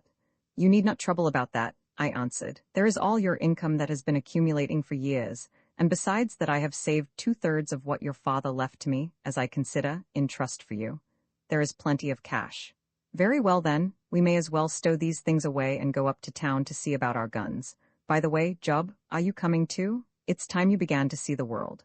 Well, sir, answered Job stolidly, I don't hold much with foreign parts, but if both you gentlemen are going you will want somebody to look after you, and I am not the man to stop behind after serving you for 20 years. That's right, Job, said I. You won't find out anything wonderful, but you will get some good shooting. And now look here, both of you. I won't have a word said to a living soul about this nonsense, and I pointed to the potsherd. If it got out, and anything happened to me, my next of kin would dispute my will on the ground of insanity, and I should become the laughing-stock of Cambridge. That day 3 months we were on the ocean, bound for Zanzibar. Roman fa the squall, how different is the scene that I have now to tell from that which has just been told. Gone are the quiet college rooms, gone the wind-swayed English elms, the cawing rooks, and the familiar volumes on the shelves, and in their place there rises a vision of the great calm ocean gleaming in shaded silver lights beneath the beams of the full African moon. A gentle breeze fills the huge sail of our dhow, and draws us through the water that ripples musically against her sides. Most of the men are sleeping forward, for it is near midnight, but a stout swarthy Arab, Mahomed by name, stands at the tiller, lazily steering by the stars. 3 miles or more to our starboard is a low, dim line. It is the eastern shore of Central Africa. We are running to the southward before the northeast monsoon, between the mainland and the reef that for hundreds of miles fringes this perilous coast. The night is quiet, so quiet that a whisper can be heard far and off the dhow, so quiet that a faint booming sound rolls across the water to us from the distant land. The Arab at the tiller holds up his hand and says one word, Simba, lion? We all sit up and listen. Then it comes again, a slow, majestic sound that thrills us to the marrow. Tomorrow by 10 o'clock, I say, we ought, if the captain is not out in his reckoning, which I think very probable, to make this mysterious rock with a man's head and begin our shooting. And begin our search for the ruined city and the fire of life, corrected Leo, taking his pipe from his mouth and laughing a little. Nonsense, I answered. You were airing your Arabic with that man at the tiller this afternoon. What did he tell you? He has been trading, slave trading, probably, up and down these latitudes for half of his iniquitous life, and once landed on this very Man Rock. Did he ever hear anything of the ruined city or the caves? No, answered Leo. He says that the country is all swamp behind, and full of snakes, especially pythons and game, and that no man lives there. But then there is a belt of swamp all along the East African coast, so that does not go for much. Yes, I said, it does, it goes for malaria. You see what sort of an opinion these gentry have of the country. Not one of them will go with us. They think that we are mad, and upon my word I believe that they are right. If ever we see old England again, I shall be astonished. However, it does not greatly matter to me at my age, but I am anxious for you, Leo, and for Job. It's a tomfool's business, my boy. All right, Uncle Horace, so far as I am concerned, I am willing to take my chance. Look, what is that cloud? And he pointed to a dark blotch upon the starry sky, some miles astern of us. Go and ask the man at the tiller, I said. He rose, stretched his arms, and went. Presently he returned. He says it is a squall, but it will pass far on one side of us. Just then Job came up, looking very stout and English in his shooting suit of brown flannel, and with a sort of perplexed appearance upon his honest round face that had been very common with him since he got into these strange waters. "Please, sir," he said, touching his sun hat, which was stuck onto the back of his head in a somewhat ludicrous fashion. "As we have got all those guns and things in the whaleboat astern, to say nothing of the provisions in the lockers, I think it would be best if I got down and slept in her. I don't like the looks," here he dropped his voice to a portentous whisper, "of these black gentry. They have such a wonderful thievish way about them. Supposing now that some of them were to slip into the boat at night and cut the cable and make off with her? That would be a pretty go, that would." The whaleboat, I may explain, was one specially built for us at Dundee, in Scotland. We had brought it with us, as we knew that this coast was a network of creeks, and that we might require something to navigate them with.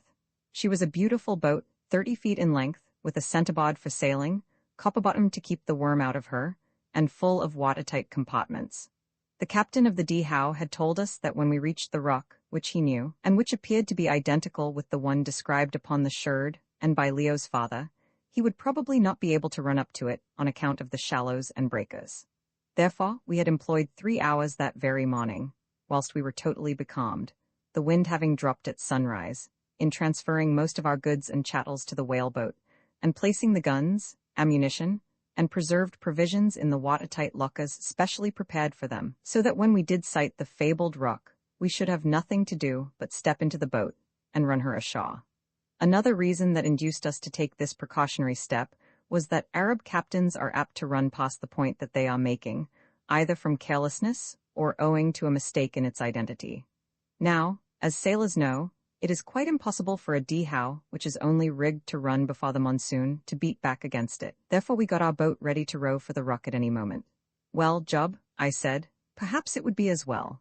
There are lots of blankets there, only be careful to keep out of the moon, or it may turn your head or blind you." "Lord, sir, I don't think it would much matter if it did. It is that turned already with the sight of these blackamoors and their filthy, thieving ways.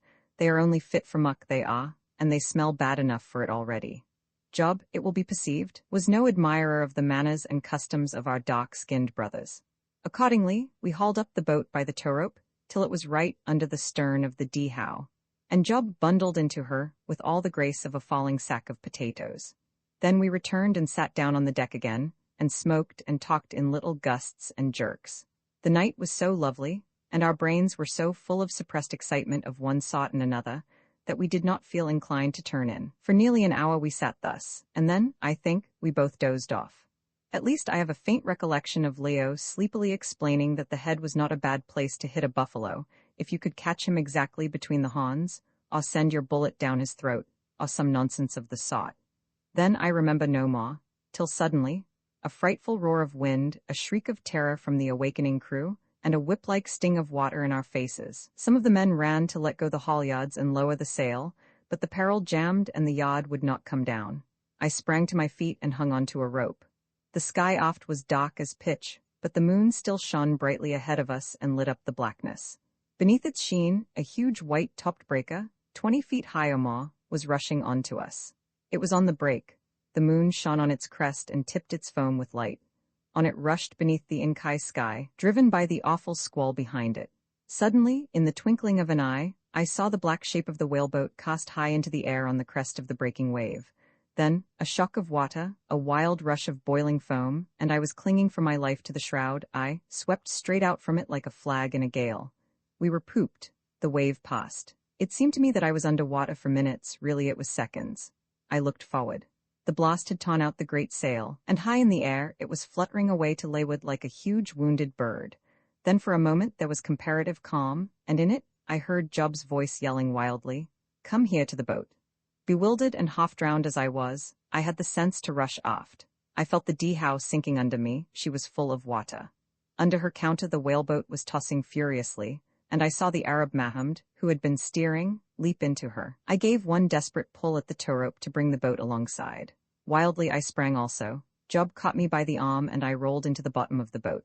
Down went the Dhow bodily, and as she did so Mohammed drew his curved knife and severed the fibre rope by which we were fast to her, and in another second we were driving before the storm over the place where the Dhow had been.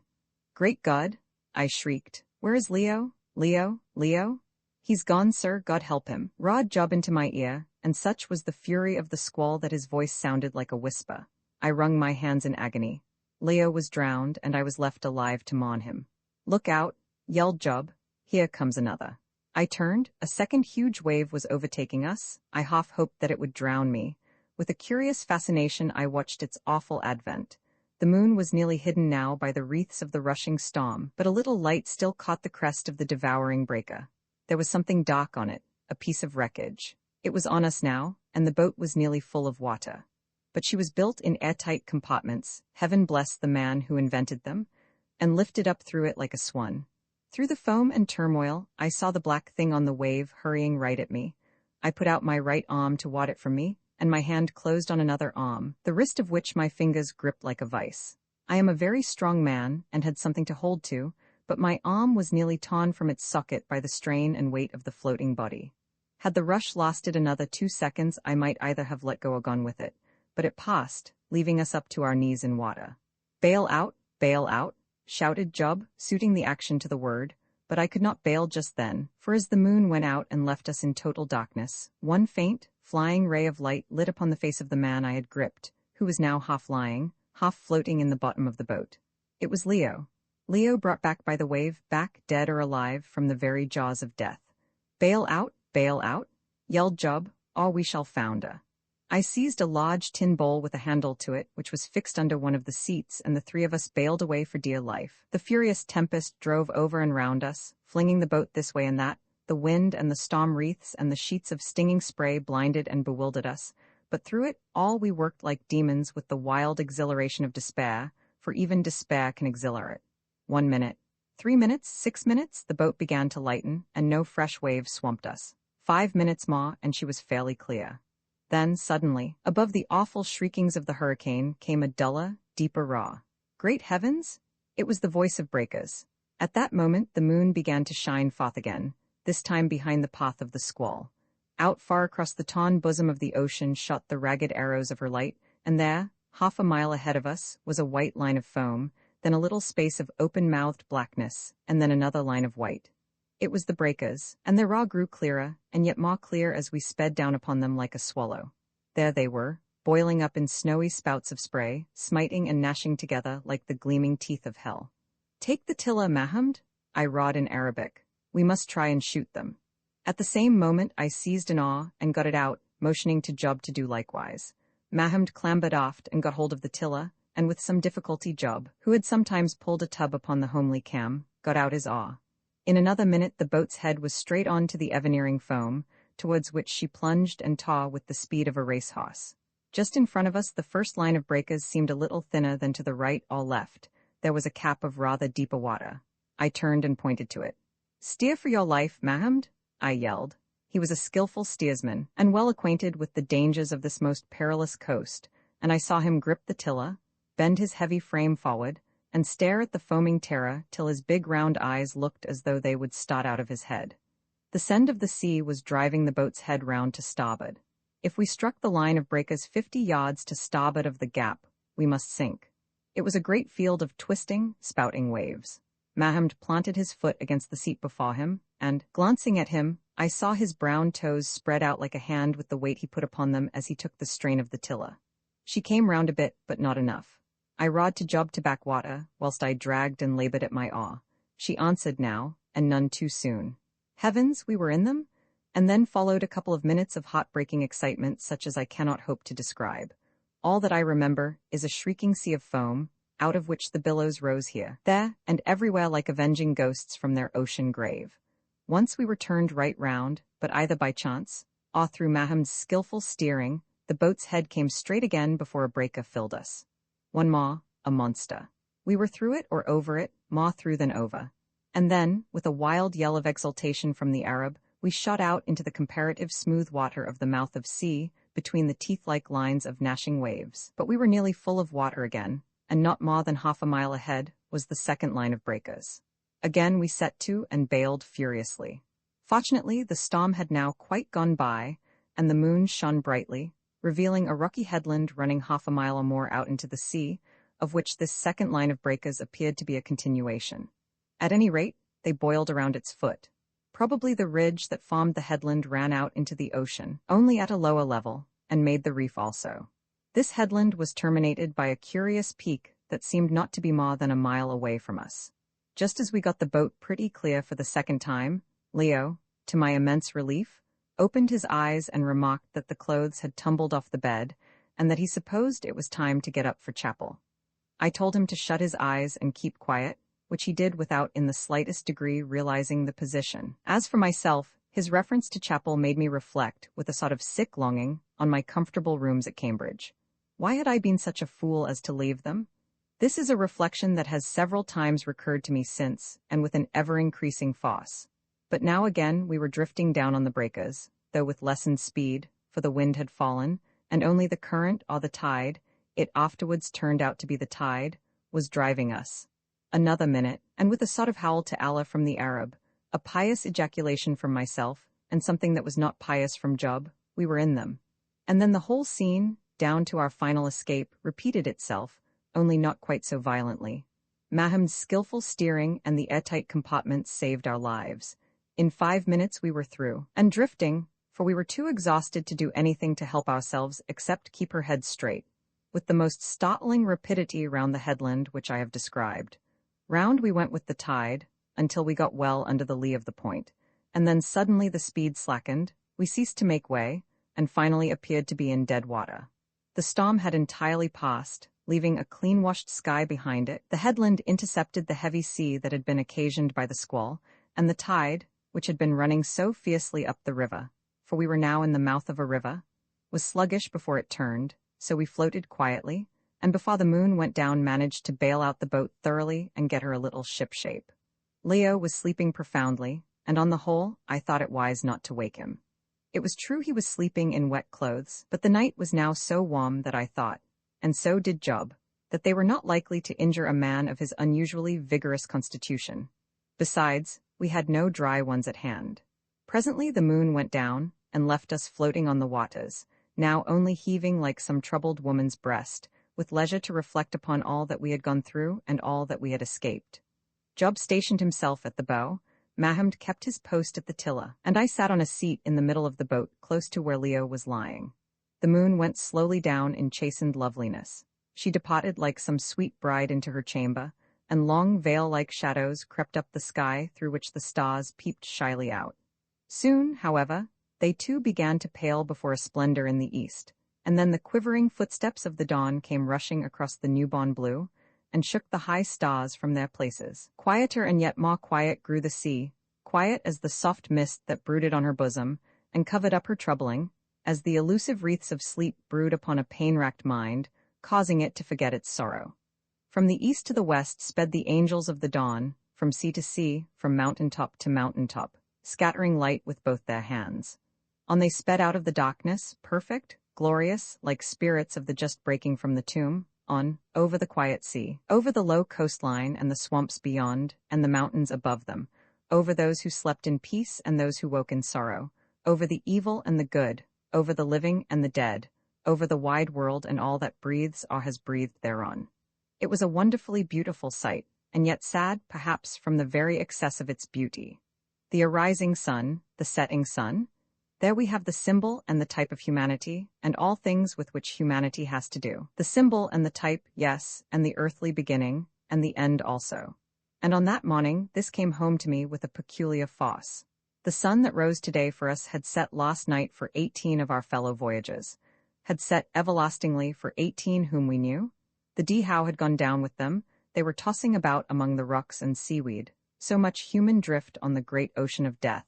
And we four were saved. But one day a sunrise will come when we shall be among those who are lost, and then others will watch those glorious rays, and grow sad in the midst of beauty, and dream of death in the full glow of a rising life. For this is the lot of man. The head of the Ethiopian at length the heralds and foreigners of the royal sun had done their work, and searching out the shadows, had caused them to flee away. Then up he came in glory from his ocean bed, and flooded the earth with warmth and light. I sat there in the boat listening to the gentle lapping of the water, and watched him rise, till presently the slight drift of the boat brought the odd-shaped rock, or peak, at the end of the promontory, which we had weathered with so much peril, between me and the majestic sight, and blotted it from my view. I still continued, however, to stare at the rock, absently enough, till presently it became edged with the fire of the growing light behind it. And then I started, as well I might, for I perceived that the top of the peak, which was about 80 feet high by 150 feet thick at its base, was shaped like a Negro's head and face, whereon was stamped a most fiendish and terrifying expression. There was no doubt about it. There were the thick lips, the fat cheeks, and the squat nose standing out with startling clearness against the flaming background.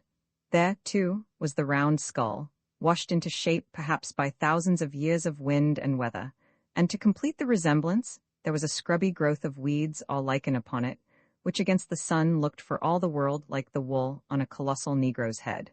It certainly was very odd, so odd that now I believe it is not a mere freak of nature, but a gigantic monument fashioned, like the well-known Egyptian Sphinx, by a forgotten people out of a pile of rock that lent itself to their design, perhaps as an emblem of warning and defiance to any enemies who approached the harbor.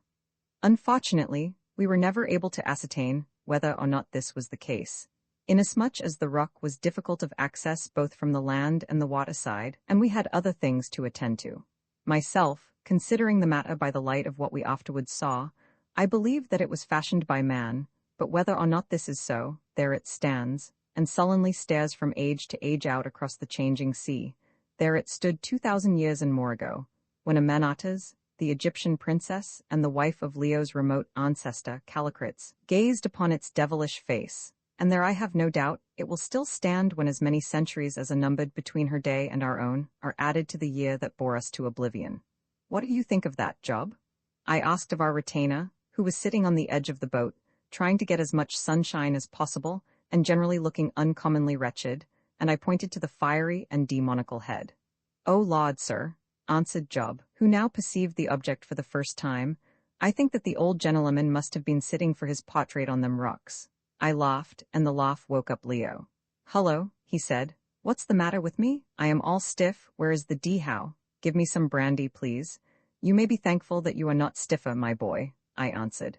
"The D-how is sunk, everybody on board her is drowned with the exception of us four, and your own life was only saved by a miracle." And whilst Job, now that it was light enough, searched about in a locker for the brandy for which Leo asked, I told him the history of our night's adventure. "Great heavens," he said faintly, "and to think that we should have been chosen to live through it." By this time the brandy was forthcoming, and we all had a good pull at it, and thankful enough we were for it. Also, the sun was beginning to get strength and warm our chilled bones, for we had been wet through for 5 hours or more. "Why," said Leo, with a gasp as he put down the brandy bottle, "there is the head the writing talks of, the rock carven like the head of an Ethiopian." "Yes," I said, "there it is." "Well then," he answered, "the whole thing is true." "I don't see at all that follows," I answered. "We knew this head was here, your father saw it. Very likely it is not the same head that the writing talks of, or if it is, it proves nothing." Leo smiled at me in a superior way. "You are an unbelieving Jew, Uncle Horace," he said. "Those who live will see." "Exactly so," I answered. "And now perhaps you will observe that we are drifting across a sandbank into the mouth of the river. Get hold of your oar, Job, and we will row in and see if we can find a place to land." The river mouth which we were entering did not appear to be a very wide one, though as yet the long banks of steaming mist that clung about its shores had not lifted sufficiently to enable us to see its exact measure. There was, as is the case with nearly every East African river, a considerable bar at the mouth, which, no doubt, when the wind was on shore and the tide running out, was absolutely impassable even for a boat drawing only a few inches. But as things were, it was manageable enough, and we did not ship a cupful of water. In 20 minutes we were well across it, with but slight assistance from ourselves, and being carried by a strong though somewhat variable breeze well up the harbor.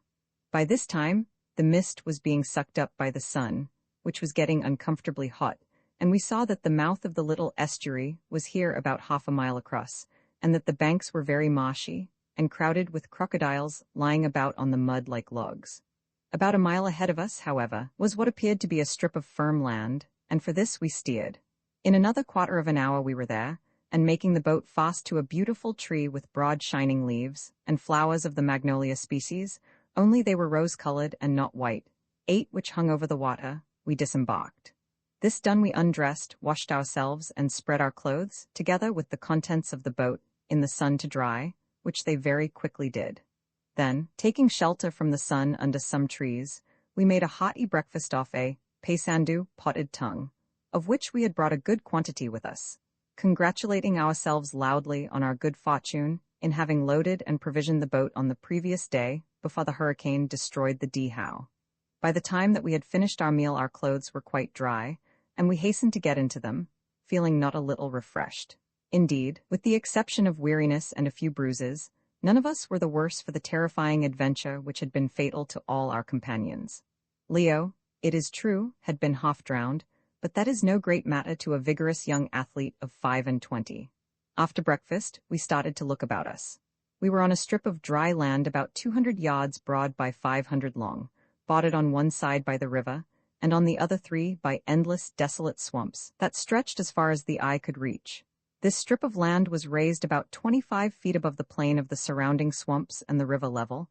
Indeed, it had every appearance of having been made by the hand of man. "This place has been a wharf," said Leo, dogmatically. "Nonsense," I answered. "Who would be stupid enough to build a wharf in the middle of these dreadful marshes in a country inhabited by savages? That is, if it is inhabited at all. Perhaps it was not always marsh, and perhaps the people were not always savage," he said dryly, looking down the steep bank, for we were standing by the river. "Look there," he went on, pointing to a spot where the hurricane of the previous night had torn up one of the magnolia trees by the roots, which had grown on the extreme edge of the bank just where it sloped down to the water, and lifted a large cake of earth with them. "Is not that stonework?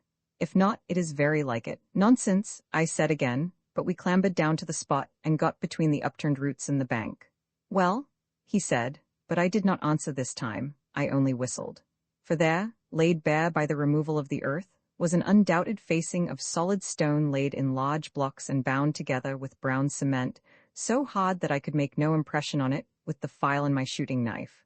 Nor was this all. Seeing something projecting through the soil at the bottom of the bared patch of walling, I removed the loose earth with my hands and revealed a huge stone ring, a foot or more in diameter, and about 3 inches thick. This fairly staggered me. "Looks rather like a wharf where good-sized vessels have been moored, does it not, Uncle Horace?" said Leo, with an excited grin. I tried to say "nonsense" again, but the word stuck in my throat. The ring spoke for itself. In some past-age vessels had been moored there, and this stone wall was undoubtedly the remnant of a solidly constructed wharf. Probably the city to which it had belonged lay buried beneath the swamp behind it.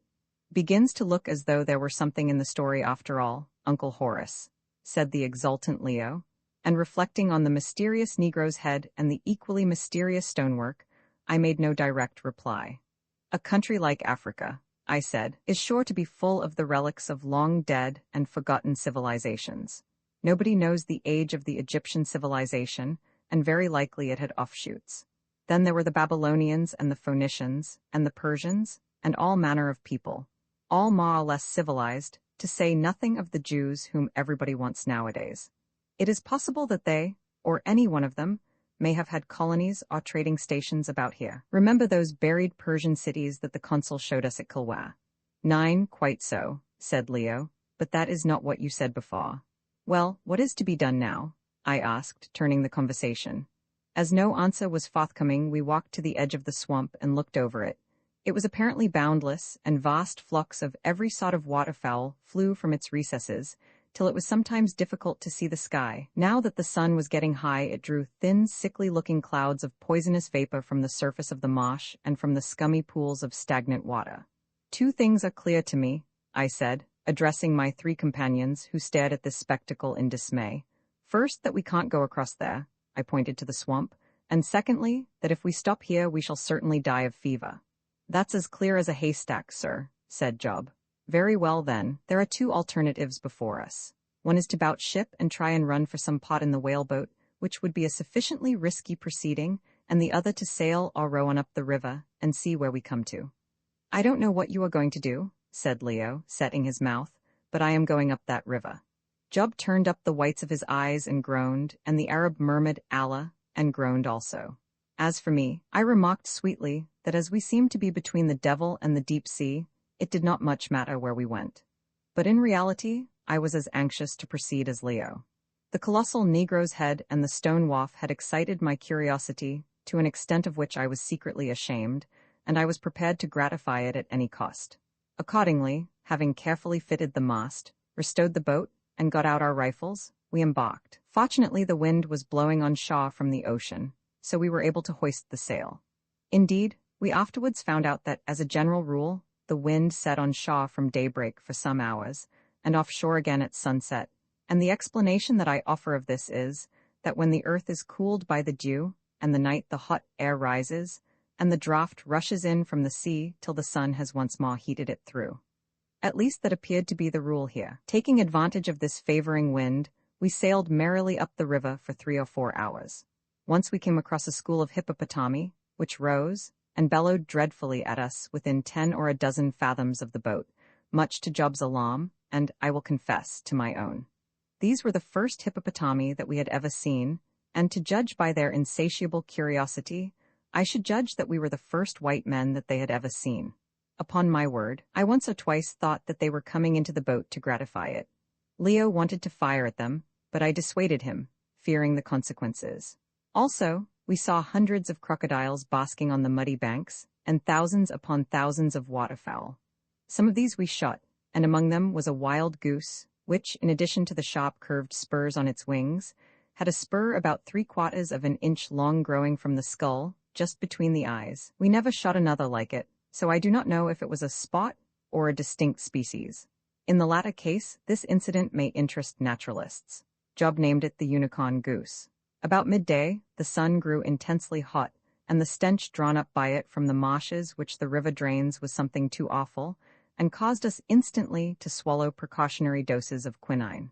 Shortly afterwards, the breeze died away altogether, and as rowing our heavy boat against stream in the heat was out of the question, we were thankful enough to get under the shade of a group of trees, a species of willow, that grew by the edge of the river, and lie there and gasp till at length the approach of sunset put a period to our miseries. Seeing what appeared to be an open space of water straight ahead of us, we determined to row there before settling what to do for the night. Just as we were about to loosen the boat, however, a beautiful waterbuck, with great horns curving forward, and a white stripe across the rump, came down to the river to drink, without perceiving us hidden away within 50 yards under the willows. Leo was the first to catch sight of it, and being an ardent sportsman, thirsting for the blood of big game, about which he had been dreaming for months, he instantly stiffened all over, and pointed like a setter dog. Seeing what was the matter, I handed him his express rifle, at the same time taking my own. "Now then," I whispered, "mind you don't miss." "Miss?" he whispered back contemptuously. I could not miss it if I tried. He lifted the rifle, and the roan-colored buck, having drunk his fill, raised his head and looked out across the river. He was standing right against the sunset sky on a little eminence or ridge of ground which ran across the swamp, evidently a favorite path for game, and there was something very beautiful about him. Indeed, I do not think that if I live to 100, I shall ever forget that desolate, and yet most fascinating scene. It is stamped upon my memory. To the right and left were wide stretches of lonely death-breeding swamp, unbroken and unrelieved so far as the eye could reach, except here and there by ponds of black and peaty water that, mirror-like, flashed up the red rays of the setting sun. Behind us and before stretched the vista of the sluggish river, ending in glimpses of a reed-fringed lagoon, on the surface of which the long lights of the evening played as the faint breeze stirred the shadows. To the west loomed the huge red ball of the sinking sun, now vanishing down the vapory horizon and filling the great heaven, high across whose arch the cranes and wildfowl streamed in line, square, and triangle, with flashes of flying gold and the lurid stain of blood. And then ourselves, 3 modern Englishmen in a modern English boat, seemed to jar upon and look out of tone with that measureless desolation, and in front of us the noble buck limned out upon a background of ruddy sky. Bang, away he goes with a mighty bound. Leo has missed him. Bang, right under him again. Now for a shot. I must have one, though he is going like an arrow, and 100 yards away and more. By Jove, over and over and over? Well, I think I've wiped your eye there, Master Leo. I say, struggling against the ungenerous exultation that in such a supreme moment of one's existence will rise in the best-mannered sportsman's breast. Confound you, yes, growled Leo, and then, with that quick smile that is one of his charms lighting up his handsome face like a ray of light, I beg your pardon, old fellow. I congratulate you. It was a lovely shot, and mine were vile. We got out of the boat and ran to the buck, which was shot through the spine and stone dead. It took us a quarter of an hour or more to clean it and cut off as much of the best meat as we could carry, and having packed this away, we had barely light enough to row up into the lagoon-like space, into which, there being a hollow in the swamp, the river here expanded. Just as the light vanished, we cast anchor about 30 fathoms from the edge of the lake. We did not dare to go ashore, not knowing if we should find dry ground to camp on, and greatly fearing the poisonous exhalations from the marsh, from which we thought we should be freer on the water. So we lighted a lantern, and made our evening meal off another potted tongue in the best fashion that we could, and then prepared to go to sleep, only, however, to find that sleep was impossible. For whether they were attracted by the lantern, or by the unaccustomed smell of a white man for which they had been waiting for the last 1,000 years or so, I know not, but certainly we were presently attacked by tens of thousands of the most bloodthirsty, pertinacious, and huge mosquitoes that I ever saw or read of. In clouds they came, and pinged and buzzed and bit till we were nearly mad. Tobacco smoke only seemed to stir them into a merrier and more active life, till at length we were driven to covering ourselves with blankets, head and all, and sitting to slowly stew and continually scratch and swear beneath them. And as we sat, suddenly rolling out like thunder through the silence came the deep roar of a lion, and then of a second lion, moving among the reeds within 60 yards of us.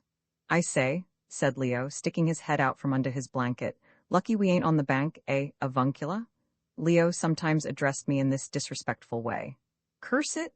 A mosquito has bitten me on the nose," and the head vanished again. Shortly after this the moon came up, and notwithstanding every variety of raw that echoed over the water to us from the lions on the banks, we began, thinking ourselves perfectly secure, to gradually doze off. I do not quite know what it was that made me poke my head out of the friendly shelter of the blanket, perhaps because I found that the mosquitoes were biting right through it. Anyhow, as I did so I heard Job whisper, in a frightened voice, "Oh, my stars, look there." Instantly we all of us looked, and this was what we saw in the moonlight. Near the shore were two wide and ever-widening circles of concentric rings rippling away across the surface of the water, and in the heart and center of the circles were two dark moving objects. "What is it?" asked I. "It is those damned lions, sir," answered Job, in a tone which was an odd mixture of a sense of personal injury, habitual respect, and acknowledged fear, "and they are swimming here to heed us," he added, nervously picking up an H in his agitation.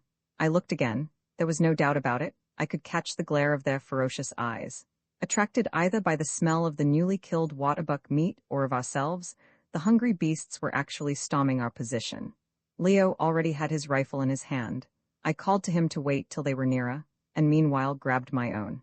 Some 15 feet from us, the water shallowed on a bank to the depth of about 15 inches, and presently the first of them, it was the lioness, got onto it, shook herself, and roared. At that moment Leo fired. The bullet went right down her open mouth and out at the back of her neck, and down she dropped with a splash, dead. The other lion, a full-grown male, was some 2 paces behind her. At this second he got his forepaws onto the bank when a strange thing happened. There was a rush and disturbance of the water, such as one sees in a pond in England when a pike takes a little fish, only 1,000 times fiercer and larger, and suddenly the lion gave a most terrific snarling roar and sprang forward onto the bank, dragging something black with him. "Allah!" shouted Mahomed, "a crocodile has got him by the leg." And sure enough he had. We could see the long snout with its gleaming lines of teeth and the reptile body behind it. And then followed an extraordinary scene indeed. The lion managed to get well onto the bank, the crocodile half standing and half swimming, still nipping his hind leg. He roared till the air quivered with the sound, and then, with a savage, shrieking snarl, turned round and clawed hold of the crocodile's head. The crocodile shifted his grip, having, as we afterwards discovered, had one of his eyes torn out and slightly turned over. Instantly the lion got him by the throat and held on, and then over and over, they rolled upon the bank struggling hideously. It was impossible to follow their movements, but when next we got a clear view, the tables had turned, for the crocodile, whose head seemed to be a mass of gaw, had got the lion's body in his iron jaws just above the hips, and was squeezing him and shaking him to and fro. For his part, the tortured brute, roaring in agony, was clawing and biting madly at his enemy's scaly head, and fixing his great hind claws in the crocodile's, comparatively speaking, soft throat, ripping it open as one would rip a glove. Then, all of a sudden, the end came.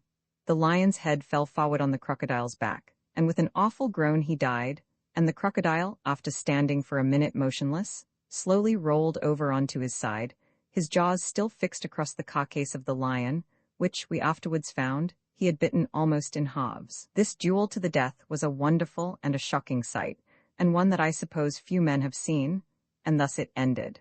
When it was all over, leaving Maham to keep a lookout, we managed to spend the rest of the night as quietly as the mosquitoes would allow. Vi an early Christian ceremony next morning, at the earliest light of dawn, we rose, performed such ablutions as circumstances would allow, and generally made ready to start. I am bound to say that when there was sufficient light to enable us to see each other's faces, I, for one, burst out into a roar of laughter.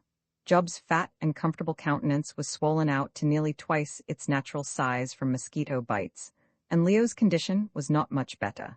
Indeed, of the three I had come off much the best, probably owing to the toughness of my dark skin, and to the fact that a good deal of it was covered by hair, for since we had started from England, I had allowed my naturally luxuriant beard to grow at its own sweet will. But the other two were, comparatively speaking, clean-shaved, which of course gave the enemy a larger extent of open country to operate on, though in Maham's case the mosquitoes, recognizing the taste of a true believer, would not touch him at any price. How often, I wonder, during the next week or so did we wish that we were flavored like an Arab? By the time that we had done laughing as heartily as our swollen lips would allow, it was daylight, and the morning breeze was coming up from the sea, cutting lanes through the dense marsh mists, and here and there rolling them before it in great balls of fleecy vapor.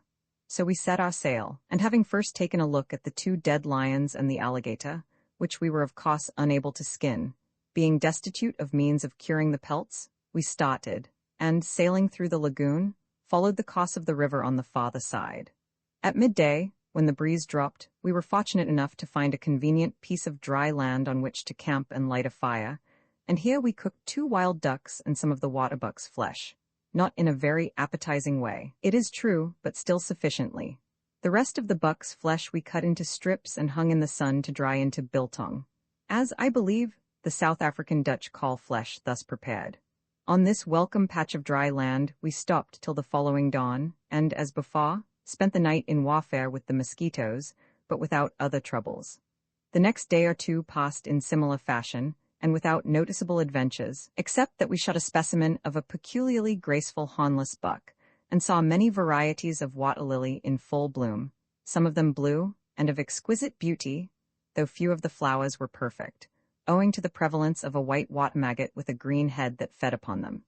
It was on the 5th day of our journey, when we had traveled, so far as we could reckon, about 135 to 140 miles westwards from the coast, that the first event of any real importance occurred. On that morning, the usual wind failed us about 11 o'clock, and after pulling a little way, we were forced to halt, more or less exhausted, at what appeared to be the junction of our stream with another of a uniform width of about 50 feet. Some trees grew near at hand. The only trees in all this country were along the banks of the river, and under these we rested, and then, the land being fairly dry just here, walked a little way along the edge of the river to prospect, and shoot a few waterfowl for food. Before we had gone 50 yards, we perceived that all hopes of getting further up the stream in the whaleboat were at an end, for not 200 yards above where we had stopped were a succession of shallows and mud banks, with not 6 inches of water over them. It was a watery cul-de-sac. Turning back, we walked some way along the banks of the other river, and soon came to the conclusion, from various indications, that it was not a river at all, but an ancient canal, like the one which is to be seen above Mombasa, on the Zanzibar coast, connecting the Tana River with the Aussie, in such a way as to enable the shipping coming down the Tana to cross to the Aussie and reach the sea by it, and thus avoid the very dangerous bar that blocks the mouth of the Tana. The canal before us had evidently been dug out by man at some remote period of the world's history, and the results of his digging still remained in the shape of the raised banks that had no doubt once formed towing paths. Except here and there, where they had been hollowed out by the water or fallen in, these banks of stiff binding clay were at a uniform distance from each other, and the depth of the stream also appeared to be uniform. Current there was little or none, and, as a consequence, the surface of the canal was choked with vegetable growth, intersected by little paths of clear water, made, I suppose, by the constant passage of waterfowl, iguanas, and other vermin. Now, as it was evident that we could not proceed up the river, it became equally evident that we must either try the canal or else return to the sea. We could not stop where we were, to be baked by the sun and eaten up by the mosquitoes, till we died of fever in that dreary marsh. Well, I suppose that we must try it, I said, and the others assented in their various ways, Leo, as though it were the best joke in the world, Job, in respectful disgust, and Mahamd, with an invocation to the Prophet, and a comprehensive curse upon all unbelievers and their ways of thought and travel. Accordingly, as soon as the sun got low, having little or nothing more to hope for from our friendly wind, we started. For the first hour or so we managed to row the boat, though with great labor, but after that the weeds got too thick to allow of it, and we were obliged to resort to the primitive and most exhausting resource of towing her. For 2 hours we labored, Mahamd, Job, and I, who was supposed to be strong enough to pull against the two of them, on the bank, while Leo sat in the bow of the boat, and brushed away the weeds which collected round the cutwater with Mahamd's sod. At dark, we halted for some hours to rest and enjoy the mosquitoes, but about midnight we went on again, taking advantage of the comparative cool of the night. At dawn, we rested for 3 hours, and then started once more, and labored on till about 10 o'clock, when a thunderstorm, accompanied by a deluge of rain, overtook us, and we spent the next 6 hours practically under water. I do not know that there is any necessity for me to describe the next 4 days of our voyage in detail, further than to say that they were, on the whole, the most miserable that I ever spent in my life, forming one monotonous record of heavy labor, heat, misery, and mosquitoes.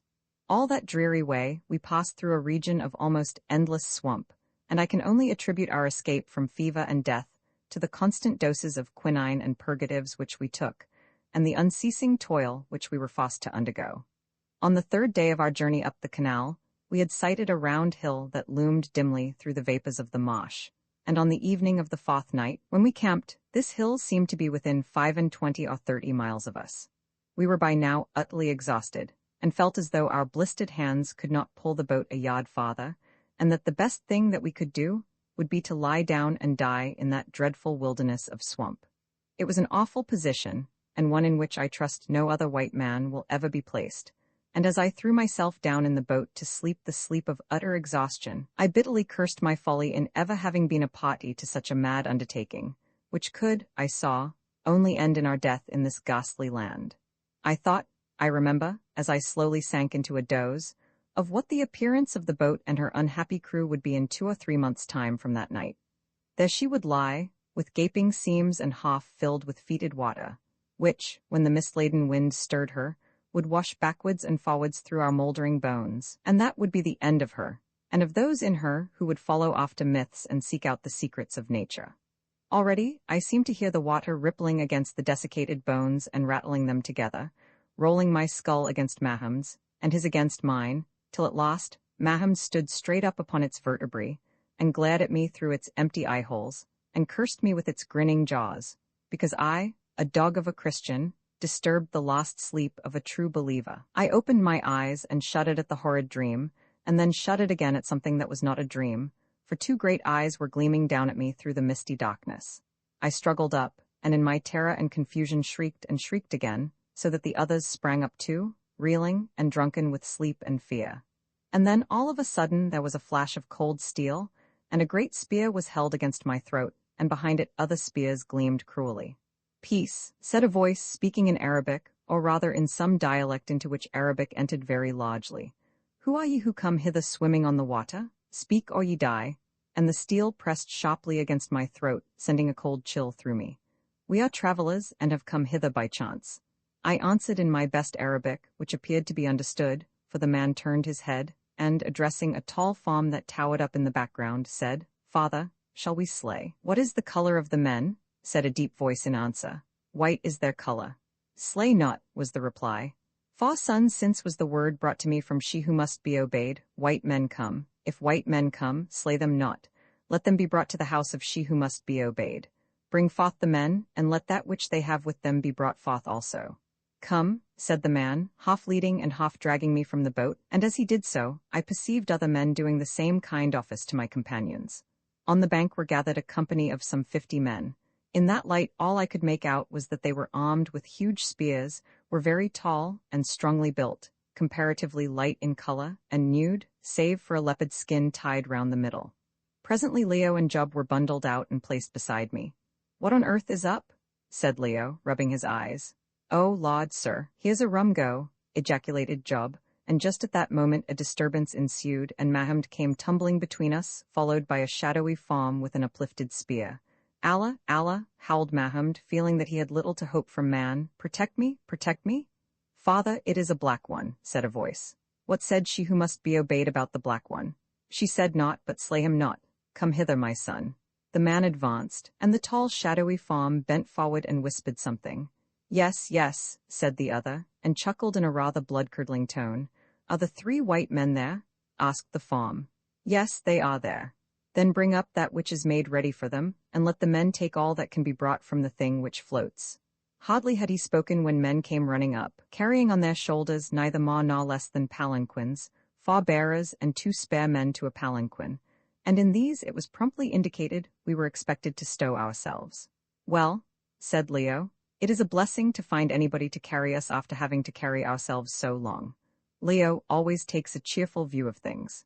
There being no help for it, after seeing the others into theirs, I tumbled into my own litter, and very comfortable I found it. It appeared to be manufactured of cloth woven from grass fiber, which stretched and yielded to every motion of the body, and, being bound top and bottom to the bearing pole, gave a grateful support to the head and neck.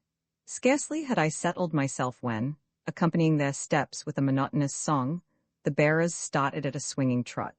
For half an hour or so I lay still, reflecting on the very remarkable experiences that we were going through, and wondering if any of my eminently respectable fossil friends down at Cambridge would believe me if I were to be miraculously set at the familiar dinner table for the purpose of relating them.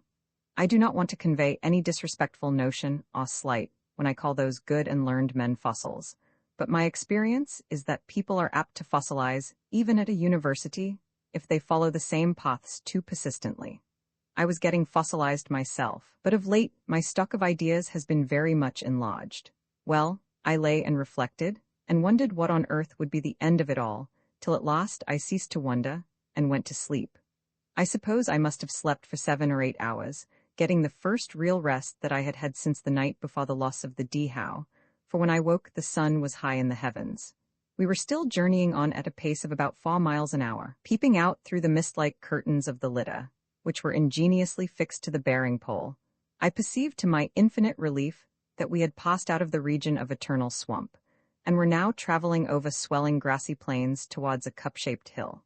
Whether or not it was the same hill that we had seen from the canal, I do not know, and have never since been able to discover, for, as we afterwards found out, these people will give little information upon such points. Next I glanced at the men who were bearing me.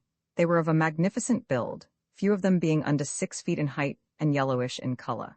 Generally, their appearance had a good deal in common with that of the East African Somali, only their hair was not frizzed up, but hung in thick black locks upon their shoulders. Their features were aquiline, and in many cases exceedingly handsome, the teeth being especially regular and beautiful.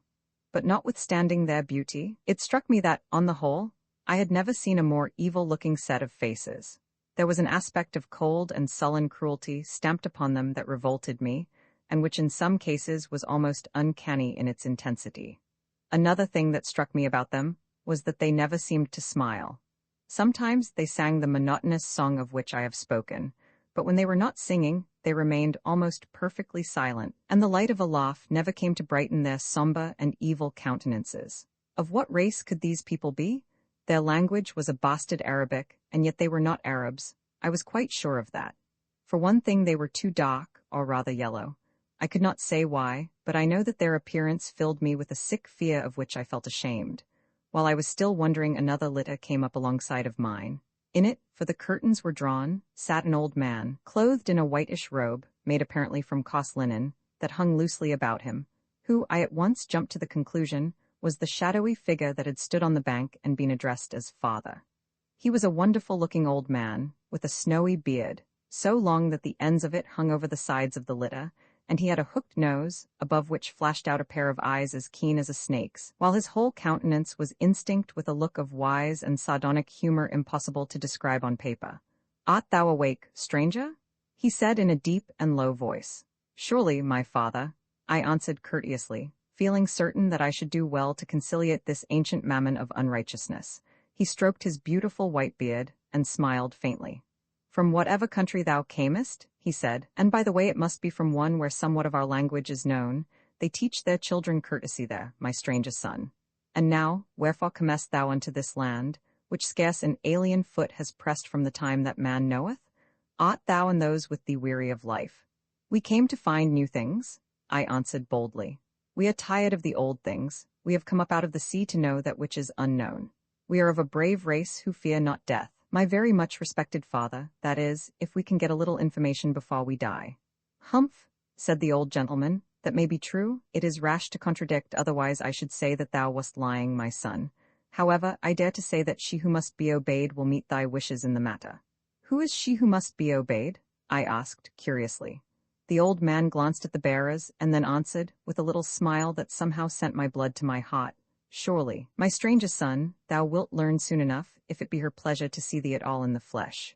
In the flesh? I answered. What may my father wish to convey? But the old man only laughed a dreadful laugh and made no reply. What is the name of my father's people? I asked. The name of my people is Haggard, the people of the rocks. And if a son might ask, what is the name of my father? My name is Bilali. And whither go we, my father? That shalt thou see. And at a sign from him, his bearers started forward at a run, till they reached the litter in which Job was reposing, with one leg hanging over the side.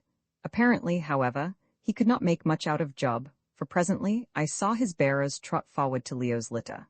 And after that, as nothing fresh occurred, I yielded to the pleasant swaying motion of the litter, and went to sleep again.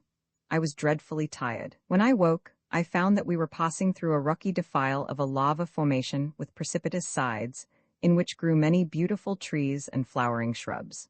Presently this defile took a turn, and a lovely sight unfolded itself to my eyes.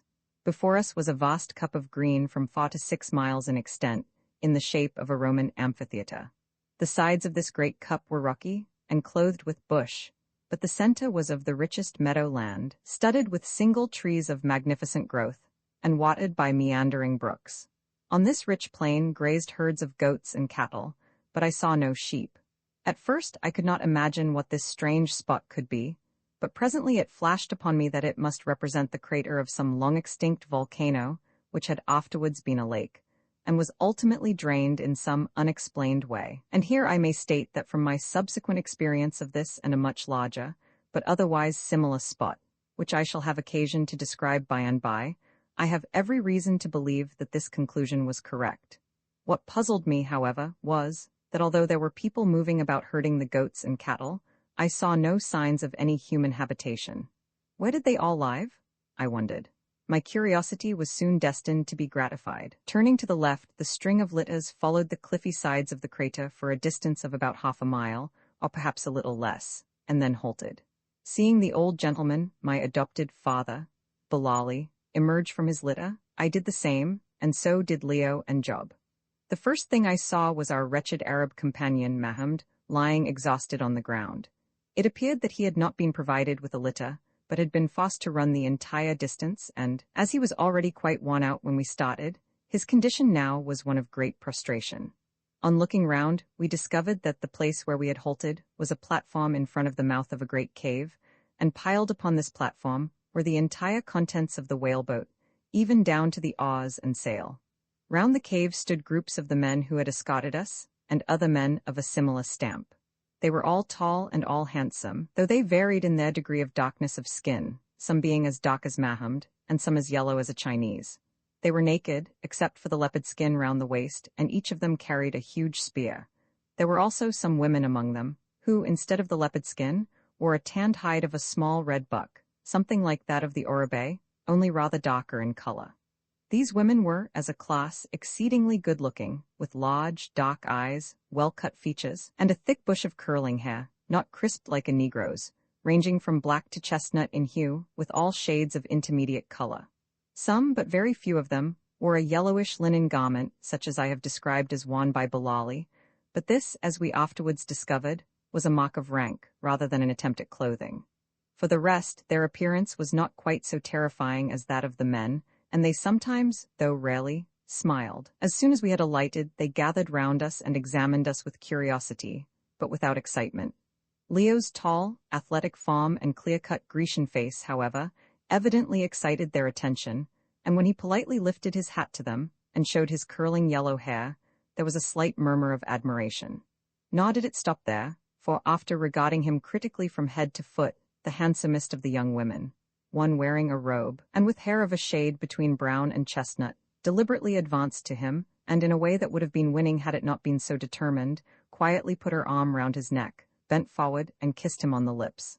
I gave a gasp, expecting to see Leo instantly speared, and Job ejaculated, "The hussy, well, I never." As for Leo, he looked slightly astonished, and then, remarking that we had clearly got into a country where they followed the customs of the early Christians, deliberately returned the embrace. Again, I gasped, thinking that something would happen. But to my surprise, though some of the young women showed traces of vexation, the older ones and the men only smiled slightly. When we came to understand the customs of this extraordinary people, the mystery was explained.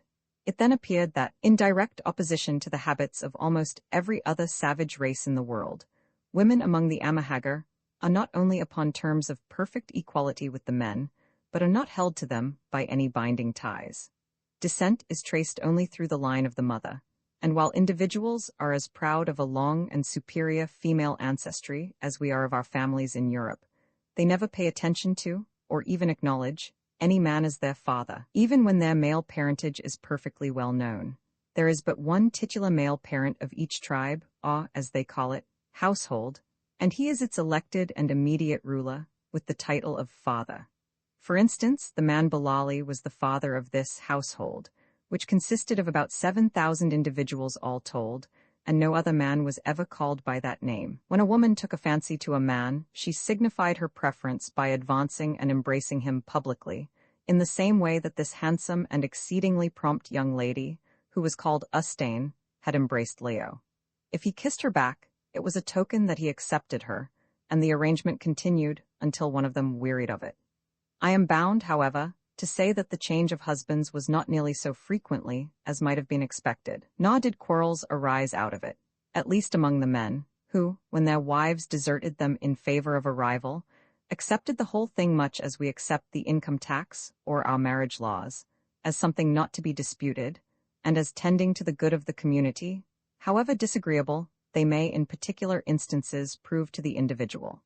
It is very curious to observe how the customs of mankind on this matter vary in different countries, making morality an affair of latitude, and what is right and proper in one place wrong and improper in another. It must, however, be understood that, since all civilized nations appear to accept it as an axiom that ceremony is the touchstone of morality, there is, even according to our canons, nothing immoral about this Haggard custom, seeing that the interchange of the embrace answers to our ceremony of marriage, which, as we know, justifies most things. Romans 7 Ustane sings when the kissing operation was finished. By the way, none of the young ladies offered to pet me in this fashion, though I saw one hovering round Job, to that respectable individual's evident alarm. The old man Bilali advanced and graciously waved us into the cave, whither we went, followed by Ustane, who did not seem inclined to take the hints I gave her that we liked privacy. Before we had gone 5 paces, it struck me that the cave that we were entering was none of nature's handiwork, but, on the contrary, had been hollowed by the hand of man. So far as we could judge, it appeared to be about 100 feet in length by 50 wide, and very lofty, resembling a cathedral aisle more than anything else. From this main aisle opened passages at a distance of every 12 or 15 feet, leading, I supposed, to smaller chambers. About 50 feet from the entrance of the cave, just where the light began to get dim, a fire was burning, which threw huge shadows upon the gloomy walls around. Here Bilali halted and asked us to be seated, saying that the people would bring us food, and accordingly we squatted ourselves down upon the rugs of skins which were spread for us, and waited. Presently the food, consisting of goat's flesh boiled, fresh milk in an earthenware pot, and boiled cobs of Indian corn, was brought by young girls. We were almost starving, and I do not think that I ever in my life before ate with such satisfaction. Indeed, before we had finished, we literally ate up everything that was set before us. When we had done, our somewhat saturnine host, Bilali, who had been watching us in perfect silence, rose and addressed us. He said that it was a wonderful thing that had happened. No man had ever known or heard of white strangers arriving in the country of the people of the rocks. Sometimes, though rarely, black men had come here, and from them they had heard of the existence of men much whiter than themselves, who sailed on the sea in ships, but for the arrival of such there was no precedent.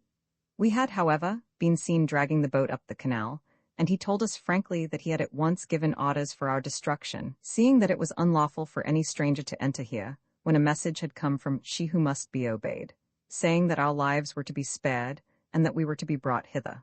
Pardon me, my father, I interrupted at this point, but if, as I understand, she who must be obeyed lives yet farther off, how could she have known of our approach? Bilali turned, and seeing that we were alone, for the young lady, Ustane, had withdrawn when he had begun to speak, said, with a curious little laugh, "Are there none in your land who can see without eyes and hear without ears? Ask no questions," she knew. I shrugged my shoulders at this, and he proceeded to say that no further instructions had been received on the subject of our disposal, and this being so he was about to start to interview she who must be obeyed, generally spoken of, for the sake of brevity, as Haya, or she simply, who he gave us to understand was the queen of the Haggard, and learn her wishes. I asked him how long he proposed to be away, and he said that by traveling hard he might be back on the 5th day, but there were many miles of marsh to cross before he came to where she was.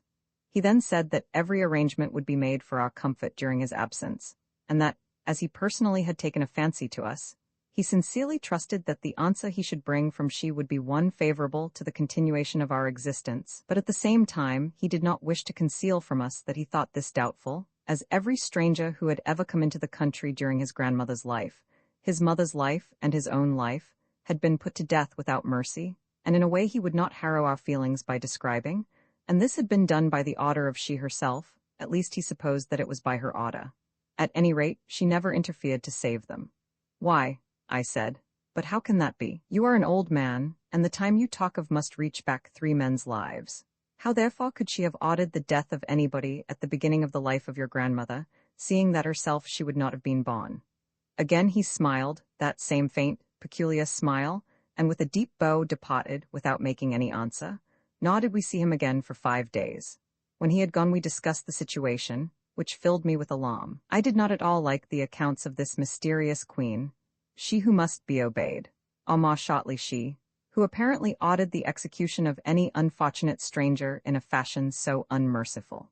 Leo, too, was depressed about it, but consoled himself by triumphantly pointing out that this she was undoubtedly the person referred to in the writing on the potsherd, and in his father's letter, in proof of which he advanced Bilali's allusions to her age and power. I was by this time too overwhelmed with the whole course of events that I had not even the heart left to dispute a proposition so absurd. So I suggested that we should try to go out and get a bath, of which we all stood sadly in need. Accordingly, having indicated our wish to a middle-aged individual of an unusually saturnine cast of countenance, even among this saturnine people, who appeared to be deputed to look after us now that the father of the hamlet had departed, we started in a body, having first lit our pipes. Outside the cave we found quite a crowd of people evidently watching for our appearance, but when they saw us come out smoking they vanished this way and that, calling out that we were great magicians. Indeed, nothing about us created so great a sensation as our tobacco smoke. Not even our firearms. 10 after this, we succeeded in reaching a stream that had its source in a strong ground spring, and taking our bath in peace, though some of the women, not excepting Ustane, showed a decided inclination to follow us even there. By the time that we had finished this most refreshing bath the sun was setting. Indeed, when we got back to the big cave, it had already set. The cave itself was full of people gathered round fires, for several more had now been lighted, and eating their evening meal by their lurid light, and by that of various lamps which were set about or hung upon the walls. These lamps were of a rude manufacture of baked earthenware, and of all shapes, some of them graceful enough. The larger ones were formed of big red earthenware pots, filled with clarified melted fat, and having a reed wick stuck through a wooden disc which filled the top of the pot. This sort of lamp required the most constant attention to prevent its going out whenever the wick burnt down, as there were no means of turning it up. The smaller hand lamps, however, which were also made of baked clay, were fitted with wicks manufactured from the pith of a palm tree, or sometimes from the stem of a very handsome variety of fern. This kind of wick was passed through a round hole at the end of the lamp, to which a sharp piece of hard wood was attached wherewith to pierce and draw it up whenever it showed signs of burning low. For a while, we sat down and watched this grim people eating their evening meal in silence as grim as themselves, till at length, getting tired of contemplating them and the huge moving shadows on the rocky walls, I suggested to our new keeper that we should like to go to bed. Without a word he rose, and, taking me politely by the hand, advanced with a lamp to one of the small passages that I had noticed opening out of the central cave. This we followed for about 5 paces, when it suddenly widened out into a small chamber, about 8 feet square, and hewn out of the living rock. On one side of this chamber was a stone slab, about 3 feet from the ground, and running its entire length like a bunk in a cabin, and on this slab he intimated that I was to sleep. There was no window or air hole to the chamber, and no furniture. And on looking at it more closely, I came to the disturbing conclusion, in which, as I afterwards discovered, I was quite right, that it had originally served for a sepulchre for the dead rather than a sleeping place for the living, the slab being designed to receive the corpse of the departed. The thought made me shudder in spite of myself, but seeing that I must sleep somewhere, I got over the feeling as best I might, and returned to the cabin to get my blanket, which had been brought up from the boat with the other things. There I met Job, who, having been inducted to a similar apartment, had flatly declined to stop in it, saying that the look of the place gave him the horrors, and that he might as well be dead and buried in his grandfather's brick grave at once, and expressed his determination of sleeping with me if I would allow him. This, of course, I was only too glad to do. The night passed very comfortably on the whole. I say on the whole, for personally I went through a most horrible nightmare of being buried alive, induced, no doubt, by the sepulchral nature of my surroundings. At dawn we were aroused by a loud trumpeting sound, produced, as we afterwards discovered, by a young amahagga blowing through a hole bored in its side into a hollowed elephant tusk, which was kept for the purpose. Taking the hint, we got up and went down to the stream to wash, after which the morning meal was served. At breakfast, one of the women, no longer quite young, advanced and publicly kissed Job. I think it was in its way the most delightful thing, putting its impropriety aside for a moment, that I ever saw. Never shall I forget the respectable Job's abject terror and disgust. Job, like myself, is a bit of a misogynist.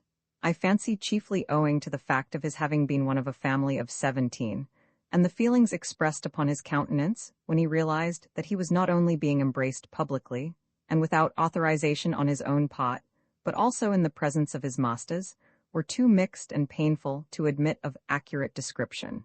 He sprang to his feet and pushed the woman, a buxom person of about 30, from him. "Well, I never," he gasped, whereupon, probably thinking that he was only coy, she embraced him again. "Be off with you, get away, you minx," he shouted, waving the wooden spoon with which he was eating his breakfast up and down before the lady's face. "Beg your pardon, gentlemen, I am sure I haven't encouraged her. Oh, Lord, she's coming for me again. Hold her, Mr. Holly, please hold her. I can't stand it, I can't, indeed.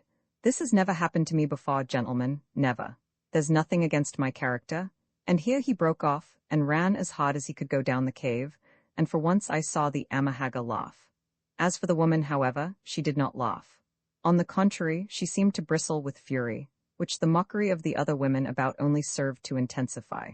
She stood there literally snarling and shaking with indignation, and seeing her, I wished Job's scruples had been at Jericho, forming a shrewd guess that his admirable behavior had endangered our throats. Nor, as the sequel shows, was I wrong. The lady having retreated, Job returned in a great state of nervousness, and keeping his weather eye fixed upon every woman who came near him.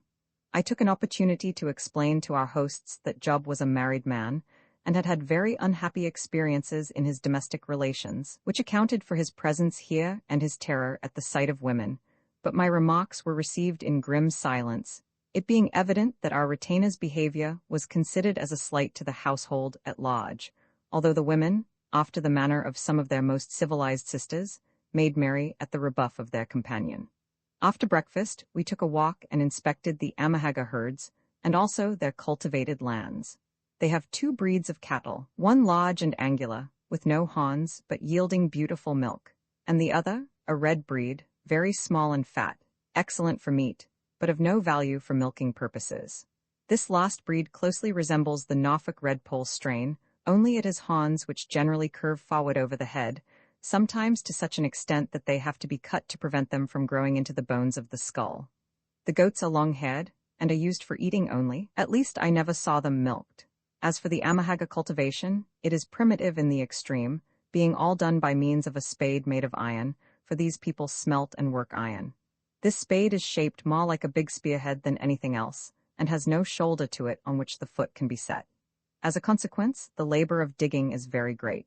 It is, however, all done by the men, the women, contrary to the habits of most savage races, being entirely exempt from manual toil.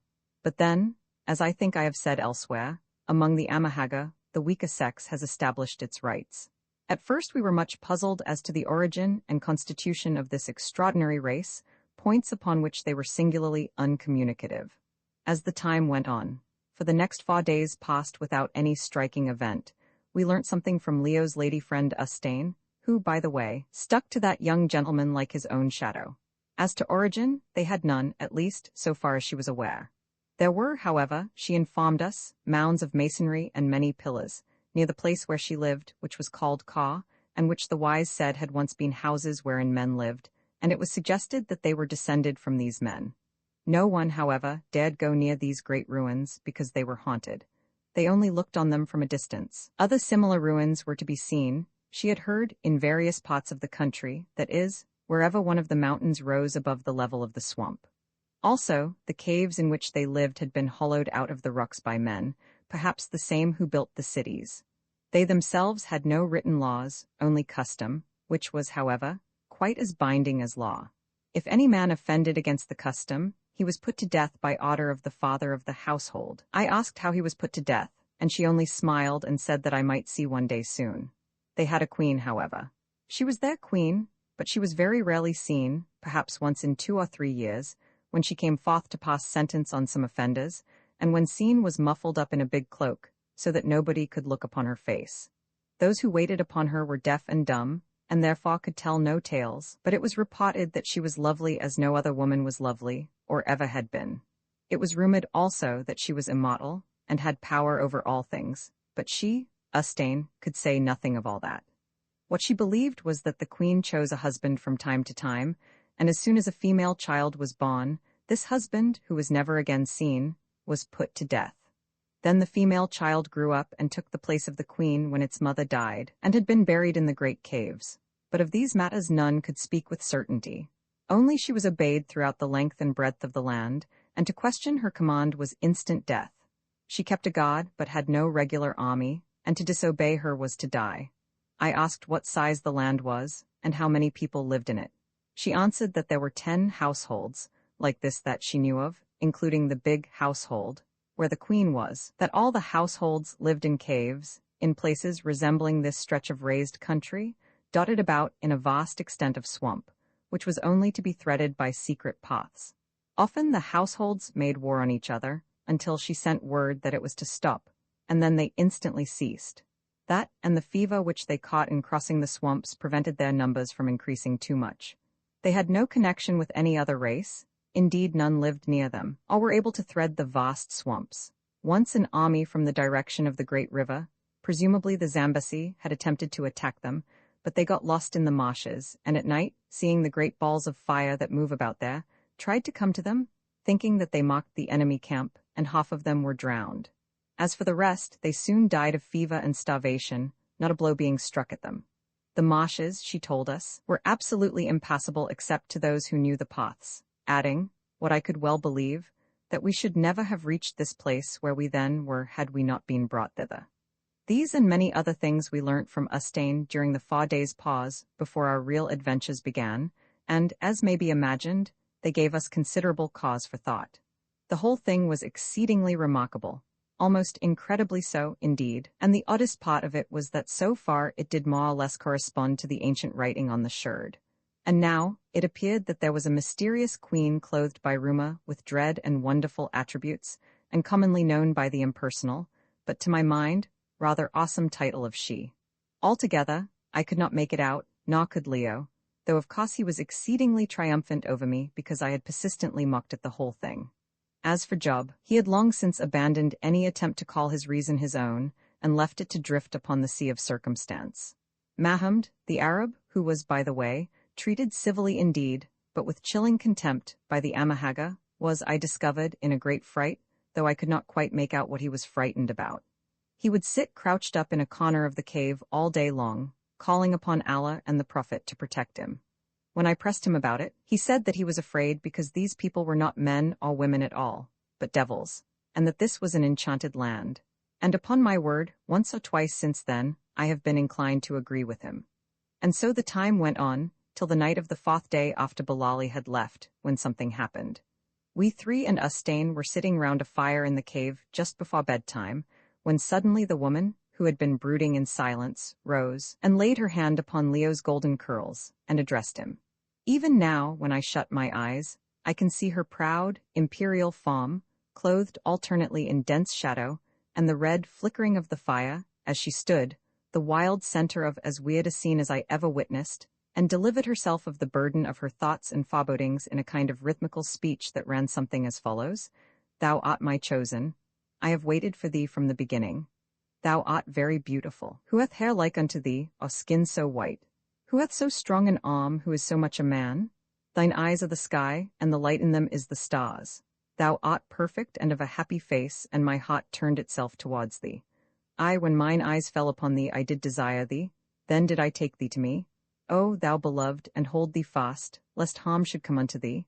I did cover thine head with mine hair, lest the sun should strike it, and altogether was I thine, and thou wast altogether mine. And so it went for a little space, till time was in labor with an evil day, and then what befell on that day? Alas, my beloved, I know not. But I saw thee no more. I was lost in the blackness. And she who is stronger did take thee, she who is fairer than Ustane. Yet didst thou turn and call upon me, and let thine eyes wander in the darkness. But nevertheless she prevailed by beauty, and led thee down horrible places, and then, then, my beloved. Here this extraordinary woman broke off her speech, or chant, which was so much musical gibberish to us, for all that we understood of what she was talking about, and seemed to fix her flashing eyes upon the deep shadow before her. Then, in a moment, they acquired a vacant, terrified stare, as though they were striving to realize some half-seen horror. She lifted her hand from Leo's head, and pointed into the darkness. We all looked, and could see nothing, but she saw something, or thought she did, and something evidently that affected even her iron nerves, for without another sound, down she fell senseless between us. Leo, who was growing really attached to this remarkable young person, was in a great state of alarm and distress, and I, to be perfectly candid, was in a condition not far removed from superstitious fear. The whole scene was an uncanny one. Presently, however, she recovered and sat up with an extraordinary convulsive shudder. "What didst thou mean, Ustane?" asked Leo, who, thanks to years of tuition, spoke Arabic very prettily. "Nay, my chosen," she answered with a little forced laugh. "I did but sing unto thee after the fashion of my people. Surely I meant nothing. How could I speak of that which is not yet?" "And what didst thou see, Ustane?" I asked, looking her sharply in the face. "Nay," she answered again, "I saw not. Ask me not what I saw. Why should I fright ye?"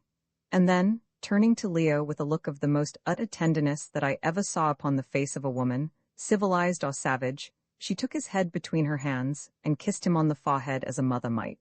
"When I am gone from thee, my chosen," she said, "when at night thou stretchest out thine hand and canst not find me, then shouldst thou think at times of me, for of a truth I love thee well, though I be not fit to wash thy feet. And now let us love and take that which is given us, and be happy. For in the grave there is no love and no warmth, nor any touching of the lips. Nothing perchance, but bitter memories of what might have been. Tonight the hours are our own, how know we to whom they shall belong tomorrow?" Roman ate the feast, and after.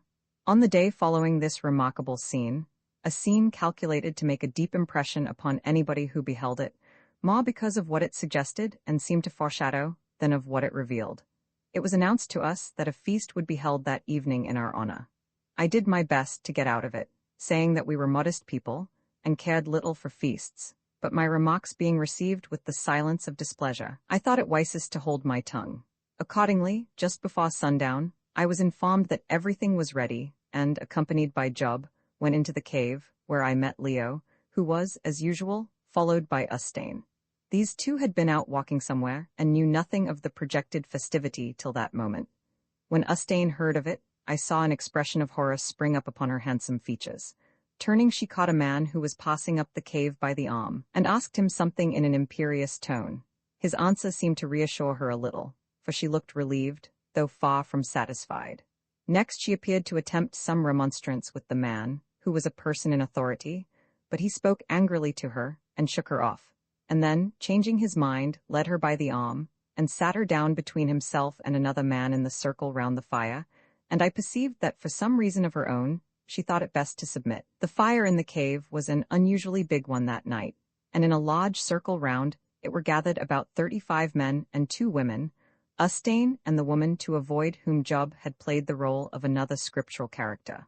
The men were sitting in perfect silence, as was their custom, each with his great spear stuck upright behind him, in a socket cut in the rock for that purpose. Only 1 or 2 wore the yellowish linen garment of which I have spoken, the rest had nothing on except the leopard's skin about the middle. "What's up now, sir?" said Job doubtfully. "Bless us and save us, there's that woman again. Now, surely, she can't be after me, seeing that I have given her no encouragement. They give me the creeps, the whole lot of them, and that's a fact. Why, look, they have asked Maham to dine, too. There, that lady of mine is talking to him in as nice and civil a way as possible. Well, I'm glad it isn't me, that's all." We looked up, and sure enough the woman in question had risen, and was escorting the wretched Maham from his corner, where, overcome by some acute prescience of horror, he had been seated, shivering, and calling on Allah. He appeared unwilling enough to come, if for no other reason perhaps because it was an unaccustomed honor, for hitherto his food had been given to him apart. Anyway, I could see that he was in a state of great terror, for his tottering legs would scarcely support his stout, bulky form, and I think it was rather owing to the resources of barbarism behind him, in the shape of a huge Haggard with a proportionately huge spear, than to the seductions of the lady who led him by the hand, that he consented to come at all. "Well," I said to the others, "I don't at all like the look of things, but I suppose we must face it out. Have you fellows got your revolvers on? Because if so, you had better see that they are loaded." "I have, sir," said Job, tapping his Colt, "but Mr. Leo has only got his hunting knife, though that is big enough, surely." Feeling that it would not do to wait while the missing weapon was fetched, we advanced boldly, and seated ourselves in a line, with our backs against the side of the cave.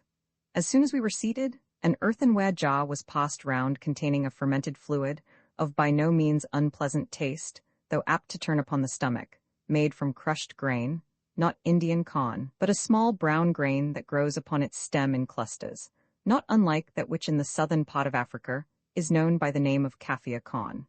The vase which contained this liquor was very curious, and as it more or less resembled many hundreds of others in use among the Haggard, I may as well describe it. These vases are of a very ancient manufacture, and of all sizes. None such can have been made in the country for hundreds, or rather thousands, of years. They are found in the rock tombs, of which I shall give a description in their proper place, and my own belief is that, after the fashion of the Egyptians, with whom the former inhabitants of this country may have had some connection, they were used to receive the viscera of the dead. Leo, however, is of opinion that, as in the case of Etruscan amphorae, they were placed there for the spiritual use of the deceased. They are mostly 2-handled, and of all sizes, some being nearly 3 feet in height, and running from that down to as many inches. In shape they vary, but all are exceedingly beautiful and graceful, being made of a very fine black ware, not lustrous, but slightly rough. On this groundwork are inlaid figures much more graceful and lifelike than any others that I have seen on antique vases.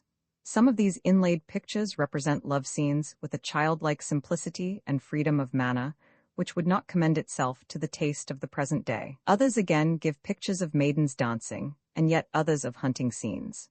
For instance, the very vase from which we were then drinking had on one side a most spirited drawing of men, apparently white in color, attacking a bull elephant with spears, while on the reverse was a picture, not quite so well done, of a hunter shooting an arrow at a running antelope, I should say from the look of it either an eland or a kudu.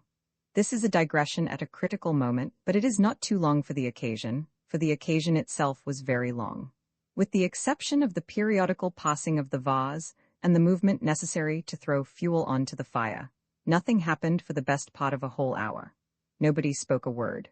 There we all sat in perfect silence, staring at the glare and glow of the large fire, and at the shadows thrown by the flickering earthenware lamps, which, by the way, were not ancient. On the open space between us and the fire lay a large wooden tray, with 4 short handles to it, exactly like a butcher's tray, only not hollowed out. By the side of the tray was a great pair of long-handled iron pincers, and on the other side of the fire was a similar pair. Somehow, I did not at all like the appearance of this tray and the accompanying pincers. There I sat and stared at them, and at the silent circle of the fierce, moody faces of the men, and reflected that it was all very awful, and that we were absolutely in the power of this alarming people, who, to me at any rate, were all the more formidable because their true character was still very much of a mystery to us. They might be better than I thought them, or they might be worse. I feared that they were worse, and I was not wrong. It was a curious sort of a feast, I reflected, in appearance indeed, an entertainment of the Barmecide stamp, for there was absolutely nothing to eat. At last, just as I was beginning to feel as though I were being mesmerized, a move was made. Without the slightest warning, a man from the other side of the circle called out in a loud voice, "Where is the flesh that we shall eat?" Thereon everybody in the circle answered in a deep measured tone, and stretching out the right arm towards the fire as he spoke, "The flesh will come." "Is it a goat?" said the same man. "It is a goat without horns, and more than a goat, and we shall slay it," they answered with one voice, and turning half round they one and all grasped the handles of their spears with the right hand, and then simultaneously let them go. "Is it an ox?" said the man again. "It is an ox without horns, and more than an ox, and we shall slay it," was the answer, and again the spears were grasped, and again let go. Then came a pause, and I noticed, with horror and a rising of the hair, that the woman next to Mahound began to fondle him, patting his cheeks and calling him by names of endearment, while her fierce eyes played up and down his trembling form. I do not know why the sight frightened me so, but it did frighten us all dreadfully, especially Leo. The caressing was so snake-like, and so evidently a part of some ghastly formula that had to be gone through. 11. I saw Mahound turn white under his brown skin, sickly white with fear. "Is the meat ready to be cooked?" asked the voice, more rapidly. "It is ready, it is ready." "Is the pot hot to cook it?" it continued, in a sort of scream that echoed painfully down the great recesses of the cave. "It is hot, it is hot." Great heavens! Rod Leo, remember the writing, the people who place pots upon the heads of strangers. As he said the words, before we could stir, or even take the matter in, two great ruffians jumped up, and seizing the long pincers, thrust them into the heart of the fire, and the woman who had been caressing Mahound suddenly produced a fiber noose from under her girdle or mucha, and slipping it over his shoulders, ran it tight, while the men next to him seized him by the legs. The two men with the pincers gave a heave, and, scattering the fire this way and that upon the rocky floor, lifted from it a large earthenware pot, heated to a white heat. In an instant, almost with a single movement, they had reached the spot where Mahound was struggling. He fought like a fiend, shrieking in the abandonment of his despair, and notwithstanding the noose round him, and the efforts of the men who held his legs, the advancing wretches were for the moment unable to accomplish their purpose, which, horrible and incredible as it seems, was to put the red-hot pot upon his head.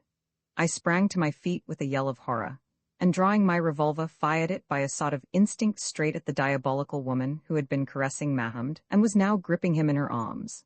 The bullet struck her in the back and killed her, and to this day I am glad that it did, for, as it afterwards transpired, she had availed herself of the anthropophagous customs of the Amahagga to organize the whole thing in revenge of the slight put upon her by Job. She sank down dead, and as she did so, to my terror and dismay, Mahound, by a superhuman effort, burst from his tormentors, and, springing high into the air, fell dying upon her corpse. The heavy bullet from my pistol had driven through the bodies of both, at once striking down the murderess, and saving her victim from a death 100 times more horrible. It was an awful and yet a most merciful accident. For a moment there was a silence of astonishment. The Amahagga had never heard the report of a firearm before, and its effects dismayed them. But the next a man close to us recovered himself, and seized his spear preparatory to making a lunge with it at Leo, who was the nearest to him. "Run for it," I shouted, setting the example by starting up the cave as hard as my legs would carry me. I would have made for the open air if it had been possible, but there were men in the way, and besides, I had caught sight of the forms of a crowd of people standing out clear against the skyline beyond the entrance to the cave. Up the cave I went, and after me came the others, and after them thundered the whole crowd of cannibals, mad with fury at the death of the woman. With a bound I cleared the prostrate form of Mahound. As I flew over him, I felt the heat from the red-hot pot, which was lying close by, strike upon my legs, and by its glow saw his hands, for he was not quite dead, still feebly moving. At the top of the cave was a little platform of rock 3 feet or so high by about 8 deep, on which two large lamps were placed at night. Whether this platform had been left as a seat, or as a raised point afterwards to be cut away when it had served its purpose as a standing place from which to carry on the excavations, I do not know. At least, I did not then. At any rate, we all three reached it, and jumping on it, prepared to sell our lives as dearly as we could. For a few seconds the crowd that was pressing on our heels hung back, when they saw us face round upon them. Job was on one side of the rock to the left, Leo in the center, and I to the right. Behind us were the lamps. Leo bent forward, and looked down the long lane of shadows, terminating in the fire and lighted lamps, through which the quiet forms of our would-be murderers flitted to and fro, with the faint light glinting on their spears, for even their fury was silent as a bulldog's. The only other thing visible was the red-hot pot still glowing angrily in the gloom. There was a curious light in Leo's eyes, and his handsome face was set like a stone. In his right hand was his heavy hunting knife. He shifted its thong a little up his wrist and then put his arm round me and gave me a good hug. "Goodbye, old fellow," he said. "My dear friend, my modern father. We have no chance against those scoundrels. They will finish us in a few minutes and eat us afterwards, I suppose. Goodbye, I led you into this. I hope you will forgive me. Goodbye, Job." "God's will be done," I said, setting my teeth as I prepared for the end. At that moment, with an exclamation, Job lifted his revolver and fired, and hit a man. Not the man he had aimed at, by the way. Anything that Job shot at was perfectly safe. On they came with a rush, and I fired two as fast as I could, and checked them. Between us, Job and I, besides the woman, killed or mortally wounded 5 men with our pistols before they were emptied. But we had no time to reload, and they still came on in a way that was almost splendid in its recklessness, seeing that they did not know, but that we could go on firing forever. A great fellow bounded up upon the platform, and Leo struck him dead with one blow of his powerful arm, sending the knife right through him. I did the same by another, but Job missed his stroke, and I saw a brawny Haggard grip him by the middle and whirl him off the rock. The knife, not being secured by a thong, fell from Job's hand as he did so, and, by a most happy accident for him, lit upon its handle on the rock, just as the body of the Haggard, who was undermost, struck upon its point and was transfixed upon it. What happened to Job after that, I am sure I do not know, but my own impression is that he lay still upon the corpse of his deceased assailant, playing possum, as the Americans say. As for myself, I was soon involved in a desperate encounter with 2 ruffians, who, luckily for me, had left their spears behind them. And for the first time in my life, the great physical power with which nature has endowed me stood me in good stead. I had hacked at the head of one man with my hunting knife, which was almost as big and heavy as a shot sawed, with such vigor that the sharp steel had split his skull down to the eyes, and was held so fast by it that as he suddenly fell sideways, the knife was twisted right out of my hand. Then it was that the 2 others sprang upon me. I saw them coming, and got an arm round the waist of each, and down we all fell upon the floor of the cave together, rolling over and over. They were strong men, but I was mad with rage, and that awful lust for slaughter, which will creep into the hearts of the most civilized of us when blows are flying, and life and death tremble on the turn. My arms were round the 2 swarthy demons, and I hugged them till I heard their ribs crack and crunch up beneath my grip. They twisted and writhed like snakes and clawed and batted at me with their fists, but I held on. Lying on my back there, so that their bodies might protect me from spear thrusts from above, I slowly crushed the life out of them, and as I did so, strange as it may seem, I thought of what the amiable head of my college at Cambridge, who is a member of the Peace Society, and my brother fellows would say, if by clairvoyance they could see me, of all men, playing such a bloody game. Soon my assailants grew faint and almost ceased to struggle, their breath had failed them, and they were dying, but still I dared not leave them, for they died very slowly. I knew that if I relaxed my grip they would revive. The other ruffians probably thought, for we were all 3 lying in the shadow of the ledge, that we were all dead together. At any rate, they did not interfere with our little tragedy. I turned my head, and as I lay gasping in the throes of that awful struggle, I could see that Leo was off the rock now, for the lamplight fell full upon him. He was still on his feet, but in the center of a surging mass of struggling men, who were striving to pull him down as wolves pull down a stag. Up above them towered his beautiful pale face crowned with its bright curls, for Leo is 6 feet too high, and I saw that he was fighting with a desperate abandonment and energy that was at once splendid and hideous to behold. He drove his knife through one man. They were so close to and mixed up with him that they could not get at him to kill him with their big spears, and they had no knives or sticks. The man fell, and then somehow the knife was wrenched from his hand, leaving him defenseless, and I thought the end had come. But no, with a desperate effort he broke loose from them, seized the body of the man he had just slain, and lifting it high in the air hurled it right at the mob of his assailants, so that the shock and weight of it swept some 5 or 6 of them to the earth. But in a minute they were all up again, except one, whose skull was smashed and had once more fastened upon him. And then slowly, and with infinite labor and struggling, the wolves bore the lion down. Once even then he recovered himself, and felled an Amahagger with his fist, but it was more than man could do to hold his own for long against so many, and at last he came crashing down upon the rock floor, falling as an oak falls, and bearing with him to the earth all those who clung about him. They gripped him by his arms and legs, and then cleared off his body. "A spear!" cried a voice. "A spear to cut his throat, and a vessel to catch his blood." I shut my eyes, for I saw the man coming with a spear, and myself, I could not stir to Leo's help, for I was growing weak, and the 2 men on me were not yet dead, and a deadly sickness overcame me. Then suddenly there was a disturbance, and involuntarily I opened my eyes again, and looked towards the scene of murder. The girl Ustane had thrown herself on Leo's prostrate form, covering his body with her body, and fastening her arms about his neck. They tried to drag her from him, but she twisted her legs round his, and hung on like a bulldog, or rather like a creeper to a tree, and they could not. Then they tried to stab him in the side without hurting her, but somehow she shielded him, and he was only wounded. At last they lost patience.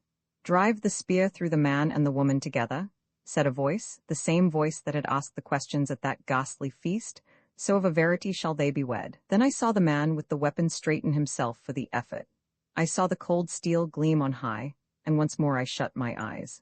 As I did so, I heard the voice of a man thunder out in tones that rang and echoed down the rocky ways, "Cease!" Then I fainted, and as I did so, it flashed through my darkening mind that I was passing down into the lost oblivion of death. Roman 9 a little foot when I opened my eyes again, I found myself lying on a skin mat not far from the fire round which we had been gathered for that dreadful feast.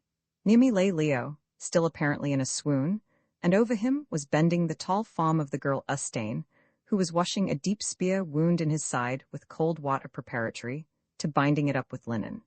Leaning against the wall of the cave behind her was Job, apparently uninjured, but bruised and trembling.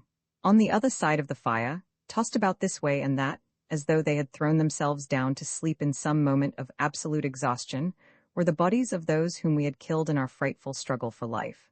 I counted them. There were 12 besides the woman, and the corpse of poor Mahamd, who had died by my hand, which, the fire-stained pot at its side, was placed at the end of the irregular line. To the left, a body of men were engaged in binding the arms of the survivors of the cannibals behind them, and then fastening them 2 and 2.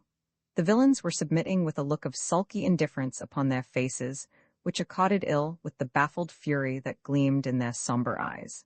In front of these men, directing the operations, stood no other than our friend Bilali, looking rather tired, but particularly patriarchal with his flowing beard, and as cool and unconcerned as though he were superintending the cutting up of an ox. Presently he turned, and perceiving that I was sitting up, advanced to me, and with the utmost courtesy said that he trusted that I felt better. I answered that at present I scarcely knew how I felt, except that I ached all over. Then he bent down and examined Leo's wound. "It is an evil cut," he said, "but the spear has not pierced the entrails. He will recover." "Thanks to thy arrival, my father," I answered. "In another minute we should all have been beyond the reach of recovery, for those devils of thine would have slain us as they would have slain our servant," and I pointed towards Mahamd. The old man ground his teeth, and I saw an extraordinary expression of malignity light up his eyes. "Fear not, my son," he answered. "Vengeance shall be taken on them such as would make the flesh twist upon the bones merely to hear of it. To she shall they go, and her vengeance shall be worthy of her greatness. That man," pointing to Mahamd, "I tell thee that man would have died a merciful death to the death these hyena men shall die. Tell me, I pray of thee, how it came about." In a few words I sketched what had happened. "Ah, so," he answered. "Thou seest, my son, here there is a custom that if a stranger comes into this country he may be slain by the pot and eaten. It is hospitality turned upside down," I answered feebly. "In our country we entertain a stranger, and give him food to eat. Here ye eat him, and are entertained." "It is a custom," he answered, with a shrug. "Myself, I think it an evil one, but then," he added by an afterthought, I do not like the taste of strangers, especially after they have wandered through the swamps and lived on wildfowl. When she who must be obeyed sent orders that you were to be saved alive, she said not of the black man, therefore, being hyenas. These men lusted after his flesh, and the woman it was, whom thou didst rightly slay, who put it into their evil hearts to hotpot him. Well, they will have their reward. Better for them would it be if they had never seen the light than that they should stand before she in her terrible anger. Happy are those of them who died by your hands. Ah, he went on, it was a gallant fight that you fought. Knowest thou that, long-armed old baboon that thou art? Thou hast crushed in the ribs of those two who are laid out there as though they were but as the shell on an egg.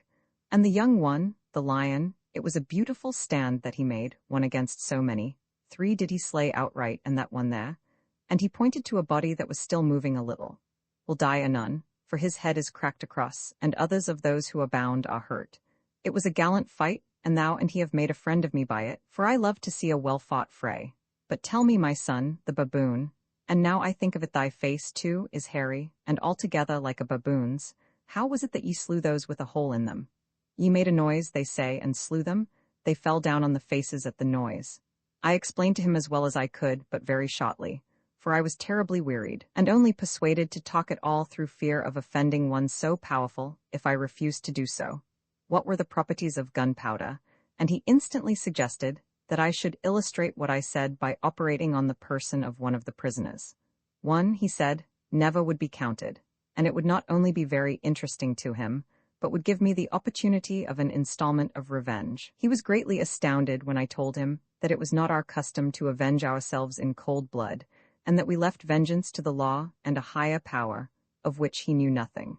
I added, however, that when I recovered, I would take him out shooting with us, and he should kill an animal for himself. And at this he was as pleased as a child at the promise of a new toy. Just then Leo opened his eyes beneath the stimulus of some brandy, of which we still had a little, that Job had pawed down his throat, and our conversation came to an end. After this we managed to get Leo, who was in a very poor way indeed, and only half conscious, safely off to bed, supported by Job and that brave girl Ustane, to whom, had I not been afraid that she might resent it, I would certainly have given a kiss for her splendid behavior in saving my boy's life at the risk of her own. But Ustane was not the sort of young person with whom one would care to take liberties, unless one were perfectly certain that they would not be misunderstood, so I repressed my inclinations. Then, bruised and battered, but with a sense of safety in my breast to which I had for some days been a stranger, I crept off to my own little sepulchre, not forgetting before I laid down in it to thank Providence from the bottom of my heart that it was not a sepulchre indeed, as, save for a merciful combination of events that I can only attribute to its protection, it would certainly have been for me that night. Few men have been nearer their end, and yet escaped it than we were on that dreadful day. I am a bad sleeper at the best of times, and my dreams that night when at last I got to rest were not of the pleasantest. The awful vision of poor Mahomed struggling to escape the red-hot pot would haunt them, and then in the background, as it were, a veiled form was always hovering, which from time to time seemed to draw the coverings from its body, revealing now the perfect shape of a lovely blooming woman, and now again the white bones of a grinning skeleton, and which, as it veiled and unveiled, uttered the mysterious and apparently meaningless sentence, "That which is alive and hath known death, and that which is dead yet can never die, for in the circle of the spirit life is not and death is not. Yea, all things live forever, though at times they sleep and are forgotten." The morning came at last, but when it came I found that I was too stiff and sought to rise. About 7 Job arrived, limping terribly, and with his face the color of a rotten apple, and told me that Leo had slept fairly, but was very weak. 2 hours afterwards Bilali, Job called him Billy Goat, to which indeed his white beard gave him some resemblance, or more familiarly. Billy came too, bearing a lamp in his hand, his towering form reaching nearly to the roof of the little chamber. I pretended to be asleep, and through the cracks of my eyelids watched his sardonic but handsome old face. He fixed his hawk-like eyes upon me and stroked his glorious white beard, which, by the way, would have been worth 100 a year to any London barber as an advertisement. Ah, I heard him mutter. Bilali had a habit of muttering to himself. He is ugly, ugly as the other is beautiful. A very baboon, it was a good name, but I liked the man. Strange now at my age that I should like a man. What says the proverb? Mistrust all men, and slay him whom thou mistrustest overmuch. And as for women, flee from them, for they are evil, and in the end will destroy thee. It is a good proverb, especially the last part of it. I think that it must have come down from the ancients. Nevertheless, I like this baboon, and I wonder where they taught him his tricks, and I trust that she will not bewitch him. Poor baboon! He must be wearied after that fight. I will go lest I should awake him. I waited till he had turned and was nearly through the entrance, walking softly on tiptoe, and then I called after him. My father, I said, is it thou? Yes, my son, it is I, but let me not disturb thee. I did but come to see how thou didst fare, and to tell thee that those who would have slain thee, my baboon, are by now far on their road to She. She said that ye also were to come at once, but I fear ye cannot yet. Nay, I said, not till we have recovered a little, but have me borne out into the daylight, I pray thee, my father. I love not this place. Ah, no, he answered, it hath a sad air. I remember when I was a boy, I found the body of a fair woman, lying where thou liest now, yes, on that very bench. She was so beautiful that I was wont to creep in hither with a lamp and gaze upon her. Had it not been for her cold hands, almost could I think that she slept and would one day awake, so fair and peaceful was she in her robes of white. White was she, too, and her hair was yellow, and lay down her almost to the feet. There are many such still in the tombs at the place where she is. For those who set them there had a way I know not of, whereby to keep their beloved out of the crumbling hand of decay, even when death had slain them. Day by day I came hither, and gazed on her till at last. Laugh not at me, stranger, for I was but a silly lad. I learned to love that dead form, that shell which once had held a life that no more is. I would creep up to her and kiss her cold face, and wonder how many men had lived and died since she was, and who had loved her and embraced her in the days that long had passed away. And my baboon, I think I learned wisdom from that dead one, for of a truth it taught me of the littleness of life, and the length of death, and how all things that are under the sun go down one path, and are forever forgotten. And so I mused, and it seemed to me that wisdom flowed into me from the dead, till one day my mother, a watchful woman, but hasty-minded, seeing I was changed, followed me, and saw the beautiful white one, and feared that I was bewitched, as indeed I was. So half in dread and half in anger, she took up the lamp, and standing the dead woman up against the wall even there, set fire to her hair, and she burnt fiercely, even down to the feet, for those who are thus kept burn excellently well. See, my son, there on the roof is yet the smoke of her burning. I looked up doubtfully, and there, sure enough, on the roof of the sepulchre, was a peculiarly unctuous and sooty mark, 3 feet or more across. Doubtless it had in the course of years been rubbed off the sides of the little cave, but on the roof it remained, and there was no mistaking its appearance. She burnt, he went on in a meditative way, even to the feet, but the feet I came back and saved, cutting the burnt bone from them, and hid them under the stone bench there, wrapped up in a piece of linen. Surely, I remember it as though it were but yesterday. Perchance they are there, if none have found them, even to this hour. Of a truth I have not entered this chamber from that time to this very day. Stay, I will look. And kneeling down, he groped about with his long arm in the recess under the stone bench. Presently his face brightened, and with an exclamation he pulled something forth which was caked in dust, which he shook on to the floor. It was covered with the remains of a rotting rag, which he undid, and revealed to my astonished gaze a beautifully shaped and almost white woman's foot, looking as fresh and firm as though it had but now been placed there. Thou seest, my son, the baboon, he said, in a sad voice. I spake the truth to thee, for here is yet 1 foot remaining. Take it, my son, and gaze upon it. I took this cold fragment of mortality in my hand and looked at it in the light of the lamp with feelings which I cannot describe, so mixed up were they between astonishment, fear, and fascination. It was light, much lighter, I should say, than it had been in the living state, and the flesh to all appearance was still flesh, though about it there clung a faintly aromatic odor. For the rest it was not shrunk or shriveled, or even black and unsightly, like the flesh of Egyptian mummies, but plump and fair, and, except where it had been slightly burnt, perfect as on the day of death. A very triumph of embalming. Poor little foot! I set it down upon the stone bench where it had lain for so many thousand years, and wondered whose was the beauty that it had upborne through the pomp and pageantry of a forgotten civilization, first as a merry child's, then as a blushing maid's, and lastly as a perfect woman's. Through what halls of life had its soft step echoed, and in the end, with what courage had it trodden down the dusty ways of death? To whose side had it stolen in the hush of night when the black slave slept upon the marble floor, and who had listened for its stealing? Shapely little foot! Well might it have been set upon the proud neck of a conqueror bent at last to woman's beauty, and well might the lips of nobles and of kings have been pressed upon its jeweled whiteness. I wrapped up this relic of the past in the remnants of the old linen rag, which had evidently formed a portion of its owner's grave clothes, for it was partially burnt, and put it away in my Gladstone bag. A strange combination, I thought. Then with Bilali's help I staggered off to see Leo. I found him dreadfully bruised, worse even than myself, perhaps owing to the excessive whiteness of his skin, and faint and weak with the loss of blood from the flesh wound in his side, but for all that cheerful as a cricket, and asking for some breakfast. Job and Ustane got him on to the bottom, or rather the sacking of a litter, which was removed from its pole for that purpose, and with the aid of old Bilali carried him out into the shade at the mouth of the cave, from which, by the way, every trace of the slaughter of the previous night had now been removed, and there we all breakfasted, and indeed spent that day, and most of the 2 following ones. On the 3rd morning, Job and myself were practically recovered. Leo also was so much better that I yielded to Bilali's often expressed entreaty, and agreed to start at once upon our journey to Ka, which we were told was the name of the place where the mysterious she lived, though I still feared for its effect upon Leo, and especially lest the motion should cause his wound, which was scarcely skinned over, to break open again. Indeed, had it not been for Bilali's evident anxiety to get off, which led us to suspect that some difficulty or danger might threaten us if we did not comply with it, I would not have consented to go.